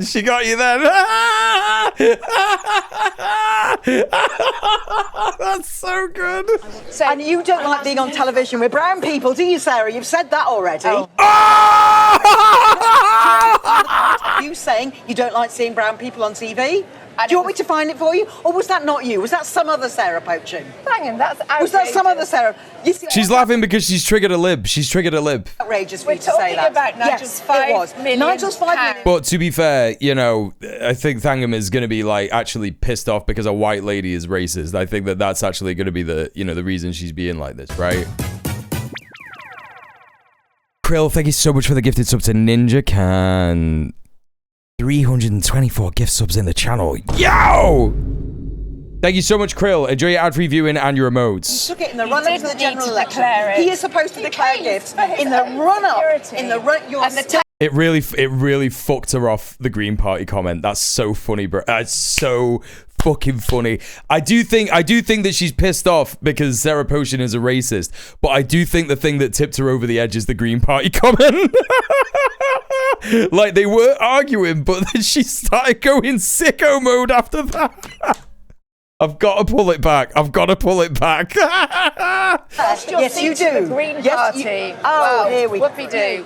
And you don't like being on television with brown people, do you, Sarah? You've said that already. Oh, that's outrageous. No. Do you want me to find the quote of you saying you don't like seeing brown people on TV? This is going to be all over. This is going to be all over TV tomorrow.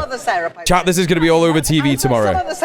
You see, it was outrageous for you to say that. The thing is that, like, I don't know what someone like Thangham wants from any of this. It's like, you're pissed off that a racist party is winning elections and has like a chance of beating Labour and shit like that.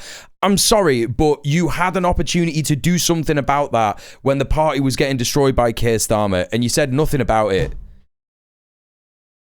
You said nothing about it. You did nothing about it. I'm sorry, but you've made your bed. Right? You've made your bed. You got to sleep in it. That's the end of that, right? Yeah, they keep trying to appeal to the Reform Party voters regardless. It's so insane. This is like if someone yelled at Mule to admit he's a communist.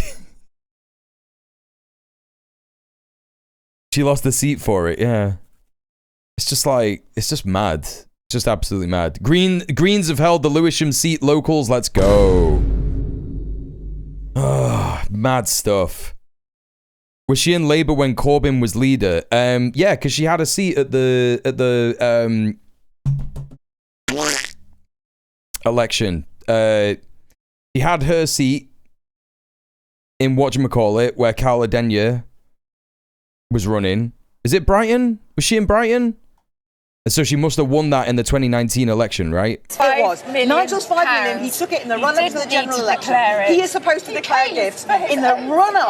And the taxpayer does not. Bristol Central. Nigel's security. Oh, she's fucking raging. That's all right. Well, you can agree to disagree on that one. Again, every hour there's something different has to be said.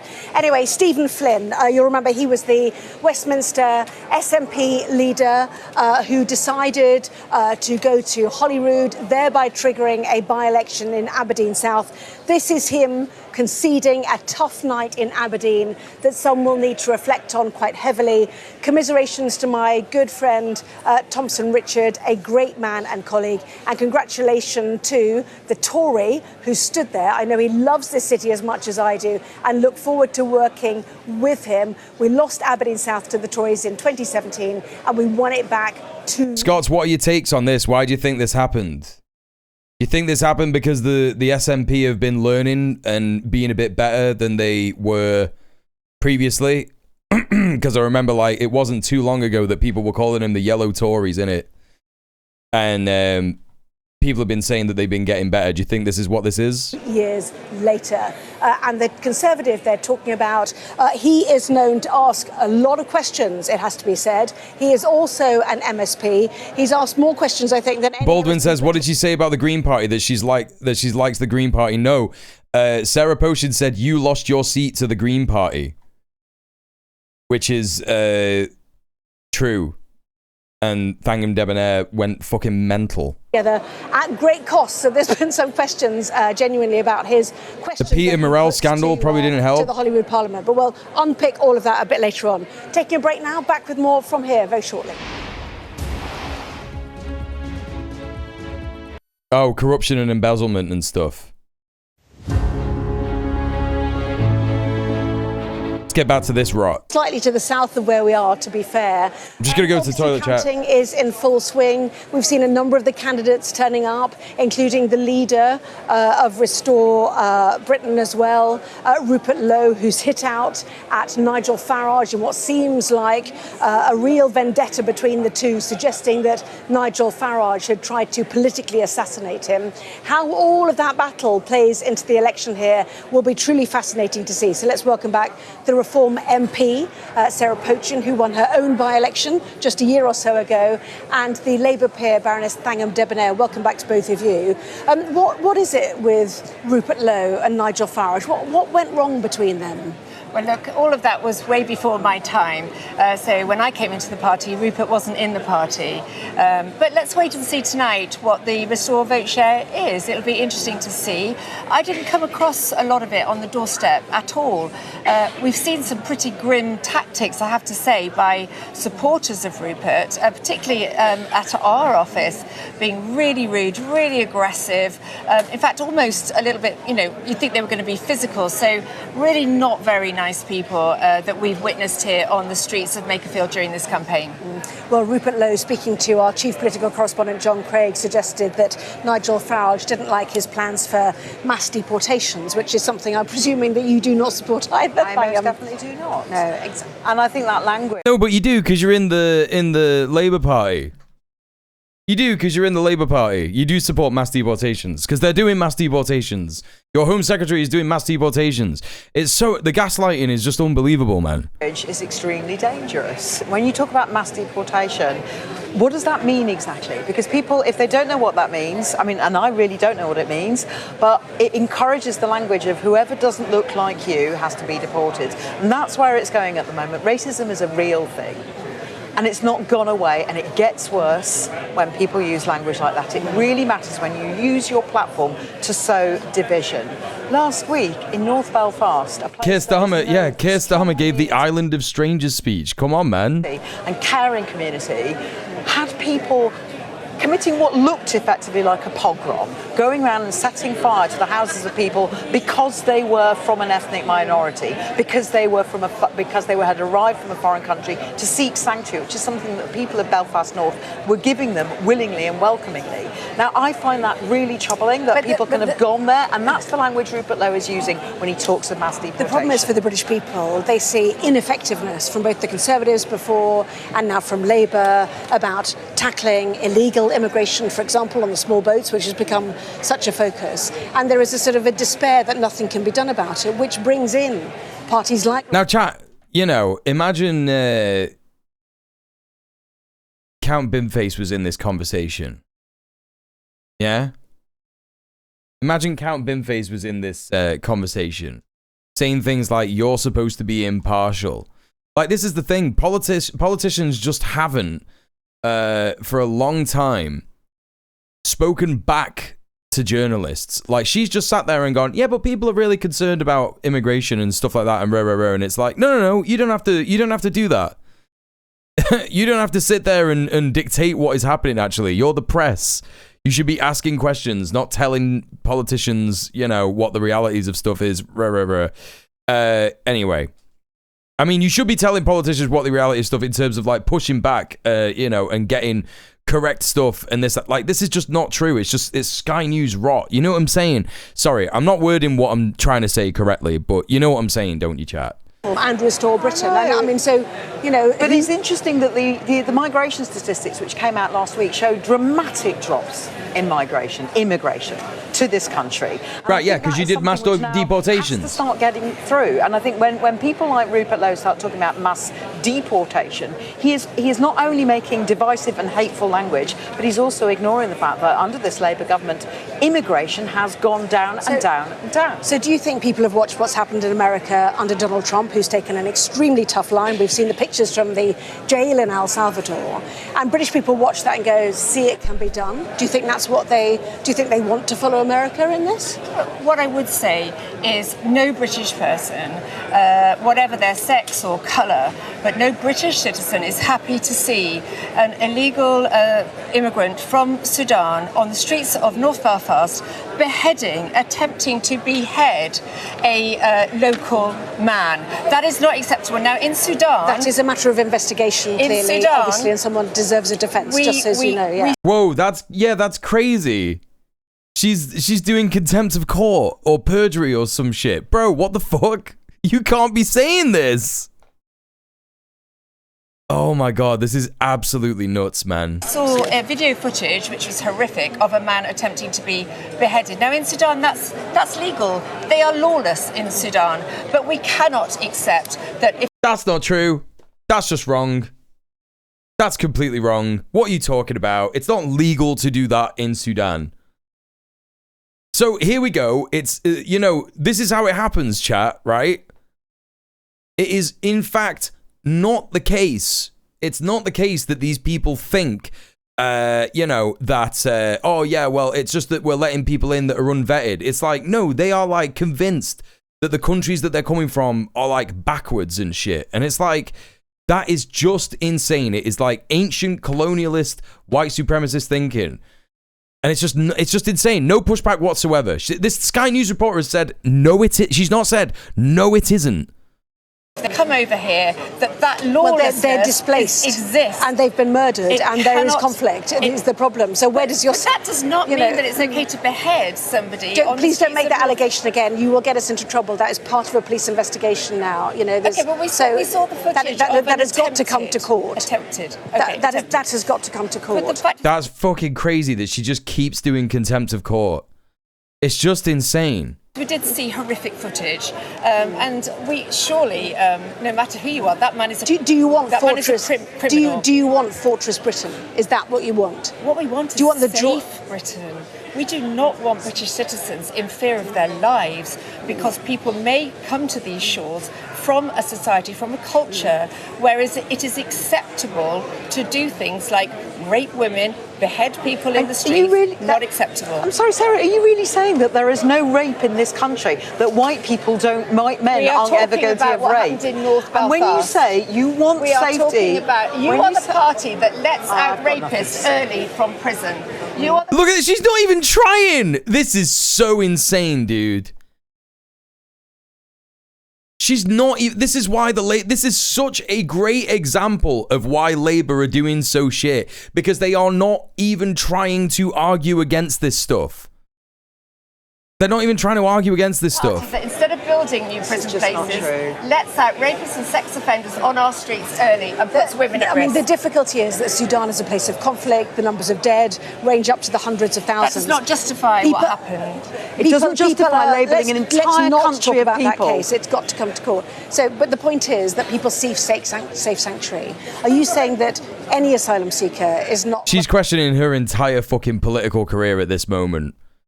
She knows that her party has led to this happening. Like, I know that she's thinking it, man. I know she is. Come here in the UK under if should you win the next general election under a reform government? The British people have always been so generous in the way they give sanctuary to true people that need asylum. So, for example, take the Afghan interpreters that so bravely helped our British forces. Of course, we should be giving them Bro, there is no way that reform voters are down for any Afghanistani people, like, being in Britain. Like, they're not going to agree with you on this. sanctuary. Their lives are genuinely at risk. But the boatloads coming over into this country, their lives are not at risk. Those are illegal immigrants who have no place. And if they arrive That's so crazy for her to be saying that their lives are not at risk coming from Sudan. And the Sky News reporter has actually pushed back and said, no, yeah, they're coming from war-torn countries. Insane, dude. Insane. No one bringing up how the UK supports what is happening in Sudan. They won't even bring up how the UK supports what is happening in Palestine. So you better believe that there's zero conversation about Sudan. Not at all. going on our shores without going through the proper mechanisms, then under a reform government, they will never ever be given British citizenship again. Okay, well, I think 4/5 of them roughly are normally given asylum. And they're not given British citizenship now. When if people apply for asylum, that is to have refugee status. They're allowed that is not the same. Are you ever going to let me finish a sentence? They're allowed to stay for 10 years plus, and they are Just lost. let her talk. They There's are no lost point. in our society. The Home Office. Just let her talk. There's no point. Oh my God. Oh my God. Is she walking off? Where they are. Right, so None of these things are true, and you know it, Sarah. they Just are, repeatedly Diane. Oh, my saying goodness, they that the only are. danger. If you're saying Just that the only ask the Home danger, Office are you really themselves. saying the only danger Go to to the women is from government, people who white come zone. from other countries? Are you really saying that there are no white people, We've had that white men who discussion earlier and this you keep evening. cutting in? We're talking about domestic And you violence keep all smiling night. when we're talking about violence against women I and just girls. can't understand why you really, won't stand with oh me my on the God, issue of oh violence my God, I against have women and 26 girls. years of experience in violence against I women have and girls. 20 years. Oh, well, I see you and raised you 6 years, Sarah. There are women being raped by white men, and you don't want to talk about that. You only want to talk about when there's an incident of violence against women and girls by someone who is brown. That is your thing, and you want to blame all brown people. You want to blame all brown people, and you are causing harm to actual people. So we are joined now by, I don't know, This is so insane, dude. This is so fucking insane. How, like, heated this is getting, bro. It's so insane. And I think that the frustration from Thangan definitely comes from, like, obviously being a racialized person, but also being, you know, I think she does just know.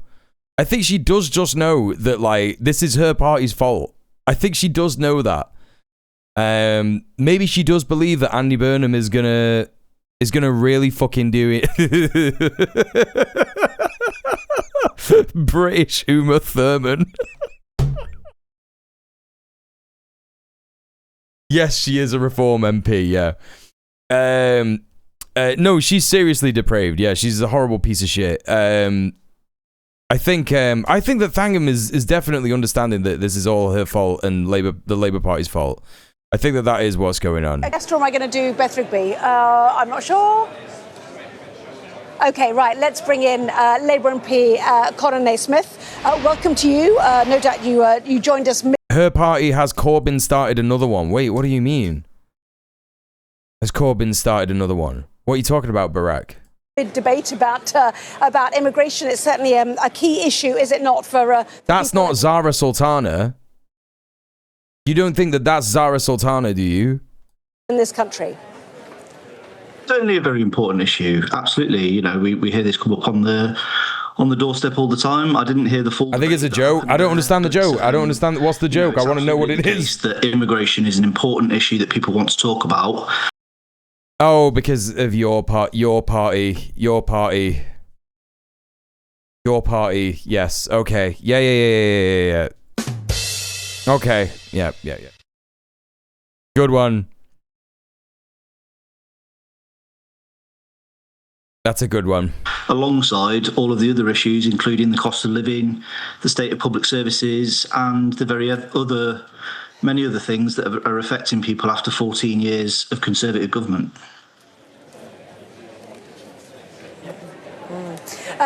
Tell us where you are in terms of your hopes for tonight and what happens with Andy Burnham and what might follow should he win this constituency. I think it's been a really positive campaign. I would say that first of all. Andy's ran a campaign that sought to bring people together and to send a positive message about the change that he wants to deliver for the people of Makerfield and for the country. I'm obviously hopeful that he's going to win. It's too early to say at this moment in time, but I'm really pleased about the campaign that we've run. It was in Crewe. Apologies, just being distracted there, Connor. Yes, so what do you think should happen next then? A fucking potion and debonair fucking fighting in the background again. Look, I think obviously also high apple what chips. Happens tonight. The focus tonight has to be on what happens in. Who's Melpo voting for? Fucking Zap Polanski, mate. In Makerfield, but obviously, if Andy is successful in winning the election tonight, then I'm sure there will be a period of reflection, for everybody across the Labour Party about. It's important to remember the context within which this by-election is happening. At the local elections just a few weeks ago, Reform UK won every single ward across the Makerfield constituency.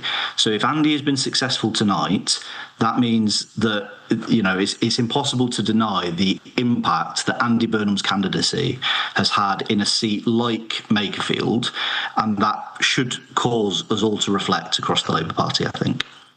He is against the Tories, it's true. SNP hold Arbroath and Broughty? Fuck yeah, let's go. So which way are you reflecting?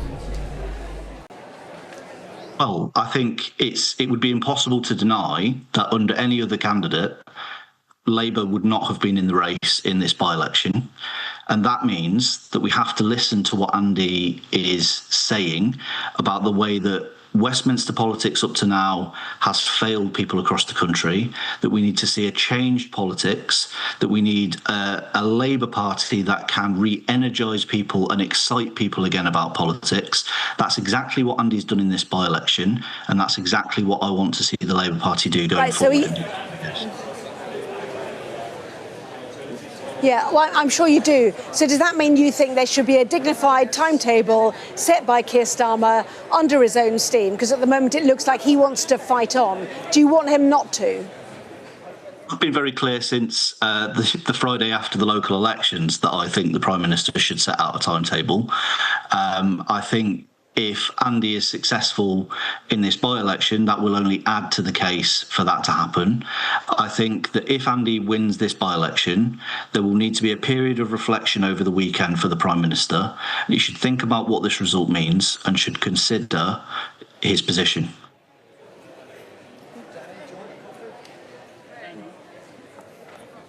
If he does that, do you think that other challengers, Wes Streeting, for example, should fall in line and Andy Burnham should win a coronation? Is that the safest route forward, the least disruptive for Labour? I think we've got to be thinking about the country in all of this. That's what I've sought to do throughout. It's a difficult thing to do, to try and hand over leadership when in government. And I would like to see us do this in the smoothest, kind of most pain-free way that allows us just looking in the mirror thinking of Andy. Get on with governing the country. And so it's not for me to tell any individual candidate what they should do. Connor, apologies. Connor Naismith, thank you very much indeed. We're going to take you to the declaration in Aberdeen South. Right, okay, so we know that.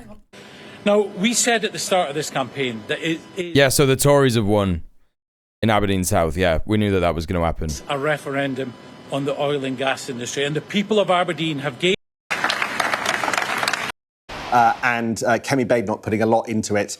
There will be. Here is the winning candidate. Now.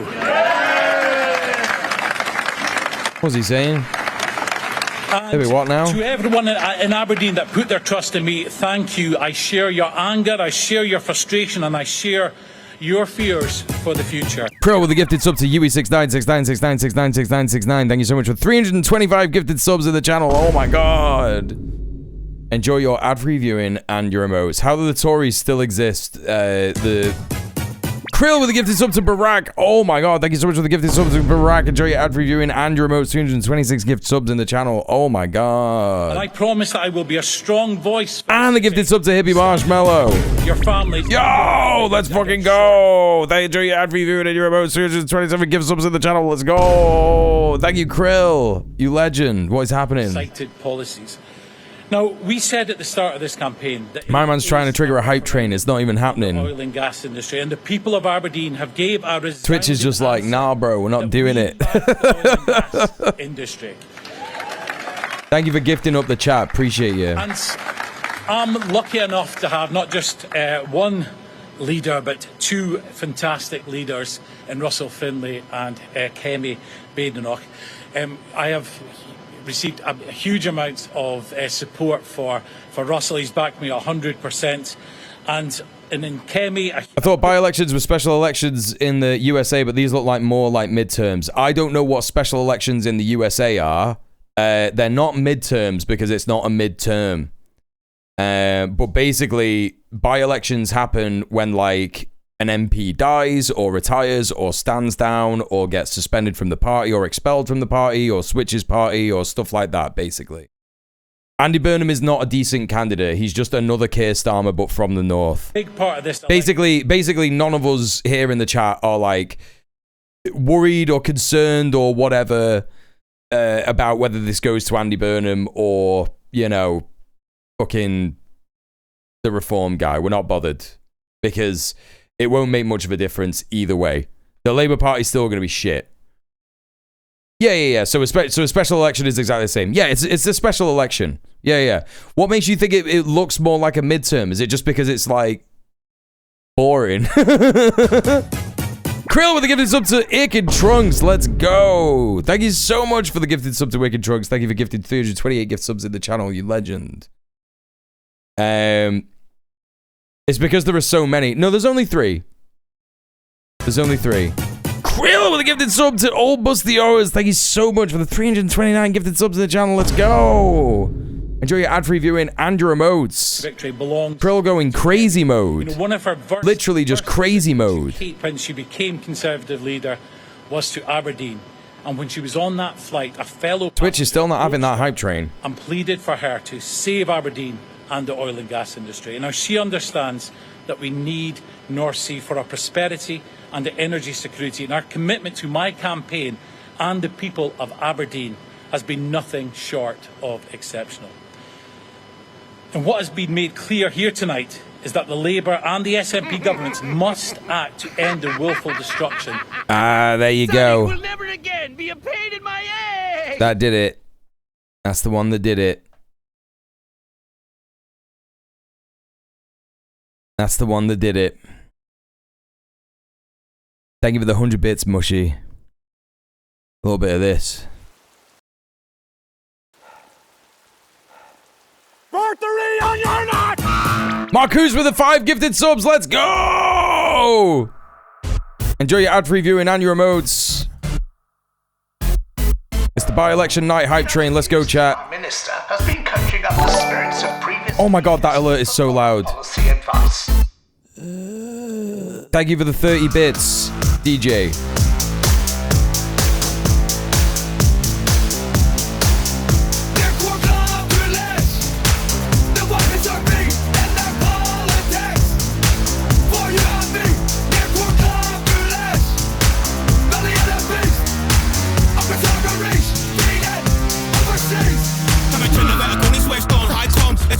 Krill, thank you so much for the 80 bits. I'm sick of you constantly said I'm going off the great thing to hate. Rap can't after me, but I can take your charge, man, there's nothing to see. I'm going for a turn around a dip in the sea. I can quit the land, dude, that's a little bit of me. Kneecap, always filling the void, the worms at fucking yellow, just chill with the boys. I'm beating on them dollar statue, making some noise, it's only post pulling toward that they're trying to avoid. You're not getting away with fuck all. You're not getting away with doing nothing. The animal charm, but never look sure. You think we move on and forget what happened? Nah, fuck your slammer. Netanyahu's bitch and genocide armor. Better off as compost.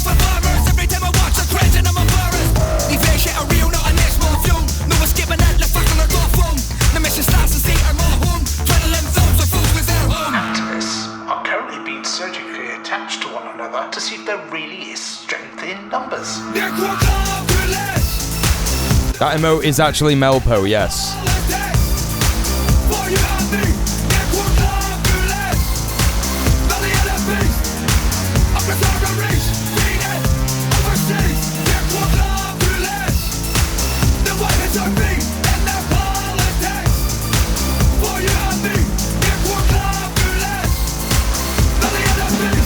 Oh, Krill with the 1312 dono, let's go!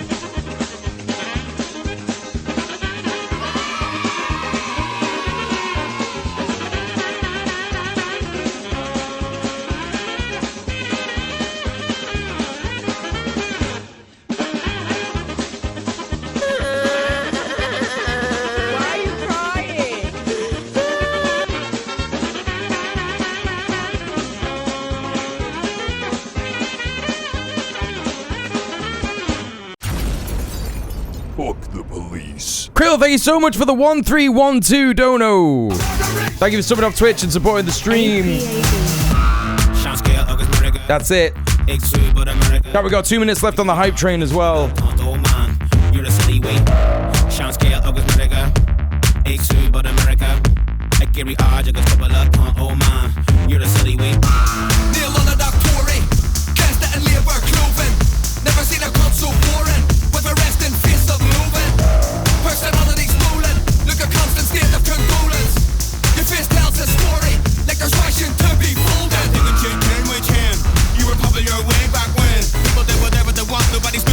Krill with the gifted sub to Bellatrix. Let's go. Welcome in, Bellatrix. Enjoy your ad-free viewing and your remotes.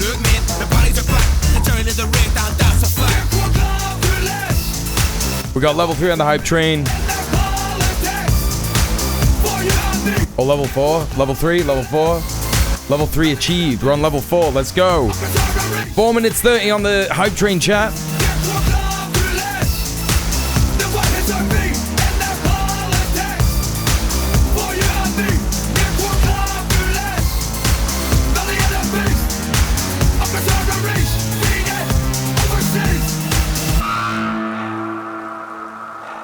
All right. Sounds of the kneecap with Liar's Tail. Let's have a little bit of this. We've not heard this in a while. No la guerra, no la guerra, not war, not war, not war. Just peace, just peace, just peace. Forever, forever, forever. Peace forever. Venga por mí. Aquí lo espera Miraflores. Oh, it goes so hard.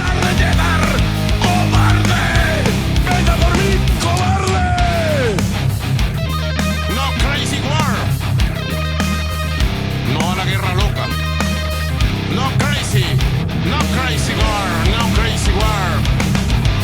Please, please, please. Yes, peace, peace forever, peace forever. Venga por mí, aquí lo espero en Miraflores. No hace tarde en llegar, cobarde. Venga por mí, cobarde. Venga por mí, aquí lo espero en Miraflores. No hace tarde en llegar, cobarde. Venga por mí, cobarde.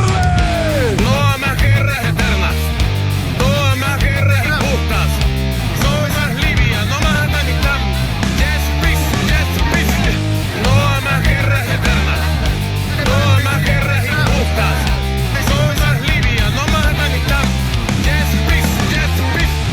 No a la guerra. No queremos una guerra en el Caribe y Sudamérica. No. Not war. Yes, peace. Not war. Listen to me. Not war.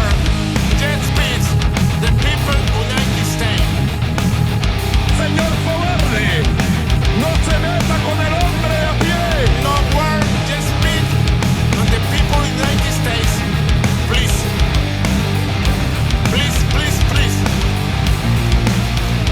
No a más guerras eternas. No a más guerras injustas. No a más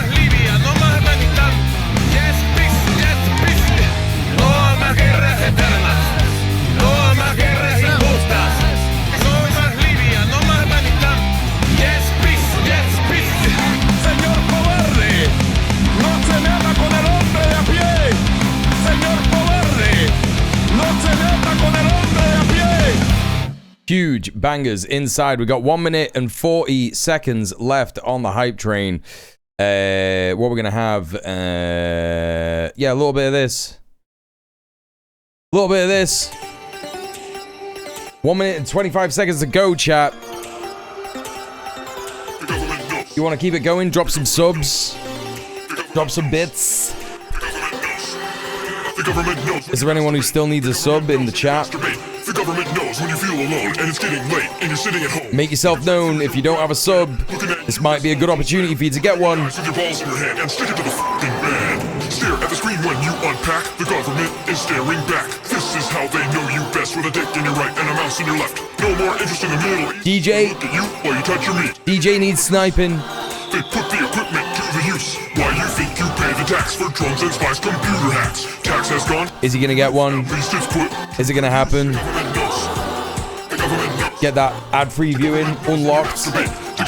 35 seconds. Krill with the gifted sub to DJ. Let's go. Anonymous with 5 gifted subs. Let's go. Fucking hell yeah. Enjoy your ad-free viewing and your emotes, everybody. Oh, it's gonna do everyone. Okay.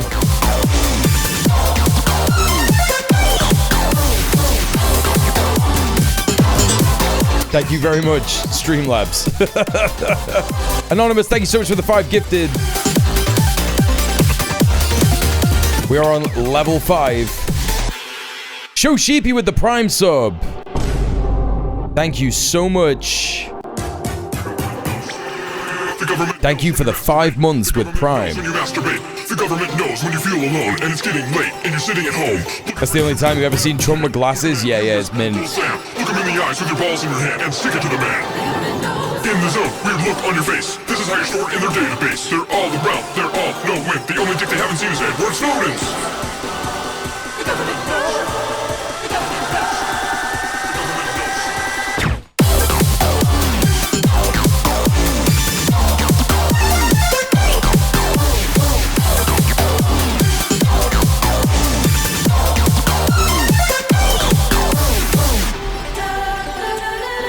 Three minutes 30 left on level 5. Are we going to get to level 6? Look at Melpo, chat.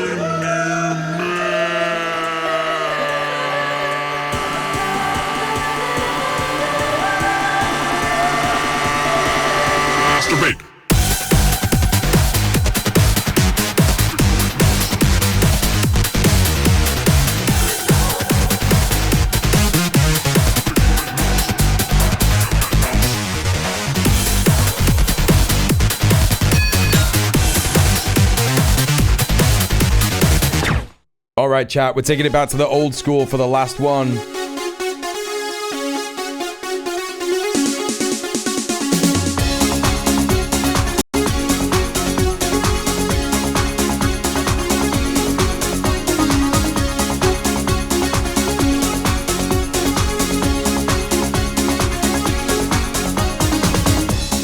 Now this is Music Conference.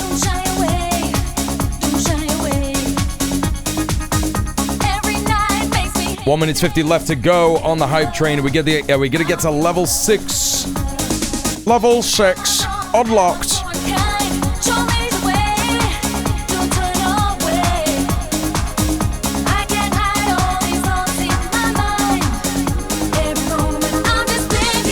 Come on. Scream if you want to go faster.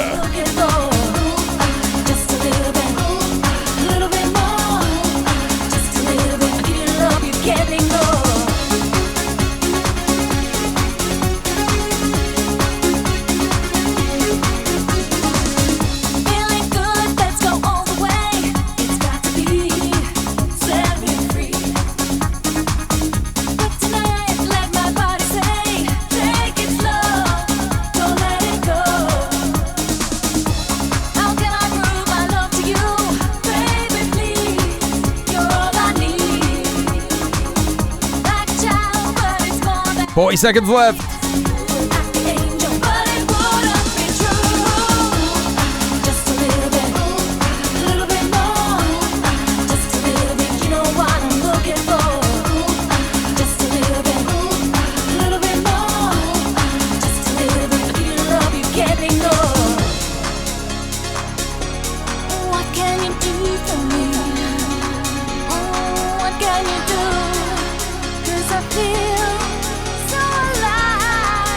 Right, 9 seconds left. 3, 2, 1. Chat, thank you so much for the hype train. Thank you, thank you, thank you.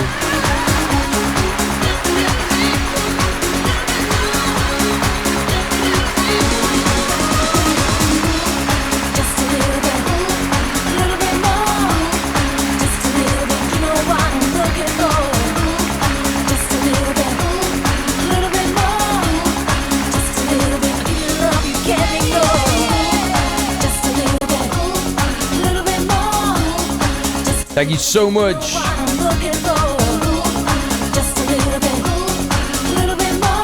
For all of the hype train love just now. Absolutely crazy shit. Thank you so much, Krill. Kicking it off with the gifted sub to Yui. And then the gifted sub to Barack, then the gifted sub to Hippie Marshmallow, gifted sub to Kid Drugs, gifted sub to All Bustioas, and then Planet Mushy with 100 bits, Mark Oots with the 5 community gifted subs, DJ with the 30 bits, Krill with the 80 bits, Krill with the gifted sub to Bellatrix, Krill with the gifted sub to DJ, and Anonymous with the gifted 5 gifted subs, and Show Sheepy with the 5 months resub. And let's not forget as well, Krill with the 1312 dono. Thank you so much for all the support. All right, now it's time to get back to this shit. Of the energy industry. Now, I would also like to thank my superb campaign team, ably led by my agent, James Tweedy, as well as the excellent Mark McInnes and Alexander Burnett. You know, we had a strategy and a plan, and they executed that plan with military precision. And I've been truly humbled during this campaign by the number of friends and volunteers that have came out and helped to knock the thousands of doors that we have visited or delivered the mountain of leaflets. And I'm proud to be part of the Conservative value, a family that extends to all parts of the United Kingdom. What's going on here on Sky? They're interviewing this lady from this like side angle. We just like don't know who she is. To you. First of all, we're being told that we might get a result here in about an hour.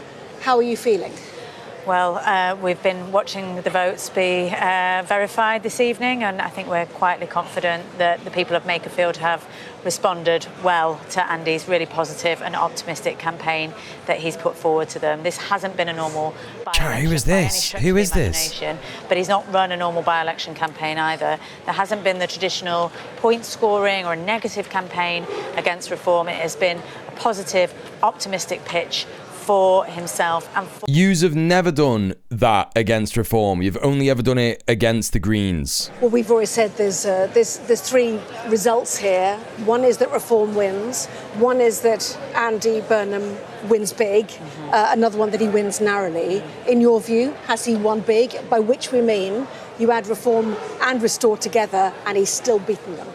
Well, it doesn't actually look like Restore have actually performed anywhere near as well as we perhaps thought we might on the day today. So I think without prejudicing anything today, we can be pretty confident that it's a good win for Andy. OK, a good win for Andy Burnham, according to Louise Haigh.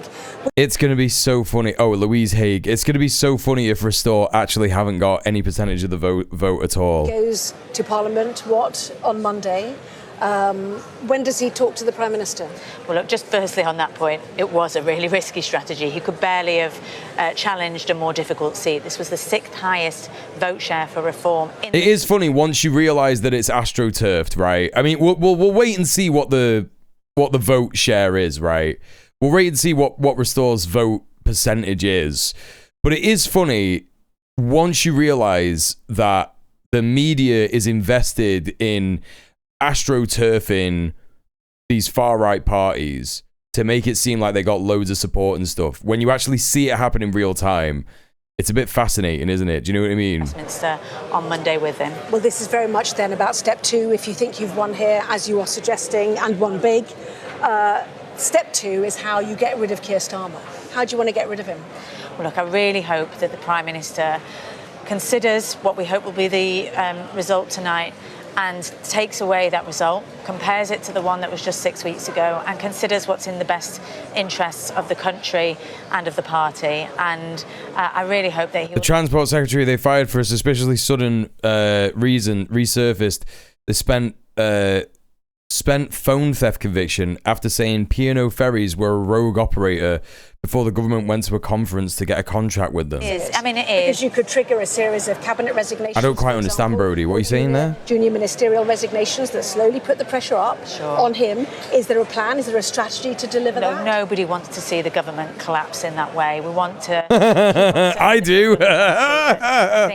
I hope the Prime Minister realises from the result tonight, compared with the result just 6 weeks ago, that he cannot take us into another election, and therefore it is right that he starts to set out the timetable and the transition. But the timing for that is absolutely in his hands. What's right, we've got an upcoming NATO summit, an upcoming EU summit, and he will absolutely want to consider those. But I hope that Andy and the Prime Minister can come to an agreement between themselves. So you're suggesting maybe the start of the summer that Andy Burnham could be crowned our Prime Minister? Are you talking?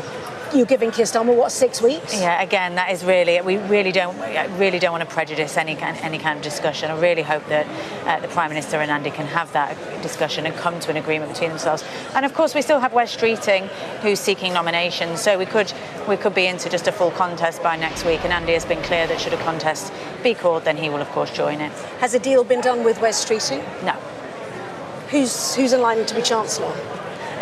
No offers have been made, as I'm sure you can imagine. Well, I've seen myself touted for it. I think we're going to job share it. I'll be doing Chancellor on Tuesday, so no deals or offers have been made. It would be completely presumptuous before the results of today. Morgan McSweeney probably leaked the story to the media, so she got fired, and then they could work with P&O. She was a barrier after what she said. Right, I see. Who was the Transport Secretary? Wasn't she like one of the only left-wing members of the cabinet that was kind of hired by Starmer? Offering positions to people ahead of this crucial by-election, and Andy has rightly been focused on offering that change to people here and fighting really hard for every vote.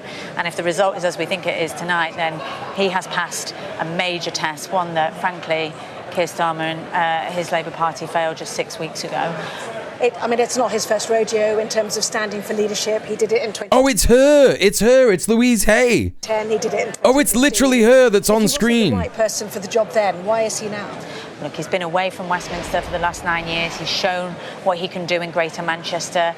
They replaced her with Heidi Alexander. Yeah, she's absolutely fucking a nothing person. Yeah, another suit. And that is what he offers, and his vision for the country is that growth coupled with social justice, which is so important. That we're not just growing the economy, but we're raising living standards and reducing inequality as well. I think his experience outside Westminster has really shaped his politics and his agenda. And it shaped his vision in that showing how you can change politics in order to change the country, and clearly the people of Makerfield have responded to that tonight. So if we just take ourselves through the next few days, clearly tomorrow he basks in the glory of this extraordinary and risky win. Over the weekend, he takes calls from cabinet colleagues, does he, to shape what happens next? He'll take a call, or he will call the Prime Minister. Talk us through it. Well, yes, we're very hopeful that the Prime Minister and he will have a conversation over the coming days. As I say, it's very much in the hands of the Prime Minister of how he wants to play that. There'll be no aggressive challenge. It's in everyone's interest that this is managed and orderly, and Andy won't be doing anything rash or hasty in the aftermath of tonight. So there will be no challenge. No, what did you said? There no hasty challenge, immediate challenge. Yeah. If Keir Starmer stays put, what do you do then? well, look, we'll have to see how events develop over the next few days. I'm really hopeful that the Prime Minister and Andy can come to an agreement between themselves. And as I say, we still have Wes Streeting, who may potentially trigger a race himself. Yeah, or others. Louise Haigh, really appreciate it. Thank you very much indeed. So no hasty challenge by Andy Burnham. Confidence, though, that he has won the Makerfield by-election.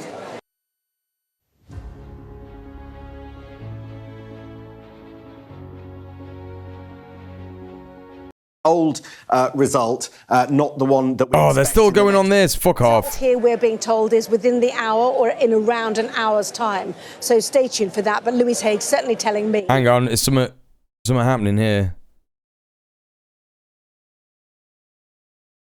Next few minutes, I think we're going to see a huge leap forward in that ambition, because the man who is being applauded right now is on the cusp of a decisive victory in the party. Thousands of people turned out, Labour activists turned out. I was told by one of them a couple of hours ago, you couldn't move on the streets for Labour activists. And chat, it's going to be so mad when he becomes the Prime Minister and changes nothing. I know that this isn't the first time that I've said it today, but like, it is just going to be so mad. On to be Prime Minister. You heard from Patrick McQuarrie. So I can't wait for the Reform Cope. The Reform Cope is going to be really good. The government that he thinks that Keir Starmer is all but done for, and that it will take a... What's with the cone hats? The monster raving loony party. Over the next few days, I think there'll be a conversation which the Labour Party will try and have in private, but will inevitably spill out as figures, try and put pressure on Keir Starmer to, they would see it, do the right thing. You can see Andy Burnham there opposite Lisa Nandy, somebody else he's been very close to for the last 15 years in British politics. You can hear when you talk to Andy Burnham's closest aides and allies that what they want to happen is Keir Starmer simply... You never know, he might do something. I'll eat my hat. Yeah, I'm looking forward to the mayoral. 1,000%. That's going to be fucking incredible. And if you look at somebody like Lisa Nandy, who's just on the left of your screen... Nigel Farage left Makerfield an hour ago, apparently. Where we're going to be in about 4 days' time. On Tuesday morning, Lisa Nandy, who is as close as they come to Andy Burnham, that's, by the way, it's Annalise Midgley, another campaign organiser, handing Andy Burnham a coffee. Josh Simons, who stood down as the MP for Makerfield in the white shirt. Hugh Anthony's loving it. Behind it, integral to the effort that Andy Burnham has mounted in Makerfield. Hey, Monkey Sputum, my mother told me the other day she voted for reform. I replied, that's because you're a racist. Now she's in a huff with me. I'm sorry to hear that, dude. She's got to sit around the cabinet table with Keir Starmer on Tuesday morning. How you doing? What does she say to Keir Starmer? Hey, Dr. Maggot. He asks, are you loyal? Will you be with me? She is clearly on the side of his nemesis, for that is what Andy Burnham is now, the nemesis of Keir Starmer. Does she then stay in the cabinet, or does Keir Starmer just make it too difficult for that to happen? Can Keir Starmer afford to lose Lisa Nandy, to lose Shabana Mahmood, the Home Secretary, who's another Andy Burnham supporter, to lose others like Ed Miliband, who is another Andy Burnham supporter, from his cabinet in order to begin a fight back, in order to try and save his premiership with the alleged hundreds of thousands that donors have apparently pledged? Keir Starmer would start from such a difficult position. That's why I think the key thing to, later this afternoon and over the weekend will be to watch. She's the daughter of a black immigrant? Oh my God. To put pressure on Keir Starmer to go. Frankly, some will be doing so noisily. Because the man you can see with a smile on his face, just to the right of your screen, Andy Burnham, is now poised to win this by-election and then from there head to Downing Street.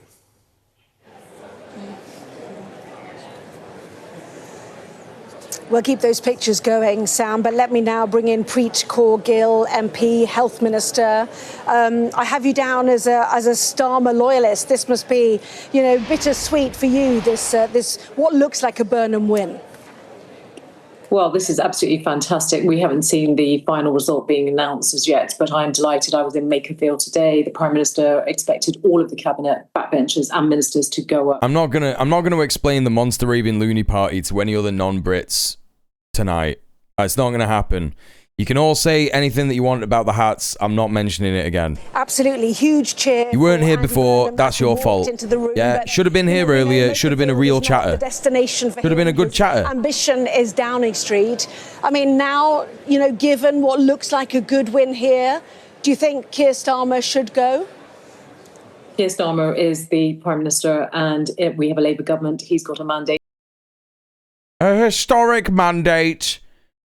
He is the Labour leader. He's got a historic mandate. Sounds like they're fucking in 1984, man. Oh, that's the wrong link.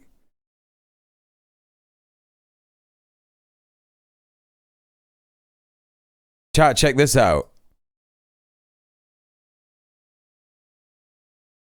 Paint was seen peeling from the floor of the Lincoln Memorial Reflecting Pool in Washington.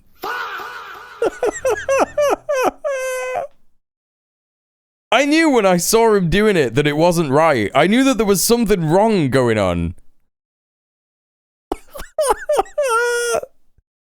Do you remember, chat? Do you remember when I saw him doing it? The Yanks made me look at the way that it was happening, and they were right to do that because it was crazy. There was like a guy going around with one of those like pumps, like pump spraying it or whatever. Fucking landlord classic. He did the landlord classic on the reflecting pool. Oh, that's so good. He landlord specialed the fucking reflecting pool. That is funny as hell. Incredible. It does take time. As I say, our ambition. Gonna need to give Barry Rice a few more billions so CBS stops reporting this. I mean, it feels like Labour's going to genuinely divide itself over this. Those who support Keir Starmer, as you do, I know he's had junior ministers around the table, around the cabinet table, actually, at Downing Street, discussing with them why he should stay for the stability of this country. And yet there are those, of course, who've already asked for him to go after the May elections. You know, around his Kennedy Centre TARP is staying up indefinitely. For him to step aside, that it's not working. The British people have lost patience with him.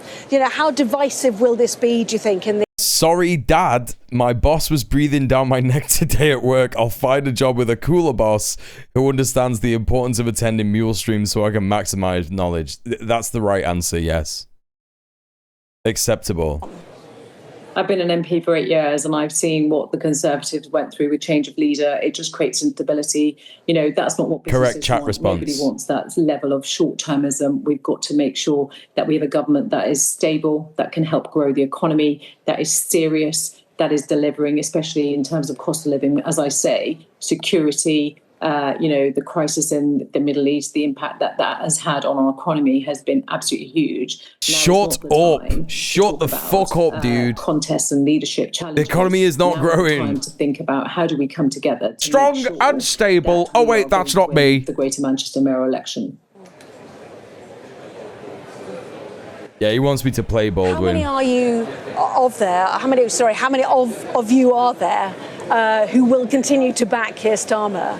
I mean, if it becomes a contest, 81 MPs obviously is what challengers need. Many people suggest, for example, West Streeting doesn't have it. You know, how much support has Keir Starmer still got? Keir Starmer has got huge amounts of support in the Parliamentary Labour Party. Shut up, man.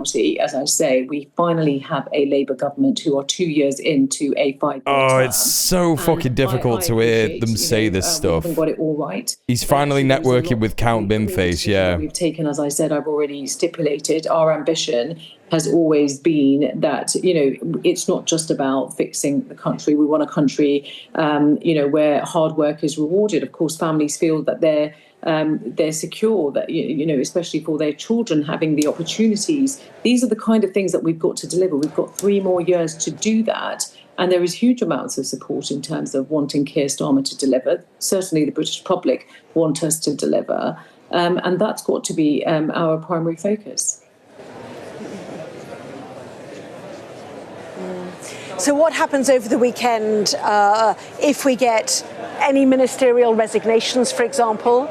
The suggestion was this week that the Burnham campaign team have asked cabinet ministers not to resign so that the government is not thrown into chaos should this take weeks. But if there are resignations and the pressure still begins to drip, the authority drips away from Keir Starmer, you know, eventually he will have to realise that he cannot keep his job. Why do you believe that moment won't come? Well, look, there's a lot of speculation about what will come and what will happen next. And, you know, I think sometimes I hear on the doors, people are really fed up with us just sort of speculating and having engagement in the Westminster gossip. They just want us to get... Everyone should just shut up. Everyone should just shut up on asking us what's going on, and we should just carry on and do the work that we need to do that we're not doing, that's not happening. Things that we are doing. Somehow we just seem to just think, actually... I've seen enough congratulations to Juan Guaido, winner of the Makerfield by-election. When you've got free nursery provision, helping working families with £8,000 a year for nursery costs that they could not afford. So the government has... Yeah, lots of people can't actually access that money, so yeah, now what?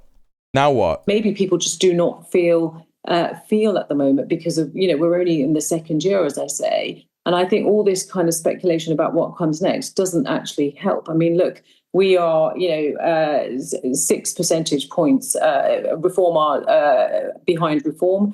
You know, governments can come back from this. I think. No, they can't. Oh my God. Away from the country, he takes his responsibility of service very, very seriously. So I'm not going to get into what comes. People bounce back, Lynn. Focused on delivering in my brief for my constituents, because that's exactly what they expect from me. You're fucking finished, pal. You're finished. Well, let's bring in Sam Coates, if you don't mind. He wants to ask you a question as well, our deputy political editor.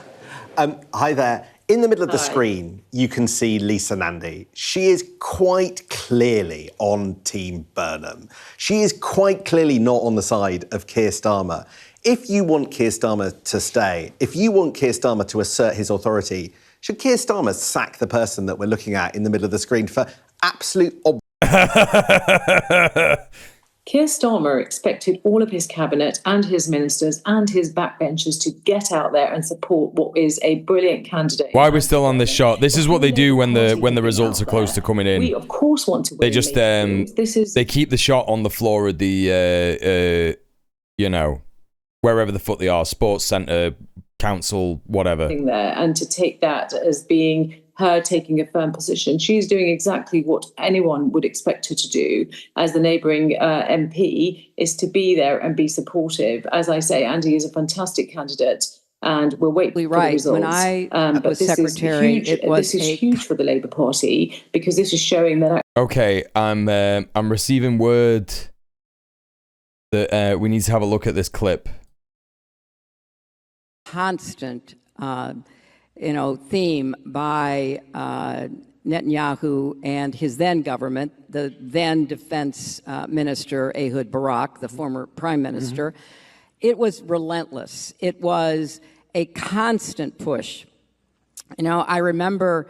what would he say to you? What? What would he say to you? He would basically say, you need to support us in attacking Iran. And back then, this was, 2009 to the end of 2012, we had more capacity than Israel did on several fronts to do that. And so there was a constant argument that we would have. And I remember one day, I was on the phone for hours with Ehud, with Bibi, with others, and they would say things like, our planes are on the tarmac. And I'd say, well, good luck. I mean, great. Why are you doing this? Where else would planes be other than in the air? But on the tarmac, ready to take off. Okay. Yes. Well, no, they'd be in the hangar, but they were on the tarmac. And, you would say things. So apparently this is from 2 days ago. 2 days ago. And Hillary Clinton is giving it the big legs. Sorry, not 2 days ago, 4 days ago. I can't even think. 4 days ago. And Hillary Clinton is sat there being like, yeah, BB's a real nuisance, man. He just kept trying to get us to do all kinds of things. And I swear, we definitely didn't want to do them. We definitely didn't want to attack Iran. We definitely didn't want to do it. Times. This is the woman who said young people are stupid and don't know enough about politics. Yes, You've already correct. lost your boss, the health secretary, Wes Streeting. The defence secretary has also resigned. The armed forces minister has resigned. It is already disintegrating, whatever you say. I'm genuinely of the belief that Keir Starmer will still be in power come Christmas, come conference season, for example, because that is not how other people are viewing this. America's just a little guy. That we've got to have collective responsibility. Big evil Israel is bullying us. And I absolutely take the collective responsibility bit. Now, you know, what happens next is for all of, you know, we'll have to wait and see, as I say. And the colleagues that you say left left because of their own positions, and they made that clear. But there is a sense of collective responsibility. The focus on Keir Starmer seems to somehow suggest that the cabinet don't have any responsibility, or they shouldn't have been raising concerns. I'm not saying that we've got everything right. Of course, we've got to listen and and learn from those mistakes and take the Parliament. Another update, chat. It feels like this has been the Iran deal falls apart and Makerfield by-election superstream. Vance no longer traveling to Switzerland tonight, says the White House. Pretending to delay Vance's trip because of logistical issues like they did during the last rounds. Today was day one of the 60-day diplomatic window, and talks are already stalled because of Israel. No, because of the USA. It's because of the USA, because the USA hasn't been hard enough on Israel. That's the reality of it. I hate the way that even fucking Bonza Barry is reporting on this, but whatever, man. He's just a guy who likes footage of missiles hitting Iran, you know what I mean? For joining us. Well, through the morning, we've been joined by the Labour peer, Baroness Thangham. Yeah, the logistical issue is Iranians are not there, yeah. Of Local Government, Councillor Jamie McIver, has joined us too. Welcome to both of you. Well, Jamie, let's start with you. Is it a case of that Labour had the right candidate and you had the wrong one? No, it's the case that this was a two-horse race. We haven't had the outcome of the election yet. I'm very conscious of that. What I would say is that our candidate was a brilliant candidate. He was a man that represented this constituency. He wasn't a career politician asking a mate to resign. I don't know what attempt it was. They're talking about him in the third person. That's so funny. He's like, the results not come in, but our candidate wasn't a. It was quite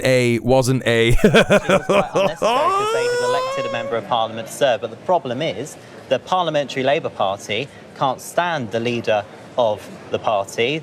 The country can't stand the Prime Minister. And with all the new fresh intake talent, they can't find somebody. They've had to outsource it. And potentially their plan was to nick a Metro mayor. Outsource it. However much I hate this fucking prick and his stupid air, he is right. Reform on come. That Barnett knowing you're going to be on telly, I know. I know. A man that could have been a member of Parliament in 2024, he chose to run as mayor.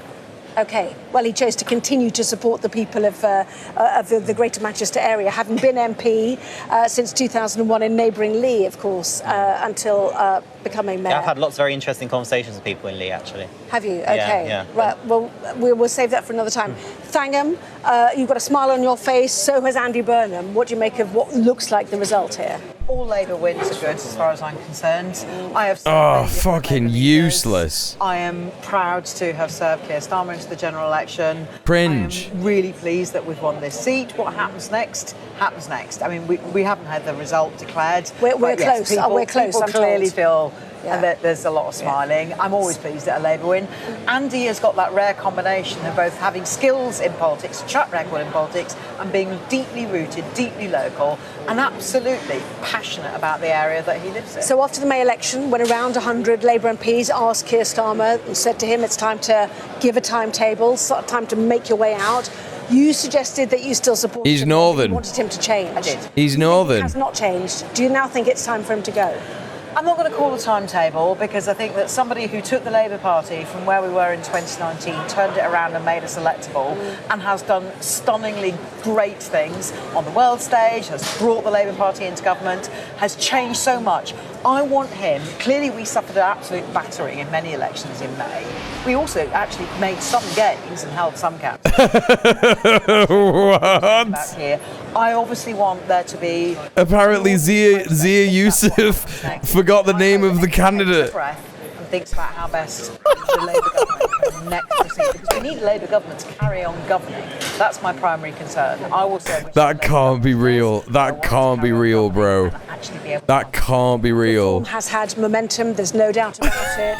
Does it cause that momentum? Does it prove to Labour that they have a candidate? His first name is Robert. To reform on the doorsteps and they can beat you? I've forgotten. Yeah, so did you. So did you. Continue to have incredible momentum. I saw that myself during this election campaign. But look, I think what actually is more of an interest for people following politics is how is it that His Majesty's loyal opposition has potentially failed to hold their deposit in this by-election. They are meant to oppose the government, and they've failed in that duty. And actually what I think is quite strange as well for your party is that the party leader didn't come to the constituency. You'd think John, Peter, David, whatever your name is. Easy to mix up these middle-aged white bloke names. It is true. Summit. But what I think is very embarrassing for the Labour Party is Burnham didn't have almost any Labour logo on his. This was very much a presidential election, as far as I could see. And it's a bit embarrassing for the Labour Party that the candidate couldn't even bring themselves to put the logo on their One leaflets. sentence, because I'm going to John Craig right at the I front. don't see any It's sign imminent. that Andy Burnham is embarrassed about being in the Labour Party. Andy's proud of being a Labour mayor. Then why now didn't he hopefully put the a Labour Labour Party MP. on his I leaflets? saw Labour signs. I think it's really, that's That is not just true. nothing. That is it not doesn't true. matter. That is not Jamie true. Fangham, He's about to I'm win. not going to have another row with the Reform and Labour right here. But let's take you straight to the front then, if I can put it that way. Our chief political correspondent, John Craig, is there. We're at the point of the evening, John, where they're already dismantling everything around us, I have to say. But Andy Burnham is waiting there. He's waiting alongside the candidates too. I can see the phones are out, the cameras are ready for what could be a seismic day. Beth Rigby started our programme at 10 o'clock saying, this is one for the history books. Well, this looks as though the declaration is imminent. We've not had an announcement from the returning officer. She's been a bit lax, actually, in keeping us informed about what's going on. Normally, we get more or less a running commentary from returning officers. Some obviously are more verbose than others, but this one seems quite shy. We've moved to the front, as you can see. You can see the stage here. It's like a big concert hall, this room, actually. And we already had a cheer when Andy Burnham entered the back of the hall.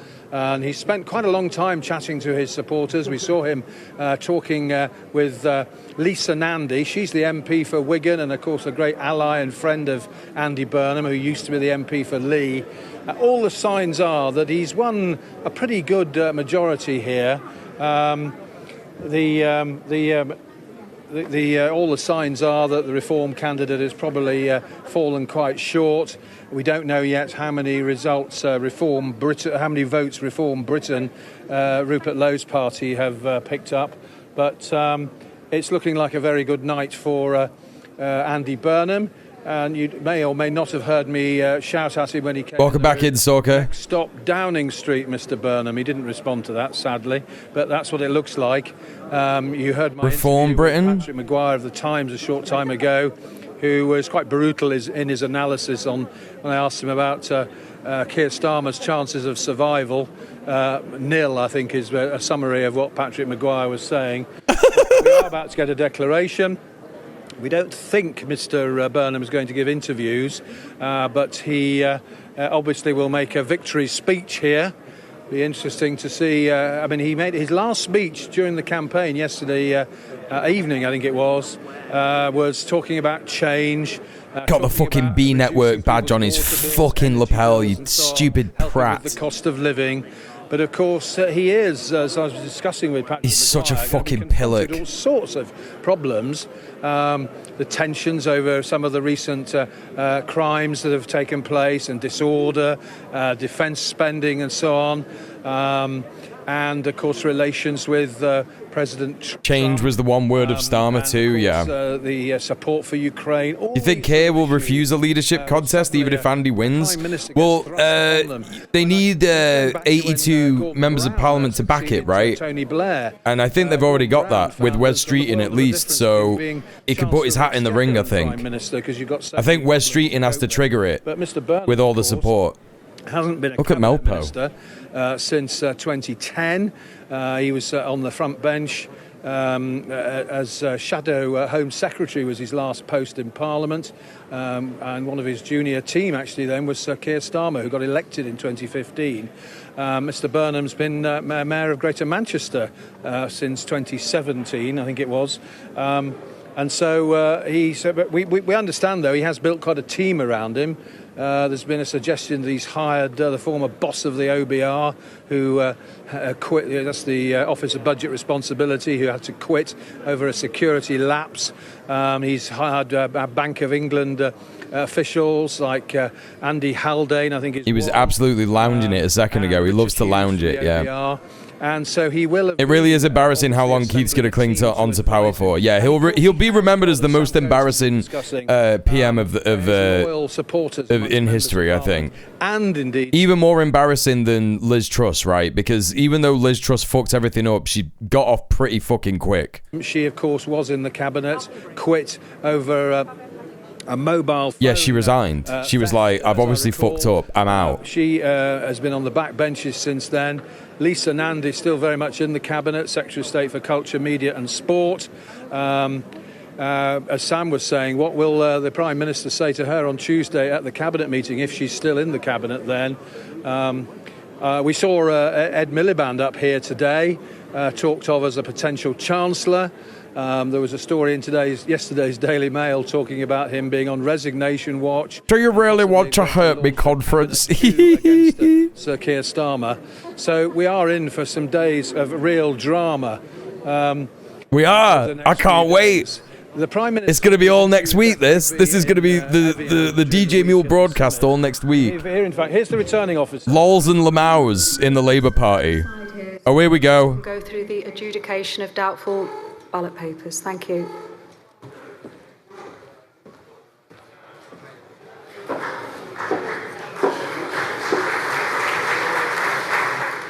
We very much are in the final stages now. This is the bit I always call VAR when we get close to the result, and there's a few checks. Count Binhead did an amazing interview before Soccer. It was so good. And so it was genuinely so good. Talking about the challenges facing Mr. Burnham if and when he does become Prime Minister. There's no doubt he's won here. The question is by how much, how big a margin he's won by, how big his mandate is. Now you'll be able to watch it back on this for sure. Supporters obviously will claim that shows that he needed to squeeze in a football metaphor. Reform. Sort of rolled my eyes at Count Bimface before. It was a bit cringe, but he won me over. Yeah. Local elections, but. After this, of course, all the speculation about Sir Keir's future really moves into overdrive. And the question is, when will Mr. Burnham make his move? The PM, what I was saying was, in his interview with Beth Rigby in Evian, the PM said he would speak to Mr. Burnham after the weekend. Yeah, the hat is fucking insane, isn't it? How the fuck does it stay on? How the fuck does it stay on? But it'll be Monday when Mr. Burnham takes his seat in the House of Commons, and that'll be. His London mayor policies are unironically good. Who? What are you on about? And no doubt jeers on the opposition benches. And of course, as we've heard, there's a couple of new Scottish MPs be taking their seats in Parliament on Monday as well.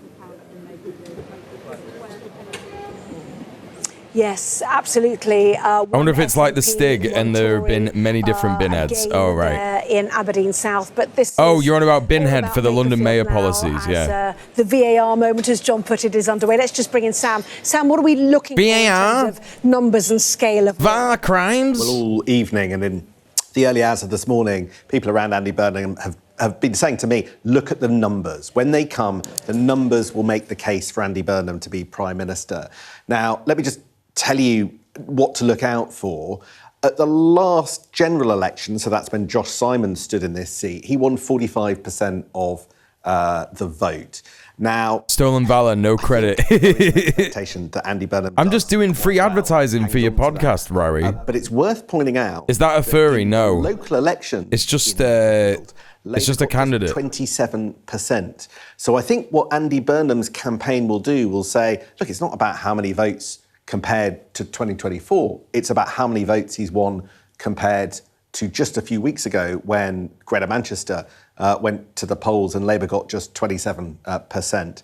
Now, there were some Labour MPs this morning suggesting that, Andy Burnham's vote could tip the 50% of the mark on the scales. Greta Manchester, yeah, my favourite. Personal brand of Andy Burnham has really doubled the Labour vote. Now, I've been hearing about Labour activists campaigning in Makerfield, and the word Labour, Anna, doesn't get used. It's all Burnham, Burnham, Burnham. This is a by-election where Labour are fighting just under the brand of the person who's almost certain to be won and who you can see in the middle of your shot. So when we're listening for the votes, see how... Yeah, what is his brand? Being Northern and saying change. 45% was what they got at the last general election, but just a quarter of the votes in the local elections when brand Burnham wasn't evident at all. That is what to look for. In terms of reform, at the last general election, they got about 32% of the vote. But in the local elections, they got 50% of the vote in Makerfield. It's the no fox hunting candidate Rob Pownall, founder of the wildlife protection group Protect the Wild. If, as we're expected, Reform UK lose, then clearly that percentage, that share, is going to go down. But the question Thames water bosses to be made to take a dip in the Thames, see how they like it. Claudia Winkleman's fringe to be grade 1 listed. No shops to be allowed to sell a croissant for more than £1.10. Restore Britain. London's night czar to be replaced by a new night mayor with headquarters on Elm Street. Because there is just now evidence. I pledge to build at least one affordable house. These are not unironically good policies. What are you talking about? Lose their deposit, but the vote on the right is further split. These are silly Billy policies. In this by-election with... You can't just say that stuff. It's 3 a.m, you're not thinking properly. For the same kind of pool of voters. But if Andy Burnham's able to make the case that he took Labour's share of the vote from 27% in the local elections and bucked the national trend, where we still see opinion polling, YouGov opinion polling for Sky, for instance, putting Reform UK out in top, and when his name is attached, is on the ballot, he can overturn that deficit of Labour votes and propel the party to victory, that he is able... Are you telling me that you don't want Thames water bosses to take a dip in the Thames? Yeah, that 1-1 is okay. 405 Labour MPs. That 1-1 is okay. And so many of them think that they're facing ejection at the next election if the polls turn out to be as they are today.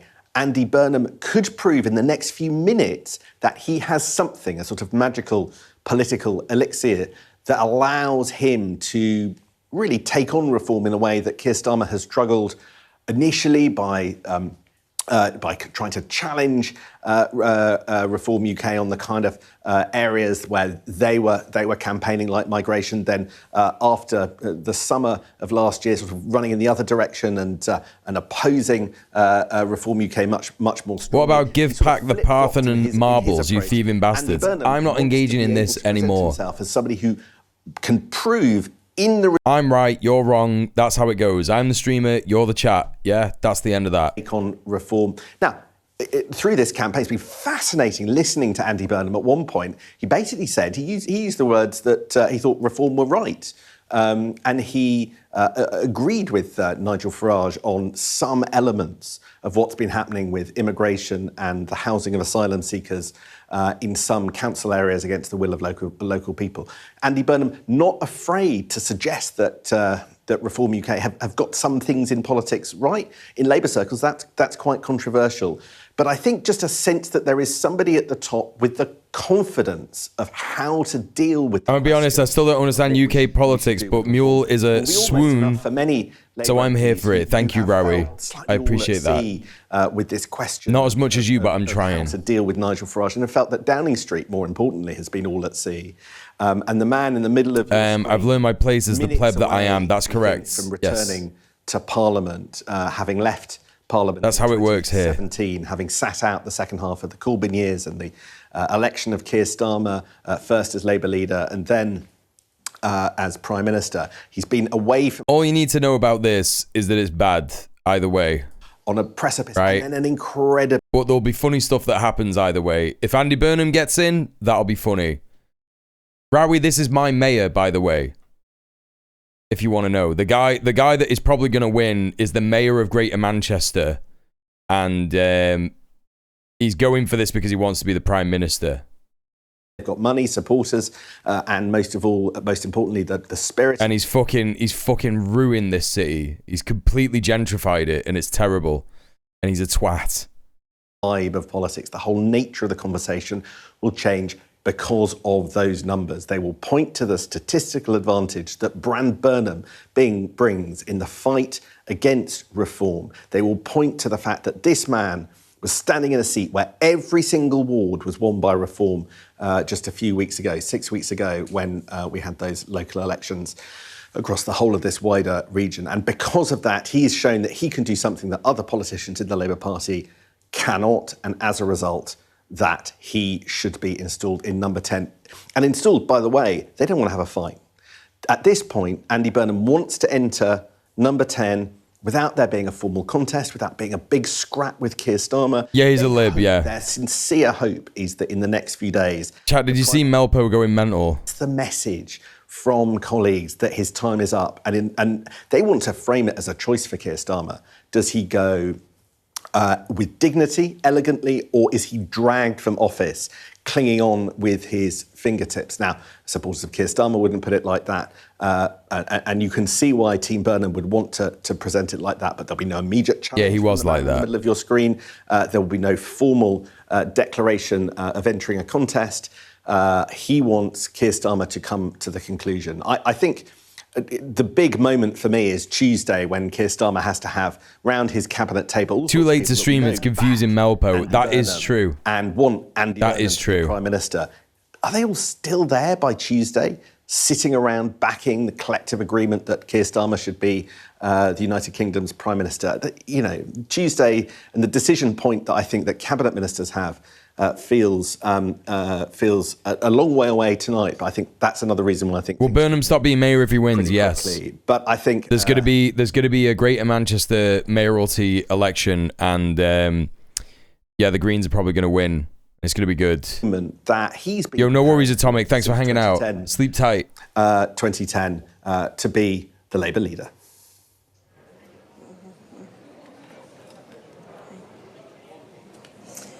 It is 3 o'clock. You are watching the face of... 3 o'clock, yes. You're watching the face of Andy Burnham in Wigan.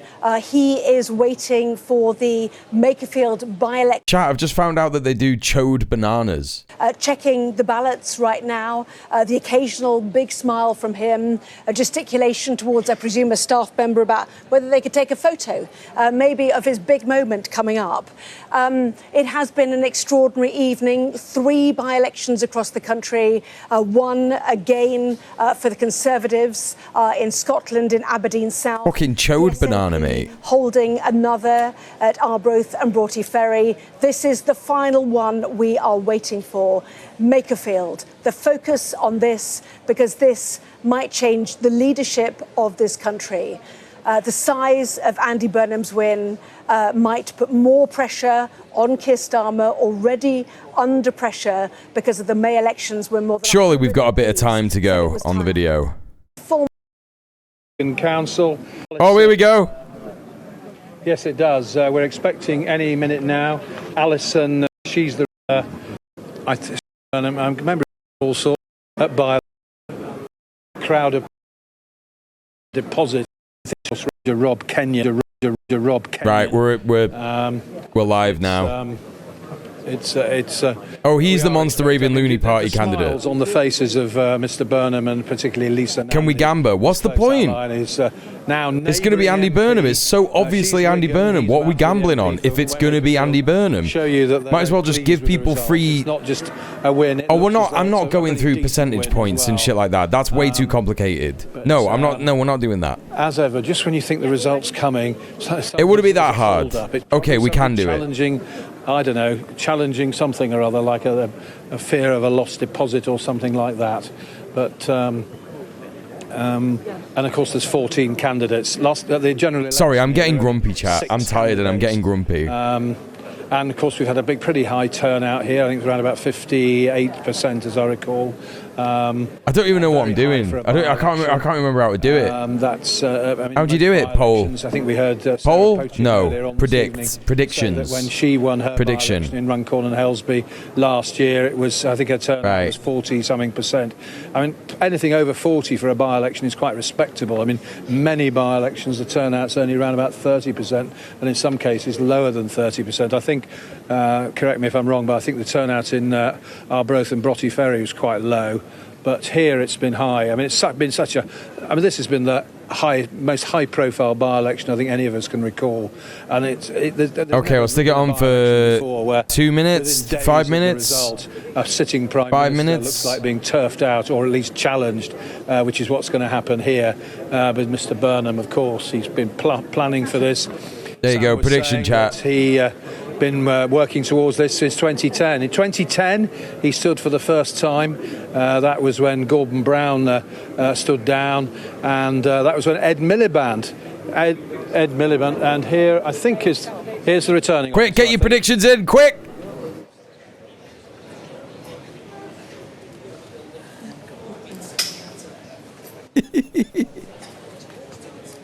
I'm going to have to end it. How do you end it early? People are going to cheat. Then assembling on the platform, as you can see, awaiting, as John described. I did it for too long. Very consequential by-election here in Makerfield. They're going to announce the results before the prediction thing stops. Already been congratulated. It's like a live D&D session on stage. Yeah. He finds himself in between a fox and Count Binface. Would you believe? We'll see. What that says for the future. But let's listen to the returning officer. And get the results. I declare the results. Oh, fucked it, Anna. It's really important that I say a massive thank you. Thank you to all of you for your patience this evening, and a massive thank you to our elections team, to all of the counting staff, to the staff from across Wigan Council, to Greater Manchester Police, to all our partners, and to all of the staff at the Edge. You've been absolutely fantastic, and you've done an amazing job. So thank you so much. What's that person holding up in the background?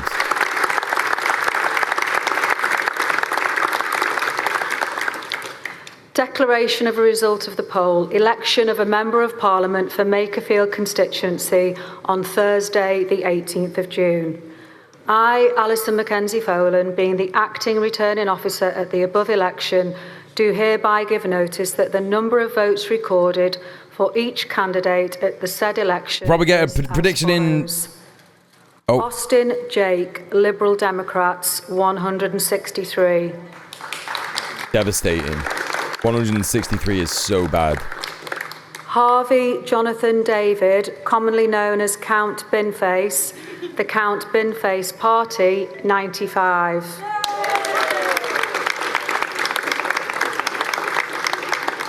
It's because he's got silly Billy policies, chat. Andrew Murray, commonly known as Andy Burnham, the Labour and Cooperative Party, 24,927.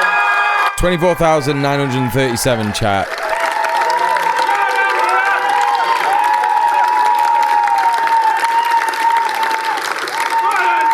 That's nearly 25,000. Clark Daniel David, commonly known as Dan Clark, the Libertarian Party, 18. Dyer John Alfred, Independent, 37. Gemmell Edmund John, commonly known as Ed Gemmell, the Climate Party, 18. Yes. That's a shame. Gould Paul Richard, Independents, 8. Hope Allen, commonly known as Howling Lord Hope, the official Monster Raving Loony Party, 45. Got more than the Libertarian, that's so joke.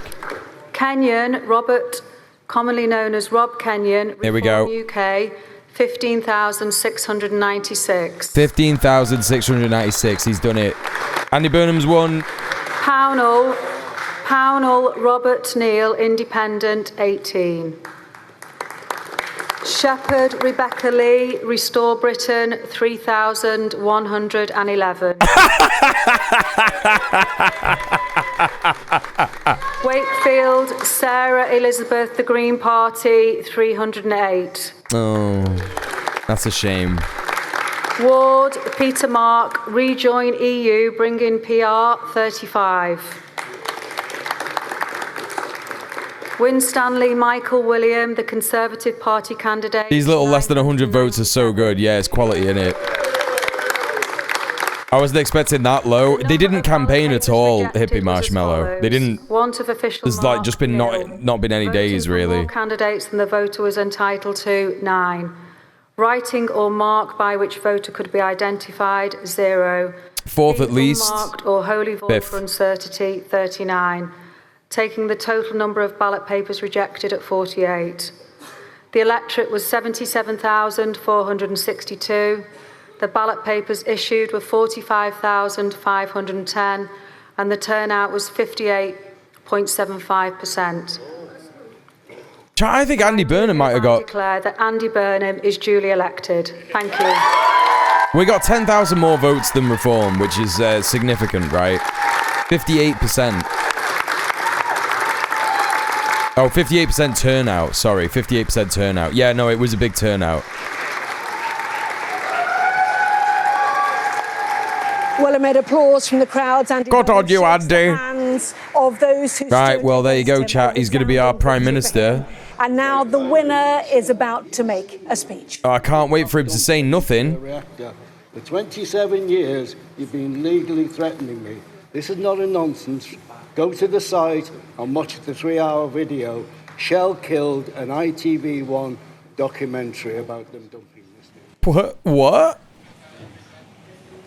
Okay, interesting. It seems someone has stood forward, a political speech being made from the stage there.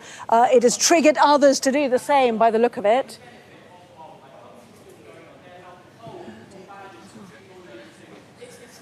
Can't hear shit, bro. Everyone realises that the nation is watching this moment and they have decided to make their views known. But it's really all about Andy Burnham, who's waiting his turn to make a speech. Some doc about dumping summit. The officer steps in. There's a bigger majority than we were expecting. I mean, yeah.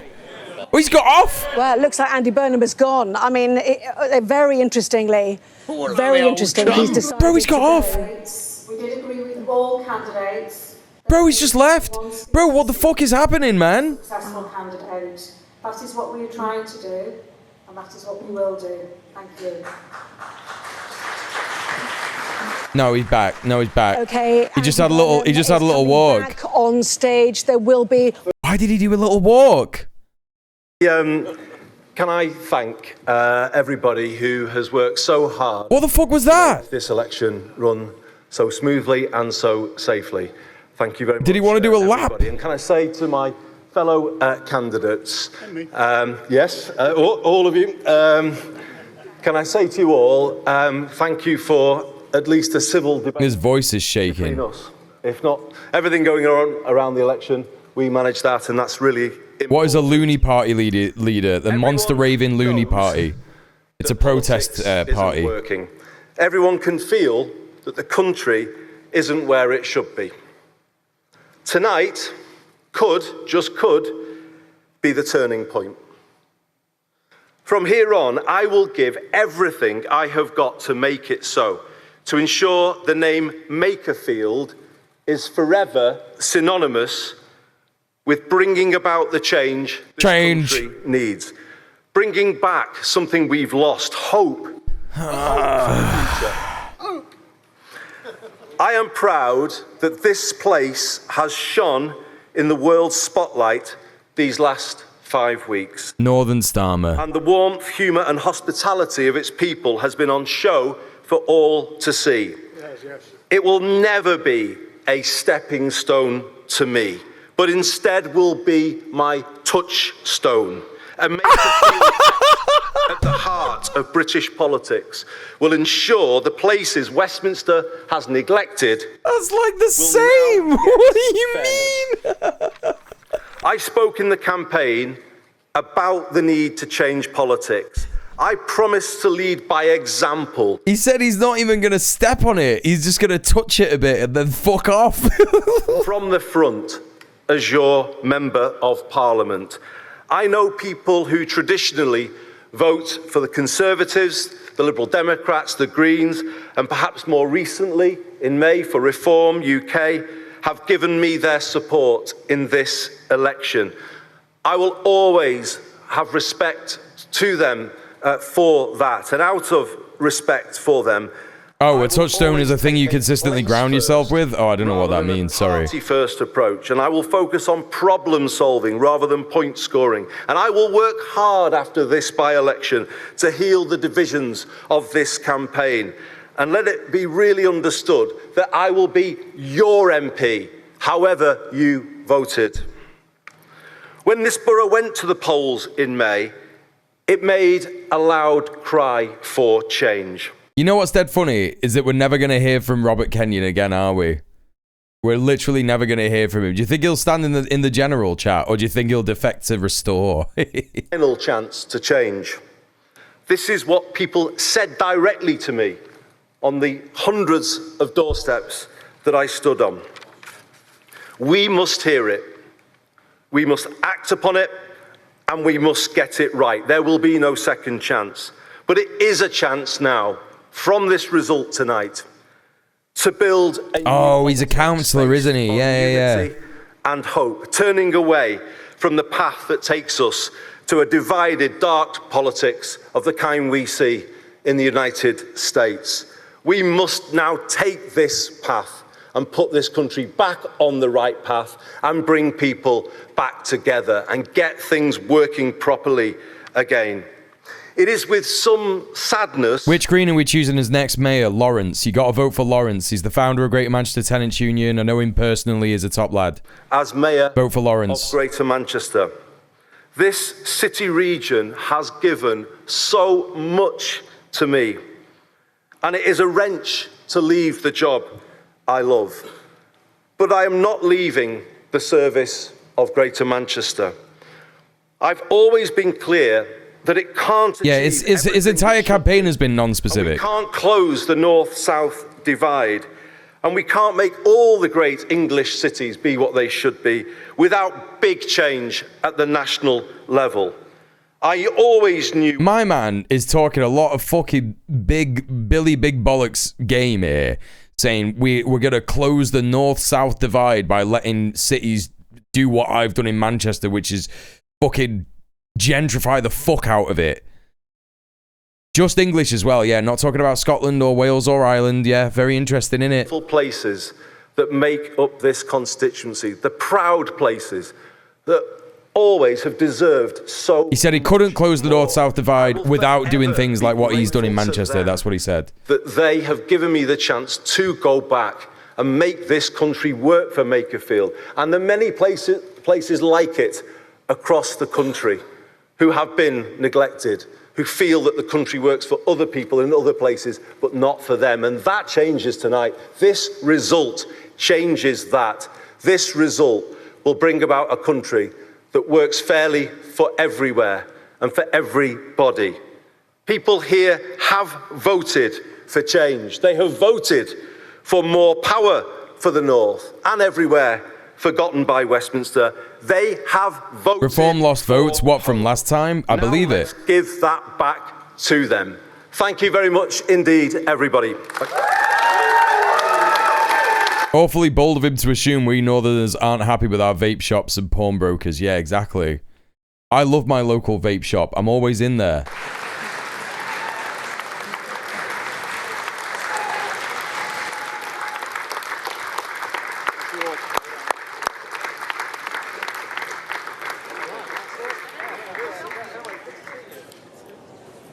Right, that looks like that's it then. Andy Burnham applauding the crowd, applauding those who have counted his resounding election win, increasing the majority that was held by Josh Simons, the MP who gave up his seat so he could stand here.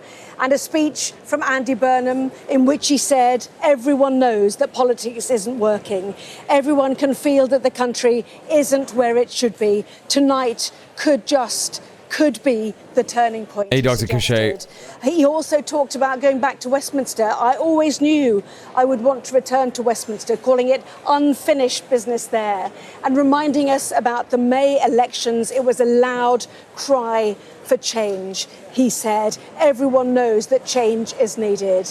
He leaves the Count here in Wigan, Louise Haigh by his side, the former Transport Secretary, who has stood with him on this campaign and what is to come. The days ahead may prove just as difficult. How to unseat a resilient Keir Starmer, a Prime Minister for less than 2 years who firmly believes he should stay in post, believes that the battle to come is undemocratic, believes he has the mandate to win.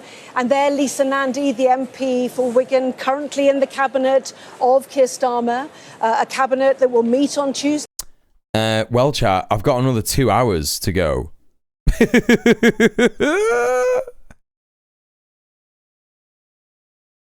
Because I said I'd be doing a 12-hour stream. So I guess we're still going.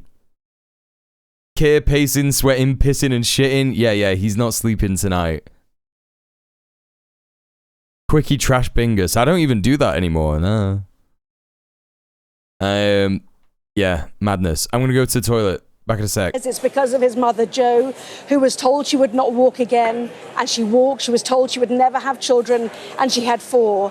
And he has said, when I'm faced with a problem or a challenge, I think of her, his mother, and I walk towards it, because compared to what she went through, some of the tougher things I have to do just pale into insignificance. Well, it's just got tough for Keir Starmer. Can he hold on, as I said, with less than 2 years on the clock as the Prime Minister of this nation? Andy Burnham leaving the Count in Makerfield, having won a resounding victory. Let me in my guests here then. Thangham Debonair, Baroness, has been with me as well. Jamie McIver, who's with Reform. Thangham, first of all, your reaction. Obviously, I'm really, really pleased. It's a tribute to Andy, but also to the amazing volunteers who've worked so hard, the activists, the staff, the MPs. But also, I was quickly adding up during Andy's speech there, and I make it an overall majority in that if you add up all the other votes all together, all of those parties, Andy still has a majority. If I got my arithmetic right, that is really quite something. It shows that a message of hope can triumph over division, and in such a short time to have turned around a lot of Reform votes in May to a Labour vote in June. Jamie. Oh, well, first of all, I obviously congratulate the winner, but more importantly, I'm very proud of our candidate, Robert Kenyon, who just 5 weeks ago was a plumber changing people's boilers and then found himself into this national election. And I'm exceptionally proud of the progress he's made for our party here in the constituency. He's an amazing local candidate. And more broadly speaking, I think there's a very clear message. In order to save this country and really give it some hope, the only contender to the Labour Party and to this awful Labour government at the general election is Reform UK. The next general election, which I think may come sooner than we realise from Burnham's ambitions on that podium, I think it's very clear to me that the next general election... Hearing a lot of the word hope, aren't we, chat? We're hearing a lot of the word hope.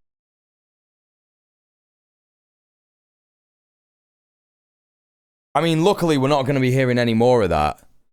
Because, yo, Kev, with the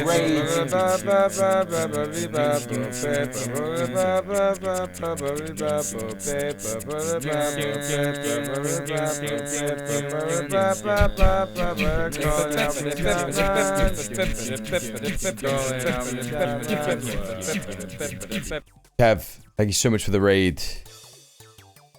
Thank you very, very much. How are you doing? Good, innit? Andy Burnham. King of the North. He'll be king of the country next. Good, innit? Change is what he said. Change. Saying change a lot, isn't he? Everybody please go follow Kev in Logan, an other Britbonger streamer, who I imagine has been covering this nonsense like I have tonight. With his sad basset hound eyes, yes. With his sad basset hound eyes. Oh my goodness. Yeah, if you're coming in from Kev Stream and you don't know me, my name is djmuel. I'm a leftist political streamer from the UK. I look at the news and geopolitics from a anti-imperialist and a communist perspective. Obviously, I'm British, so we're looking at the Makerfield by-election, but we have also been covering stuff that's been going on in the Swana region as well, or the Middle East. And yeah, that's been happening throughout the night. So that's me. Welcome in, Raiders from Kev. Hello. Hello, good scrunge. 54.8% of the vote. Reform on 34.5% of the vote. Reform barely got 2/3 of the Labour vote, or just over even with the Restore split. Yeah, that's mad. Just a little bit more than then. 6.8 is funny as fuck, bro.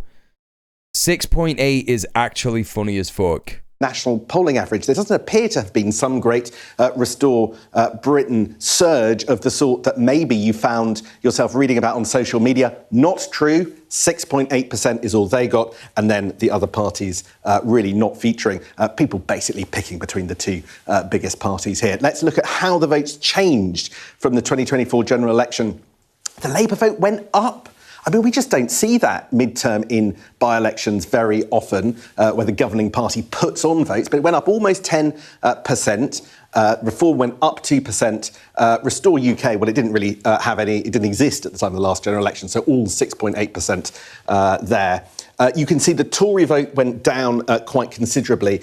Tories clearly deciding one of the two big parties to swing their support, Greens and others, also down. But this is the kind of change, this is the kind of swing ultimately that could mean that Labour gets back to being competitive at the next general election, or at least that will be the argument that they make inside the Burnham campaign to Labour MPs, to the other 402 Labour MPs and those that they want to Hey, Nuclear Slayer, how you doing? Seat Keir Starmer and get Andy Burnham in number 10. Let's have a little look at this. This is the argument that they'll be making, I understand. If you look at the polls at the moment, Labour is on 19%, Reform are top on 24%. This is the latest YouGov poll, just the one taken this week. Greens on 15 still, not bad, even despite the, despite the little bit of a surge for Labour because of Andy Burnham. Look at this, to 55%. Team Burnham will be making the case that that is the Andy Burnham effect. And look at this. In the national polls, 24%. Yeah, they'll also be gloating about like, oh, the Greens only got 1% of the vote. Oh, that's why you should vote Labour in the next election. We're going to hear that. We're going to hear that so much, and it's just going to be completely fucking stupid. There's still no sign of that. And it was a big electorate here. You had a turnout of 58.7%. So a very engaged electorate up in Greater Manchester, in Makerfield. And actually, what's really rare about this is that there were more people turning out to vote today than there were in the general election, and certainly more. I'm making the case it's probably the Burnham effect too, yeah. So, an extraordinary moment. I think that the result that we've just seen accelerates and solidifies the chance of Keir Starmer going and going soon. Andy Burnham wins over 50% I agree with that, Scrunge. Of the vote. He wins more than the Restore Britain and the Reform UK vote combined, and he now stands ready to take his argument to Westminster in the next few days. Those numbers will have really helped his case.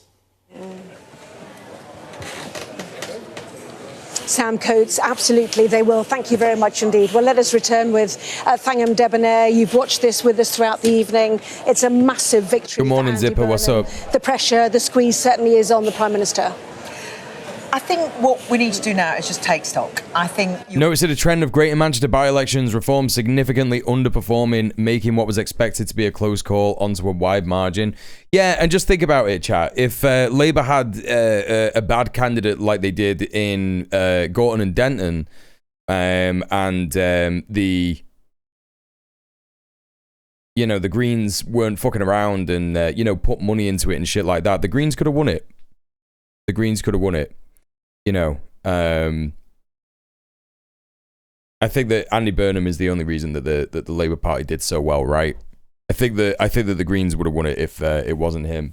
But of course, if it wasn't him, it wouldn't have happened. So this whole thing has happened because, you know, people think that he's going to change the Labour Party. It's not going to happen. But Reform are significantly underperforming. Reform are going to be significantly underperforming, and it is because the case for reform has been made, and people have decided actually they're not that into it. Yeah.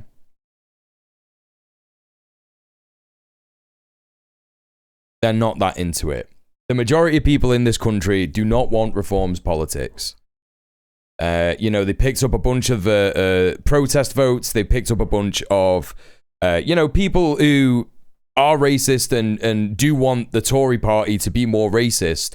You know, the reason that they voted for the Tories in 2019 is because they thought they'd get rid of a load of migrants. Like, they kept saying, get Brexit done, right? We've been talking about Brexit and how Brexit is annoying. And, the issue hasn't gone away for some people. And especially Reform voters, they want to talk about like, oh, Brexit didn't get done. They didn't get done. It didn't happen because they were expecting Brexit to be get rid of every foreigner, right? Get rid of every black and brown person. So, when it comes down to Reform voters, who they are, they're just Tory party voters, right? They're just Tory party voters. And Labour Party voters are, Green Party voters. Like, they are going to be Green Party voters once they realise that, Andy Burnham is not going to change the party or anything like that. So the Reform are just entirely astroturfed. Like, there is just like not that much of an appetite in this country for their kind of politics. Reform said that they threw the kitchen sink at this. I believe that they did. Reform threw the kitchen sink at Gorton and Denton. I also believe that they did. And they massively underperformed in both constituencies. That, and he's become the anti-Starmer. I mean, what? Like, not really. He isn't really the anti-Starmer, but people have elected him so he gets rid of Starmer. Like, that's what it is. Most people just don't want Keir Starmer to be in government, right? That's the reality of most people. They know that he's shit. Yeah. Symbolically, yeah. I thought that that's what you meant. Yeah, it's hard to know. Some people really do think that he's like more left-wing. I am massively surprised at Reform's underperformance. Yeah, I think a lot of people are, because like a lot of people just totally believe what the media tells them, which is just that like, oh my God, everyone in this country is like an absolutely insane fascist, and like you just didn't know about it. And like the Reform, like, the media has just been like gaslighting everybody for the last like 5 years about Reform, and it's like, oh yeah, all these people that you know and you work with, they're all just like actually spooky fascists, and it's like, no, bro. Like, the people that you live with, and that you, like, someone said it in the chat yesterday. Someone said, oh my God, it's so scary because, Restore Britain are a thing. And these people have been like, living amongst us for so long, and we just haven't noticed it. And it's like, no, you haven't noticed it because they're not real. They don't have that much support. They're just like, they're backed by these guys who have a lot of money, so they can spend a lot of money on, advertisements and all that kind of stuff. It's just, I don't think they are going to do that well in a general election either, Bellatrix. I think that they're going to be bad. I think that the right-wing vote is going to be, it is actually going to be pretty much all Reform UK, but I don't think that they're going to do that well. I don't know if the Tory party are going to pull it back. Maybe they will a little bit. But again, I think that Labour's support is going to collapse. I think that there is going to still be some significant geopolitical shifts over the next year. And if Andy Burnham triggers his leadership contest, or Wes Streeting triggers a leadership contest in the next couple of months, he's gonna be the new Prime Minister at conference. If he doesn't announce anything significant at conference, the party's going to start to feel it. They're going to start hemorrhaging members. The Green Party's going to pick up on that. They're going to start gathering more momentum. I think that's where it's going. That's how it's going to go. And I do think that the Greens do have a chance to do significantly better than what they are being shown to be looking at in the polls. We're going to have to perfect the mocking tone of voice for Bernie, yeah.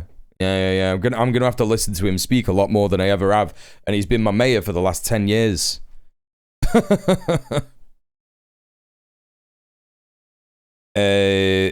Exact same thing is happening with One Nation in Australia. It's so obvious when you put them side by side. Yeah. Streeton would have to be insane to trigger a leadership race now, surely. I mean, he is. He is insane. The way he's been going on in the media is insane. You know? Booking a hotel to go up to the campaign for the Manchester mayoral election.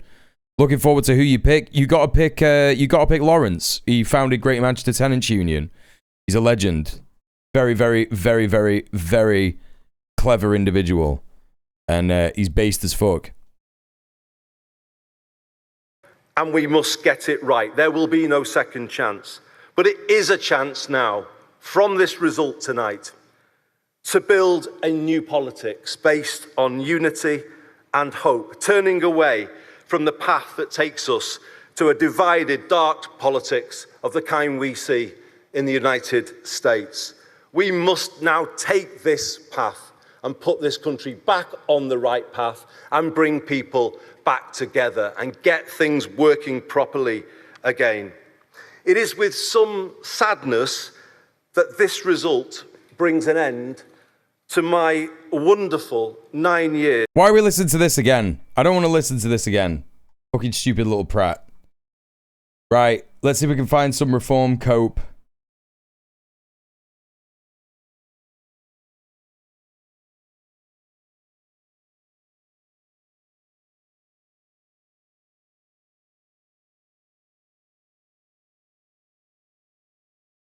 I like him slagging off the US at least. Who's slagging off the US? Andy Burnham. I've never heard him do that. I've literally never heard him do that. Let's have a look and see if there's anything going on GB News. Oh, this is so good. Oh, this is so good. Who the fuck is this?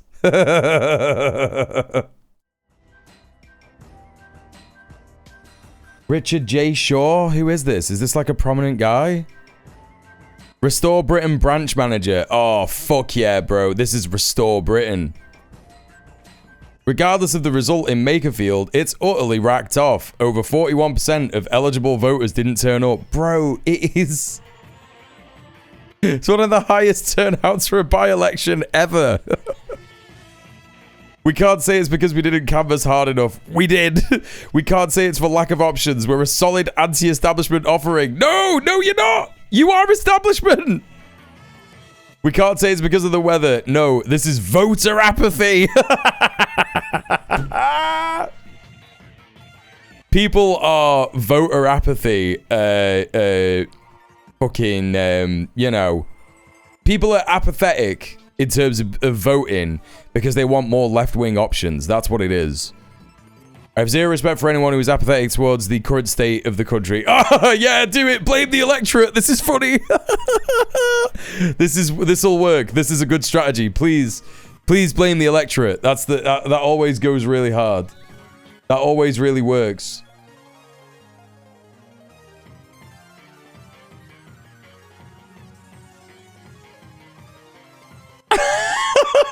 What the fuck? I'm informed that Reform may have just stopped Burnham and won the Makerfield by-election. This is better news than anyone realizes by 5%. I can't be arsed with any party right now, but I am so pleased if my info is true. Makerfield residents were right not to let Burnham use them as a stepping stone. Bookmark.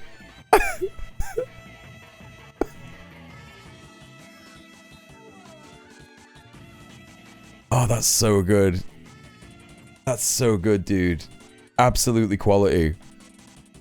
Absolutely fucking quality. These people are so funny, dude. These people are so fucking funny.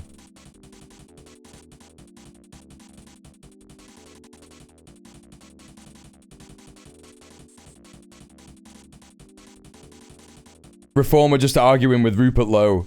Reform are arguing with Rupert Lowe. I don't know what it is that he said because fucking Twitter's broken, but let's have a look.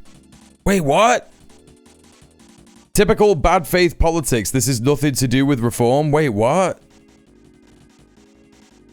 Oh, is it about the Muslims for Reform bus or whatever? Is that what that was? It's gotta be, right?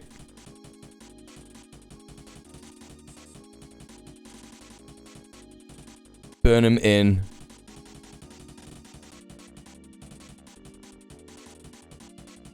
Just a disclaimer, I've taken down the picture with myself and a few other patriots outside of the Muslims Reform van. It was my fault. I worded the post wrong with the suggestion that being that the stunt was run by us. This is so good for young Bob. He got battered in Manchester City Centre this week, and his party got battered in the by-election. Oh! Battered twice this week, lad.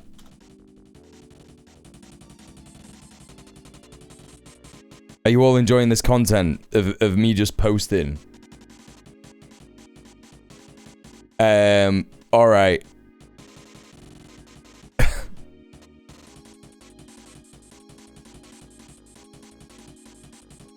Let's get rid of some of this stuff. Are there any other things that we could look at? Oh, I meant to play this. Things can never get better. So go and tell Greta to just grow up. Stop living in a fantasy world, you know? No, things can never get better. We need centrist, interventionist, private sector friendly governance, cause things can never get better. Come on, chat. I was telling Modi recently, I'm glad my war crimes are kept under lock and key. If they came to light, I'd be in front of the Hague so fast it would make my head spin. He said, you mean Alistair? I said, no, that's my head off spin. Then I said, my property portfolio would go to waste if rents were low. So things can never get better. Why is Brian Cox playing the keyboard? Because this song is from Brian Cox's band. Things can never get better. Like the original tune, Brian Cox is in the band, D-Ream. If I see attacks of evading tax, me and Goldman Sachs were going full Iraq. So, you know, just dream on, okay? There you go. Yeah, he was literally the keyboard player. Here's the original. Oh wait, no, this is not going to play the original. This is the original. Teach me not a thing can only get better. Hang on a minute. I'm just gonna sorry, VOD watchers. I'll see you in a bit. Welcome back, VOD watchers. What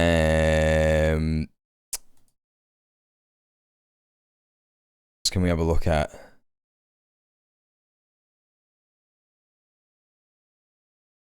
What's been most beautiful about this whole experience is not just seeing fans who are passionate about your teams, your heritage, your culture as Boston fans are, and seeing those connections built across different cultures too. The mayor said Glasgow and Boston have many similarities. We're both cities that are champions of arts and culture of innovation, but we're also willing to fight for it. Henry Knox, the Scots descended artillery officer who dragged 60 tons of cannon from Fort Ticonderoga to Dorchester Heights, helping force the British evacuation of Boston in 1776. Oh, it's just all American shite. One of the heaviest hit venues was Hennessy's Bar in central Boston, where trade after Scotland's win over Haiti was reported to be 3 times that of St. Patrick's Day. The bar exhausted its beer supplies on Sunday night, had to be restocked on Monday with another delivery ahead of Scotland's second match against Morocco on Friday. So there you go. There you go. A little bit of that. A little bit of that for you. All right, chat. Let's go on a content hunt.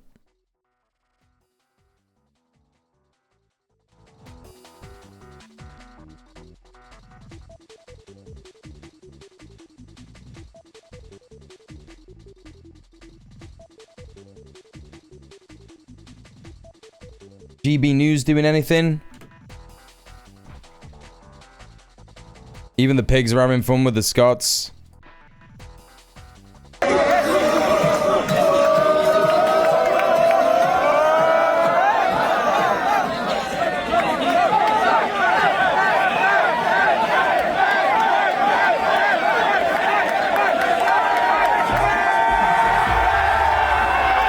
Yeah, he's fucking scum. Fuck the Fed. Place, and maybe that could really shake things up, and Green might come and support that even more. So that's how I see the next government coming in and making a difference. And even with the opinion polls, it does not mean that everyday people are there that's going to vote. Even in the general election, the way For the record, it's always my favourite when you reacted to Reform, Coping and Seething on Twitter posts. the youth, when Find me some Twitter posts. issues, you know, a lot of people now that are looking for our future. There were Scots that went down the cop launching slide. I did see that. The blaming of the immigrants or, you know, minorities, even that has been resolved by Labour with Shabana Mahmood to an extent. So again, I do feel that those sort of, you know, rhetoric is just not working. And like you said before, you know, those were the talking points. Get rid of Starmer, vote Reform. Now what? What they're going to talk about now? It's interesting. Natalie, do you think it might have been, in retrospect, a mistake for high-profile Conservative MP defections to be welcomed into the Reform Party? It does seem to now be one of the most common attack lines that you hear against the Reform Party, that it's just chock-a-block with old Tories. Absolutely not, you know, and also I disagree that the majority is made up of Conservatives. Myself, I'm Reform, you know, I've never been a member of another party before, and there are plenty of other people within That's the party funny like as fuck, myself. dude. I think bringing those Conservative MPs over, you know, we got sort of called out for not having experience. You get called out when you bring people in with experience. Those politicians that have come over from the Conservatives, they were suppressed by a Conservative government that were not allowing them to fulfil their true political beliefs. And What? Reform are the home for those previous Conservative MPs to be able to do that. And we have well and truly taken them on. They have got Suppressed some is so funny. They are, without doubt, the right people to have within the party. Tom Persglove, what do you say to that? Well, look, I don't speak ill of fellow people on the right of politics. And I don't like, actually, people who I consider to be friends and colleagues who now are rather negative about people that they used to have a personal friendship with, but we're now in different parties. I respect the fact that they've concluded differently to what I've concluded. My personal view is that I'm a Conservative. I've been in the Conservative Party my entire adult life. Suppressed is so I'm not going funny. anywhere. And I think what you do in politics, you know, serious conviction politicians, where you identify issues in your party that you don't like and where you want to see a direction of travel that is different to the status quo, you stay and fight. And I think, you know, Kemi is leading from the front. I have been massively impressed by the fact that she has really taken stock, wanted to get to grips with the nuts and bolts of the challenges that the country faces, that we accept that we didn't get everything right, because we quite clearly didn't. But there is experience there, and we are delivering a proper policy agenda that I think the country's going to like. You were Immigration Minister. Do you understand one of your predecessors in the Home Office, Robert Jenrick, or indeed Suella Braverman as Home Secretary, the frustration that they have subsequently expressed about trying to get policy through, and either it being rebuffed by civil service resistance or indeed by... I think that is Tom Harwood, isn't it? Yeah. Both Suella Braverman and Robert Jenrick have spoken about. So I think political opinion, both in Westminster and in the country, has shifted enormously. I remember when I announced the Rwanda policy and Priti and I made that announcement, there was a lot of hostility towards it. Yo, good night, Soundkiller. Thanks for hanging out. A lot of people saying it was inhumane, a lot of people saying it was the wrong thing to do. I now see that as being the baseline of where public opinion sits in terms of addressing illegal migration. So the... Okay. Twitter heard us.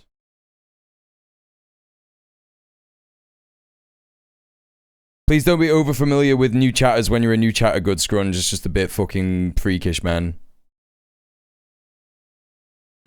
outside City Hall. So it's been fun. What's your favorite thing that you've seen or learned from the Scottish fans since they've been here? Oh, I mean, the cones are pretty fun, and I think it's such a sense of playful, joyful surprise when you can see that happening.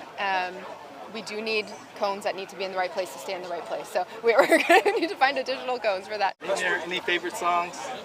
Oh, I mean, I have No Scotland, No Party has been absolutely stuck in my head all the time. And I'm always a sucker for Dancing Queen, whatever the occasion.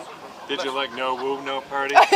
Pretty catchy, pretty catchy. Wait, you know each other? Oh, I'm sorry. I just don't, like, I don't know. You're a new chatter. I've never seen you before. You're saying I love you to another chatter. I don't know. This is the first time there's been a formalised. But if you're all right with it, Sound Killer, that's fine. I believe so. We met with our First Minister, John Swinney. What Yes. was that meeting like, and how did your interaction go? But a lovely leader, and it was really an honour to Yeah, no welcome him worries. into City Hall. Can't say I love you because it's too overfamiliar. Don't be a dickhead. Don't be a dickhead. Okay, I'm just trying to, like, you know, fucking manage my stream. It's late. You know? Have a conversation about the shared history and heritage that our communities have, but also how devoted they are to tackling hunger and poverty, especially in children in Scotland. So we talked about different initiatives. Okay, well, that wasn't as funny as I thought it was going to be. Never mind. 21 seats. That is, you know, apocalyptic. Natty B Sandwich, welcome in. And we have got a long way to go. We should be buoyed by this result. There's a lot of positives in it, but we've still got to convince the country that we have the right solutions to the big challenges that we face as a There was a Wrexham Council by-election as well, apparently, but Plaid Cymru have held that.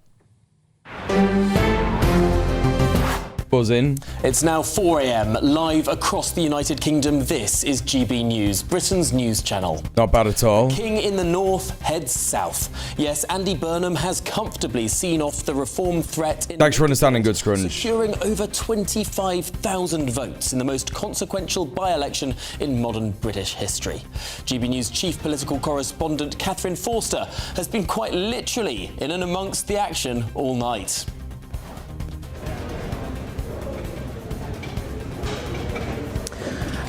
Yes, we have seen history. Okay, from Popular Front.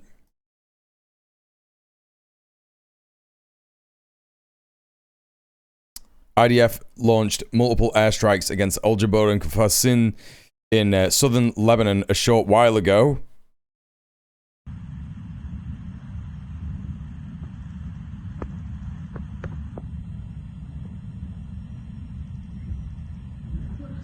Absolutely fucking mental, bro. Like, just absolutely mental. What the fuck is going to happen? Yeah, who could have foreseen this coming? I mean, look, like, you know, the way to understand it is that the United States has not whipped them enough, right? That's the only way to understand it. The United States simply hasn't whipped them enough.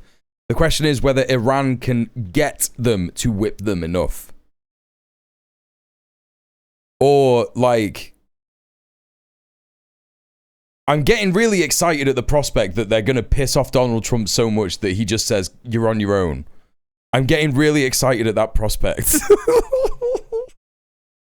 I don't think that is going to happen, but, like, they are technically humiliating him in an insane way. Do you know what I mean? But he's gonna be fine with it. Do you know what I'm saying? He must be fine with it because he's not whipped them enough. If he cared enough, he would have been like, you're not getting any funding. It's not happening. But maybe he's just like, he's checked out of it. I don't understand. He's, you know, we don't know what he's thinking because he's insane. No, stop saying Israel has content on him. They do not have... Listen. Let me give you 2 reasons as to why that's bollocks. Number 1, right? If Israel says to Donald Trump, we've got compromat on you, right? We've got videos of you bumming little boys. We're going to show the entire world. Donald Trump would say, no more money for Israel. It's over, right? It doesn't matter what compromising material. Israel thinks it has, or anyone thinks Israel has, on Donald Trump, right?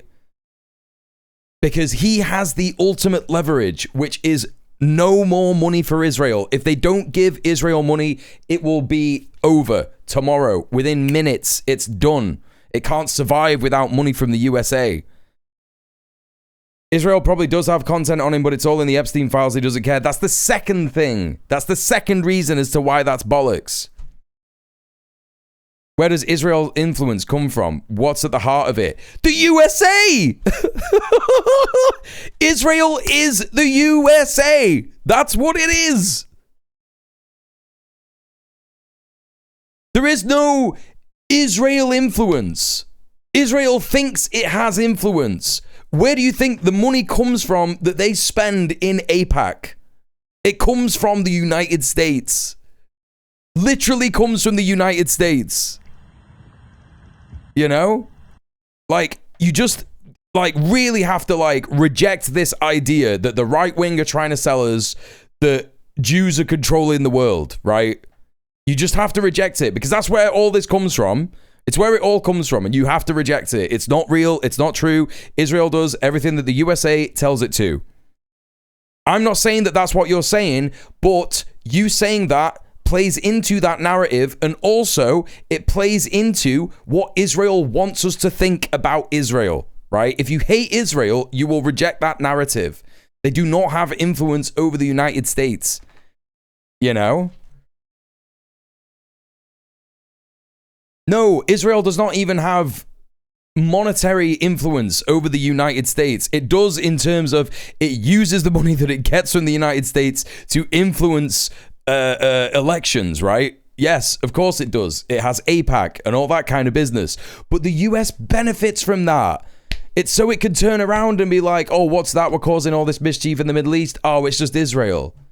That's what's happening now. Like, you know, they're there and they're saying like, oh, well, you know, Bibi's being a bit too hard. He's being a bit crazy. He's being a bit naughty. And it's like, no, they're fine with all of it. They're fine with all of it. Where does Israel's sway in the UK come from? The money that it gets from America. The money that it gets from America. It's as simple as that. Where does any of Israel's power come from? America. AIPAC is just a money laundering front. I mean, it might as well be. It kind of might as well be, right? At this point. So there you go. There's that. Even close, because Andy Burnham got 55%, Reform on 34.5%, Restore, can't read my own writing, on I think 8%, but you add the Restore vote and the Reform vote together, and they are still about. Yeah, that's a good point as well, Sorka. Like the US controls what we do, you know. Just won a majority of 9,000. I just see what happens to critics of Zionism in the UK. Listen, the UK is a vassal state of America, right? We are a vassal state. We do whatever the United States says, and the United States says you gotta love Israel. Israel has lobbying groups in the UK. It pays our politicians loads of fucking money. Yeah. That's the way that it works. Here's the US, here's Israel, here's the United Kingdom, right? So there you go. Minster.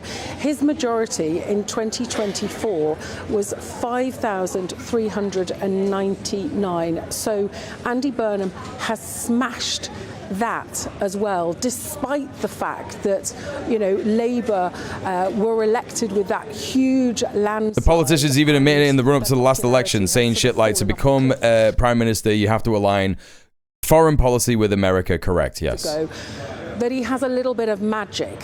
How are you holding up? I'm doing okay, thanks, Ninja. You know, people, not everybody, but a lot of people around here really, really like him. There is a reason why he is called the King of the North. Remember during COVID, fucking hell, dude, that angry speech that he made when he heard what the government were planning in terms of putting them into tears.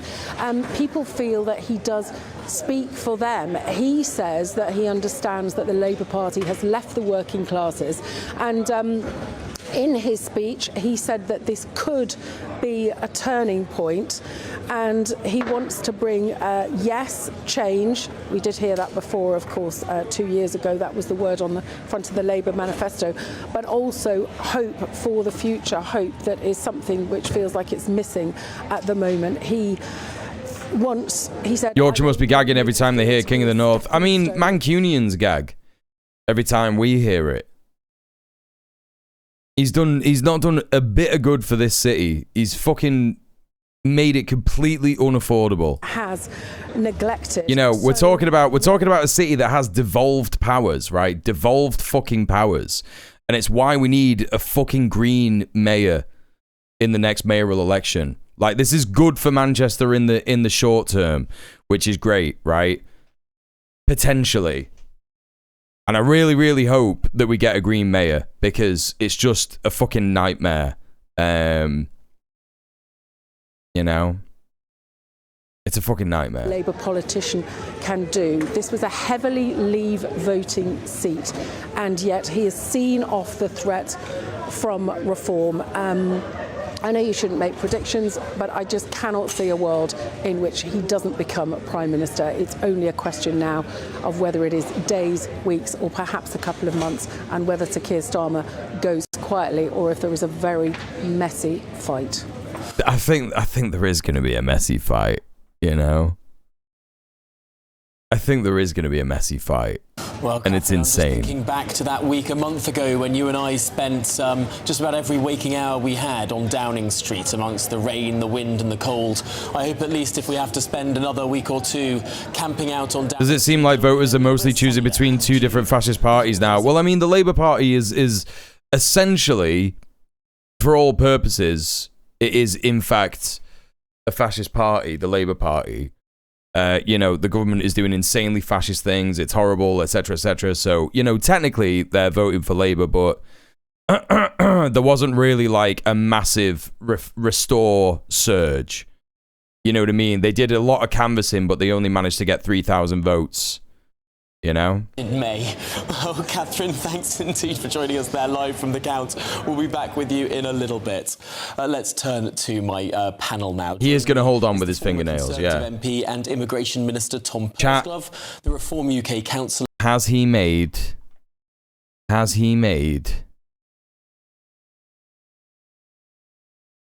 Is Restore the one that Musk has been trying to boost? Yes, which is very funny. Similar results to May, I imagine.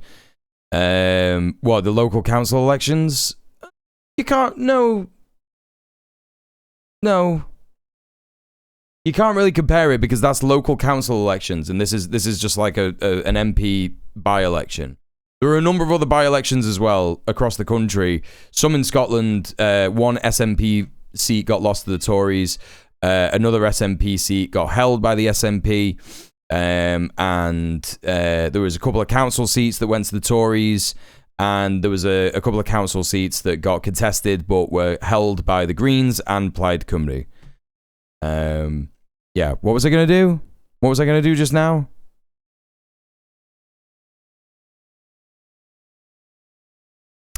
Yes, going to do. Hello, princess. No, not that. No, not that.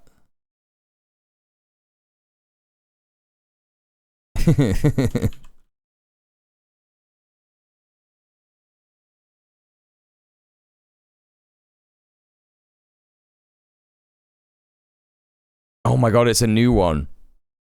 Ça plane pour moi. Ça plane pour moi. Ça plane pour moi, moi. Ça plane pour moi. Ça plane pour moi.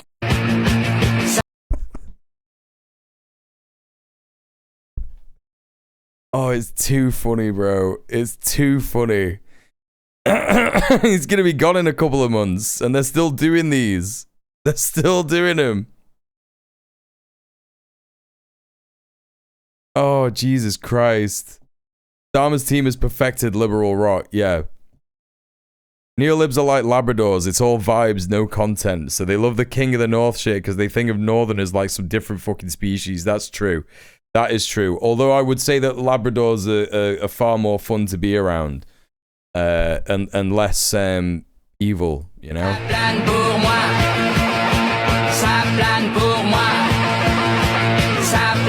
Like that shot that he's in there with like Trump. It's like he's not even.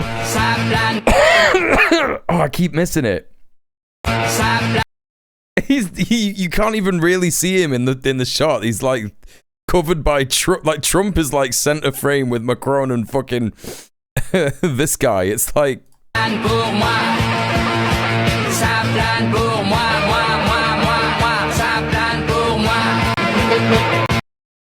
Oh, mate. But this at least gives them a few months to start building the bike as they're riding. So, Fahima, do you think that it's going to be all as smooth? Trump standing like Frankenstein's monster, going yeah. to agree, and it's going to be a nice transition without any screaming or fighting?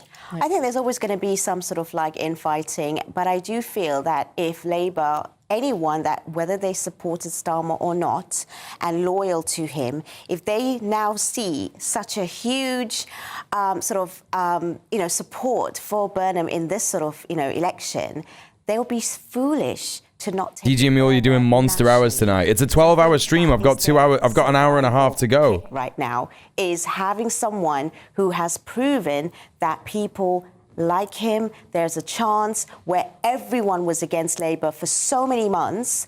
This is now their opportunity, whether they like it or not, to take him on and make it happen as soon as possible. But I don't think Starmer's going to do it that quickly. Personally. Interesting. I don't think he will. Carl, you're trying to get in there? No, and they'll steal the Greens' thunder. Isn't that what Burnham's done here? I think he is direct. Are you going to eat breakfast after stream? No, I'm probably going to have like something to eat in a minute. Tarnished. No, but he's taking your votes. There's no coalition here. He is untarnished by the national issues that people vote for you on. Things like immigration and Gaza. He's currently untarnished with that. He brings a hope and change message. And he ran a useful campaign. And he can promise a more left-wing perception. Is it not easy to, frankly, ride roughshod over the Greens in a place like Makerfield? 97% white, older, working class. This is insane analysis. This is absolutely rotted analysis, bro. What the fuck are you talking about? It's like Bristol, where the Greens are surging with younger, more diverse, people who've recently been through university. All of these groups that disproportionately skew Green. The Greens got thousands of votes in the last fucking general election, you stupid prat. So, yeah, Tom Horwood? Is that his name? He's a fucking piece of shit.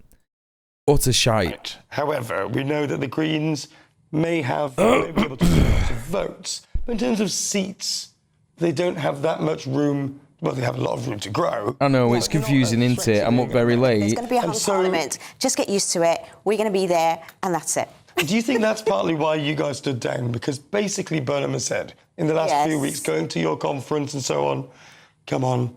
It's collaboration. He's opened the door to, in a couple of years, I think we'll be working Zelensky together. has spoken to Burnham about that. I have seen that. So I think there could be a collaboration, absolutely. Well, on that point, before we turn to our right-wingers on this panel, let's bring in another... Oh my God, you're fucking back. Commentator Stella Santigate. This fucking freak is back. Indeed, for joining us at this early hour. How do you presume the coming days, weeks, months might go? Is Andy Burnham now dead set on becoming Prime Minister? I would say by the end of next month. I would have said, yes, possibly it could be that he will delay it. It could be that there will be some plans to give Keir Starmer a dignified exit. Perhaps... I'm up late baking cookies for my kids' school thing tomorrow because I procrastinated all day. Doing a marathon tree and kind of giving me inspiration to keep going. Yeah, do it. Sometime as well. Only 52 more cookies to glaze. That's easy. 9 years. You could do that now. He hasn't been within 10 minutes. For longer than that. And a lot of people could say, surely I'm going to make a scran. Some kind of transition period where he gets used to it again. But given these results, this insane 27% swing, I cannot see how Keir Starmer would be able to remain prime minister, I do not even think that he will just set out his exit, which will be sometime around conference. I think he cannot remain in number 10. You might think that. Keir Starmer has been telling anyone who will listen for the last month that he is the Prime Minister, he will not accept... I'm the Prime Minister. If someone challenges him, he will fight on and fight to win. I doubt Keir Starmer knew that we were going to have the result that we did. I think that even the internal polling showed something like 8% margin. It's that Andy Burnham would win. So I think that... I don't know if that's true. Doubling the majority. That true? When we all expected him to Labour to just about keep the seat. I think that this is new information for Keir Starmer himself. Just the sheer turnout that we had for this... I don't think that's fucking true, man. ...shows the power of Andy Burnham's campaign. And I think that this is something that even Keir Starmer will have to reckon with. Let alone, whether Keir Starmer could potentially be in a future cabinet, which I think a lot of people will be hoping is not going to happen. But also we have seen from all of the other potential leadership candidates, for example, from West Streeting, the way that he has been speaking in the last week is quite conciliatory, showing that there is broad acceptance across the different factions of the party that Andy Burnham, if Andy Burnham wins this seat, was the narrative, I guess, then he deserves, and he's clearly the right person to lead Labour into the next election. And I think just the sheer numbers, as I said, the sheer the majority that he won by is so big. It's a very impressive result in Makerfield, in Greater Manchester. What if Prime Minister Andy Burnham polls incredibly well in Greater Manchester, even wins every sodding seat in Greater Manchester? But think Starmer assumed Burnham was a lock regardless, yeah. In the southeast, the southwest, the northeast even, the Wales, I mean, all these places where Labour has won seats or perhaps even surprised people in terms of how well it did in 2024, will the magic of Andy Burnham stretch beyond, frankly, wool country? Excellent question, Tom. I would say that Makerfield was a very difficult seat for Labour to win. So Makerfield was not at all the best case scenario for Andy Burnham. There are other places that would have been much easier for Labour to win right now. So that's the first point. The second one is the good thing with Andy Burnham, and it is a testament to his character and his personal warmth, the fact that, throughout the campaign, there were so many people who had personal stories about Andy Burnham. The thing with him is that he has an appeal across the political spectrum. So his image in the party has become more left-wing over the years. He has put more meat on the bones on Manchesterism and what that means about him and his politics. He has moved further to the left than the last time he ran for the Labour leadership in 2015, when he was considered a little bit almost the Blairite candidate back then. But at the same time, he still has the broad appeal of a centre-left politician, and he is someone who would be trusted even by a lot, I would say, of the kind of voters, the hero voters who voted for Keir Starmer but who would normally vote for a Conservative party. And as for those voters who had gone to the Greens, and you're quite right to say this is Makerfield, right? It's not a metropolitan city, but I just have a feeling that Andy Burnham would appeal to Green disillusioned voters who are extremely disgusted at Keir Starmer and who don't want to see Reform winning. Yeah, well, let's see if he can keep that unwieldy coalition together. Well, Stella Santakido, thanks indeed for joining us at 4:20 in the morning. 4:20. Good blimey. Now, let's take a listen to what Andy Burnham had to say himself upon his astounding victory. Everyone knows that politics isn't working. Everyone can feel that the country isn't where it should be. Tonight could, just could, be the turning point. From here, You don't need to hear it again, man. Come on. Patiently.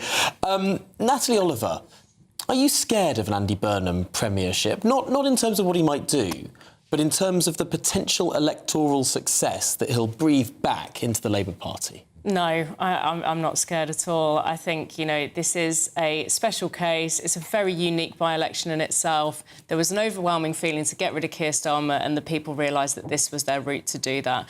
And, you know, you've got to look at the fact that if Andy Burnham does become Prime Minister, there is a severe lack of talent to actually bring in to a cabinet. You know, we've got no one in there that's business-minded. It's clearly that then, you know, it's very clear that Labour are not doing well when it comes to the economy. So he's going to be leading that same party with the same direction. Like I've already said, it's just going to be like Keir Starmer Part 2, just slightly different with a bit of a Manchester accent. I suppose one of the interesting elements here that we have not discussed yet is the makeup of the Parliamentary Labour Party, Tom Pursglove, because Rachel Reeves, much maligned as she is, has not been able to carry through her Plan A budget. Her Plan A budget involved reducing the way in which the welfare spend was rising. Not reducing the absolute welfare budget, but by making it rise by slightly less than it was. And Labour MPs rebelled on that. They said, no, it had to go up without a penny taken off. And I wonder, almost whoever occupies number 11 and number 10 Downing Street, if it's the same Parliamentary Labour Party, their hands might be bound in the same way. I think that's a massive problem, and I think people are getting very carried away in terms of extrapolating a very localised result into that national picture, because none of the country's problems change overnight with a change of Prime Minister. You've still got a fundamentally unsound group. This moody Tory is correct, chap. Difficult decisions about the direction of the country. Welfare is a very good example of that. Can't even deliver £5 billion worth of savings. So the idea you're going to deliver major structural reform in welfare is just for the birds. And that's before you get into tackling things. Now he's wrong. Without a credible deterrent and an ability to be able to detain and remove people, you're not going to solve this. And what Andy Burnham has done is flip-flopped on everything. I mean, you've seen over the course of this by-election him change position on so many of the big issues that he's been asked. This is also true. Exactly. Yeah. And that list will grow. Because it will meet the political realities of Labour MPs and their constituents and polling numbers. And that's the political climate that we're in. It is much easier, I have to say, to run Greater Manchester and give the impression of doing a good job and being charismatic, because effectively what you're doing is receiving government grant and spending it. That is easy to do. It's a fundamentally different proposition when you have to make really hard split-second calls, very fine decisions on a range of issues, but crucially as well, have to identify the funds in order to pay for things. And so, from my point of view, this is not going to be straightforward for Andy Burnham. I think people will get a bit of a sugar rush on the back of this. It'll make Labour MPs feel better about themselves. But there's also, to come back to your point about the way in which... He's also right about it making Labour MPs feel good about themselves. Scarring events. And so it would seem to me that they have to try and find a way of resolving this amicably. That may well mean, for example, trying to get to a place where Starmer has until perhaps the party conference to be able to go with a bit of dignity, to be able to do a few things, to be able to go to a few more of these international summits. That would help to perhaps bring the parliamentary party back together, where if this moves very quickly over the course of the next few days, you could have really deep scars that only exacerbate some of that existing division. Tom, you're a veteran of some of these defenestration attempts yourself. You've seen a number of prime ministers come and go. Do you think Labour MPs will be on the phone to each other as we speak? Will the plotting have already started? I think the WhatsApp groups will be on fire tonight. And there'll be, wheels within wheels and people expressing different points of view, particularly to the whips.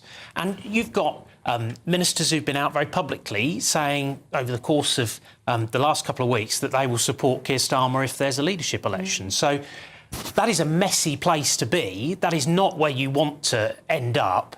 But I just think that political reality collides with the situation. This is whatever you think of him and whatever you think of his politics, it is a massive personal triumph for Andy Burnham winning this by-election with such a large majority. He's clearly got profile in the area. That's clearly paid dividends for him. But that doesn't necessarily translate into the national picture. Yeah, I mean, I suppose when you have... I've not seen the Thick of It specials, no. The old adage might be that the only way is down. But let's seeing as we're talking about Andy Burnham, let's return to Makerfield for a moment and speak to Sophie Reaper, who has been there at the count all night. You've been able to see Andy Burnham in the room with you. Oh my God, chat. The Green Party are launching the Greater Manchester mayoral election campaign on Saturday. Oh my God. What the fuck? That is insane. Language. That is insane. Has the weight of the world on his shoulders or a skip in his step?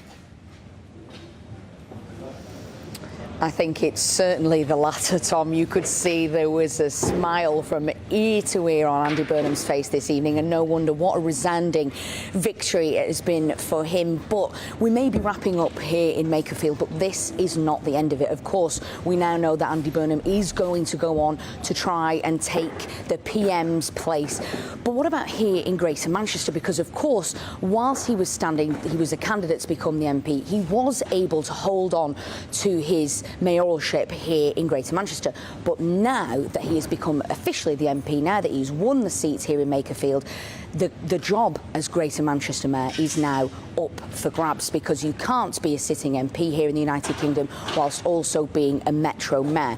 Now, what that means is that right now the Deputy Mayor of Manchester, Kate Green, will step in temporarily, but they've only got 35 days to now carry out a mayor by-election essentially here in Greater Manchester, and that means that they're going to have to do that by the 6th of August. So that does not give parties, whether it be Labour, Reform, Green, Lib Dem, Conservative, whatever it may be, it does not give them a lot of time to get their ducks in a row. Now, that being said, of course, I'm sure for the majority of the major parties, they will have already given this a great deal of thought. They'll have suspected there was every chance that Andy Burnham would have been stepping down after 9 years as the Mayor of Greater Manchester, and that they would need to have a candidate ready to hit the ground running, ready to take on that campaign trail, ready to try and take on what is really a huge deal, not just here in Greater Manchester, but there's a lot of devolved powers here. And of course, Andy Burnham, he really has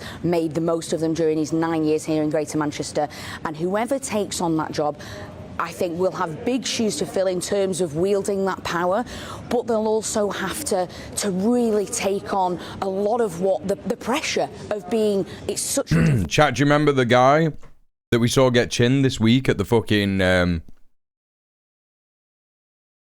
well, last weekend at the Fash attempts at protests that got vastly outnumbered? Apparently my man has been arrested for assault. Not sure if this is verified, but obviously he was filmed hitting those two women.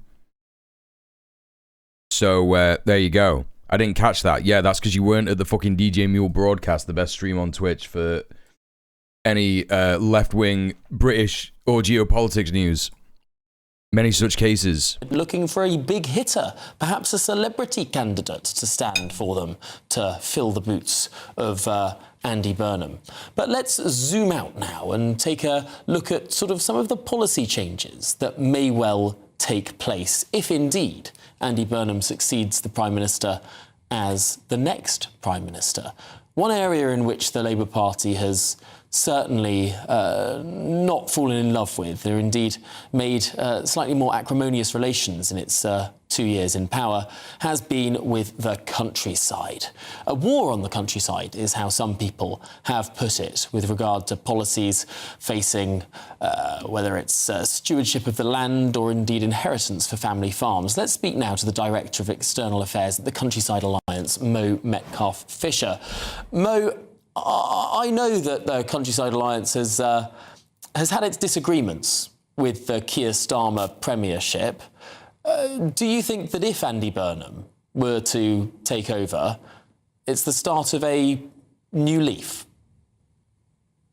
Well, we would welcome a reset in relationship between the countryside and government, Tom. That's all we've ever asked for, and we've done that to the current Prime Minister and leadership of the Labour Party.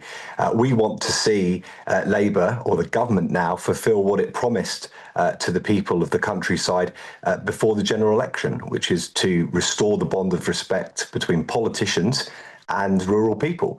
That's what Keir Starmer famously pledged before he became Prime Minister. He became Prime Minister mainly, it must be said, off the back of many rural votes. Let's not forget 120 odd rural Labour MPs, many winning for the first time ever.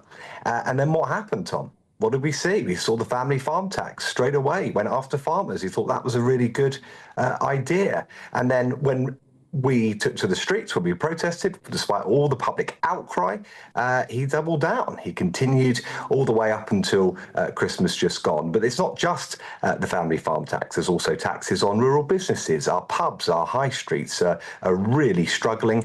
We've also got some real toxic culture war nonsense, pledges to ban trail hunting, gun ownership and game shooting, all of which is puerile nonsense and quite frankly underlines why people didn't take his party seriously for so many years after Labour last left office in 2010. So look, this is an opportunity for everybody, no matter what the Labour Party chooses to do. Whilst they're playing games in Westminster, people in the countryside will be struggling come what may. And what's this fucking prick on about, chat? Reflect on the feeling of anger out there in the countryside, and yeah, change it. Hey, combustible lemon, how you doing? And reset that relation. Oh, he's for fox hunting. He's a fox hunting cunt. Okay, well, fuck him.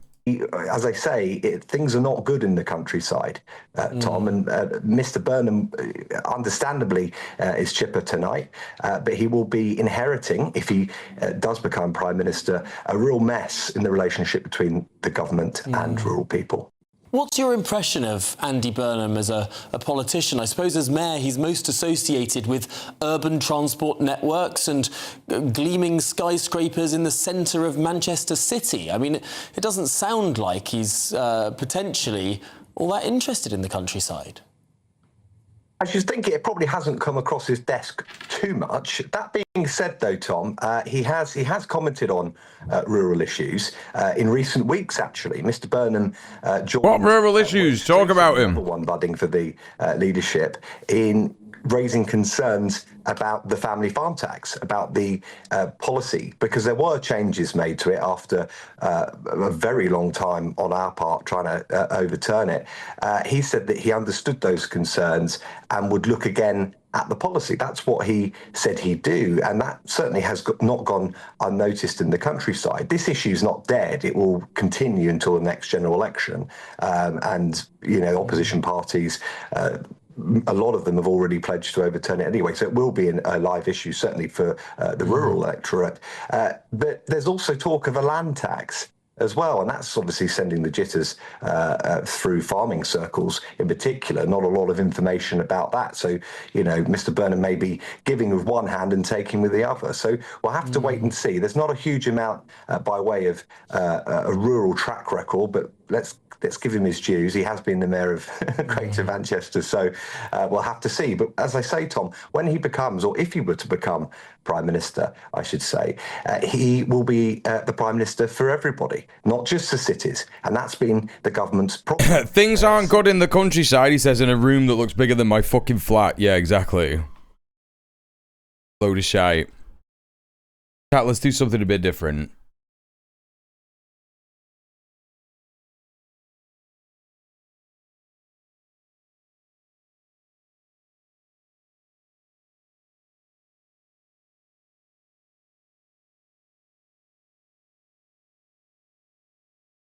The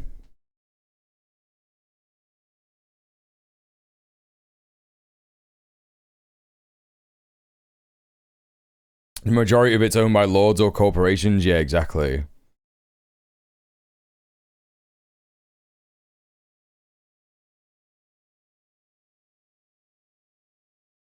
Let's watch a bit about Hasbro, yeah?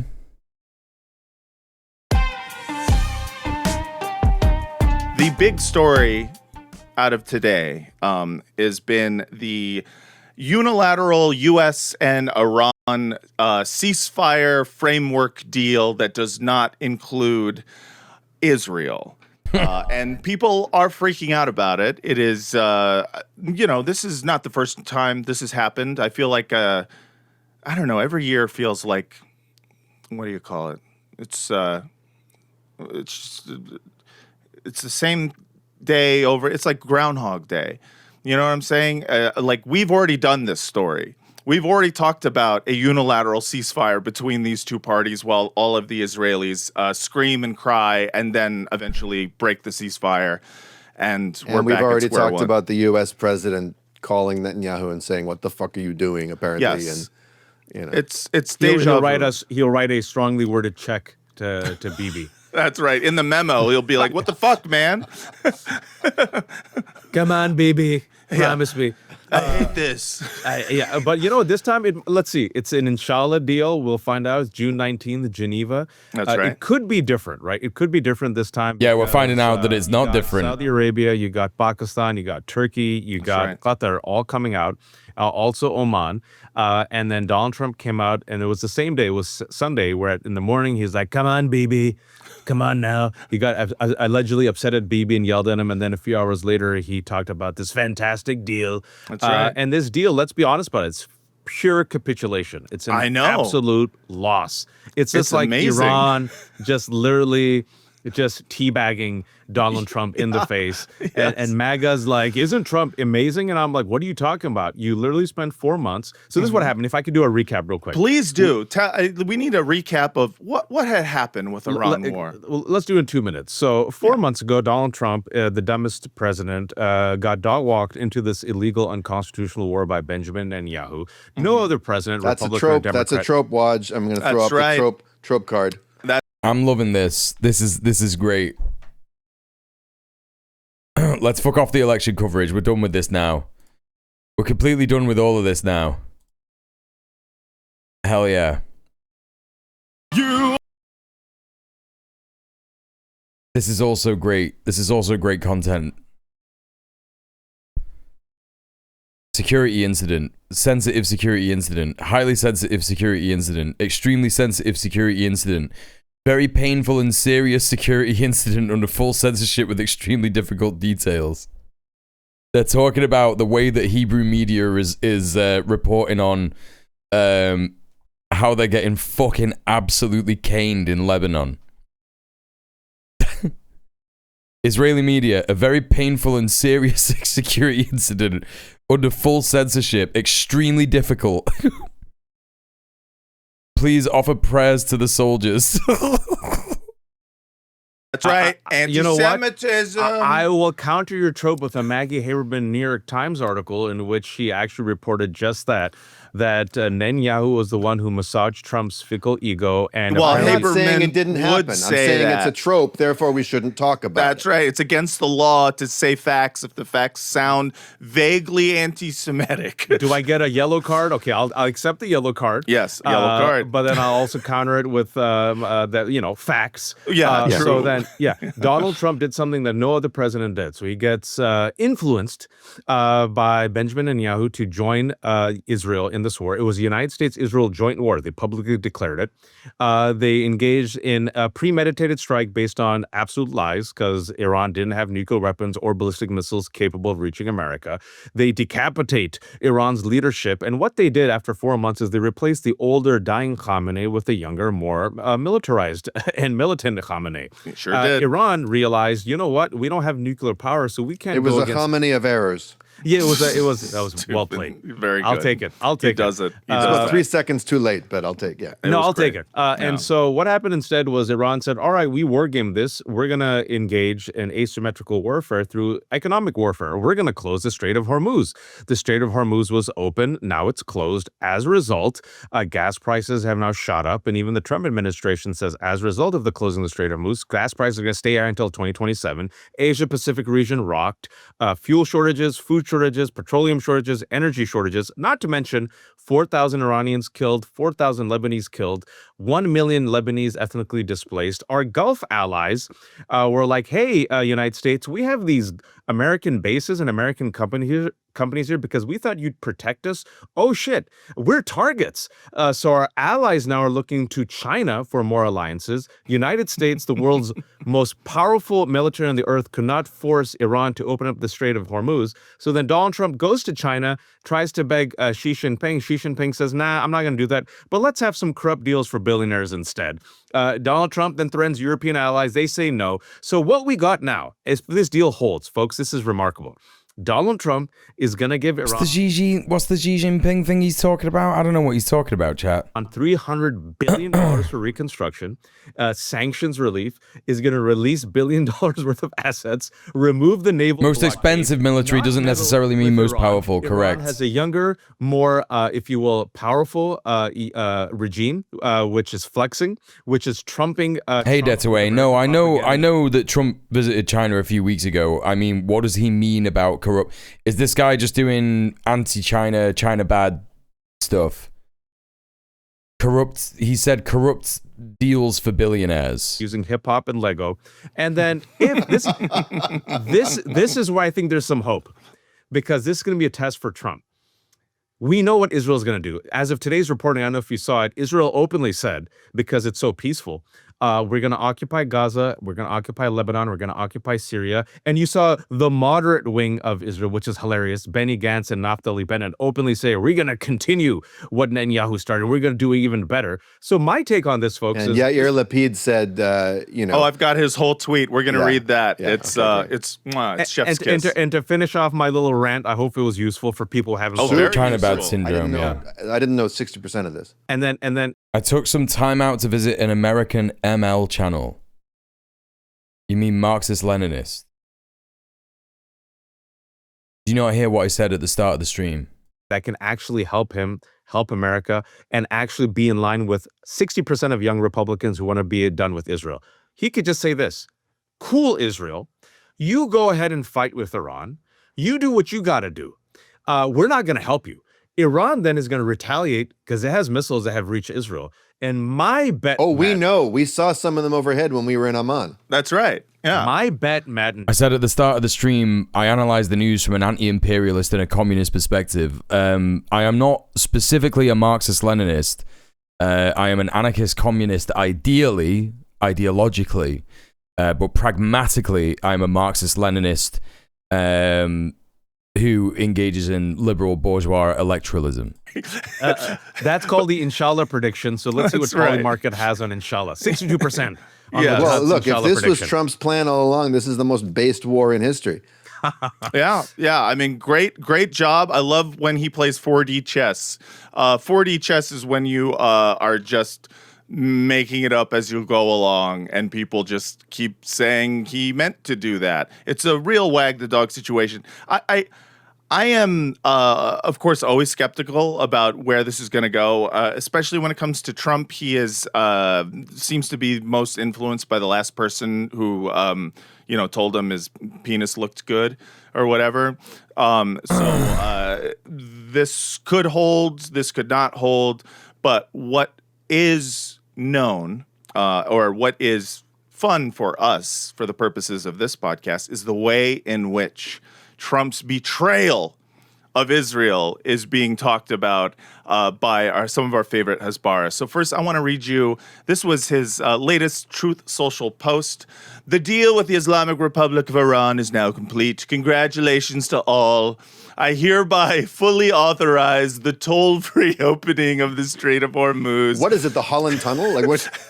It's so funny, too, because... our barges needed an easy pass to get through the Strait of Hormuz? I just like that he still, at this point, thinks that anyone is fooled. I'm a mile away from those guys. Which channel are you talking about? by his, I authorize, as it is my purview to do, the opening of the Strait, which was open before the war and closed by Iran, and we couldn't I, Donald get it J. open. Trump, the 45th and 47th President of the United States, hereby authorize the sun to rise this morning. That's right. The sun will go up. I don't want to start drama, forget it. No, that's fine. Yeah, look, we don't do anything like that. We don't do anything like, oh, look at these cringe Marxist-Leninists, or look at these cringe anarchists, or, the only people that we do that with are liberals, yeah? That's all we do. That's the only people we do that about. Pleasure, and by my leave. And simultaneously herewith authorize the immediate removal of the United States naval blockade. Ships of the world, start your engines, let the oil flow. President Donald J. Trump.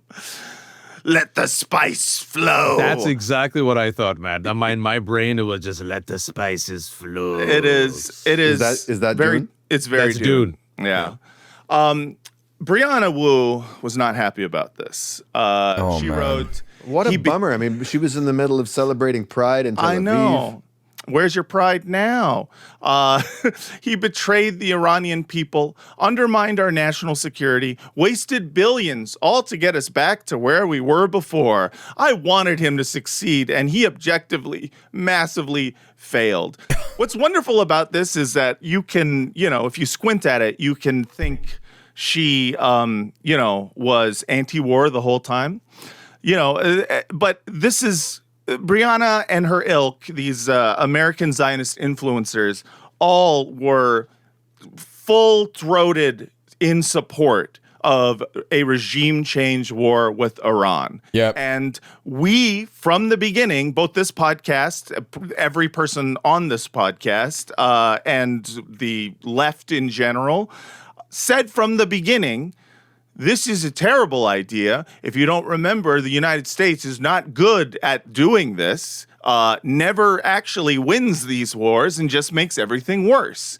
And of course, they all ignored it. They all said, Twitch, take the piss point, Raw Marine recruitment ads on your stream. You should subscribe. And now they're like, I can't believe our beautiful boy undermined our national security and wasted billions of dollars just to get us back to where we were before. Right. Well, what she's really saying is, it would have been great, it would have been fine if he had betrayed the Iranian people, undermined our national security, and wasted billions of dollars, if it had gotten us somewhere new. Right, yes. If we had gotten to nuke Tehran. That's right. That's basically it. If it had, fulfilled its purpose, which was to do an actual regime change. And again, that was never going to happen. You morons! Then the illegal, unwinnable war, which killed 170 schoolgirls with faulty AI, would have been worth it. Right, exactly. Then the million Lebanese who have been ethnically displaced, it would have been worth it. Yeah. Then the war crimes that we witnessed would have been worth it. Then the complete damage to the Asia-Pacific economy would have been worth it. Then Americans paying $4.50 for gas would have been worth it. Because we are insane right-wing. I get the Air Force at the moment. It makes me lol as it cycles different regional accents for the narrator. To tell us that no matter what we did, it was worth it. It doesn't matter where you're from in Britain, you can die for the state.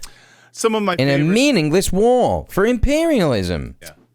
Wrote open letter to the White House. Get Marco Rubio on the air now to explain this deal. We still don't know what it entails. JD is openly contradicting himself. Never mind the fact that he believes World War II ended in negotiation rather than, I don't know, American military dominance. I just, by this logic, there is part of me that was like, Shabbos was like, this was supposed to be our World War III. And you are ruining it for us. Great job, Shabbos. This podcast definitely rolls on Shabbos. As for getting Marco Rubio on the air now, look, Shabbos, all you need to do if you want to conjure Marco Rubio is just look in the mirror and say candy ass 5 times. Right, exactly. And he'll come with his new shoes. Yeah, exactly. Say Guisano into a mirror 3 times. I mean, if you've seen, I'm sure you have a whole bunch of tweets, but the neocons, the Warhawks, the Israeli Firster, MAGA folks have been losing their minds the past 2 days. It's been exquisite. It's been wonderful, man. I mean, I love it. I love to watch the worms squirming. Amit Seeing the Segal, chicken hawks come home to roost. That's right. He did a Kissinger quote. Everyone's favorite guy. It may be dangerous to be America's enemy, but to be America's friend is fatal. Good stuff, Amit. Thank you for that. Noah Berg wrote, 90 million Iranians are still hostage to the regime. At this point, I'm convinced that for people like her, freeing Iran means like freeing them from this mortal coil. It is just about murdering them. Well, it's international Hannibal directive. If they're hostages, we have to bomb them. That's so true. You know, in order to save them, we must kill them. Don't That's you know? right. Fools? Exactly. That's right. I'm a humanitarian. I want to free these Iranians by killing them and their Yes, children. Exactly. Like, don't you know the afterlife is what it's all about? These pro-Shah Iranians are also like just literally insane, and to see them flipping out has been kind of awesome as well. Yeah, I hope to enjoy it the would small be- petty it- victories of life. Yes, it would be a mercy, you know, like when these people die, they will go to heaven and be given 72 technocrats or, you know, 72 Very good. pundits, you know, to That's right. tell them that they deserved it and explain to them why it was a good thing they died. Yes. This is just a meme I liked. Listen up, Iran. I'm actually really fucking sorry. It's a Trump meme. Just good stuff in general. I want to talk about this guy, Mark Dubowitz. Terrible. So this dude, if you don't know who he is, he works. He's the CEO actually of this, Israeli I'm so fucking tired. pro-Israel front group, the Foundation for the Defense of Democracies. Just a big Hezbarist, professional grade Hezbarist. And his cope has been saying this is all part of the 4D chess of Trump actually just needing a quick little break, a little breather before war can resume again. He wrote, refuel energy market. I mean, that'd be okay. You're pissing me off. Come back another time. Rest and rearm the military, develop a plan to support Iranians. You're a new chatter. I don't want you saying I've got a sexy head. I don't want you saying that, like, other streamers are sexy. I don't want you fucking saying I love you to random chatters and shit like that. Chill the fuck out. I don't know what's going on. You've been up all night. It's late. It's a by-election night. Maybe you're drunk or something. I don't want you behaving like this in this chat. To cripple the regime, enforce sanctions with Burn 'em one relentless already. pressure, Can't you just go to don't bed? I mean, I play said to chat I'd do a 12-hour negotiating stream. table, test Tehran early, give little, demand results, walk away fast, hit harder. This is Who is he, schizophrenic. Angelo Dundee? In the fucking corner, like, all right, get out there, you know, hit hard. I'm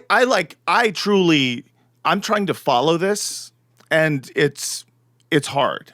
It's only 52 minutes, chat. It's only 52 minutes. We can do it. Saying that, okay, so this We can do ceasefire it. is just the United States needs a breather?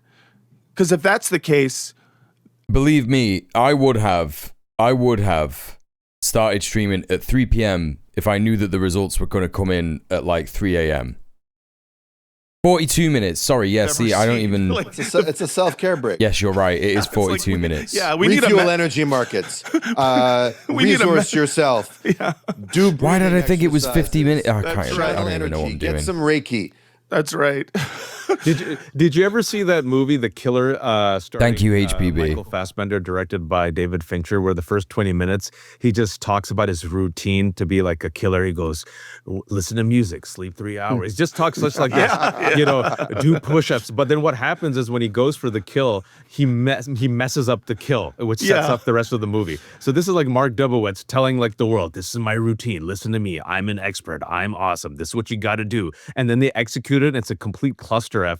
And also with Mark Dubowitz and FDD, you have to know that FDD, the Foundation for Defense of Democracies, that's the think tank that is kind of embedded in the White House. And these dumbass warhawks are the ones that have kind of like fluffed up Donald Trump, right? They're the ones who have Pete Hegseth's ear. And Joe Kent, the former director of the NCTC who resigned, he blames them, and he also blames Miriam Adelson for this war. Mm-hmm. Yeah. I mean, that's the thing. Hang on a minute. Who does? Pete Hegseth here. And Joe Kent, the former director of the NCTC who resigned, he blames them, and he also blames Miriam Adelson for this war. So he also blames the Foundation for the Defense of Democracy. What have the Foundation of Defense of Democracy done to Donald Trump to make this happen? The Miriam Adelson thing is true, and technically Sheldon Adelson, who is no longer alive. But what? I just need to hear that again. Cluster F. And also with Mark Dubowitz and FDD, you have to know that FDD, the future, what is it, Foundation for Defense and Democracies, that's the think tank that is kind of embedded in the White House. And these dumbass warhawks are the ones that have kind of like fluffed up Donald Trump, right? They're the ones who have Pete Hegseth's ear. And Joe Kent, the former director. I could see that. I could see that being the case as well. I could see that also being a thing. The NCTC who resigned. But it's also Trump's ego, right? A lot of it is Trump's ego. Miriam Adelson definitely made it happen. Maybe these FTD losers did. But I do think that there is like also a not insignificant part of this that is Trump's ego. Vagina. 2 spectral wolves with the 26 pounds 54. Let's go. Thank you for the dono. Thank you for subbing off Twitch and supporting the stream. Appreciate you. He blames Good evening. them, and he also blames Miriam Adelson for this war. Yeah. I mean, that's the thing is like Trump is for sure surrounded by people who have wanted to get him into this war. And this is just a fact. It's just a fact. It's the people, I think, talk about what the United States gets out of it as sort of as being equal to what Israel gets out of it, as a way of sort of like flattening both of their motivations. But the truth of it is that the Israel lobby has been trying to get the United States to go to war with Iran for decades, like my whole life, essentially.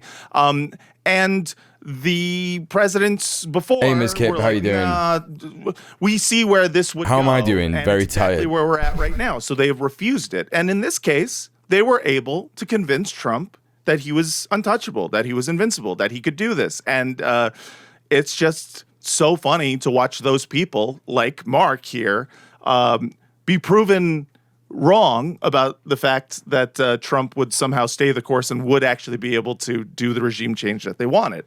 And now Trump will never get fooled again. That's right. Hey, we hope you really enjoyed that clip you just watched. But wait. Thanks very much, Bad Hasbro lads. Thank you very much. Let's watch another one. Oh, what's this? Electronic Intifada. Iran won the war, but will Israel wreck the deal? Just what we want. Listening to the Electronic Intifada live stream. I'm Nora Barrows. It's Nora and Ali. Colleague Ali Abunimah. On February 28th, the United States and Israel launched a war of aggression against Iran with maximalist goals. Topple Iran's system of government, eliminate or neutralize its nuclear program, sever Iran from the axis of resistance, and isolate. Gotta love how Kegsbeth rolls through. Rename office Department of War. Call yourself Secretary of War. Have a war and lose. Yeah, no. Unconditional Quality in it. None of that has happened.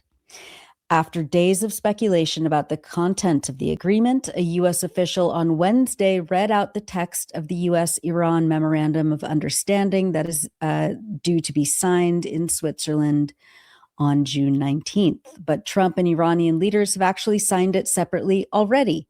This video shows Trump signing it in Versailles on Wednesday. It declares an end to the war on all fronts, including Lebanon. Far from surrendering, the 14-point memorandum amounts to a stunning victory for Iran. We'll talk more about what it does and does not say, but some things are immediately apparent.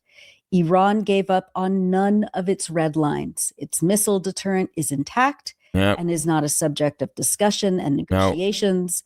Its enriched uranium will not be removed from the country, and it will retain the right to have a nuclear program.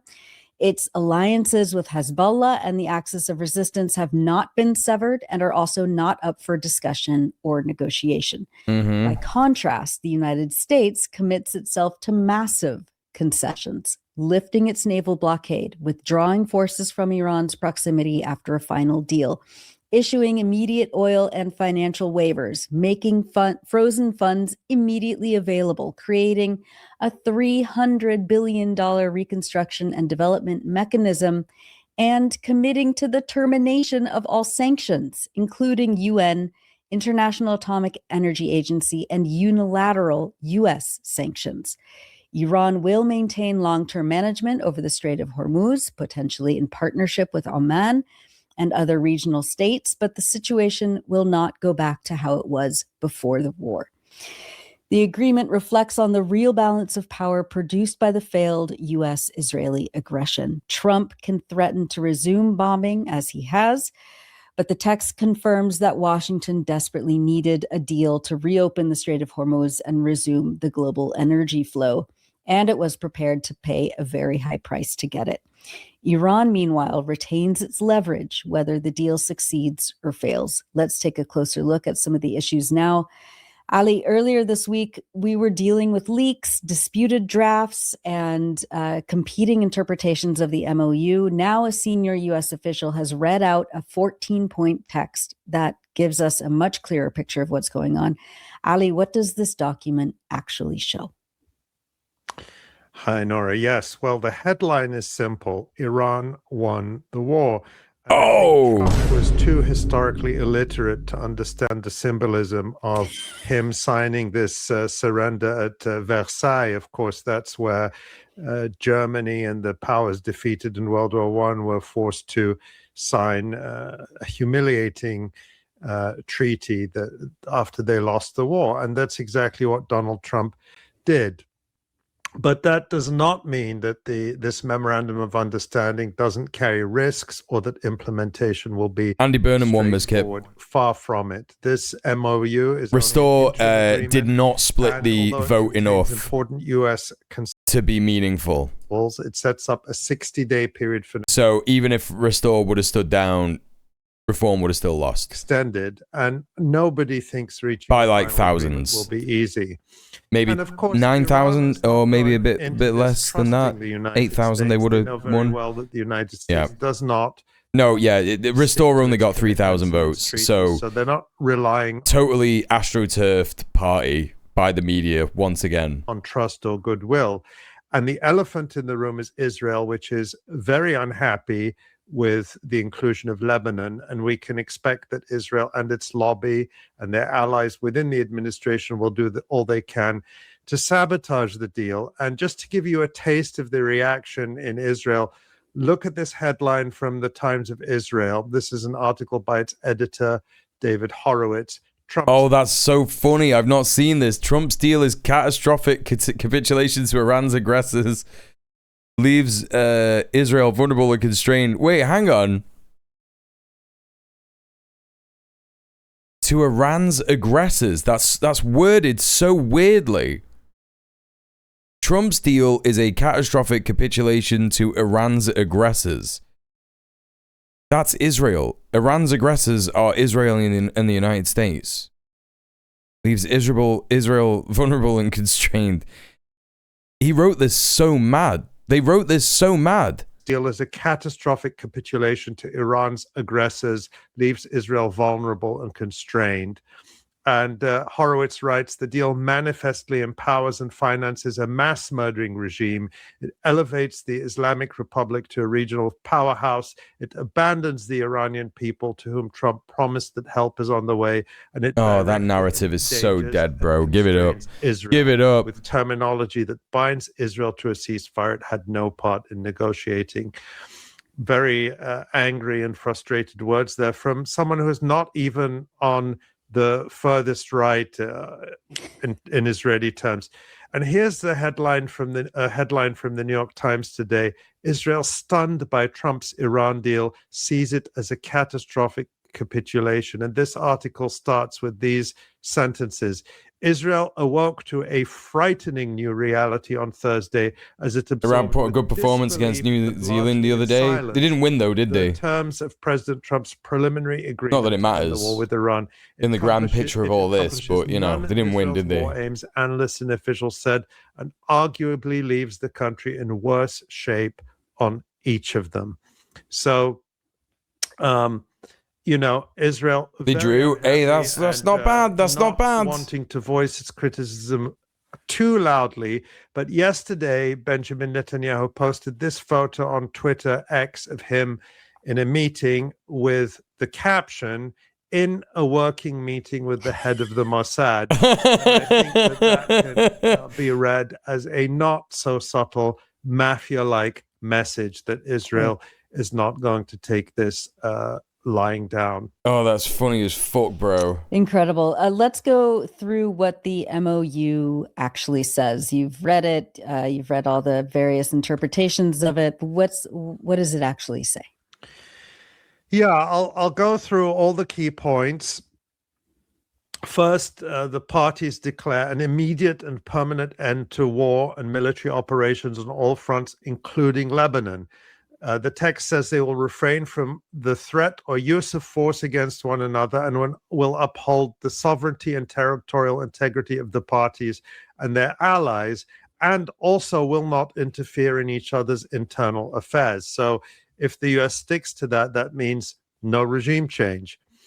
Second, there is a 60-day period for negotiations towards a final agreement. And third, the United States must immediately begin lifting its naval blockade against Iran, which, according to Vice President J.D. Vance, has already happened, including restrictions on Iranian ships, ports, and related maritime activity. And that has to be done within 30 days. The U.S. will also immediately unfreeze billions of dollars of Iranian assets, some of which have been frozen for decades. And remember that for years, Donald Trump has viciously mocked and attacked Barack Obama for unfreezing a much smaller amount of Iranian assets in the context of the 2015 JCPOA nuclear deal, which Trump tore up in 2018. But listen to Trump just yesterday justifying the unfreezing of assets now. Freezing U.S. dollars for. Well, the unfreezing, it's an easy one to answer. We have taken a lot of their money, and we have their money. We have taken their money. It's not our money, it's their money, and we froze it. At a certain point in time, I guess we're going to have to give it back. If we didn't give it back, nobody would ever invest in the dollar again. Yeah, we have to give it back. Saying the quiet part out loud, as always. Right. So, and then my fourth point, Iran restores safe maritime passage through the Strait of Hormuz within 30 days. And then in the long term, the agreement confirms that Iran will continue to administer the strait, albeit in partnership with Oman and possibly other Gulf coastal states. Fifth, after a final agreement, and this is really huge, the United States must withdraw its forces from Iran's proximity within 30 days of a final agreement. What that exactly means remains to be seen, but this is a major concession, and it would mark a major retreat for the U.S. empire and a recognition by the U.S. of Iran's security needs, something it has never been willing to do before. We've all seen that meme, the map of Iran surrounded by U.S. bases, saying, why did Iran place its country so close to our bases? So finally, recognition for the reality. Six, as you mentioned, Nora, that $300 billion economic reconstruction fund. Basically, we can interpret this to mean that the Gulf states are going to pay for Iran's reconstruction. Seventh, as you said, also the U.S. Undertakes to terminate all types of sanctions against Iran, including UN, International Atomic Energy Agency, and U.S. unilateral primary and secondary sanctions on an agreed schedule in the final deal. Eighth, Iran reaffirms that it will not procure or develop nuclear weapons. Trump can claim this as a major win, but it isn't, because this is exactly what Iran agreed to in the 2015 nuclear agreement, which, again, Trump is the one who tore up. And it has been Iran's long-standing position that we don't want nuclear weapons and we're not developing them. Also, the issue of Iran's enriched uranium is to be resolved, according to the agreement, by downblending it inside Iran under IAEA supervision. not by handing it to the United States. You remember Trump saying so many times over the past few months, the dust, they're going to give us the dust, the big, beautiful dust. They're not going to hand the dust, the uranium over to the United States. Quality stuff. Then, as you mentioned, also immediate waivers on Iranian crude oil and petroleum product exports, and lifting any restrictions on related banking, insurance, and transportation services. But that is to continue until all sanctions are lifted. This means that Iran will immediately be able to start earning billions of dollars from oil exports. And then, as we said, the unfreezing of Iranian funds. And finally, the deal, once a final deal is reached, this is to be endorsed by a UN Security Council resolution. And I suppose that Iran insisted on that to give it some international standing and legal force, although they're not relying on that. They're relying, as we'll mention later, on their own military to ensure implementation. Walk us through why Trump would agree to make these really significant concessions, signing essentially a surrender treaty at Versailles here. Well, the answer is he had no choice, and that's what we've been saying for many months, and other analysts have been saying too.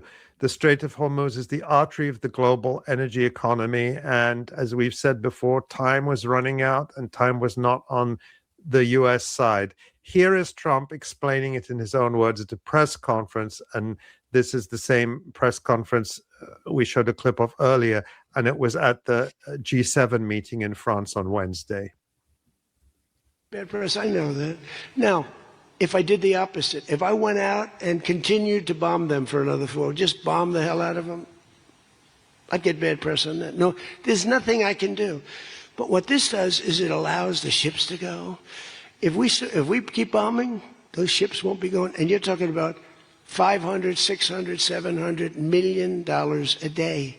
It's a lot of money, a lot of money. That's why the world is okay. It's liquid, it's fine. Also, we run out of reserves in about 4 weeks. There are reserves all over the world, and we would really run out. No, I mean, it really was checkmate in Iran's favor. Yeah, and I just have to comment on, when I was listening to this yesterday, I didn't pay attention to how shifty and uncomfortable Marco Rubio looked standing behind him. So I just want to mention that. And something else Trump added, he said you could drive somebody into the ground, he means by bombing them. Mm-hmm. And a lot of bad things happen, but the strait would never be open. Right. And that recognition of reality by Trump is very significant. So Trump himself understands that bombing Iran would not open the strait, and the world economy was weeks from heading over the cliff. And he actually said that the alternative to this deal would be, his words, a worldwide depression. So checkmate, as you said, Nora. Yeah. And and then basically in either case, if the deal fails or succeeds, Iran still retains its leverage over the Strait of Hormuz. That's why it's in such a strong position. Yeah. Let's talk about Lebanon. Hezbollah joined the war the day after the Israeli-American surprise attack of February 28th, and it's still been fighting fiercely against Israeli occupation forces, as we've been seeing week after week, and as John will show us in a few minutes as well. Iran made a ceasefire a condition of negotiations and an agreement, and Lebanon is explicitly included in the agreement. But is it clear what exactly the terms are regarding Lebanon, and and when Israel is supposed to stop its massacres? Yeah, well, they haven't stopped. Even today, there are reports of fighting in Lebanon, and we'll be hearing from John soon, but there are field reports today that... Al Mayadeen update. Several civilians are trapped under the rubble following an Israeli airstrike that targeted a residential building in Haruf amid a bombing spree that targeted southern Lebanon. They just aren't even stopping. This is such a fucking joke. One or two things is going to happen at the weekend. Either Trump is going to go insane and attack Iran because he's sanctioned all of this and let all of this happen, or He's going to say, Israel, you're on your own. And truly, he cannot control Israel anymore. And Israel is just going to do this stuff on its own. But they're not going to be able to draw the United States into it.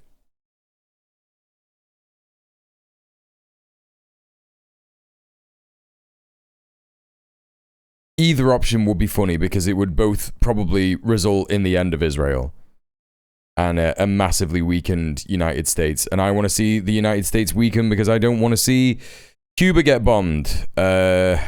Hezbollah is confronting Israeli attempts to advance in various parts of southern Lebanon. And Lebanon, I mean, to be clear, I don't want to see anywhere get bombed, but I don't want to see Cuba get bombed. Test and probably Cuba is not Iran, right? It just isn't. Most likely reason this agreement and process could fall apart. The text says the parties and their allies declare an immediate and permanent end to the war and military operations on all fronts, including Lebanon, and uphold sovereignty and territorial integrity. Now, that may be open to interpretation. Iran's position is that this means that Israel must stop attacking Lebanon and withdraw from Lebanese territory. Its position is also, Iran's position is that this agreement binds the US and Israel as parties to the war on one side, and Iran and Hezbollah as parties to the war on the other side. Iranian Foreign Minister Abbas Araghchi has said explicitly in recent days that any Israeli attack on Lebanon or continued Israeli occupation of Lebanese territory violates the Memorandum of Understanding. Hezbollah's position is similar. It says Iran made Lebanon a first and fundamental clause of the agreement, and it says that Iran has assured Hezbollah that Israeli withdrawal will be demanded in the next phase. So ceasefire now, withdrawal later, but a priority. Mm-hmm. The U.S. position is a bit more slippery. U.S. Vice President J.D. Vance has said Lebanon is included in, quote, a true regional peace deal. But U.S. officials in Israel are trying to avoid the obvious implication that Israel must stop attacking now and withdraw. So this is where it can all break apart. If Israel keeps bombing Lebanon, Iran will say the agreement has been violated. If Israel and that is what's happened. Withdraw, looks like that is what is going to happen. Ended. And if the U.S. cannot or will not restrain Israel, then Washington will be showing basically that it cannot deliver its side of the deal, and Iran will therefore feel that it is not bound to uphold its side either. That's right. And Trump has also been, mildly criticizing Israel over Lebanon. How should we read that? Well, it's actually been a little bit more than mild, and he's made some extraordinary comments in the past 24 hours or so, probably more since we started the show. It's very hard to keep up with him, especially during his trip to Europe for that G7 summit. And he made some comments while he was meeting with the Emir of Qatar in France when Trump has asked if he thinks the deal can survive if Israel keeps attacking Lebanon. Now, this clip is almost 2 minutes long, but it really, truly is worth watching. So let's watch it now. What are the expectations for Israel? Can this deal survive if Israel attacks Lebanon? It can, and I consider that the minor war. Iran's a big one, but we have that a little pinprick out there that constantly rears its head, and that's Hezbollah. And, I was very responsible for Syria, and the man that's running Syria now is a person that I put there along with President Erdogan and some others. He's done an amazing job of pulling it together. He's not a Boy Scout, but he's done an amazing job of pulling it together. I mean, this is such an admission. Like, I think that I kind of glossed over this the other day, but it really is just like such an admission for him to be saying, I put him there with Erdogan and a few others. It's like, come on, bro. Is very good with Hezbollah, does not like them. And I'll tell you what, Israel's fighting Hezbollah too long and too many people are being killed. And you don't have to knock down an apartment house every time you're looking for somebody, because there are a lot of people in those apartment houses, and they're not all Hezbollah, that I can tell you. And I suggested to Israel to let Syria take care of Hezbollah.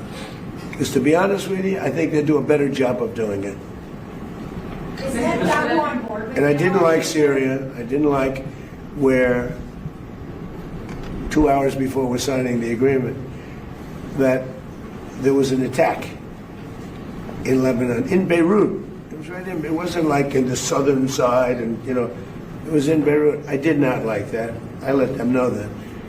I didn't like it, not at all. But I think that Syria, he's pulled that country together amazingly quickly. He's very capable. And he's been very good for me. He's protected everything that I've asked for. He's done. What is his cook brain on about? He's talking about Israel can't do the job without killing. He's trying to say in an acceptable way what happened, which was that he told Israel to stop bombing Beirut and just focus on the south. But he's making it sound like he really told Israel that it was bad that they killed civilians. That's what he's trying to portray. Everyone else, he'll do the job. Syria will do the job. And he's also saying we should just get Al-Jalani to do it instead. Where to begin? Sorry, one point. When he said that there was an attack on the Dahia on southern Beirut, he said Syria, but he meant by Israel. And he said, I didn't like it 2 hours before the agreement. But there is so much in there that is just off the wall. One thing to note is that video was actually posted on social media by an official White House account. This is what Trump wants Israel to hear. And his comments about using Syria, using the Al-Qaeda affiliated so-called government that he brags about installing along with Turkey as a proxy, that's just horrifying. But maybe that's a different topic. But overall, this shows that he understands that Israel's aggression against Lebanon directly conflicts with the U.S. interest and the global economic interest in making this deal work. And he made similar comments at the G7 press conference, so he's sticking to that. This is shorter, but also worth listening. It's because it's just so amazing. So let's listen to this one too. You'll see that when you see the agreement, but it's appropriate that we release the agreement. And we did send a copy to Israel, by the way. They've been a good partner. Again, I think they could do better with respect to Hezbollah. I'm not saying they shouldn't protect themselves. I'm saying when 2 drones are shot into the desert and drop harmlessly, you don't have to knock down buildings in Beirut. They could behave better. And frankly, they could do a better job. I love them as a partner. They were terrific. But they could do a much better job with Hezbollah. I'm almost there. Thank you, DJ. I don't think they're doing well. Almost there. I feel very bad for... Lebanon. It was a great culture. They had the professors, the doctors, the lawyers. It was an incredible culture. Maybe the highest. The professors, the doctors, centuries. The lawyers. And for the last 50, thank you, chatters, for your continued support of the 12-hour stream. They have been living in hell. By whom? Right. All right. Yeah, of course he wants to refer to Hezbollah as a pinprick and a lesser war. Like, you've never going to admit that it is part of a bigger picture. You're right. Tell us about.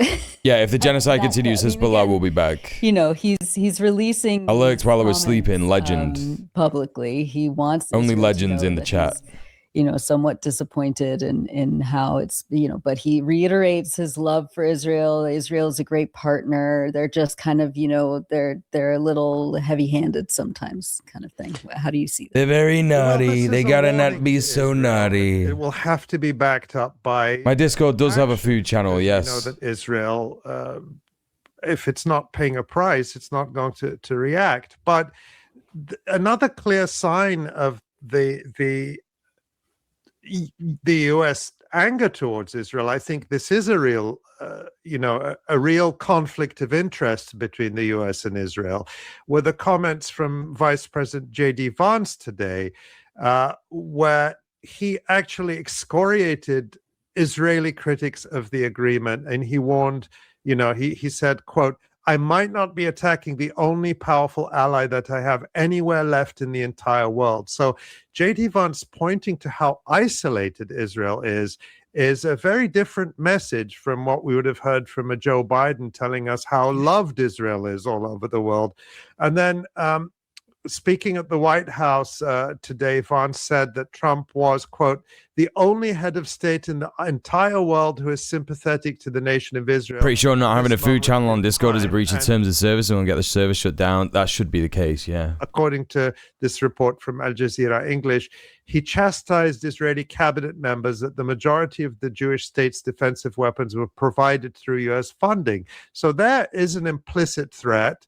Yeah. And Vance says, quote, the problem for Israel is not Donald J. Trump, and anybody in Israel who thinks their biggest problem is the president of the United States needs to wake up and smell the reality of the situation that country is in.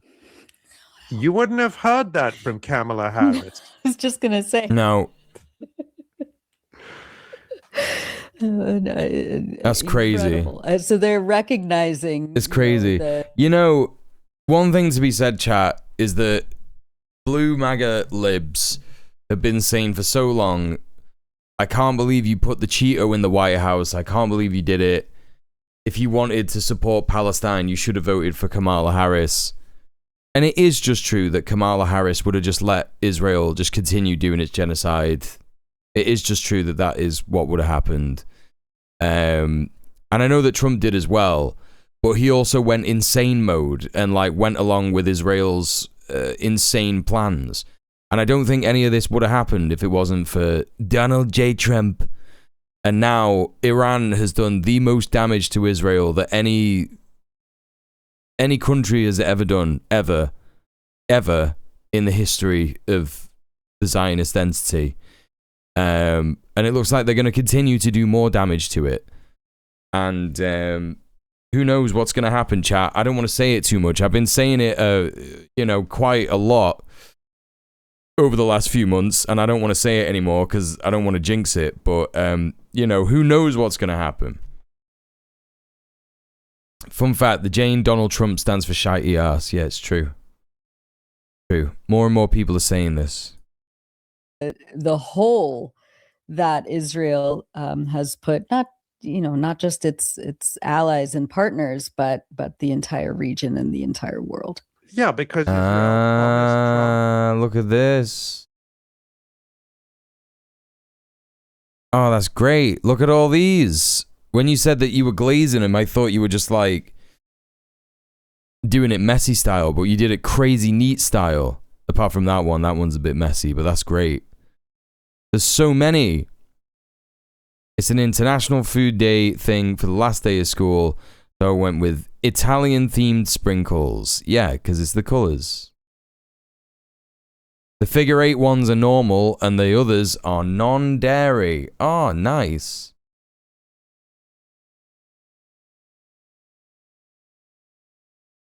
I was thinking about the shitey ass during the medal tourniquet tie-in earlier. The poor guy. Oh my god, I forgot about that. I'd actually forgotten about that. Can we watch it again?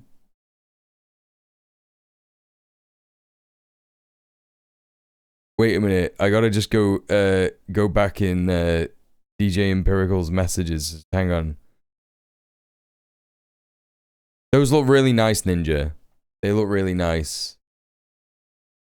Great work. What am I doing? What am I actually doing here? User card. What I want. We had those insider accounts from the Situation Room of how Trump bought Netanyahu's promises of quick victory, of regime change. Of course, Trump believed them. It was his decision. I'm not blaming Israel for that. Trump is responsible.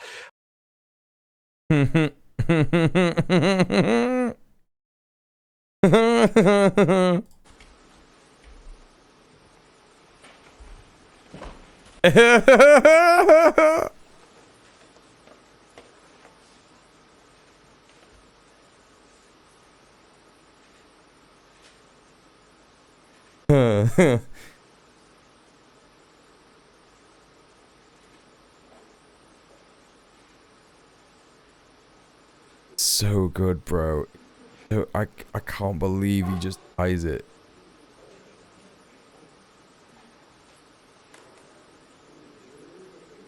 I'm just gonna tie it. I'm just gonna tie it. It's fine.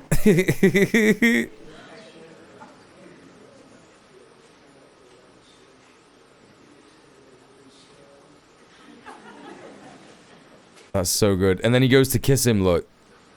Look at the little kiss he gives him.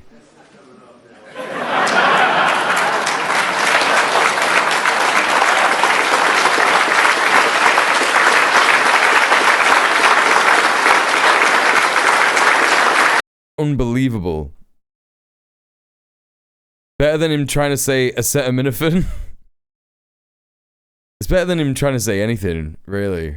But, you know, another of Iran's major achievements from this war is driving this huge wedge between Israel and the United States. There was a thing with George H.W. Bush not knowing how to scan checkout at the grocery. This is miles and miles beyond that. No, absolutely, yeah. A major battle over that domestically in the United States and between U.S. and Israeli elites. But this fracture is real. However, the question is whether Trump is going to enforce his words, and the only action that will restrain Israel is cutting off weapon supplies and aid, and we haven't seen it yet. But I do think we should have no doubt that Iran is going to hold the U.S. to this. They're not just going to allow Israel to keep attacking Lebanon. And we'll talk about Gaza in a bit. Mohammad Bakr Ghalibaf, the Speaker of the Iranian Parliament, and its key negotiation said that, just last week, Iran was preparing to fire missiles at Israel in retaliation for that attack on southern Beirut that Trump mentioned. And that is what prompted the United States to finally make the concessions needed to get to a deal. And even today, Dr. Mohammad Marandi said that Iran was even preparing to fire missiles last night in the Khatam al-Anbiya control room of the IRGC put out a warning last night, and then apparently the Americans must have begged them to back off. But as Dropsite News reported, Ghalibaf said Iran issued an ultimatum to the United States following that strike on southern Beirut, saying that Washington was warned that Iran would respond unless its demand were met. And Ghalibaf said that Lebanon is an integral part of the axis of resistance, and that any ceasefire agreement must apply across all fronts, particularly Lebanon.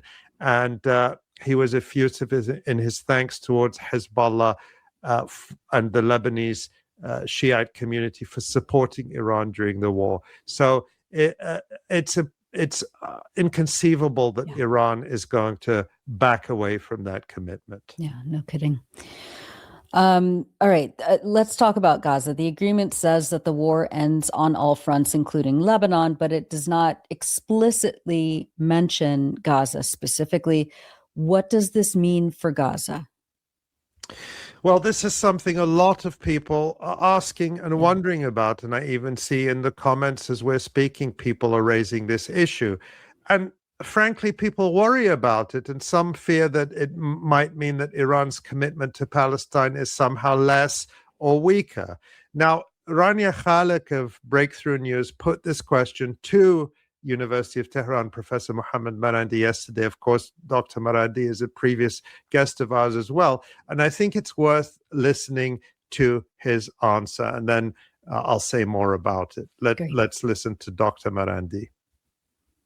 Well, I guess, but what I guess the question maybe I should have phrased this differently. I guess the question I've seen people asking is the way that Iran is saying Israeli withdrawal, no more attacks on Lebanon. Why aren't they demanding the same thing for Gaza in this agreement with the U.S.? That's the question I've seen people raising. Okay, well that's a different issue, but that is also a problem for a couple of reasons. One is that right now we're talking, Lebanon is under assault and there's no ceasefire. And so the war which is taking place is between the United States and the Israeli regime, Iran and Lebanon. Mm-hmm. And so Iran is saying, whatever, if there's a ceasefire with us, it's with Lebanon. If there's a withdrawal of forces, it's in Lebanon too. We are one and the same.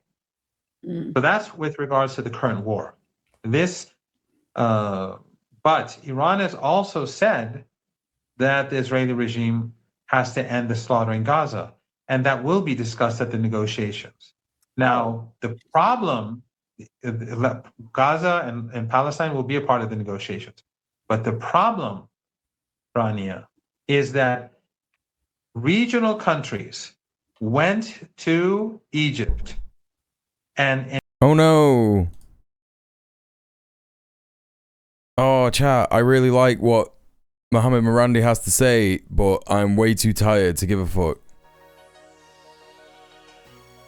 I gotta go. It's 12 hours. I did it. Yay!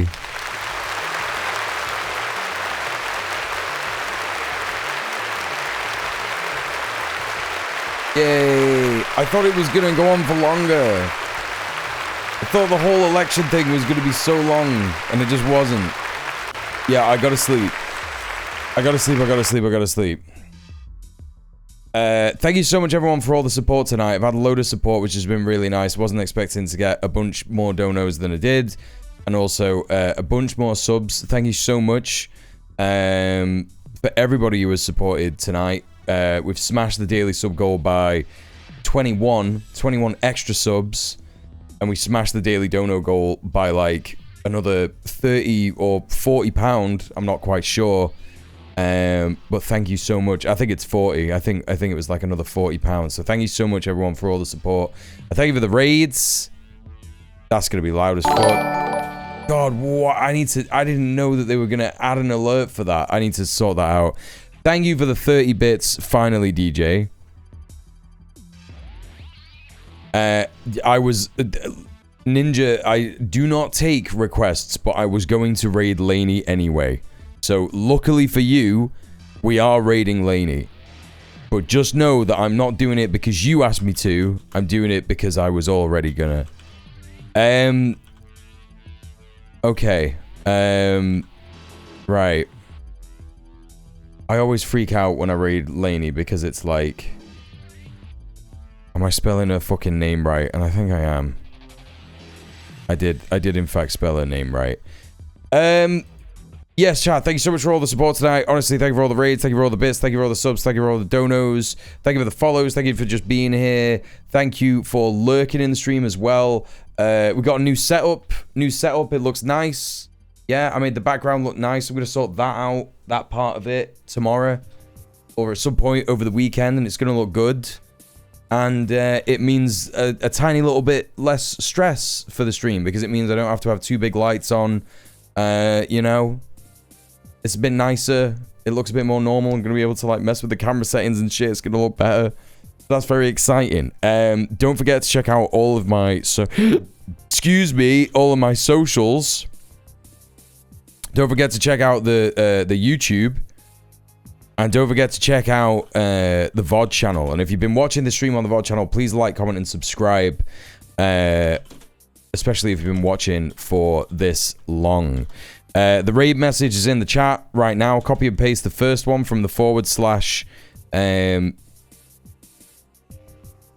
onwards. And it should look like that. And if you've not got a sub, copy and paste the second one. But yeah, thank you so much, everyone. It's been a real fun stream.